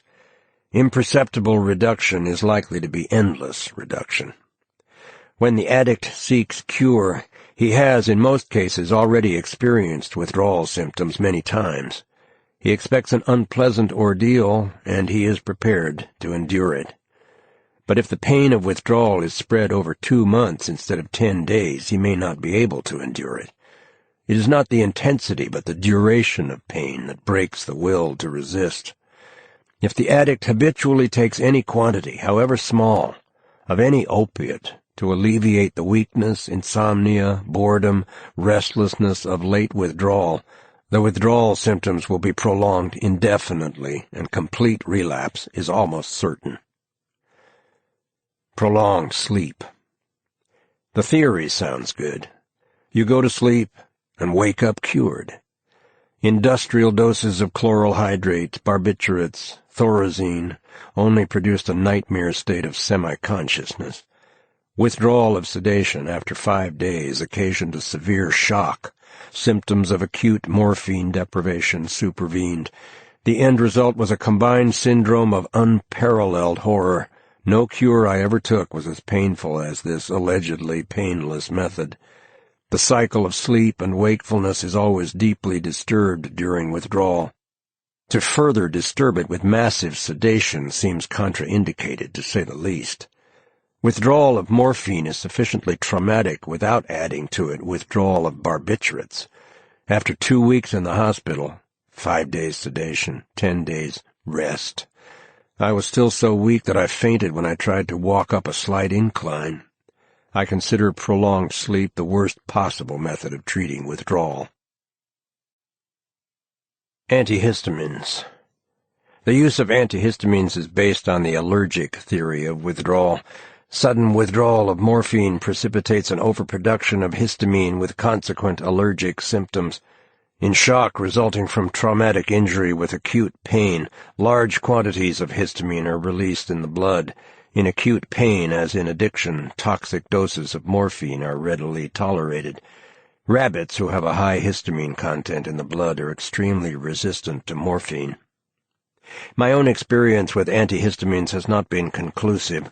I once took a cure in which only antihistamines were used, and the results were good, but I was lightly addicted at that time and had been without morphine for 72 hours when the cure started. I have frequently used antihistamines since then for withdrawal symptoms with disappointing results. In fact, they seem to increase my depression and irritability. I do not suffer from typical allergic symptoms. Apomorphine. Apomorphine is certainly the best method of treating withdrawal that I've experienced. It does not completely eliminate the withdrawal symptoms, but reduces them to an endurable level. The acute symptoms, such as stomach and leg cramps, convulsive or manic states, are completely controlled. In fact, apomorphine treatment involves less discomfort than a reduction cure. Recovery is more rapid and more complete. I feel that I was never completely cured of the craving for morphine until I took apomorphine treatment. Perhaps the psychological craving for morphine that persists after a cure is not psychological at all, but metabolic. More potent variations of the apomorphine formula might prove qualitatively more effective in treating all forms of addiction. Cortisone. Cortisone seems to give some relief, especially when injected intravenously. Thorazine provides some relief from withdrawal symptoms, but not much. Side effects of depression, disturbances of vision, indigestion offset dubious benefits. Reserpine. I never noticed any effect whatever from this drug, except a slight depression. Tulserol. Negligible results. Barbiturates. It is a common practice to prescribe barbiturates for the insomnia of withdrawal. Actually, the use of barbiturates delays the return of normal sleep, prolongs the whole period of withdrawal, and may lead to relapse. The addict is tempted to take a little codeine or paregoric with his Nembutal. Very small quantities of opiates that would be quite innocuous for a normal person immediately re-establish addiction in a cured addict. My experience certainly confirms Dr. Dent's statement that barbiturates are contraindicated. Chloral hydrate and paraldehyde. Probably preferable to barbiturates if a sedative is necessary, but most addicts will vomit up paraldehyde at once. I have also tried, on my own initiative, the following drugs during withdrawal. Alcohol. Absolutely contraindicated at any stage of withdrawal. The use of alcohol invariably exacerbates the withdrawal symptoms and leads to relapse. Alcohol can only be tolerated after metabolism returns to normal. This usually takes 1 month in cases of severe addiction. Benzodrine may relieve temporarily the depression of late withdrawal, disastrous during acute withdrawal, contraindicated at any stage because it produces a state of nervousness for which morphine is the physiological answer. Cocaine. The above goes double for cocaine. Cannabis indica, marijuana. In late or light withdrawal, relieves depression and increases the appetite. In acute withdrawal, an unmitigated disaster. I once smoked marijuana during early withdrawal with nightmarish results. Cannabis is a sensitizer. If you feel bad already, it will make you feel worse. Contraindicated. Peyote, Banisteriopsis chaopi. I have not ventured to experiment. The thought of Banisteriopsis intoxication superimposed on acute withdrawal makes the brain reel. I know of a man who substituted peyote during late withdrawal, claimed to lose all desire for morphine, ultimately died of peyote poisoning. In cases of severe addiction, definite physical withdrawal symptoms persist for 1 month at least. I have never seen or heard of a psychotic morphine addict. I mean anyone who showed psychotic symptoms while addicted to an opiate. In fact, addicts are drearily sane. Perhaps there is a metabolic incompatibility between schizophrenia and opiate addiction. On the other hand, the withdrawal of morphine often precipitates psychotic reactions, usually mild paranoia. Interesting that drugs and methods of treatment that give results in schizophrenia are also of some use in withdrawal: antihistamines, tranquilizers, apomorphine, shock. Sir Charles Sherrington defines pain as the psychic adjunct of an imperative protective reflex. The vegetative nervous system expands and contracts in response to visceral rhythms and external stimuli, expanding to stimuli which are experienced as pleasurable, sex, food, agreeable social contacts, etc., contracting from pain, anxiety, fear, discomfort, boredom. Morphine alters the whole cycle of expansion and contraction, release and tension. The sexual function is deactivated, peristalsis inhibited. The pupils cease to react in response to light and darkness. The organism neither contracts from pain nor expands to normal sources of pleasure. It adjusts to a morphine cycle. The addict is immune to boredom. He can look at his shoe for hours, or simply stay in bed. He needs no sexual outlet, no social contacts, no work, no diversion, no exercise, nothing but morphine.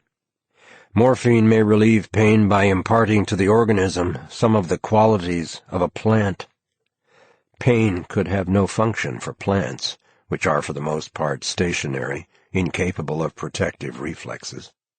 Scientists look for a non-habit-forming morphine that will kill pain without giving pleasure. Addicts want, or think they want, euphoria without addiction. I do not see how the functions of morphine can be separated. I think that any effective painkiller will depress the sexual function, induce euphoria, and cause addiction. The perfect painkiller would probably be immediately habit-forming. If anyone is interested to develop such a drug, dihydroxyheroin might be a good place to start. The addict exists in a painless, sexless, timeless state. Transition back to the rhythms of animal life involves the withdrawal syndrome. I doubt if this transition can ever be made in comfort. Painless withdrawal can only be approached. Cocaine. Cocaine is the most exhilarating drug I have ever used. The euphoria centers in the head. Perhaps the drug activates pleasure connections directly in the brain. I suspect that an electric current in the right place would produce the same effect. The full exhilaration of cocaine can only be realized by an intravenous injection. The pleasurable effects do not last more than 5 or 10 minutes. If the drug is injected in the skin, rapid elimination vitiates the effects. This goes doubly for sniffing. It is standard practice for cocaine users to sit up all night shooting cocaine at 1-minute intervals, alternating with shots of heroin, or cocaine and heroin mixed in the same injection to form a speedball. I have never known an habitual cocaine user who was not a morphine addict. The desire for cocaine can be intense. I have spent whole days walking from one drugstore to another to fill a cocaine prescription. You may want cocaine intensely, but you don't have any metabolic need for it. If you can't get cocaine, you eat. You go to sleep and forget it. I have talked with people who used cocaine for years, then were suddenly cut off from their supply. None of them experienced any withdrawal symptoms. Indeed, it is difficult to see how a front brain stimulant could be addicting. Addiction seems to be a monopoly of sedatives. Continued use of cocaine leads to nervousness, depression, sometimes drug psychosis with paranoid hallucinations. The nervousness and depression resulting from cocaine use are not alleviated by more cocaine. They are effectively relieved by morphine. The use of cocaine by a morphine addict always leads to larger and more frequent injections of morphine. Cannabis indica, hashish, marijuana.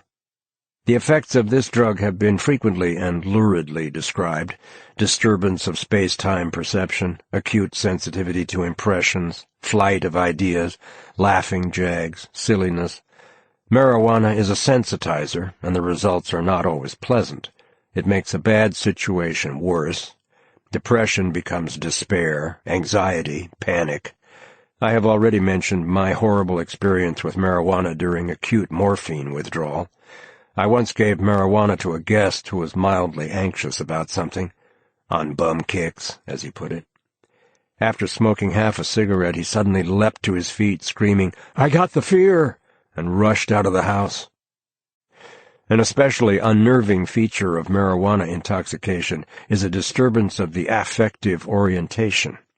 You do not know whether you like something or not, whether a sensation is pleasant or unpleasant. The use of marijuana varies greatly with the individual. Some smoke it constantly, some occasionally. Not a few dislike it intensely.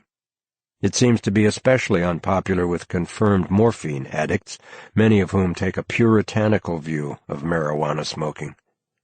The ill effects of marijuana have been grossly exaggerated in the U.S. Our national drug is alcohol. We tend to regard the use of any other drug with special horror. Anyone given over to these alien vices deserves the complete ruin of his mind and body. People believe what they want to believe without regard for the facts. Marijuana is not habit-forming. I have never seen evidence of any ill effects from moderate use. Drug psychosis may result from prolonged and excessive use. Barbiturates. The barbiturates are definitely addicting if taken in large quantities over any period of time. About a gram a day will cause addiction. Withdrawal syndrome is more dangerous than morphine withdrawal, consisting of hallucinations with epilepsy-type convulsions. Addicts often injure themselves flopping about on concrete floors being a usual corollary of abrupt withdrawal. Morphine addicts often take barbiturates to potentiate inadequate morphine rations. Some of them become barbiturate addicts as well. I once took 2 Nembutal capsules, 1.5 grain each, every night for 4 months and suffered no withdrawal symptoms. Barbiturate addiction is a question of quantity. It is probably not a metabolic addiction like morphine, but a mechanical reaction from excessive front brain sedation. The barbiturate addict presents a shocking spectacle. He cannot coordinate, he staggers, falls off bar stools, goes to sleep in the middle of a sentence, drops food out of his mouth. He is confused, quarrelsome, and stupid, and he almost always uses other drugs, anything he can lay hands on, alcohol, benzodrine, opiates, marijuana. Barbiturate users are looked down on in addict society. Goofball bums, they got no class to them. The next step down is coal gas and milk, or sniffing ammonia in a bucket, the scrub woman's kick. It seems to me that barbiturates cause the worst possible form of addiction, unsightly, deteriorating, difficult to treat. Benzodrine. This is a cerebral stimulant like cocaine. Large doses cause prolonged sleeplessness with feelings of exhilaration. The period of euphoria is followed by a horrible depression. The drug tends to increase anxiety. It causes indigestion and loss of appetite. I know of only one case where definite symptoms followed the withdrawal of benzodrine. This was a woman of my acquaintance who used incredible quantities of benzodrine for 6 months. During this period she developed a drug psychosis and was hospitalized for 10 days. She continued the use of benzodrine but was suddenly cut off. She suffered an asthma-type seizure. She could not get her breath and turned blue. I gave her a dose of antihistamine, Thephorin, which afforded immediate relief. The symptoms did not return. Peyote, mescaline. This is undoubtedly a stimulant. It dilates the pupils, keeps one awake. Peyote is extremely nauseating. Users experience difficulty keeping it down long enough to realize the effect, which is similar in some respects to marijuana. There is increased sensitivity to impression, especially to colors. Peyote intoxication causes a peculiar vegetable consciousness or identification with the plant. Everything looks like a peyote plant. It is easy to understand why the Indians believe there is a resident spirit in the peyote cactus. Overdose of peyote may lead to respiratory paralysis and death. I know of one case. There is no reason to believe that peyote is addicting. Banisteriopsis chaopi, harmaline, banisterine, telepithine. Banisteriopsis chaopi is a fast-growing vine. The active principle is apparently found throughout the wood of the fresh-cut vine. The inner bark is considered most active, and the leaves are never used. It takes a considerable quantity of the vine to feel the full effects of the drug. About 5 pieces of vine, each 8 inches long, are needed for one person. The vine is crushed and boiled for 2 or more hours, with the leaves of a bush identified as Palicuria fam rubiaceae. Yahe, or ayahuasca, the most commonly used Indian names for Banisteriopsis chaopi, is a hallucinating narcotic that produces a profound derangement of the senses. In overdose, it is a convulsant poison. The antidote is a barbiturate or other strong anticonvulsant sedative. Anyone taking yahe for the first time should have a sedative ready in the event of an overdose. The hallucinating properties of yahe have led to its use by medicine men to potentiate their powers. They also use it as a cure-all in the treatment of various illnesses. Yahe lowers the body temperature and consequently is of some use in the treatment of fever. It is a powerful antihelminthic, indicated for treatment of stomach or intestinal worms. Yahe induces a state of conscious anesthesia, and is used in rites where the initiates must undergo a painful ordeal like whipping with knotted vines or exposure to the sting of ants. So far as I could discover, only the fresh-cut vine is active. I found no way to dry, extract, or preserve the active principle. No tinctures proved active. The dried vine is completely inert. The pharmacology of yahe requires laboratory research. Since the crude extract is such a powerful hallucinating narcotic, perhaps even more spectacular results could be obtained with synthetic variations. Certainly the matter warrants further research. I did not observe any ill effects that could be attributed to the use of yahe. The medicine men who use it continuously in line of duty seem to enjoy normal health. Tolerance is soon acquired so that one can drink the extract without nausea or other ill effect. Yahe is a unique narcotic. Yahe intoxication is in some respects similar to intoxication with hashish. In both instances, there is a shift of viewpoint, an extension of consciousness beyond ordinary experience. But yahe produces a deeper derangement of the senses with actual hallucinations. Blue flashes in front of the eyes is peculiar to yahe intoxication. There is a wide range of attitude in regard to yahe. Many Indians and most white users seem to regard it simply as another intoxicant like liquor. In other groups it has ritual use and significance. Among the Hivaro, young men take yahe to contact the spirits of their ancestors and get a briefing for their future life. It is used during initiations to anesthetize the initiates for painful ordeals. All medicine men use it in their practice to foretell the future, locate lost or stolen objects, name the perpetrator of a crime, or diagnose and treat illness. The alkaloid of Banisteriopsis chaopi was isolated in 1923 by Fisher Cardenas. He called the alkaloid telepithine, alternately banisterine. Rumpf showed that telepithine was identical with harmine, the alkaloid of Peganum harmala. Banisteriopsis chaopi is evidently not habit-forming. Nutmeg. Convicts and sailors sometimes have recourse to nutmeg. About a tablespoon is swallowed with water. Results are vaguely similar to marijuana, with side effects of headache and nausea. Death would probably supervene before addiction, if such addiction is possible. I have only taken nutmeg once. There are a number of narcotics of the nutmeg family in use among the Indians of South America. They are usually administered by sniffing a dried powder of the plant.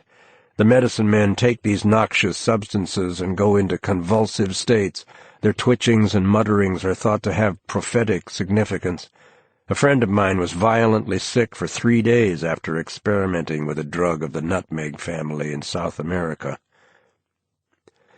Datura, scopolamine. Morphine addicts are frequently poisoned by taking morphine in combination with scopolamine.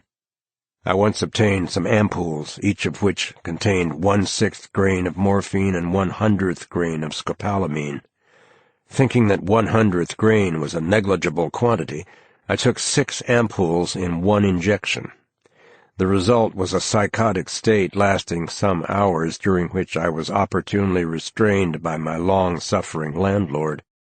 I remembered nothing the following day. Drugs of the Datura group are used by the Indians of South America and Mexico. Fatalities are said to be frequent. Scopolamine has been used by the Russians as a confession drug, with dubious results. The subject may be willing to reveal his secrets, but quite unable to remember them. Often cover story and secret information are inextricably garbled.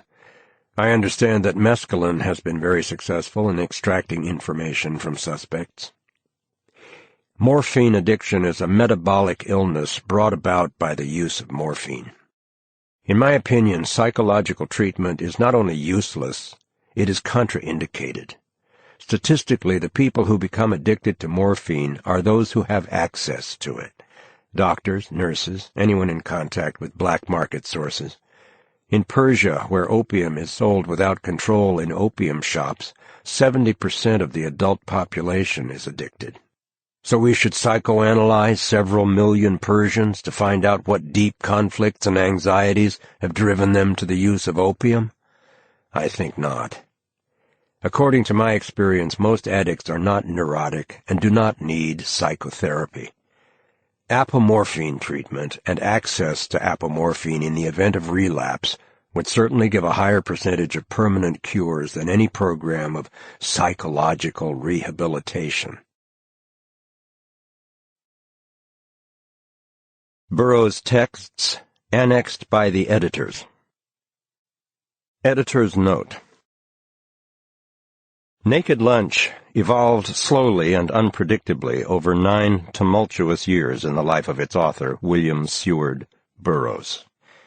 The novel was not created according to a predetermined outline or plan, but accumulated through a decade of travel and turmoil on 4 continents, and continually edited and re-edited not only by its author, but also by his close friends Allen Ginsberg and Jack Kerouac.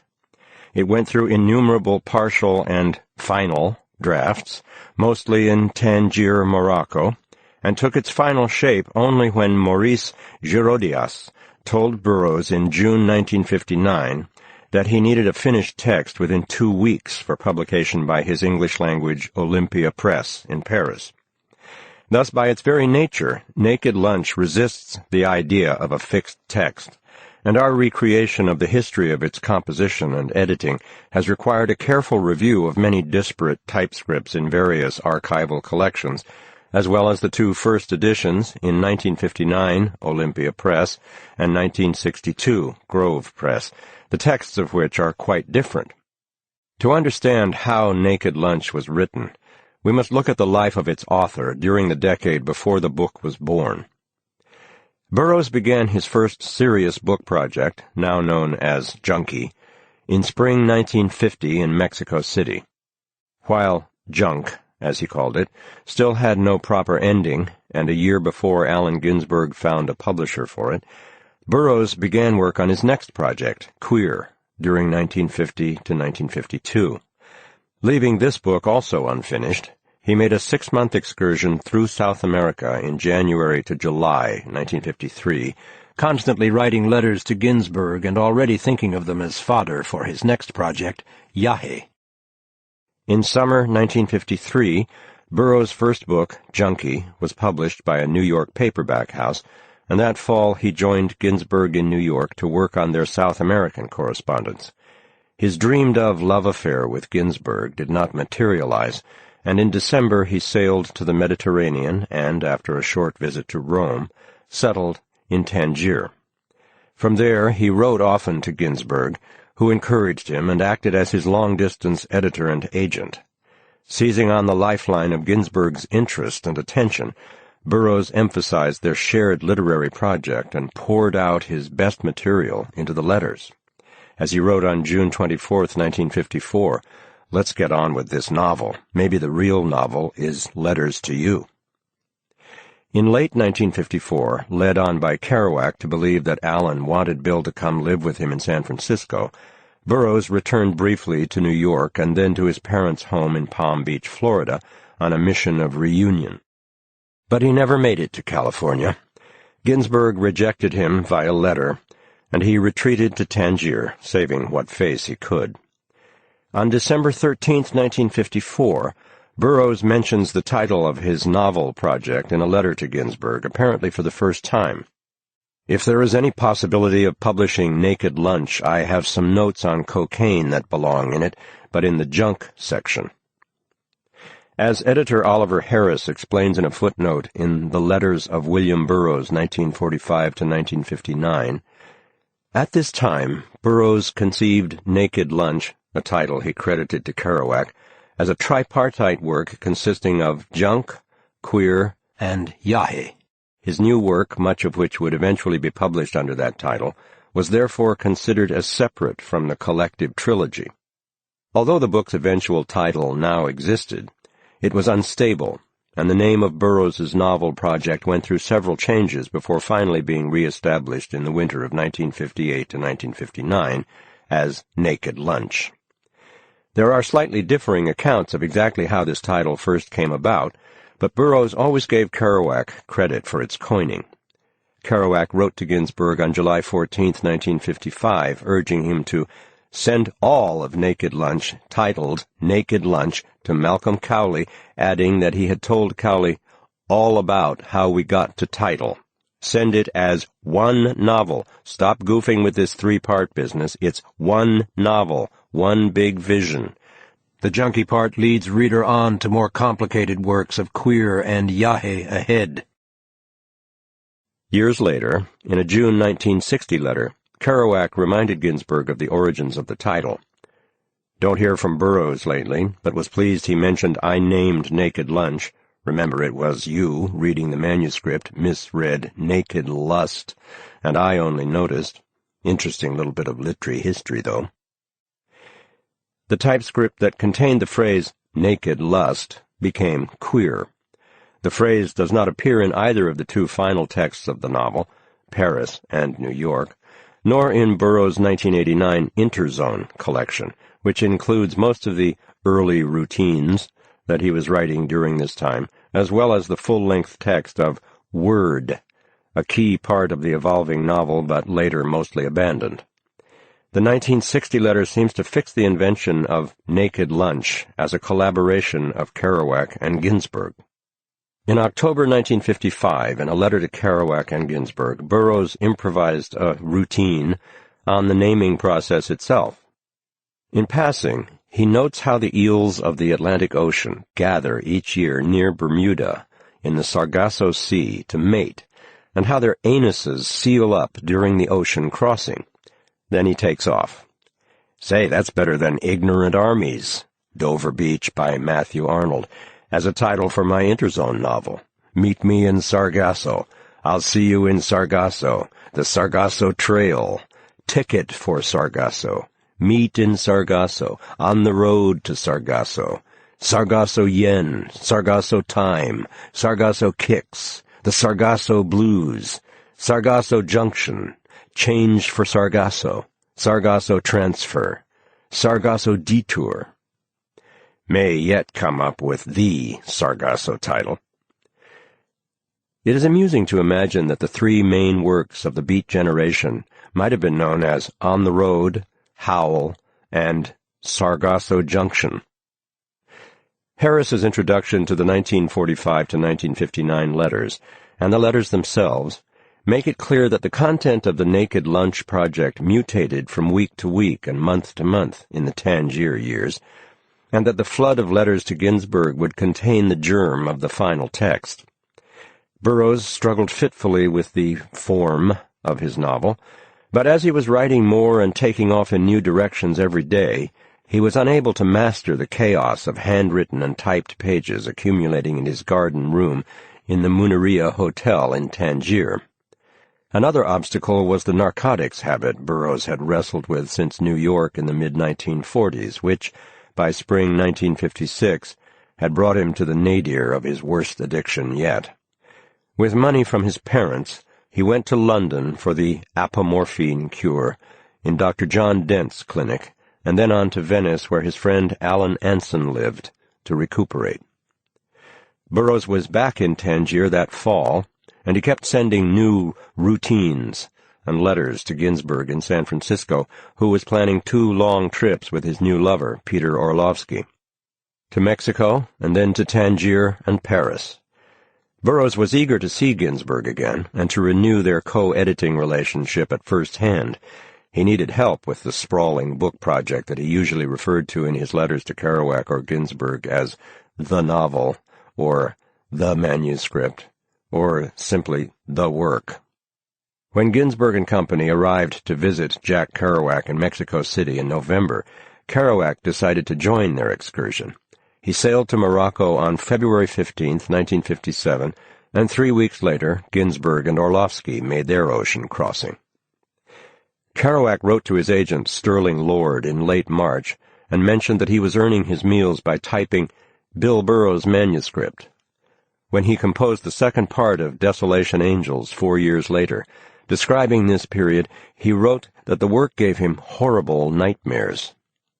After telling Malcolm Cowley that Burroughs has just written the most fantastic book since Genet's Our Lady of the Flowers, and it is called Word Horde, Kerouac left 2 weeks later for London and New York, leaving Ginsberg and Burroughs to carry on. Soon, Alan Anson arrived from Venice to join them. In the 3rd week of May, 1957, Ginsberg wrote to Lucien Carr. Anson arrived from Venice to help work on Bill's book. We type and edit vast amount of material in relays, and also farm out some typing, too. Quite a bit done. One whole section of 120 pages finished, and another about equal size to be done this week. Then the harder job of going through his letters from 1953 to 1956, extrapolating and integrating material, autobiography, routines, and fragments of narrative. Quite a job. We work 6 hours a day or more. Goof, drink, lunch. I cook big suppers, live in Jack's old veranda, a great room overlooking Bay and Spain. Expect to begin traveling when manuscript is near completion, maybe work on final stages in Venice and Paris in fall to peddle it to Olympia Press. It's quite a piece of writing. All Bill's energy and prose, plus all our organization and cleanup and structure, so it's continuous and readable, decipherable. We'll start sending out sample pieces to magazines in a month or so. The manuscript they created, and provisionally titled, in April-May 1957, survives. On the top page, Ginsberg has written Interzone Index, and a list of 11 chapters, which are counted at 175 pages. Anson has written below Definitive Table of Contents of Interzone, and a slightly different list of 12 chapters with an appendix. A few years later, Kerouac wrote, Property of Allen Ginsberg, 170 East 2nd, Apartment 16, NYC 9, in large hand across the middle. That summer, Burroughs decamped to Copenhagen, where his old friend Kels Elvins was living with his third wife, a Danish film actress. There he worked on the Freeland section of his book, writing to Ginsberg on August 28th, Only Scandinavia could have catalyzed the great work. He told Anson he had cut the section called Word down to 30 pages. By December it was down to 20 pages, and by April 1958, Burroughs told Lawrence Ferlinghetti, Ginsberg's publisher at City Lights Books in San Francisco, that he had cooked down that material to 3 pages, and that the whole last section entitled Word is to be ignored. In fall 1957, back in Tangier, Burroughs seems finally to have abandoned the 3-part scheme, writing to Ginsberg in Paris on September 20th, As regards manuscript, I think any attempt at chronological arrangement extremely ill-advised. To my way of thinking, queer and yahe letters have no place in present work. The gap between present work, that is last year or so, and work before that, is such that I do not consider the previous material as pertinent, and trying to fit it in according to any scheme would only result in vitiating the work. At present I am working on Benway and Scandinavian angles, also developing a theory of morphine addiction. On January 16, 1958, Burroughs joined Ginsberg at the Beat Hotel at 9 Rue Gilles-Lecourt in Paris, and for several weeks they retyped the manuscript, incorporating Burroughs's recent changes and adding new sections based upon his research at the French Medical Library on the Rue Dragon. Now the book was substantially complete, and at Ginsberg's suggestion, Burroughs on April 18th sent the Interzone manuscript to Ferlinghetti at City Lights Books, suggesting that the title of the Word section might be changed to Have You Seen Pantopon Rose? Burroughs usually misspelled the proprietary drug name Pantopon in this way, which we have corrected for this edition. Ferlinghetti did not much like the material, and in any case City Lights had not yet published any novels, only poetry, so he rejected it. Over the next 18 months, generally as the result of Ginsberg's campaigning, portions of the manuscript began to appear in small literary magazines. Poet Robert Creeley, editor of Black Mountain Review, published From Naked Lunch, Book 3, In Search of Yahé, in the autumn 1957 issue, actually issued in the spring of 1958. This was the first published appearance of the novel material and of its ultimate title. Leroy Jones ran the chapter Have You Seen Pantopon Rose? In the third issue of Eugen magazine in 1958. And University of Chicago graduate student Irving Rosenthal published excerpts in the spring and autumn 1958 issues of the university's literary magazine, Chicago Review, which he edited. The chapter called The Rube, in the autumn 1958 issue, with a provocative closing line, To be continued, came to the hostile attention of a Chicago gossip columnist, and consequently the Faculty Review Board of Student Publications blocked the typesetting of the winter 1958 issue, which was intended to feature Jack Kerouac, Edward Dahlberg, and Burroughs. Rosenthal and his poetry editor, Paul Carroll, and 4 other student editors resigned in protest and started a new magazine, Big Table, to publish the suppressed writings. Several hundred copies from the first printing of 10,000 in March 1959 were impounded by the U.S. Post Office in Chicago on grounds of obscenity. The American Civil Liberties Union brought a federal case against the Post Office and finally won in June 1960. Meanwhile, press coverage of the case came to the attention of Maurice Girodias at the Olympia Press in Paris. Although he had rejected the manuscript on 2 previous occasions, the first as early as 1956, Girodias in June 1959 sent his assistant Sinclair Bell to see Burroughs in his rooms at the Beat Hotel, not far from Olympia Press's offices, to tell him that Girodias must have the manuscript within 2 weeks. He wanted to capitalize on the immediate publicity of the court case. With the assistance of Brion Guyson and Bell, the book was edited and typed on deadline. Writing a foreword in 1978 for a bibliography of his work, Burroughs remembered, Much of what went into the book had been previously retyped by Alan Anson and Allen Ginsberg in Tangier. The sections were sent along to the printer as fast as they were typed, and I had planned to decide the final order of chapters when the galley proofs came back. Sinclair took one look at the galleys and said, I think this order is best. By some magic, the chapters had fallen into place, and the only change was to shift the Hauser and O'Brien section from the beginning to the end.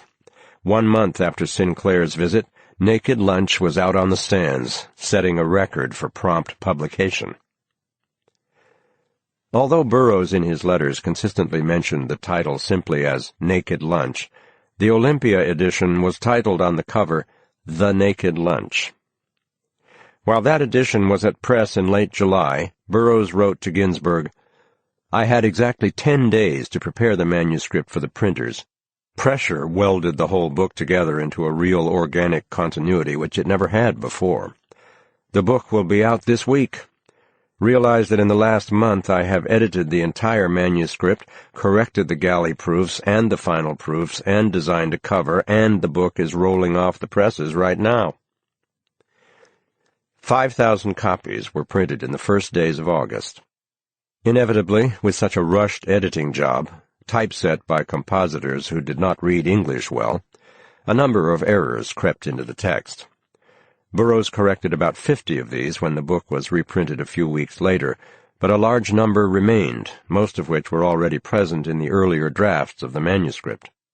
Girodias's press specialized in publishing books written in explicit, censor-defying language, whether literary, like Henry Miller's Tropic of Cancer, or strictly for the porno market, like Marcus Van Heller's Roman Orgy.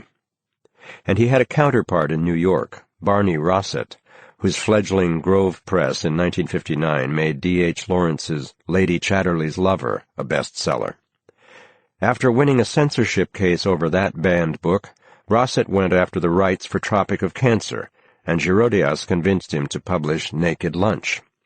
The Grove contract with Olympia Press for Naked Lunch was made in November 1959.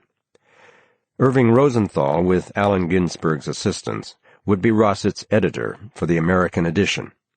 Since Ginsberg was familiar with the earlier, longer interzone version of Naked Lunch, and still held the manuscript that Ferlinghetti had returned to him, he wrote to Burroughs to ask if some of the material excised from the Olympia edition could be incorporated into the Grove edition.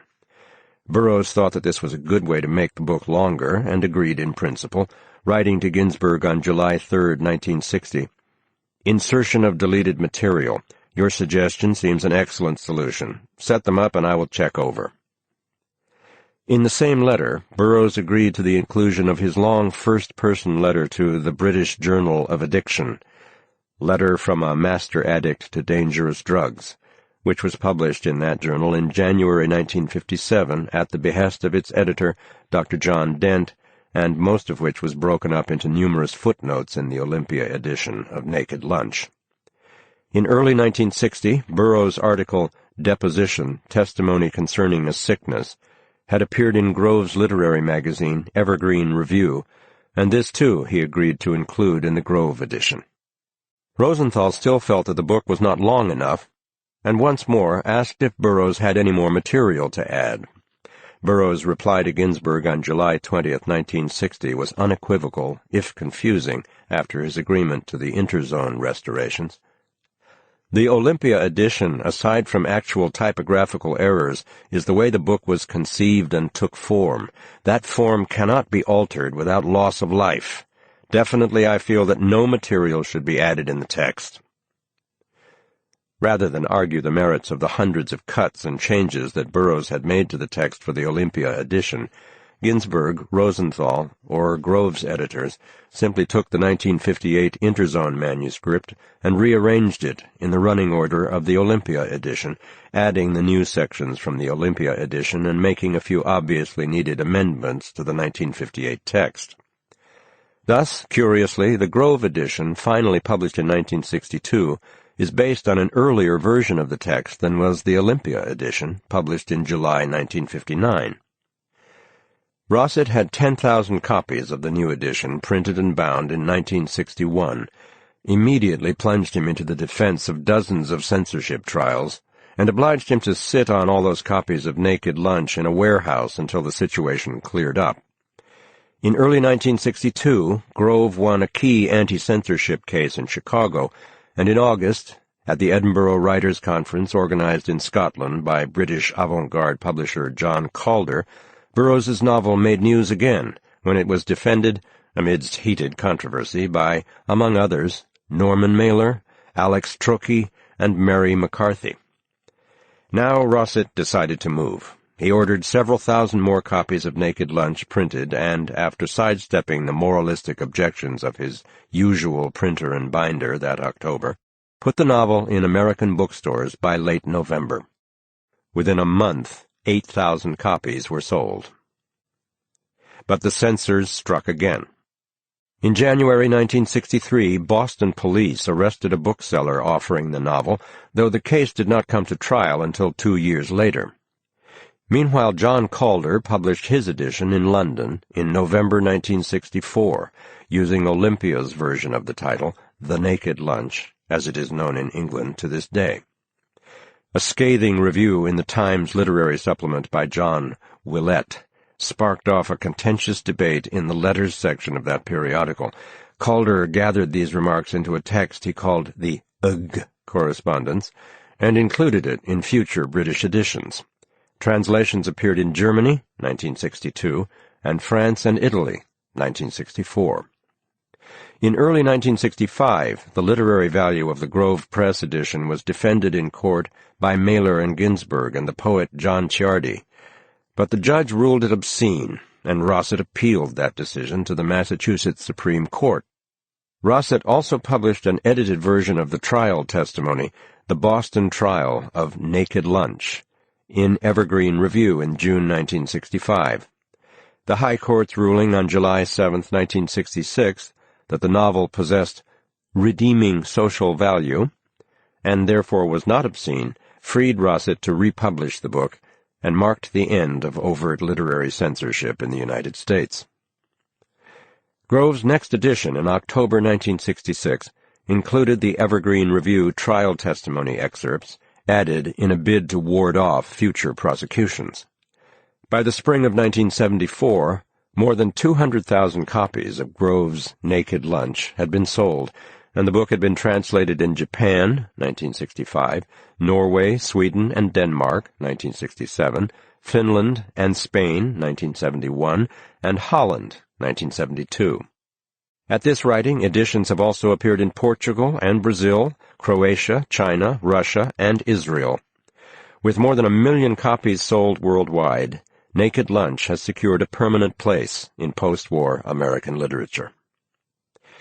In the summer of 1998, James Grauerholz was reviewing the large Burroughs manuscript collection at Ohio State University Library, most of which was placed there 10 years earlier when Burroughs made a sale and deposit arrangement with the Special Collections Library. Almost as an afterthought, Grauerholz asked head librarian Jeffrey Smith for a look at any Burroughs papers Ohio State had acquired before 1988. And upon examining these, he was astonished to realize that the minimally catalogued materials that the library acquired in the mid-1960s included a nearly complete set of the final 1959 typescript from which Olympia typeset Naked Lunch, which Burroughs had always maintained was lost by Maurice Girodias. That discovery led to the editing of this new, restored edition. After 1962, there were 2 perfunctory revisions of the Grove text, one by Grauerholz, one by Stephen Lowe, intended to correct the more obvious typesetting and spelling errors, but the book had never received the thorough textual analysis required to provide a definitive text for future English and foreign language editions. We began by comparing the Grove text with the Olympia edition to identify Burroughs's own post-1959 editing decisions. We compared these against the 1958 Interzone manuscript, which Barry Miles discovered in the early 1980s in the Allen Ginsberg collection at Columbia University's Butler Library, catalogued only as an enclosure, with Burroughs's cover letter to Ferlinghetti. We consulted many jumbled original Naked Lunch first draft pages, preserved in the Robert H. Jackson collection in the Special Collections Library at Arizona State University, where we benefited from the kind assistance of librarian Marilyn Wurzberger, Ohio State's Jeff Smith, and that institution's cataloger John M. Bennett gave us generous and valuable help. We also compared all the portions of the book that had appeared in literary magazines prior to Grove's 1962 publication and, when available, the relevant typescripts held by libraries whose collections include materials from those early magazines.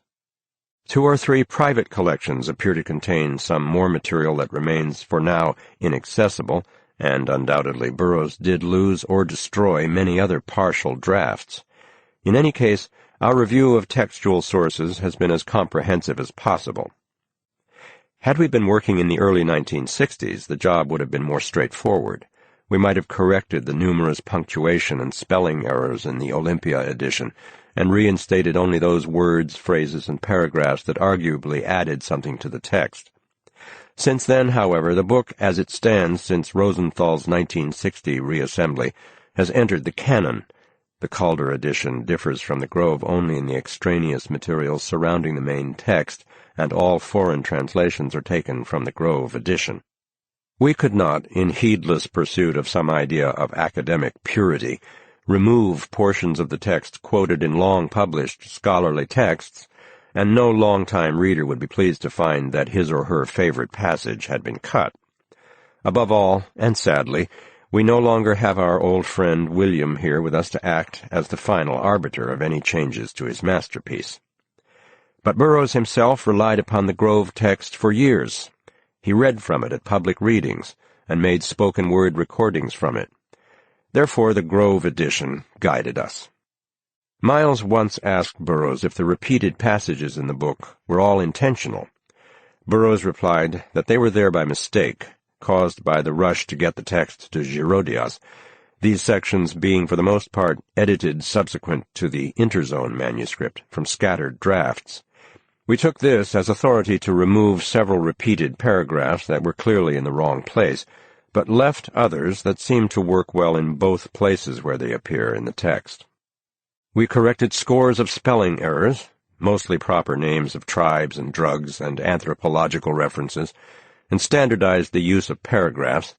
James Grauerholz was Burroughs's editorial assistant for 23 years, and his experience in typing and editing Burroughs's texts and going over them with him during that time was invaluable in knowing how the author would have wanted a passage to read.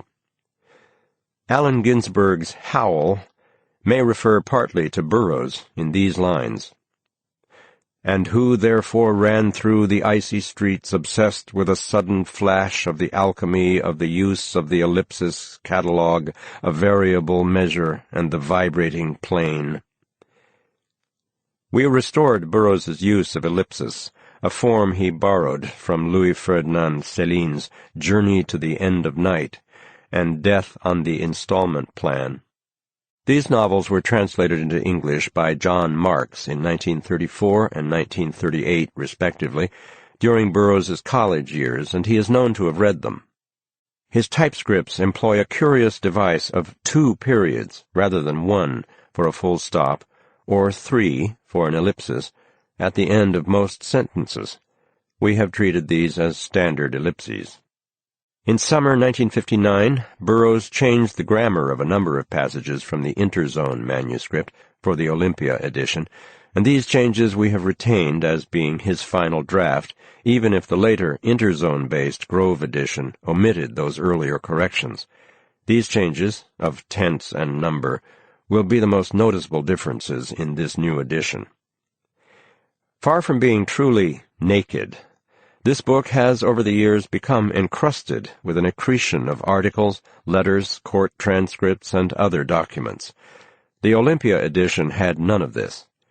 When Burroughs agreed to have deposition, testimony concerning a sickness, included in the Grove edition, he specifically said he wanted it used as an appendix.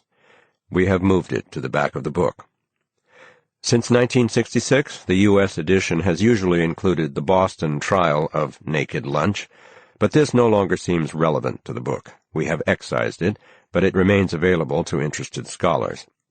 The UK edition was encumbered with the TLS UGG correspondence, added after its first publication in 1964, but we have not included UGG, as that exchange is now of historical interest only. With resort to the original typescript sections and fragments, and in particular the long chapters uncovered at Ohio State University in 1998, we have, however, created a new annex of materials which comprises earlier abandoned outtakes, text fragments lost between the last typescripts and the Olympia edition, perhaps accidentally, alternative versions of familiar passages, and a few contemporaneous writings by Burroughs that, while never meant as part of Naked Lunch, nevertheless are relevant and illuminating. All these texts are gathered here at the back of the book, and they are sequenced to follow roughly the order of the final text passages to which they might have pertained. These first draft typescripts bear many marginal notes, repetitions in an effort to find the right phrasing, strike-throughs, and unclear attempts to indicate transpositions. There are often gaps in sense, which one feels sure the author would have corrected on a second pass, if he ever made one. We have silently corrected only repetitions and misspellings. All editorial interpolations, changes for sense, changes in word sequence, and restorations of struck-out lines are indicated by square brackets. Neither editor can approach this book disinterestedly. Each of us was profoundly affected upon encountering it in the 1960s. Perhaps that lingering dream, that wish that it might not end with the last page, has in some way come true through our painstaking assembly of all the worthwhile unpublished Naked Lunch pages we could find. If so, there is also a certain sadness at reaching the textual outer limits of what Burroughs's novel can ever encompass. But as we read the original book again, for the umpteenth time, we are astonished by its deathless hilarity, insight, and prophecy. Naked Lunch still speaks to us in a voice unlike any other heard before or since. Barry Miles and James Grauerholz, January 2001. Sources: Burroughs, William S., Interzone. Edited by James Grauerholz, New York, Viking Penguin, 1989. The Letters of William S. Burroughs, 1945 to 1959. Edited by Oliver Harris, New York, Viking Penguin, 1993. Clay, Stephen, and Rodney Phillips. A Secret Location on the Lower East Side. New York, New York Public Library and Granary Books, 1998. Ginsberg, Alan. Howl, Original Draft Facsimile, edited by Barry Miles, New York, Harper & Row, 1986. Goodman, Michael Berry. Contemporary Literary Censorship, A Case History of Burroughs's Naked Lunch. Metuchen, New Jersey, Scarecrow Press, 1981. Kerouac, Jack. Selected Letters, 1940-1956, edited by Ann Charters, New York, Viking Penguin, 1995. Selected Letters, 1957-1969, edited by Ann Charters, New York, Viking Penguin, 1999. Maynard, Joe, and Barry Miles, William S. Burroughs, A Bibliography, 1953-1973. Charlottesville, University Press of Virginia, Bibliographical Society, 1978. Miles, Barry, The Beat Hotel, Ginsberg, Burroughs, and Corso in Paris, 1957-1963, New York, Grove Press, 2000. Ginsberg, A Biography, New York, Simon & Schuster, 1989. Revised edition, London, Virgin Books, 2000. William Burroughs, El Hombre Invisible, A Portrait, New York, Hyperion, 1993. Morgan, Ted, Literary Outlaw, The Life and Times of William S. Burroughs, New York, Henry Holt & Company, 1988. Letter to Irving Rosenthal, 1960. July 20th, 1960, present time. Cargo American Express, London, England. Dear Irving, first a general statement of policy with regard to Naked Lunch. The Olympia edition, aside from actual typographical errors, is the way the book was conceived and took form. That form cannot be altered without loss of life. Definitely, I feel that no material should be added to the text. I am now writing a sequel to Naked Lunch called Mr. Bradley, Mr. Martin, in which I will use any material from the manuscripts that Allen Ginsberg has which seem pertinent. But I repeat, none of that material should be added to present text. Above all, the present ending should not be altered. In fact, there is little of the old material that I will use anywhere. It is understanding out of date.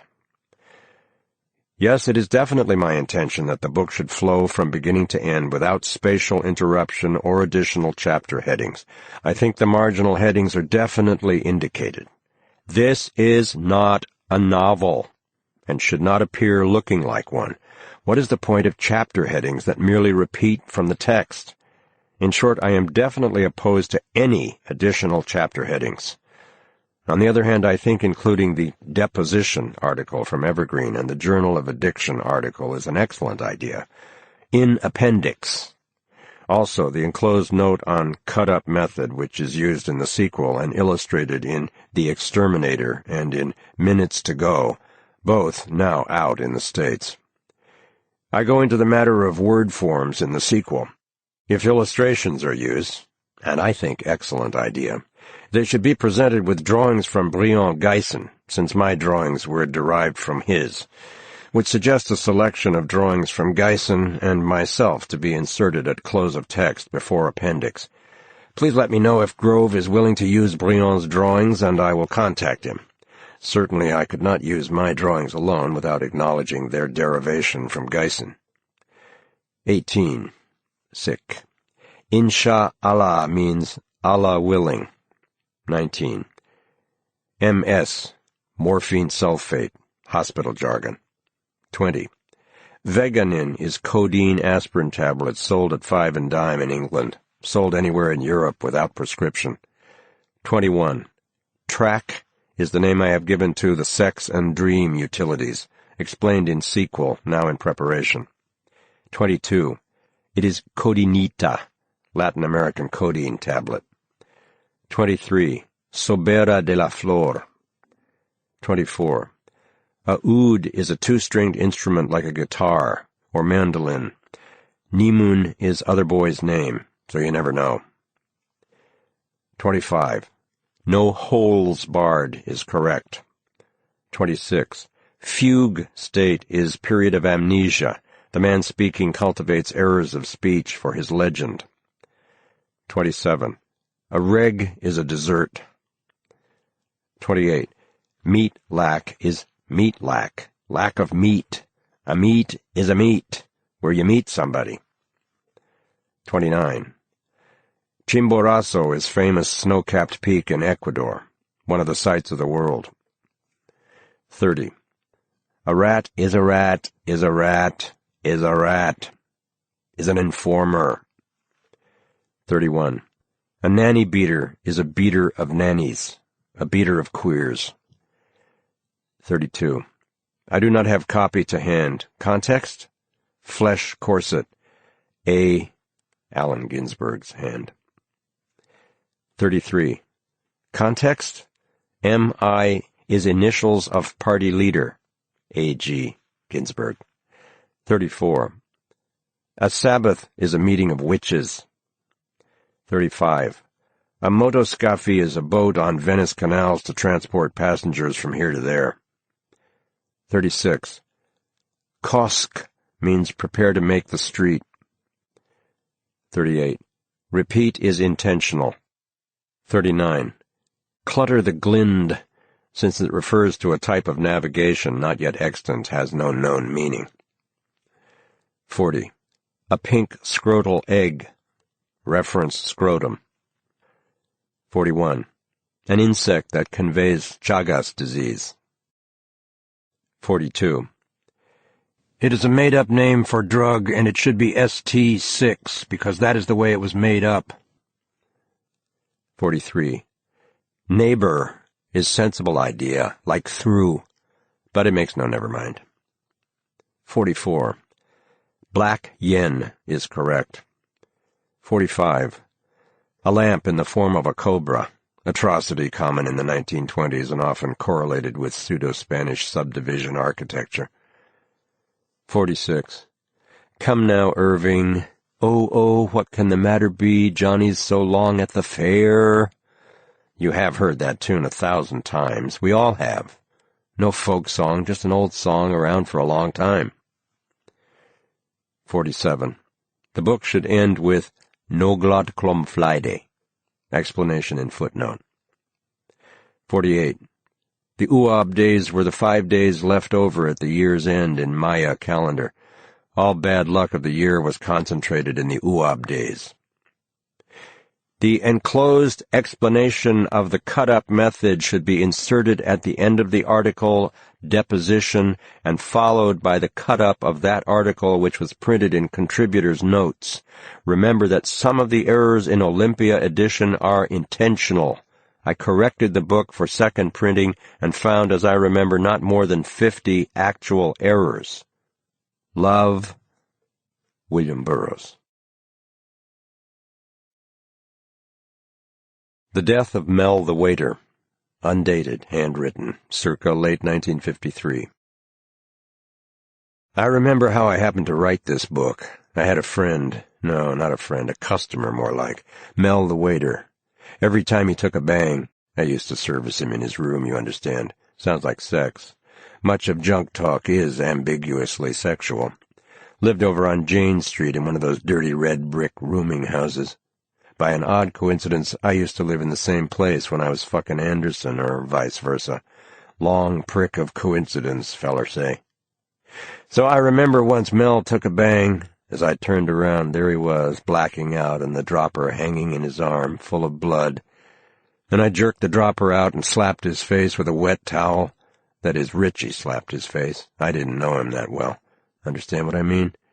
You gotta know a guy to slap his face with a wet towel, you know what I'm talking about? Well, suppose I come in the middle, say 1,000 years from now. New kicks and a new setup. I could just sit and listen. This is if I'd sabe'd the talk. And I'd dig the setup or the word for it. For example, there's always a word for fuzz.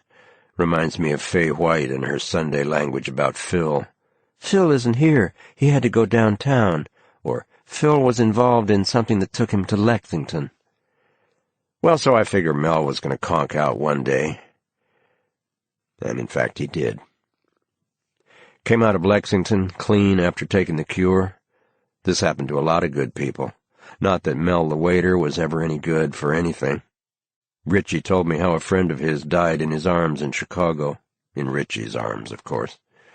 They were clean, more or less, and scored for a junkie on the south side, and the other bum's friend froze, and his eyes rolled back. That's what happens. I got an overdose once in Yonkers, and Jane said my eyes rolled right back and showed the white scleras at her across the kitchen table like cataracts. But fear not, thou wedding guest, this body fell not down. Well, not that time. Where? When? Texas? New Orleans? Mexico? Anywho, I was thinking of Stan Kenton's Jump for Joe, which seems to expand and expand with black blurs of sound in a great empty barn-like room out into space. So I see Mel the Waiter. Somebody wrote me. No, I'd been in New York. That in the winter Al flipped as visions spilled out on the subway floor and said, "For God's sake, Al, pick 'em up. We're in a public place. It's a reflection." I mean, there is a point when you say, "What's the matter with you, flipping or something?" And suddenly you see he has flipped. Like in Mexico, an old Garver came over to my moldy fifth patio pad with the impurities of amateur heroin in his brain, like spirochetes, and I sleeping there and not hearing about it. 11 o'clock on a clear, bright Mexican morning. So there he is, standing by my bed, cadaverous in a black-blue overcoat, midnight blue overcoat, and his eyes brighter than I ever saw them, gleaming in the dark, the shades drawn.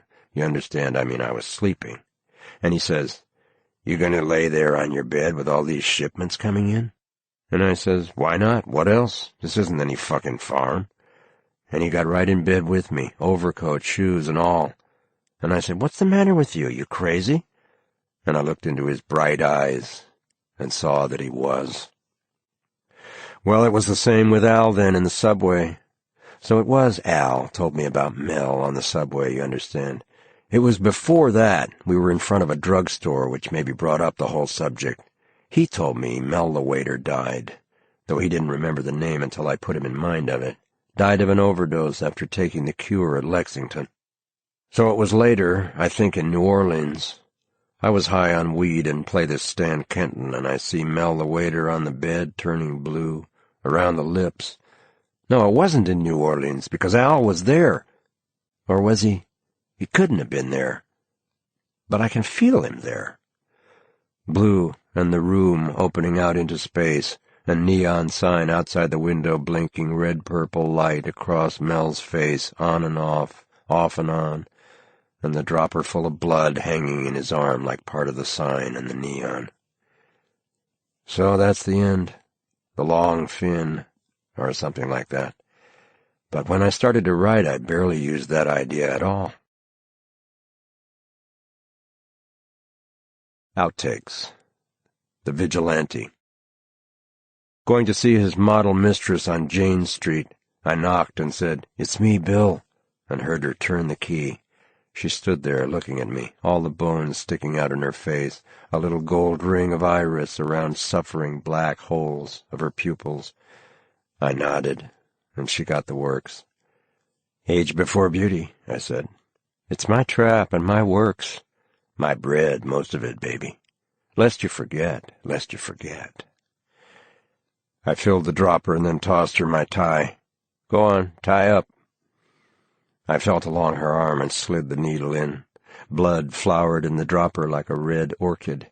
Then I pressed the bulb slow as she pulled the tie loose, watching the junk drain in, the young face take on the ageless forms of junk, the skin smooth, the lids droop. I looked at her without desire. She was no longer a woman. Then it hit me. That sweet stuff seeps through your screaming flesh like water on parched land, lungs aching, legs twitching, acid tears searing your eyes. Now all gone, the trouble and the pain all gone away at the magic touch of the substance, G-O-M. I crossed myself and fell on my knees and went through the junk sacrament while Joan danced the junkie jig around the room. I got up and danced the junkie jig. Like I say, she got on in Europe. Cocaine parties in the toilet of progressive schools in Switzerland. Majun orgies in Tangier. Shifty, dirty connection by the canals of Copenhagen. Nobody so dirty as a dirty Dane unless it's a dirty Swede. Her first boyfriend died of an overdose in Oslo. He used to nod out on a quarter grain, something with his metabolism, you know. I nodded. All the dead walking through the room, the sailor hanging from a cell door, his tongue lolling out the way it would fall out when he was loaded on goofballs. "Some things I find myself doing I'll just pack in, is all," he said to me once. That was back in my bisex salad days. Mel the waiter, overdose after a cure, turning blue around the lips under the neon lights in a cheap hotel, flash on and off, and the dropper hanging to his arm full of blood like a glass leech. So many I hear their sighs and whimpers in junk kick and junk orgasm, half hard, rubbing along the smooth wooden edge of a precinct cell, and a drunk snarled, "What are you doing?" And I looked at him with metabolic hate, drawing myself away. "Leave me the fuck alone, will you?" And he knocked me into a corner, blood running out my mouth, and I wouldn't look at him. Now he is shaking the bars and screaming, "Let me out of here!" I mean for the jailhouse pest department. And an old red-haired junkie came over and sat beside me with a handkerchief and a cup of water, and washed the blood off my face with gentle, larcenous old woman fingers. And I gave them all a sleepy benediction and snuggled down into my junk and went on the nod. About this time I meet this Italian tailor cum pusher I know from Lexington, and he gives me a goodbye on H. At least it was good at first, but all the time shorter and shorter. Short count Tony, we call him. Order a suit off him, hitch at the knees. But we fill in the short count with milk sugar and start pushing in a small way to feed the Chinamen, serving the young kid junkies he know got landlocked when their man killed himself with acid H in the vein, dried up the city on this clatch. The man wants to touch these wild kids. Young faces in the blue alcohol flame, invaded, possessed by the substance. "But what do you care so long as you get it in the vein? Here I got a cool shooting gallery for you kids, and what consideration do I get? So long as you get it in the vein, that's all you care." The pusher sits there eating the young blood, his face in the blue flicker, cruel and sated and sexless, Aztec Earth Mother, priest and agent of junk. "Say, you're looking great, kid. Now do yourself a favor and stay off. I've been getting some really great shit lately. Remember that brown shit, kid? Sort of yaller, like snuff. Cooks up brown but clear. No, I'm off, and sure, you're off, kid. Now I live just here. Feel like a little joy bang? I mean, one bang never put anybody back on. No need to get hooked at all if you know when to stop and where. Right here, kid." Back to New York, face stained with malaria and hepatitis, junk is way up and cut to the bone, and the fear flares out of every junkie's eye, flashing on and off like a lighthouse. Get on that boat, junkie. Get out from under. The USA is burned down dust bowl, cattle and junkies low for relief as they nuzzle the dry opium pipes and empty caps. All ashore who's going ashore. Hold back that clicking subway door. The old world. The zone. Easy to get in and hard way out. Junk sickness stands at the control box. The yammering boy need intercepts a Queen's rush for the airport. The CID warrant waits in Gibraltar. In the gathering gray twilight of junk, shooting every hour, looked at my shoe all day. Gray pictures on a gray screen, fading slower and slower. Your time is running out, almost gone. It was panic got me to the airport and on the plane with an eau de cologne bottle full of junk solution, fixed in the airport washroom at Paris, on to the gray streets of London. Apomorphine puked up my monkey in bloody pieces into a basin carried out. Flesh hangs on the bones, the untenanted body. And then suddenly you are back inside, moving, and I walked through Hyde Park. Venice. Rich yellows and blue hashish in the streets like deep stone canyons, blue doors, yellow lights, little bars where sad old Spanish drunks sniff pensively, tapas and soccer scores on the wall. Outtakes. The Rube. That's the way the ball bounces. I would usually go in first just to ask the doctor for a hospital address or anything, just so I could get a look at him and hear him talk. Then I planned the strategy, and I was seldom wrong, putting my finger unerringly on the doctor's weak point. Was he a count? Carl was a baron. A Marxist? The Rube had got on junk. Was CP and so forth. A few iconoclastic types I tackled myself. Doctors mostly sustain themselves in a medium of false ideas, the word doctor casting about them, so they think, a sort of magical aura. They are all a set-up for some line of con. When we reached Chicago, there is something about Chicago that paralyzes the spirit under a dead weight of formalism, dictated by hoodlums, a hierarchy of decorticated wops, and everywhere the smell of atrophied gangsters, the dead weight of those dear dead days hanging in the air like rancid ectoplasm. You suffocate in the immediate past, still palpable, quivering like an earthbound ghost, slipping around the corner in a junkie's body, stealing out of a night spot. The old-time jazz, or just the soul of the 20s disembodied, will hit you in Lincoln Park, or there on the near north side at Dearborn and Halsted. The feel of the 20s will hit you, and the souls are crushed in the weight of hoodlum formalism, breaks everybody down to the side of the mouth sober order, the studied, deadpan poise. Here the dream is suffocating, more real than the real, the past actually, incredibly, invading the present. It's almost like you could reach out and have your youth over again, so solid, nostalgia taking solid form and face. But the fraud is immediately apparent, and the horror, the fear of stasis and decay closes round your heart. We move on west and south, stopping on red clay side roads to fix at noon in Tennessee, and Carl got out to piss and found a little pink arrowhead. And always cops. Smooth, college-trained state cops, impersonal and polite, with their gray eyes weighing you up and the practiced patter that has no relation with the appraising eyes looking at your clothes, your luggage, your car, weighing and sifting. In Cuernavaca, Joan met this pimpish trombone player, and I could see them fitting right together like a broken coin. Glad to be rid of her. On south. Kicked my habit in Panama with PG.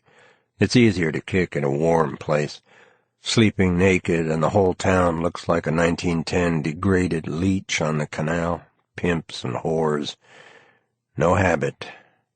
On south. And when I walked away from them, I carried part of her inside half a man, ambiguous, broken. Up a great brown tidal river to anchor at the port city in water hyacinths and banana rafts. The Republic's one gunboat stranded in a mud flat, crisscrossed by sagging catwalks. A young sodder shits through rust hole in the deck and pensively wipes his ass with the flag, watching the boats from distant lands. The town is an intricate split bamboo structure, in some places 6 stories high, overhanging the street, propped with beams and pillars and railroad sections to form arcades where the inhabitants can keep out of the warm rain that falls at 10-minute intervals. Ambiguous marica pimps, Negroes, Chinese, Indian, drift under street lamps eating purple ices, lean against outcroppings of limestone, talk in silent catatonic gestures, frescoes of delicate depravity, flat, two-dimensional Egyptian hieroglyphics. Plaintive boy cries drift through the night. Paco! Joselito! Enrique! Stale patter of commerce. Aver luckies? Nice girl, mister. Panama hats? Squeezed down heads? The best Panama hats are not made in Panama. A hideous soiled mouth blows smoke rings into the night. Smoke, track, cigarettes. They do the work. This is track country, and the track, the sinister sex utilities combine, can shut off the orgones for the non-payment. The jungle invades the city in great rank, weed-grown parks where armadillos infected with the earth-eating disease gambol through ruined kiosks. The stone liberator, tired horse and tired rider. Stone generals like frozen lunatics advocate liberty under the iguana's eye. The kandiru finds its silent, purposeful way into swimming pools. An old Chinese, fine and yellow as an ivory chessman, sits on an anthropomorphic limestone seat, sipping paregoric. The smooth brown loin of the pimp swells and rots with lymphogranuloma. Albinos blink in the sun. Boys sit in long rows under the cool arcades reading comics. They do not move their legs as people walk by. There is something here you never see or find in a silk stocking thrown over a rotten teak wood balcony up under the town's sizzling iron roofs where plants in tin cans grow on perilous balconies. Bureaucrat in a black suit and black glasses, the dull, liver-sick hate congested in his eyes like toad poison. Smell of the tidal river and the mud flats, sewage, and drying cocoa beans. Now the vagos jugadores de pelota storm the stale streets of commerce, leaping, back-kicking, and the civil guard discreetly turns away and drops his pants looking for crabs in a vacant lot. For the ball players can sound a "Hey Rube, bring 1,000,000 adolescents," breaking all the frontiers through the miasmal river towns of Quevedo and Babahoya, windy, rubbly mountain plateaus, clouds of La Paz, and the mists of Bogotá and Lima and the cold, windy mountain plateaus. Windy, dusty mountain towns, thin air like death in the throat, cold mist of Lima that gets down inside you like junk-sick cold, blighted leprosy area of Tolima, hardwood coastal forest, with cities of wanted men, ghost towns of Esmeraldas. A Negro pensively scratches his balls. End-of-the-road towns, Puyo and Mocoa, Puerto Limon and Pucallpa, under silent wings of the Anopheles mosquito. There are sinister roadhouses in the jungle around the port city, stocked with whores, purposeful agents of disease. Dope peddlers lurk in the toilet with loaded needle, dart out and shoot into a tourist without waiting for his consent. The doormen are cops. Expert lush rollers, like all cops of the area, can lift the Generalissimo's wallet with a macho goose and club a drunken sailor into the jungle mud. I was studying a small sign on a deserted building, "Down with Track and the Sex Utilities." Dark, greasy men plucked at my sleeve, flashing gold teeth in a little snarl. Psst! Seguridad! They studied my papers over each other's shoulder, the ones behind leaping up with little plaintive cries. Mosquitoes moved delicate and tenuous in the air. A group of detectives began chanting in unison, "Comisaria! Comisaria! Comisaria!" The comandante emerged through a metal door, slapping at a small pistol impatiently. The pistol shifted from one holster to another on little steel tracks. He was sitting in a garage under the street level, full of metal barriers and gates and lockers that swung smoothly on oiled hinges. I noticed that he wore a pilot's uniform. Tin planes rested on his shoulders like monster insects. His face was a mechanic's face, invaded by steel and oil. "We let the signs stand because we are a democracy, but it is not good to stand and read them." "You can say that again," said a snide liberal journalist with narrow shoulders and bad teeth, standing by a file cabinet. "You might get yourself on the track list." "As you may or may not know, Track has special police for crimes committed on Track premises with extraterritorial rights through the world. I've got it all right here. Take years to write." The comandante smiled and jerked his head toward the journalist. "Mucho polito," he said. He handed back my passport with a heel click. A boy named Joselito moved into my room, suffocating me in soccer scores. We wore the same clothes and laid the same novia, who was thin and sickly and always making magic with candles and religious pictures and drinking aromatic medicine in little plastic eye cups, and never touched my penis during the sex act. Through the customs checks and police controls, through the pass and down in a blast of safe conducts, warm wind in the face, and 3 monkeys ran across the road, down into the sound of running water, everybody on the bus high, laughing and talking at once, swinging around the curves over a misty void, and the driver pointed out the white crosses with little brays of laughter, and sipped aguardiente from a bottle proffered by a shy Indian cop. 22 muertos. 2 jóvenes quemados vivo. Viva la sport! Ejaculates an American queen. 2 cameras dangle on his great bosom, extension and light filters across his breast, seeking the young subject with a dead-tinted eye. He leans back into the seat and squeezes the light filters. Down into the end-of-the-road towns on the edge of Yahe country.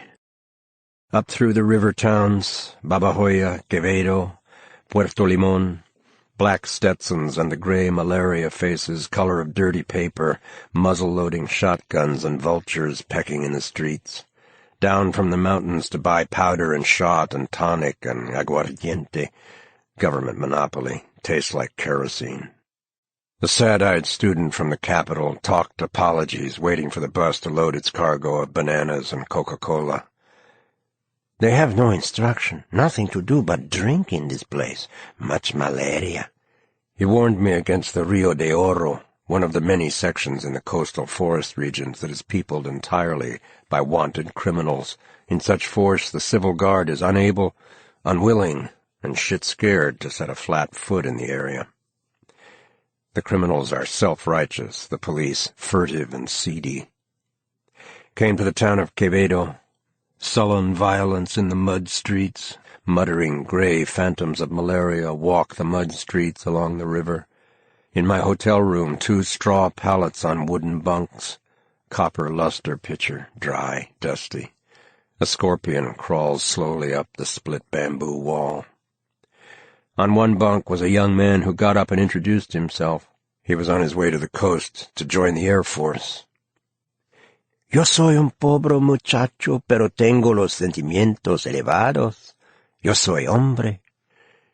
He died testing a condemned parachute misconverted and reconverted by Track, Inc., a scandal involving a sinister Albanian fixer known as Mr. In, who got his start as a congressional lavatory attendant. Boy blood spatters the operator, massive with his weight of centuries, sit there and take his cut and never give anything back. Got the big fix up his ass with heroin, diamonds, and antibiotics.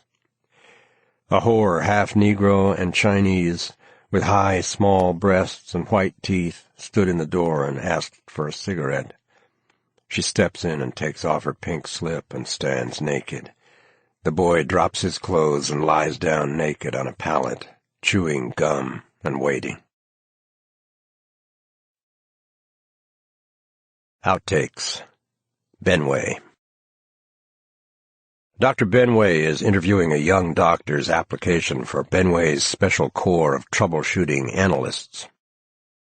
Your first case on which you will have the opportunity of trying your mettle, or perhaps the amok's mettle, will be an incipient amok. Now, of course, you know in a general sort of way what an amok is, and have probably collected a battery of misconceptions on the subject. In fact, Western misconceptions as regards anything pertaining to the mysterious Orient are quite as staggering in their magnificent disregard for facts as infantile theories on sex and birth. In fact, I had one patient who, at the age of 20, believed that there were no women, only castrated men, and that birth took place through the navel. Applicant. Good sir, to the purpose. Benway. Touché, young man, touché. Oh, yes. Misconceptions. So let me give you a brief rundown.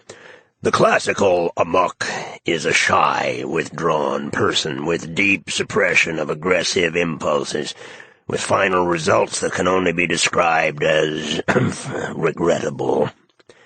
Why do amoks always use knives? Why not a gun or a flamethrower?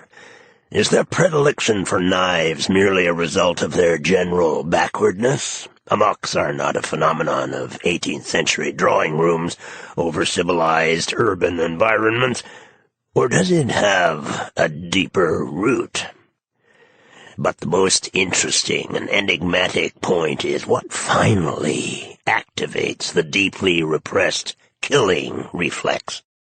Curiously enough, we would expect that one day some writer, some bus driver, some store clerk would insult the wrong man and reap the whirlwind, but such is almost never the way it happens. No, what distinguishes amok from an outbreak of simple bad temper implemented by natural recourse of a tool using animal bent on mayhem at least, is that it has nothing to do with spilling out in ambiguous dancing and sudden electric outbursts of violence. A young man leapt to his feet, thrusting out a knife and spinning around, his knife vibrating with a sort of electric life scream. "No me toca, maricas!" His eyes light up, flicker, and go out. He collapses and shits in his pants with fear and rushes out. A patient old sodomist in violet-tinted glasses and a gabardine suit follows. Theft and murder are epidemic and usually unpunished. There are whole areas, etc. People walk about with the shadow of paranoid madness in their eyes. It's like the South if they didn't have the Negra. The inhabitants of this area seem mostly of white stock. They do not present the fascinating, highly colored repertoires of skin diseases found among the mountain and coastal Indians. Troy, is this the face that launched 1,000 ships and burnt the topless towers of Ilium? Troy, a Paco, plate him or God, and taxes are in the Spanish toilet. Sign, rooms to let, and junk, the opium, don't want it any more, goes good with coffee. The lamb eat him up, and she ate the whole, Jumi whole. And now where are on the owl, and came to Troy around the long bend of the dead river here in the vast delta country, and the others who were in vast tree houses on the little islands here and there, swamps and springs and clear streams and every variety of fish and serpent. And came at last to the lake where on the delta shore islands are more and more frequent. And now the sea itself, and the lad is there gleaming into a quiet harbor and up onto the shore, and pulled himself up on the coast. He pointed to gave Carl a long, grave look before he smiled. The city was laid out in a series of parks along canals and lagoons. People nodded and waved to him casually. He never saw an averted eye. Sometimes he was ignored by someone, obviously thinking about something. Nor must you, by psychic maneuvers, prevent him from expressing his aggressive impulses. This is always sensed and deeply resented by the patient. Should I search him for knives at the door? No, this would increase anxiety and bury the effect even deeper. What's the matter, young man? Does the job scare you? Frankly, yes. This is good. Fear is a thing out in the open and always healthy. The best bullfighter of them all used to shake and vomit before a fight. Just remember this paradox. In our profession there is nothing to fear but tense. If you defend yourself, you are lost. The patient would not be amok if you had done your job.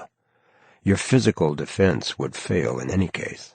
These things are not easy to describe, but believe me, hate and aggression only gain strength from your resistance. In short, we are surrounded by threatening phantoms which only have the strength that is body to attack us if we fear and succumb to anxiety and defend ourselves against them. Discussions as to which is the most dangerous type patient. Benway says a lata is more dangerous than an incipient amok. In fact, he is an incipient amok of the most insidious and treacherous type. Don't ever press him too hard. Outtakes. The Black Meat. The Generalissimo unveiled his statue in person, one of those pigeon-shit bronze capers on a horse. Static self, project, severed protoplasm rotting inside it, and proliferating insect forms which would, under normal circumstances, have been contained within the bronze shell forever. But some joker of an apprentice had made an asshole in the Generalissimo, covered but not sealed under a bronze uniform, flashed away with a street boy smile and a police bullet, and running from a broken jeweler's window flopped across summer asphalt, a stained mercury fallen to a silver bullet. Blast of trumpets and the anthem, everybody on his feet to witness this exhibit. "Like we all called together here to look at this ugly old asshole," a young phalangist whispered to his lover. The boys snickered and froze under the hard, violet-tinted stare of a fat, liver-sick major sitting by the massive earth-goddess bulk of his wife, her fat upper lip daubed with soft black fur. As the cloth and cellophane covers are removed by a system of pulleys synchronized with air currents, loud farting noises rumble out of the statue and the ground under it. "I'll break that technician down to a cesspool cleaner's assistant," snarls the socially ambitious young major in charge of ceremony protocol. And then such a horrible stink drifted out like vaporized verdigris, stink of atrophied semen, young testicles frozen in junk, American suburbs where the male soul rots on transplanted sod, bureaucrat Spanish homes under cold eyes of mustachioed matriarchs, black ice of polished armoires and gilded mirror frames, massive and damp and heavy as the women who sit there, through a pale green bubble of ferns and rubber plants. Bogota streets of rain and death haunted by killer cops and dead students, raw, peeled winds of hate and mischance sweeping in from the green savanna past the great earth goddess in black stone. And always in the streets and corridors and windows and doorways, black dogs of Paul's blighted road to Damascus, and on meandering through inquisitions and burnings. Paul never miss a burning. "Yes," The sheriff said, pushing a wad of snuff into his cheek.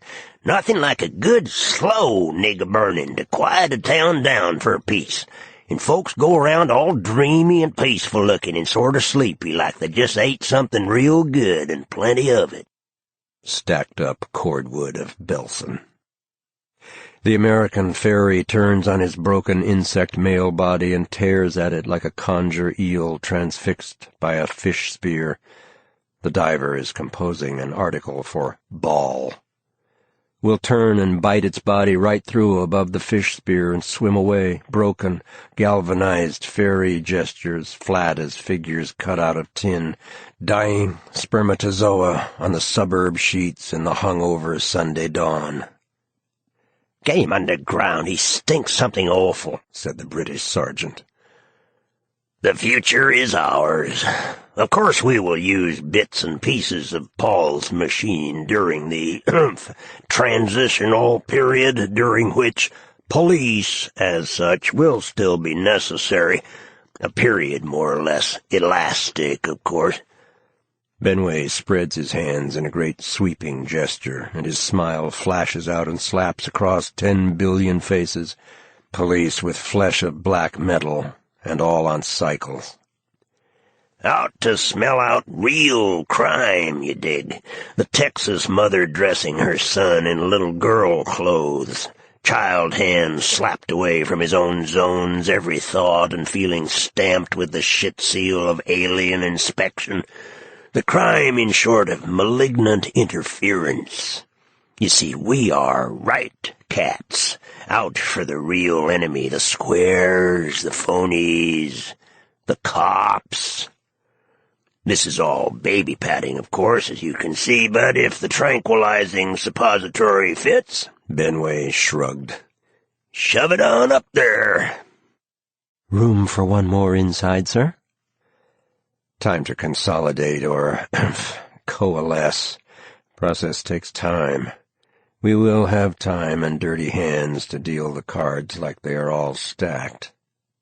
The sailor went to the fair to buy a dozen thyme eggs. Oh, what can the matter be?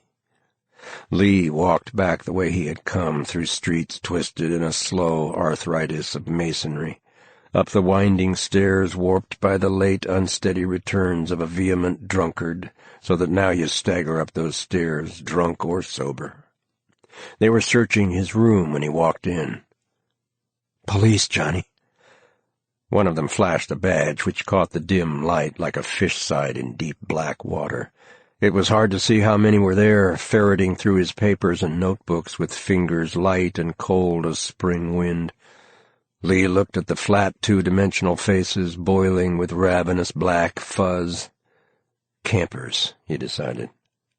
Campers are individuals who move into an empty office in a government building and start operating. Sometimes they have bought the right to operate from high sources and official incorporation is assured. Others are pure phony shoestring operators with floating offices in a lavatory, broom closet, dark room of the mugging department, in corners and corridors and patios of government buildings, tenuous bureaus.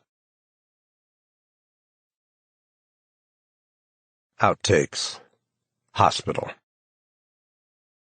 3 miles from the town of Camembert, advanced identification, the medical examiner, daring daylight assault on the lavatory attendants syndicate, light contusions, denied complicity.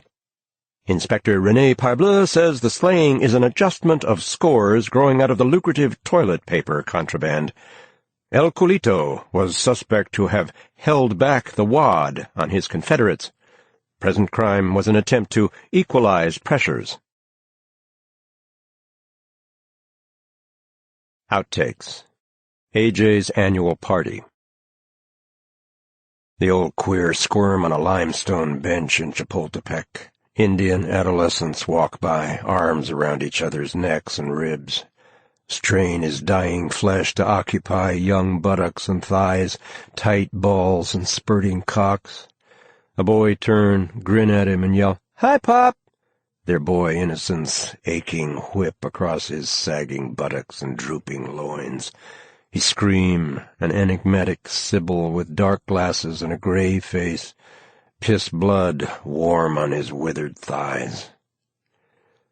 Mark and Johnny sit facing each other in a vibrating chair, Johnny impaled on Mark's cock. "All set, Johnny?"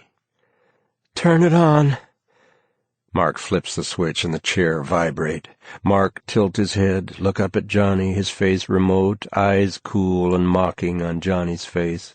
Johnny scream, whimper, face disintegrate as if melting from within. Mark's hands run down Johnny's sides, sketch a woman in the air. He put his head gently over Johnny's cock and makes a gesture of pulling it out. Johnny scream like a mandrake, black out as his sperm spurt, slump against Mark's body, an angel on the nod.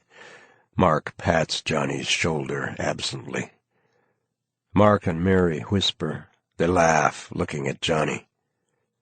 "Turn around, Johnny," Mark orders.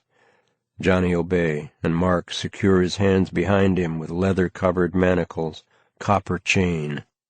"To match your hair, Johnny," he says, ruffling Johnny's hair with casual affection. Johnny is half asleep. "What's the angle?" Mark stands over him, hands on hips, smiling. "What do you think?" Mary bends over Johnny, pushing the hair out of his eyes. "We're going to hang you, Johnny." Johnny's body contract, force the breath from his lungs, tongue stick out, lips swell with blood and eyes darken. The contraction hold, squeezing his body in 3 long spasms, shit spurt 6 feet from his ass, a final agonized spasm throw a drop of blood to the corner of Johnny's beautiful mouth, lick sperm and blood into his mouth, and fall asleep. Mary covers him tenderly with a soft, warm blanket. She kisses him on his closed eyes. At the door, Mark and Mary look back at Johnny, laugh softly. Morning. Johnny wakes up and try to stretch. Mark and Mary stand by the bed. Mark. "Come on, Johnny. It's all ready and waiting for you." He helps Johnny sit up and swing his legs over the bed. Mary sits down beside Johnny and combs his hair. "You're going to be a good boy, aren't you, Johnny?" Johnny gets an erection. "Are you really going to hang me?" "Of course we are, darling. But don't worry, it won't hurt." "Are you going to drop me?" Mark. "No, that would knock you out. Couldn't feel it. I'm going to break your neck like this."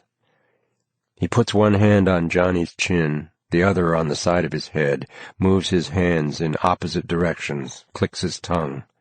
He pulls Johnny to his feet with one hand under his chin. Johnny sticks his tongue out and lolls his head. Mary takes one of Johnny's arms, Mark the other. They march him to a door, open with electric eye. Outtakes. Islam Incorporated and the Parties of Interzone. Clem keeps an Arab and a Jewish boy. They dance into a cafe in a chorus line, raising 1920s straw hats and chanting, "Clem's the man the people choose. He loves the Arabs," goosing the Arab, "and the Jews," feeling up the Jew. "Well, I'm off to evict an Arab from his iron lung. The citizen is delinquent. It's my clear duty to Wall Street. So we hold the Black Rock, pending they give with its weight in diamonds. Otherwise we build a pissoir around it in downtown Tel Aviv." They have a tape recording entitled, "Your Reporter Interviews the Ergot Brothers," which they play with or without encouragement. Outtakes. The examination. "You have my pants in thrall." In the words of the immortal bard, farewell, thou art too dear for my possessing. Carl could not help turning around when he reached the door. The doctor was gone. Carl stared stupidly at the empty desk. Then he plunged through the door and down the stairs in a panic. A week later he received a notice to appear at the ministry, exactly like the first notice. He decided to ignore it, but was unable to do so. "I will tell him something," he muttered as he walked up to the reception desk. "Dr. Benway? Oh, yes, he has his office in public health now, right across the square, and turn to your left." The nurse in Benway's office was doing crossword puzzles. A workman was painting the ceiling. "Oh, yes," she said. "Go on in. He's probably expecting someone." The workman seemed to be poised like a ballet dancer on top of his stepladder. He cast a flirtatious glance at Carl, using a paintbrush like a fan. "Don't mind him," said the nurse. "He's just waiting on the operation. He'll be much happier, the doctor says." When Carl walked in, the doctor looked at him with a total lack of recognition. "Hello," he glanced ostentatiously at the card. "Carl?" Carl stared incredulously at the face across the desk. The man looked back, a calm, kindly face, perhaps a bit professionally kind. He looked like a successful banker. "Well, Carl, it seems that you are causing your employer a certain amount of concern." He was drowned out by hammering. The doctor smiled good-humoredly, and his voice suddenly boomed out. "Yes, we are undergoing certain, repairs here. Too bad we don't all close our psyches for repairs now and then. Not that we are exactly closed here. Oh, dear, no. Just operating on a skeleton staff is all.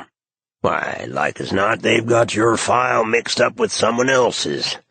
But a man has to do the best with what there is, right? So, let me see what this is all about. You understand I have a lot of phrases I use at random, like, 'You seem to be a cause of concern to those near and dear to you,' or, 'We're worried about you, Carl,' with a Detective Kahn smile. And so, Carl..." The doctor slid off the desk and lay on his stomach on the floor, chewing his straw. "And so, Carl, the revenuers have caught up to you." He got up on all fours and sniffed at Carl's leg. "Aromatic," he said. "Sour mash, I can smell them." He stood on his head. "And so, Carl, will you submit to a blood test, or do I have to get a search warrant?" "But what? Why?" "Well, if you must know, we are looking for a certain protein enzyme, identified precisely as a protein enzyme by one Dr. Heath of New Orleans, a learned colleague. May he fall down and rot for snatching my enzyme right from under my very nose." The doctor rushed into the chair, screaming, "Memmy!" "A buzzing in the ears, perhaps?" A power saw screams off stage. "Enzymes," says the doctor. "The new look will be the anti-enzyme look. That is the look that is not dominated by one enzyme. Meanwhile," he shrugs, "there is work to do." He knocks out a wall partition with a sledgehammer. The wall opens into a Mayan tomb. Carl walks away, leaving the doctor. "Cherchez la enzyme, or look after the enzymes, and the lieutenants J.G. will look after themselves." A trade joke, Carl. You see, every, disorder, no matter how rarefied or seemingly completely over in the precinct of my, psychically minded colleagues who have seen fit to put up a Dogs and Benway Keep Out sign. This is our live one. Advanced cases of lymphogranuloma, rank stool pigeons, and Benway Keep Out signs has its corresponding enzyme system and its characteristic odor, so that when the medicine man of a primitive tribe talks of smelling out the sickness instead of a well-bred leer, we should emulate his example." "Mother thinks so, too," said the painter. Commissar sniffing at his subordinate. "Don't you ever wash your brains, comrade? I smell impacted disaffection." "Not me, boss."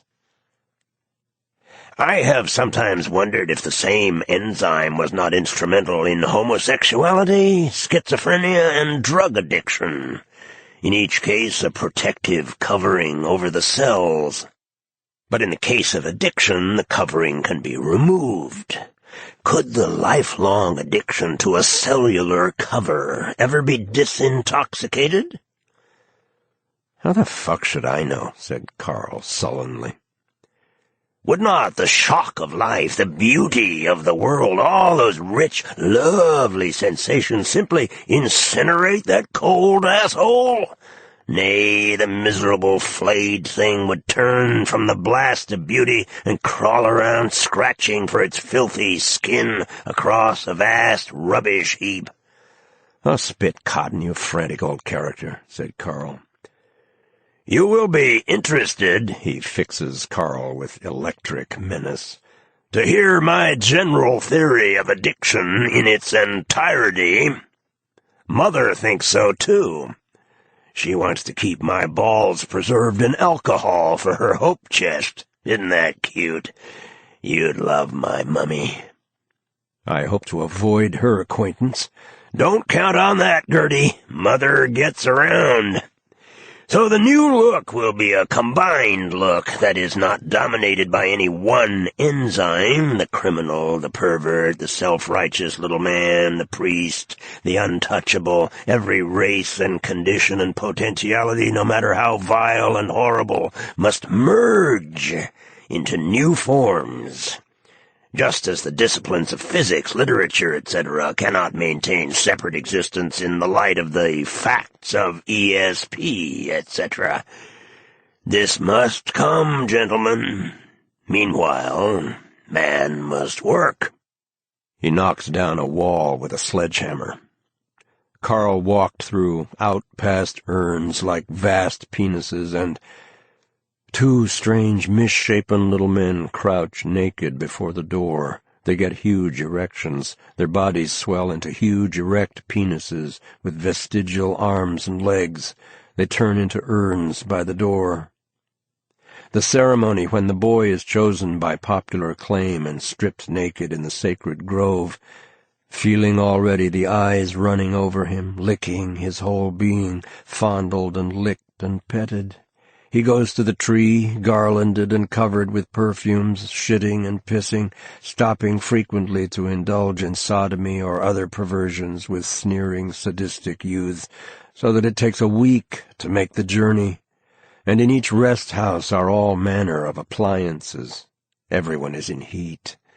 He hangs there, quivering. They crawl around in shit and piss and jism, finally like a custard pie routine, and get drunken adolescents reeled to their feet in the country club kitchen. 1920 roadhouse music drifts in through the open window. "Let's go to East Beauregard and get laid." A pimp steps out and leans in through the window. "Visit the House of David, boys, and watch the girls eat shit. Makes a man feel good all over. Just tell the madam you're a friend of mine."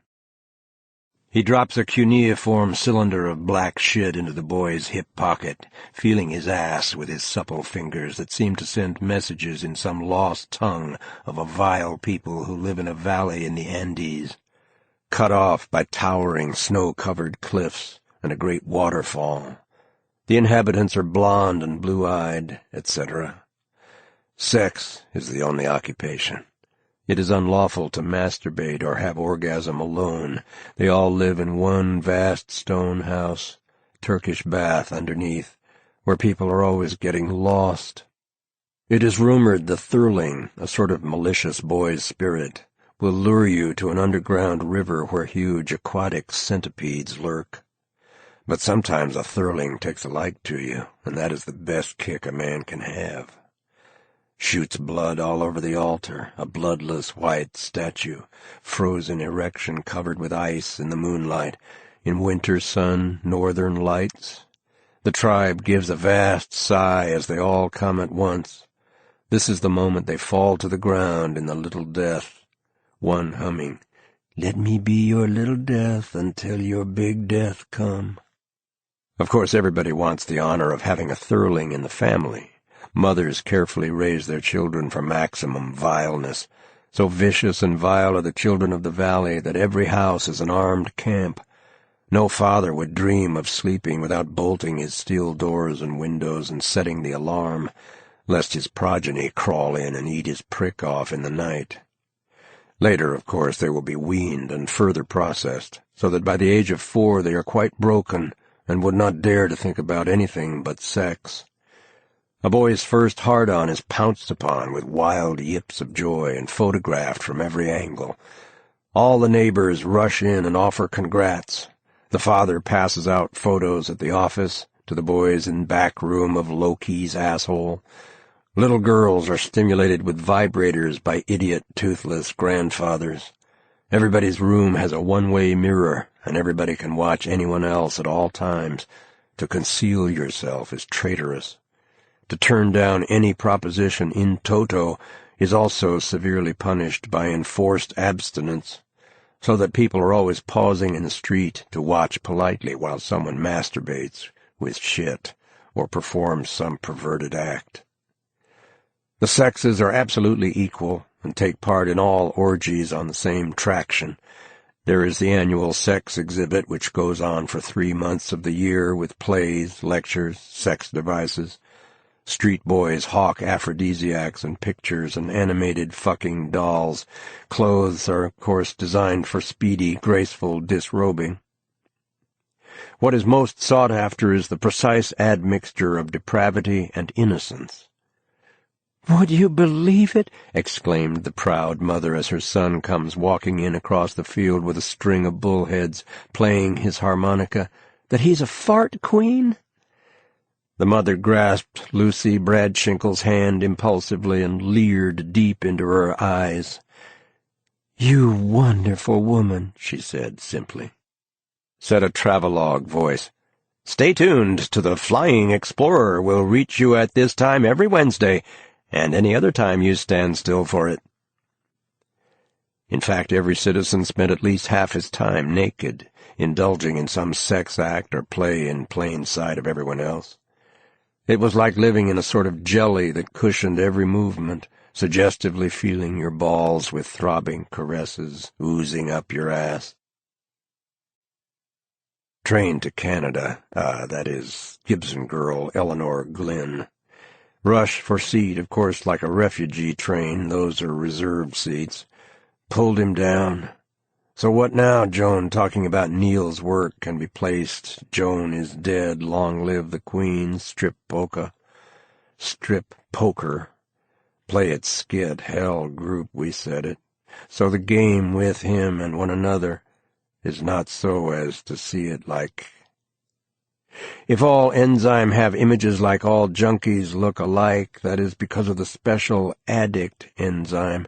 All schizos look alike. All queers look alike, and all criminals and all lesbians. Lesbians all have that cold fish look. So these archetypes all have the corresponding enzyme system. Withdraw the enzyme, you starve out the archetype. The new look will blend all the archetypes into a spontaneous matrix. The new look will not be dominated by any one enzyme, will be the uninvaded look not of innocence, but of knowledge. Correspondingly, any innocent, that is, uninvaded person can be addicted to any of the enzyme archetypes. Junk is always our prototype. It gives us the general formula of addiction. So now where from junk? Lesbians.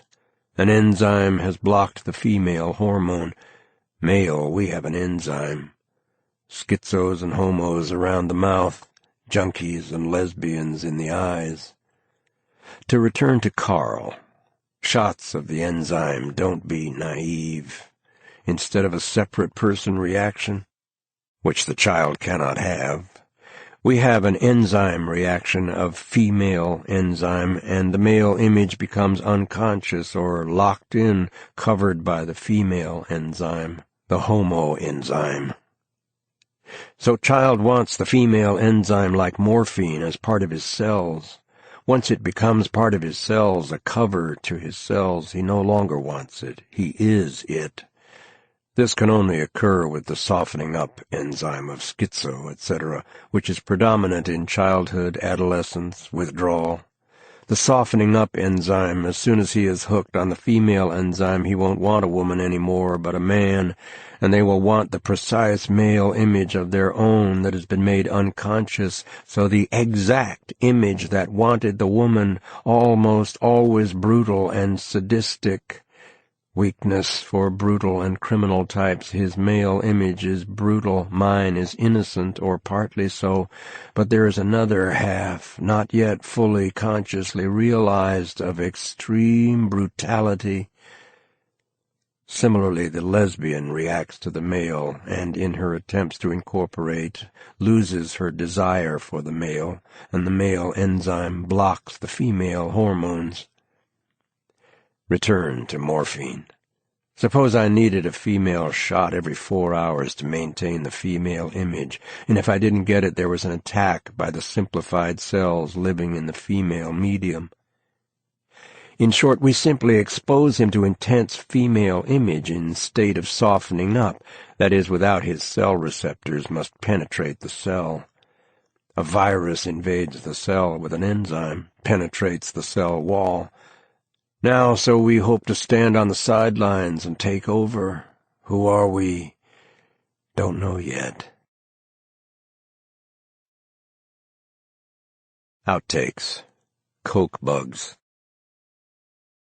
Screaming, and the vecinos rush in like furies. Stumbled over Eduardo in the bathroom, and he said, "I'm killing myself with this stuff," and looked at me with sick, conning mooch eyes. Son of a bitch. Half bottle of Fundador, too soon after the half-assed cure. Hungarian abortionist don't know his piles from a finger stall. Put leeches on my needle scars to suck out the poison. Shots of Demerol by candlelight. They had turned off the lights and water. Was Weston glad to get rid of his evil and downright insolvent rumor? Never take a tenant with a monkey. And Kiki went away. Like a cat, somebody gives him more food, and one day he's gone. Through an invisible door. You can look anywhere. No good. No bueno. Hustling myself. Suddenly I see the chick in sharp focus. She is hooked and sick, sniffing, and all the bones stand out in her face. She catches my look and walks over and leans on the table and says, "Could you help me?" Sit down. The man is 4 hours late. You got the bread? Yes. That is, I got 3 cents. Nothing less than a nickel. These are double papers, he claims. Say, I know an old croaker write for you like a major. Can't talk to him myself. We had a beef last time. But look, he can't actually do anything. Just a bit of fun and games, you know. Ugh. Every day, die a little. It takes up the time. The croaker lives way out on Long Island. I keep falling asleep on the train. Light yen sleep. Waking up for the stops. Change here. Stay away from Queens Plaza, son. Evil spot. Fuzz haunted by. Get off here. Bar. Grocery store. Antenna of television suck the sky like greedy periscopes. The doctor lives on a dead-end subdivision street. Old 19th century Spanish house with rusty iron balconies. Outtakes. Hauser and O'Brien. I was sitting in Joe's lunchroom drinking coffee with a napkin under the cup, which is said to be the mark of someone who does a lot of sitting in cafeterias and lunchrooms, waiting on the man. "What can we say?" Nick said to me once in his dead, junky whisper. "They know we'll wait." Yes, they know we'll wait. Street corner, cafeteria, park bench, sitting, standing, walking. All those who wait learn that time and space are one. How long far to the end of the block and back? How many cups of coffee in an hour? There was a chick at the counter giving me the eye, and I delineated a vague, good impression like something half-seen from a train window, back into the screaming, shuddering sickness, everything so sharp and clear it hurts, suddenly smeared with gray smoke. The clock had jumped ahead, the way time will after 4 p.m., even for a sick junkie. And I don't want to know about her or anybody. I had an oil burner, quarter piece of H a day. I was working the hole with the sailor out on the hype afternoons.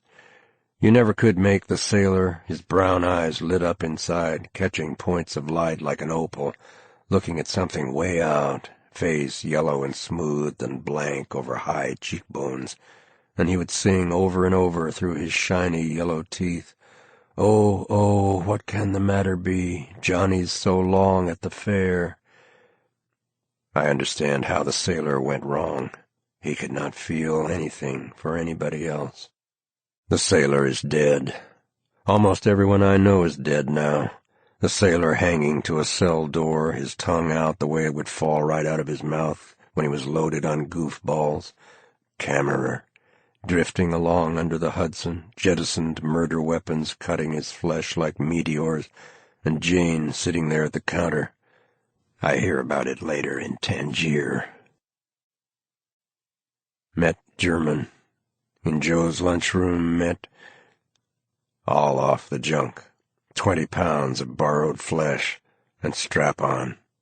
Compound interest, I said. Lazarus, go home. I see things different now, he said. They can't bluff me with that repossession shit. Tools of my trade, it's the law. He showed me his strap-on under the table. Anybody can quit. You gotta make a deal, that's all. Lazarus, go home. You bring down the living with your crystal. Met Nick by the chess game in Washington Square, and he told me about busts and death and kicks. We couldn't talk with all the dead junkies around us. Little Arnie's drunk in Joe's, off the junk. 20 pounds of borrowed flesh. Lazarus, go home. Pay the man and go home. Outtakes. Atrophied preface. The voices rush in like burning lions. "I'll rip through you," said, trembling, the man of black bones. "So told Lieutenant LeBee, whose auntie was drowned at sea," said a little squeegee voice. Cross crystal panes of horror to the tilted pond. Time to retire. Get a frisk. Glittering worms of nostalgia's house call where young lust flares over the hills of home and jism floats like cobwebs in a cold spring wind. Lovely brown leg. Oh, lordy me, baby, on the brass bed and bedbugs crawl under the blue light. Oh, God. All the day you do it. Do it right now. Suck the night tit under the blue flame of sterno orient pearls the way they should go. The winged horse on the mosaic of iron cut the sky to blue cake. On crystal balconies, pensive angels study pink fingernails. Gilt flakes fall through the sunlight. Distant rumble of stomachs. Porcine fairies wave thick wallets. Bougainvillea covers the limestone steps. Poisoned pigeons rain from the northern lights, plop with burning wings into dry canal. The reservoirs are empty. Blue stairs end, spiral down, suffocate, where brass statues crash through the hungry squares and alleys of the gaping city. Iridescent hard-on, rainbow in the falls. Can't hear nothing. 2 kids got relief. Nevermore the goose honks, train whistle, bunkmate, man in lower 10, eye caked with mucus. Watch the boy get a hard-on. Not a mark on him. What killed his monkey? Suicide god, take the back street, junk route, detours, of the fairy canyon shine in the light of dawn. Buildings fall through dust to the plain of salt marshes. Are the boys over the last ridge and into the safe harbor of Cunt Lick where no wind is? By the squared circle cut, cock my mouth, the cunt off and the rag on. Bring your own wife. Panama Flo, the sex fiend, beat the gray nurse for steak-sized chunks. The gray nurse is most dangerous form of shark. Like all sharks, they bite out steak-sized chunks. Wouldn't you? Libido is damned by the eager beaver. Notice is served on toilet paper. Smell shock grabs the lungs with nausea. Fat queen bursting out of dungarees carry a string of bullheads to the tilted pond. Tilt! Gray head bob up in the old swimming hole. The boys climb up each other, scream, "Eek! A man!" He will be fetched down, this creature. A fairy. Monstrous. Fantastic. Get her! Slam the steel shutter of latency. Radius, it is enough. Dr. Hood is being made with me. Middle-aged Swede in yachting cap, naked tattooed torso, neutral blue eyes, gives a shot of heroin to the schizophrenic, whiff of institution kitchens. Gray ghosts of a million junkies bend close as the substance drains into living flesh. Is this the fix that staunched 1,000 shits and burst the scented drugstores of Lebanon? In a veil of cocaine and innocence, ski hut across the mountain, sad-eyed youths yodel for a lost Danny boy. We sniffed all night and made it 4 times. Fingers down the blackboard, scrape the white bones. Home is the heroine, home from the sea. Probing for a vein in the junk-sick morning. Wind vibrates the window. Coffee and stale Danish in Joe's. Hello, Cash. You sure it's there? Of course I'm sure. Go in with you. For tonight? A no-horse town. Hit the local croaker for MS. Shoot it all up in 2 hours. Night train to Chai. Meet a girl in the hall and I see she is on and ask, "Where's a score?" Come in, sonny. I mean, not a young chick, but built. How about a fix first? Ixnay, you wouldn't be in a condition. 3 times around, wake up shivering sick in warm spring wind through the window, water burning the eyes like acid. Now! She gets out of bed, naked, stash in the cobra lamp, cooks up. Turn over, I'll give it to you in the ass. She slides the needle in deep, pulls out and massages the cheek. She licks a drop of blood off her finger. He rolls over with a hard-on dissolving in the gray substance of junk. Icarus, his parachute a broken condom. In a rubbish heap across the bay, his jet vaporizes bone and shit to the blue substance of sky. I don't even feel like a human. When the poltergeists come down from the attic and shit in the living room and outnumber the haunted 10-to-1, and their merry pranks are no longer virginal and they turn vicious in adolescence like apes. Sometimes I just don't know. Under the hard-faced matron's bandage, the cunt of radiant jade. You see, dearie, the shock when your neck breaks has like an awful effect, she titters nervously. You're already dead, of course, or at least unconscious, or at least stunned, but, well, you see, it's a medical fact. All your female insides is subject to spurt out your cunt the way it turned the last doctor to stone, and we sold the results to Paraguay as a statue of Bolivar. I have come to ascertain death, not to perform a hysterectomy, snapped the old anti-croaker crisply, munching a soggy crumpet with his gray teeth, smell of institution kitchen follow him like dank cloud. Oh, God, another snafu. That Pierpoint isn't— He pulled irritably at the lesbian's legs. She boiled her lover. She strapped her lover over a bidet and filled it with boiling lye. It was a creme passionnel, she rhapsodied. Judd, you should have heard those screams. It was tasty. I was carried away on a great, glad, gutty river. Who of you has known the full suppository? constipated purveyors of tired farts.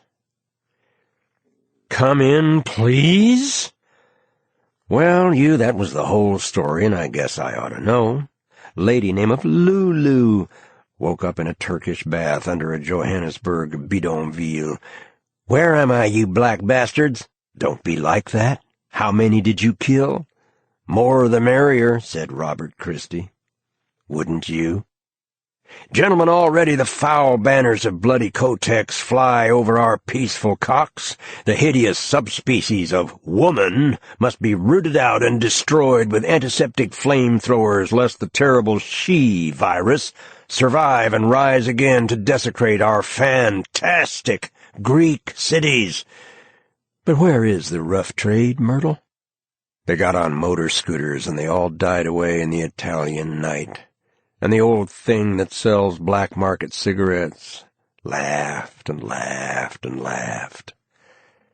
The universe is curved. They must come back. I read it through the glory hole in the old courthouse, Johnny. Here they come now. The boys approach with a vast, swelling, pathic scream. They advance across a plain. Trees wither as they pass. I give my falsies for a man, Mary. Treason! Hang that mad bitch before she grows a nasty cunt. When I was on the junk, I minded my junkie business, and nobody saw me except pushers and subway fuzz. The Independent got their own special heat, and they don't carry iron, just saps. Once over in Queens Plaza. That's a bad station, too many levels. They nailed the fag and me, so I bit the heat's hand. I had my teeth in those days.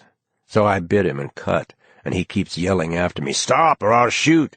And I knew he didn't have with what to shoot, so I keep cutting. The fag won't talk to the heat. Just say I am a Times Square kid named Joe something. So they knock out what teeth he's got left. They was loose anywho, he tells me later. He always comes on like a fag, you dig. It is part of his act. And he does 529 for jostling. Like I say, junkies is ghosts, and only certain people are subject to see them.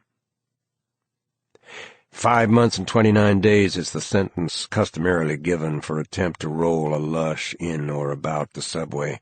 The charge is called jostling. A Mexico City pusher named of Lupita. All the big pushers in Mexico are women. Aztec earth goddess need plenty blood. So Lupita say, selling is more of a habit than using. And she is really making with the untutored wisdom, illiterate bitch, you dig. A non-using pusher has a contact habit, and that's one you can't kick. Agents get it too. Like I say, the reader will frequently find the same thing said in the same words. This is not carelessness, nor is it for the infatuation with sound of own words department. It indicates space-time juxtaposition, a folding in and back. The universe is curved, feller say. Point of intersection between levels of experience where parallel lines meet. Like I say, prefaces atrophy, drop off, grow again. At one point, the preface was 150 pages long, constituting a menace to the entire enterprise. It was amputated to a bleeding stump of 3 pages, and slowly grew back. I am the Egyptian, he said, looking all flat and silly. And I said, really, Bradford, don't be tiresome. In the attic of the big store on bolts of cloth, we made it. Careful, don't spill. Don't rat on the boys. The cellar is full of light and air. In 2 weeks, the tadpoles hatch. Wonder what became of Otto's boy who played the violin. Dead bird, quail in the slipper, money in the bank. Fossil cunts of predated chicks bounce all around us in Queens Plaza.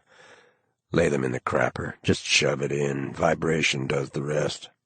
Black dust rains down over us, cancer curse of switch.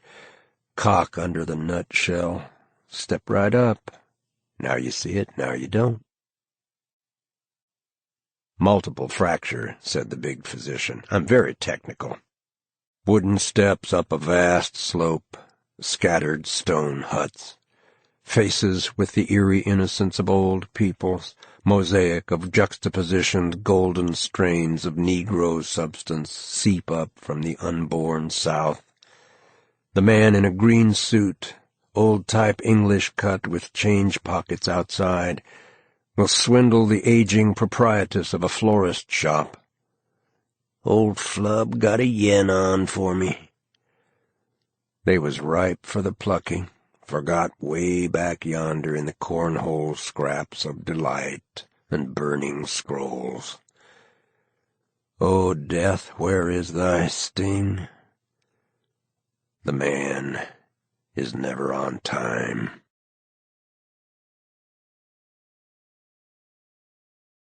This concludes the reading of Naked Lunch by William S. Burroughs. Restored text edited by James Grauerholz and Barry Miles. Copyright 1959 by William S. Burroughs. Renewed 1987-1990 by William S. Burroughs. Restored text copyright 2001 by the William S. Burroughs Trust. This book was read by Mark Bramhall. This unabridged recording was published by arrangement with the Wiley Agency, Incorporated, and was produced in 2009 by Blackstone Audio, Inc., which holds the copyright. Neither this recording nor any portion of it may be reproduced or used for any purpose without prior written authorization from Blackstone Audio, Inc. If you would like to obtain a complete catalog of our titles, or our monthly update telling you about new releases and our new collection of books on CD and MP3 CD, call 1-800-SAY-BOOK. That's 1-800-729-2665. You may also obtain the same information from our award-winning website. Our address, all one word, is www.blackstoneaudio.com. Thank you.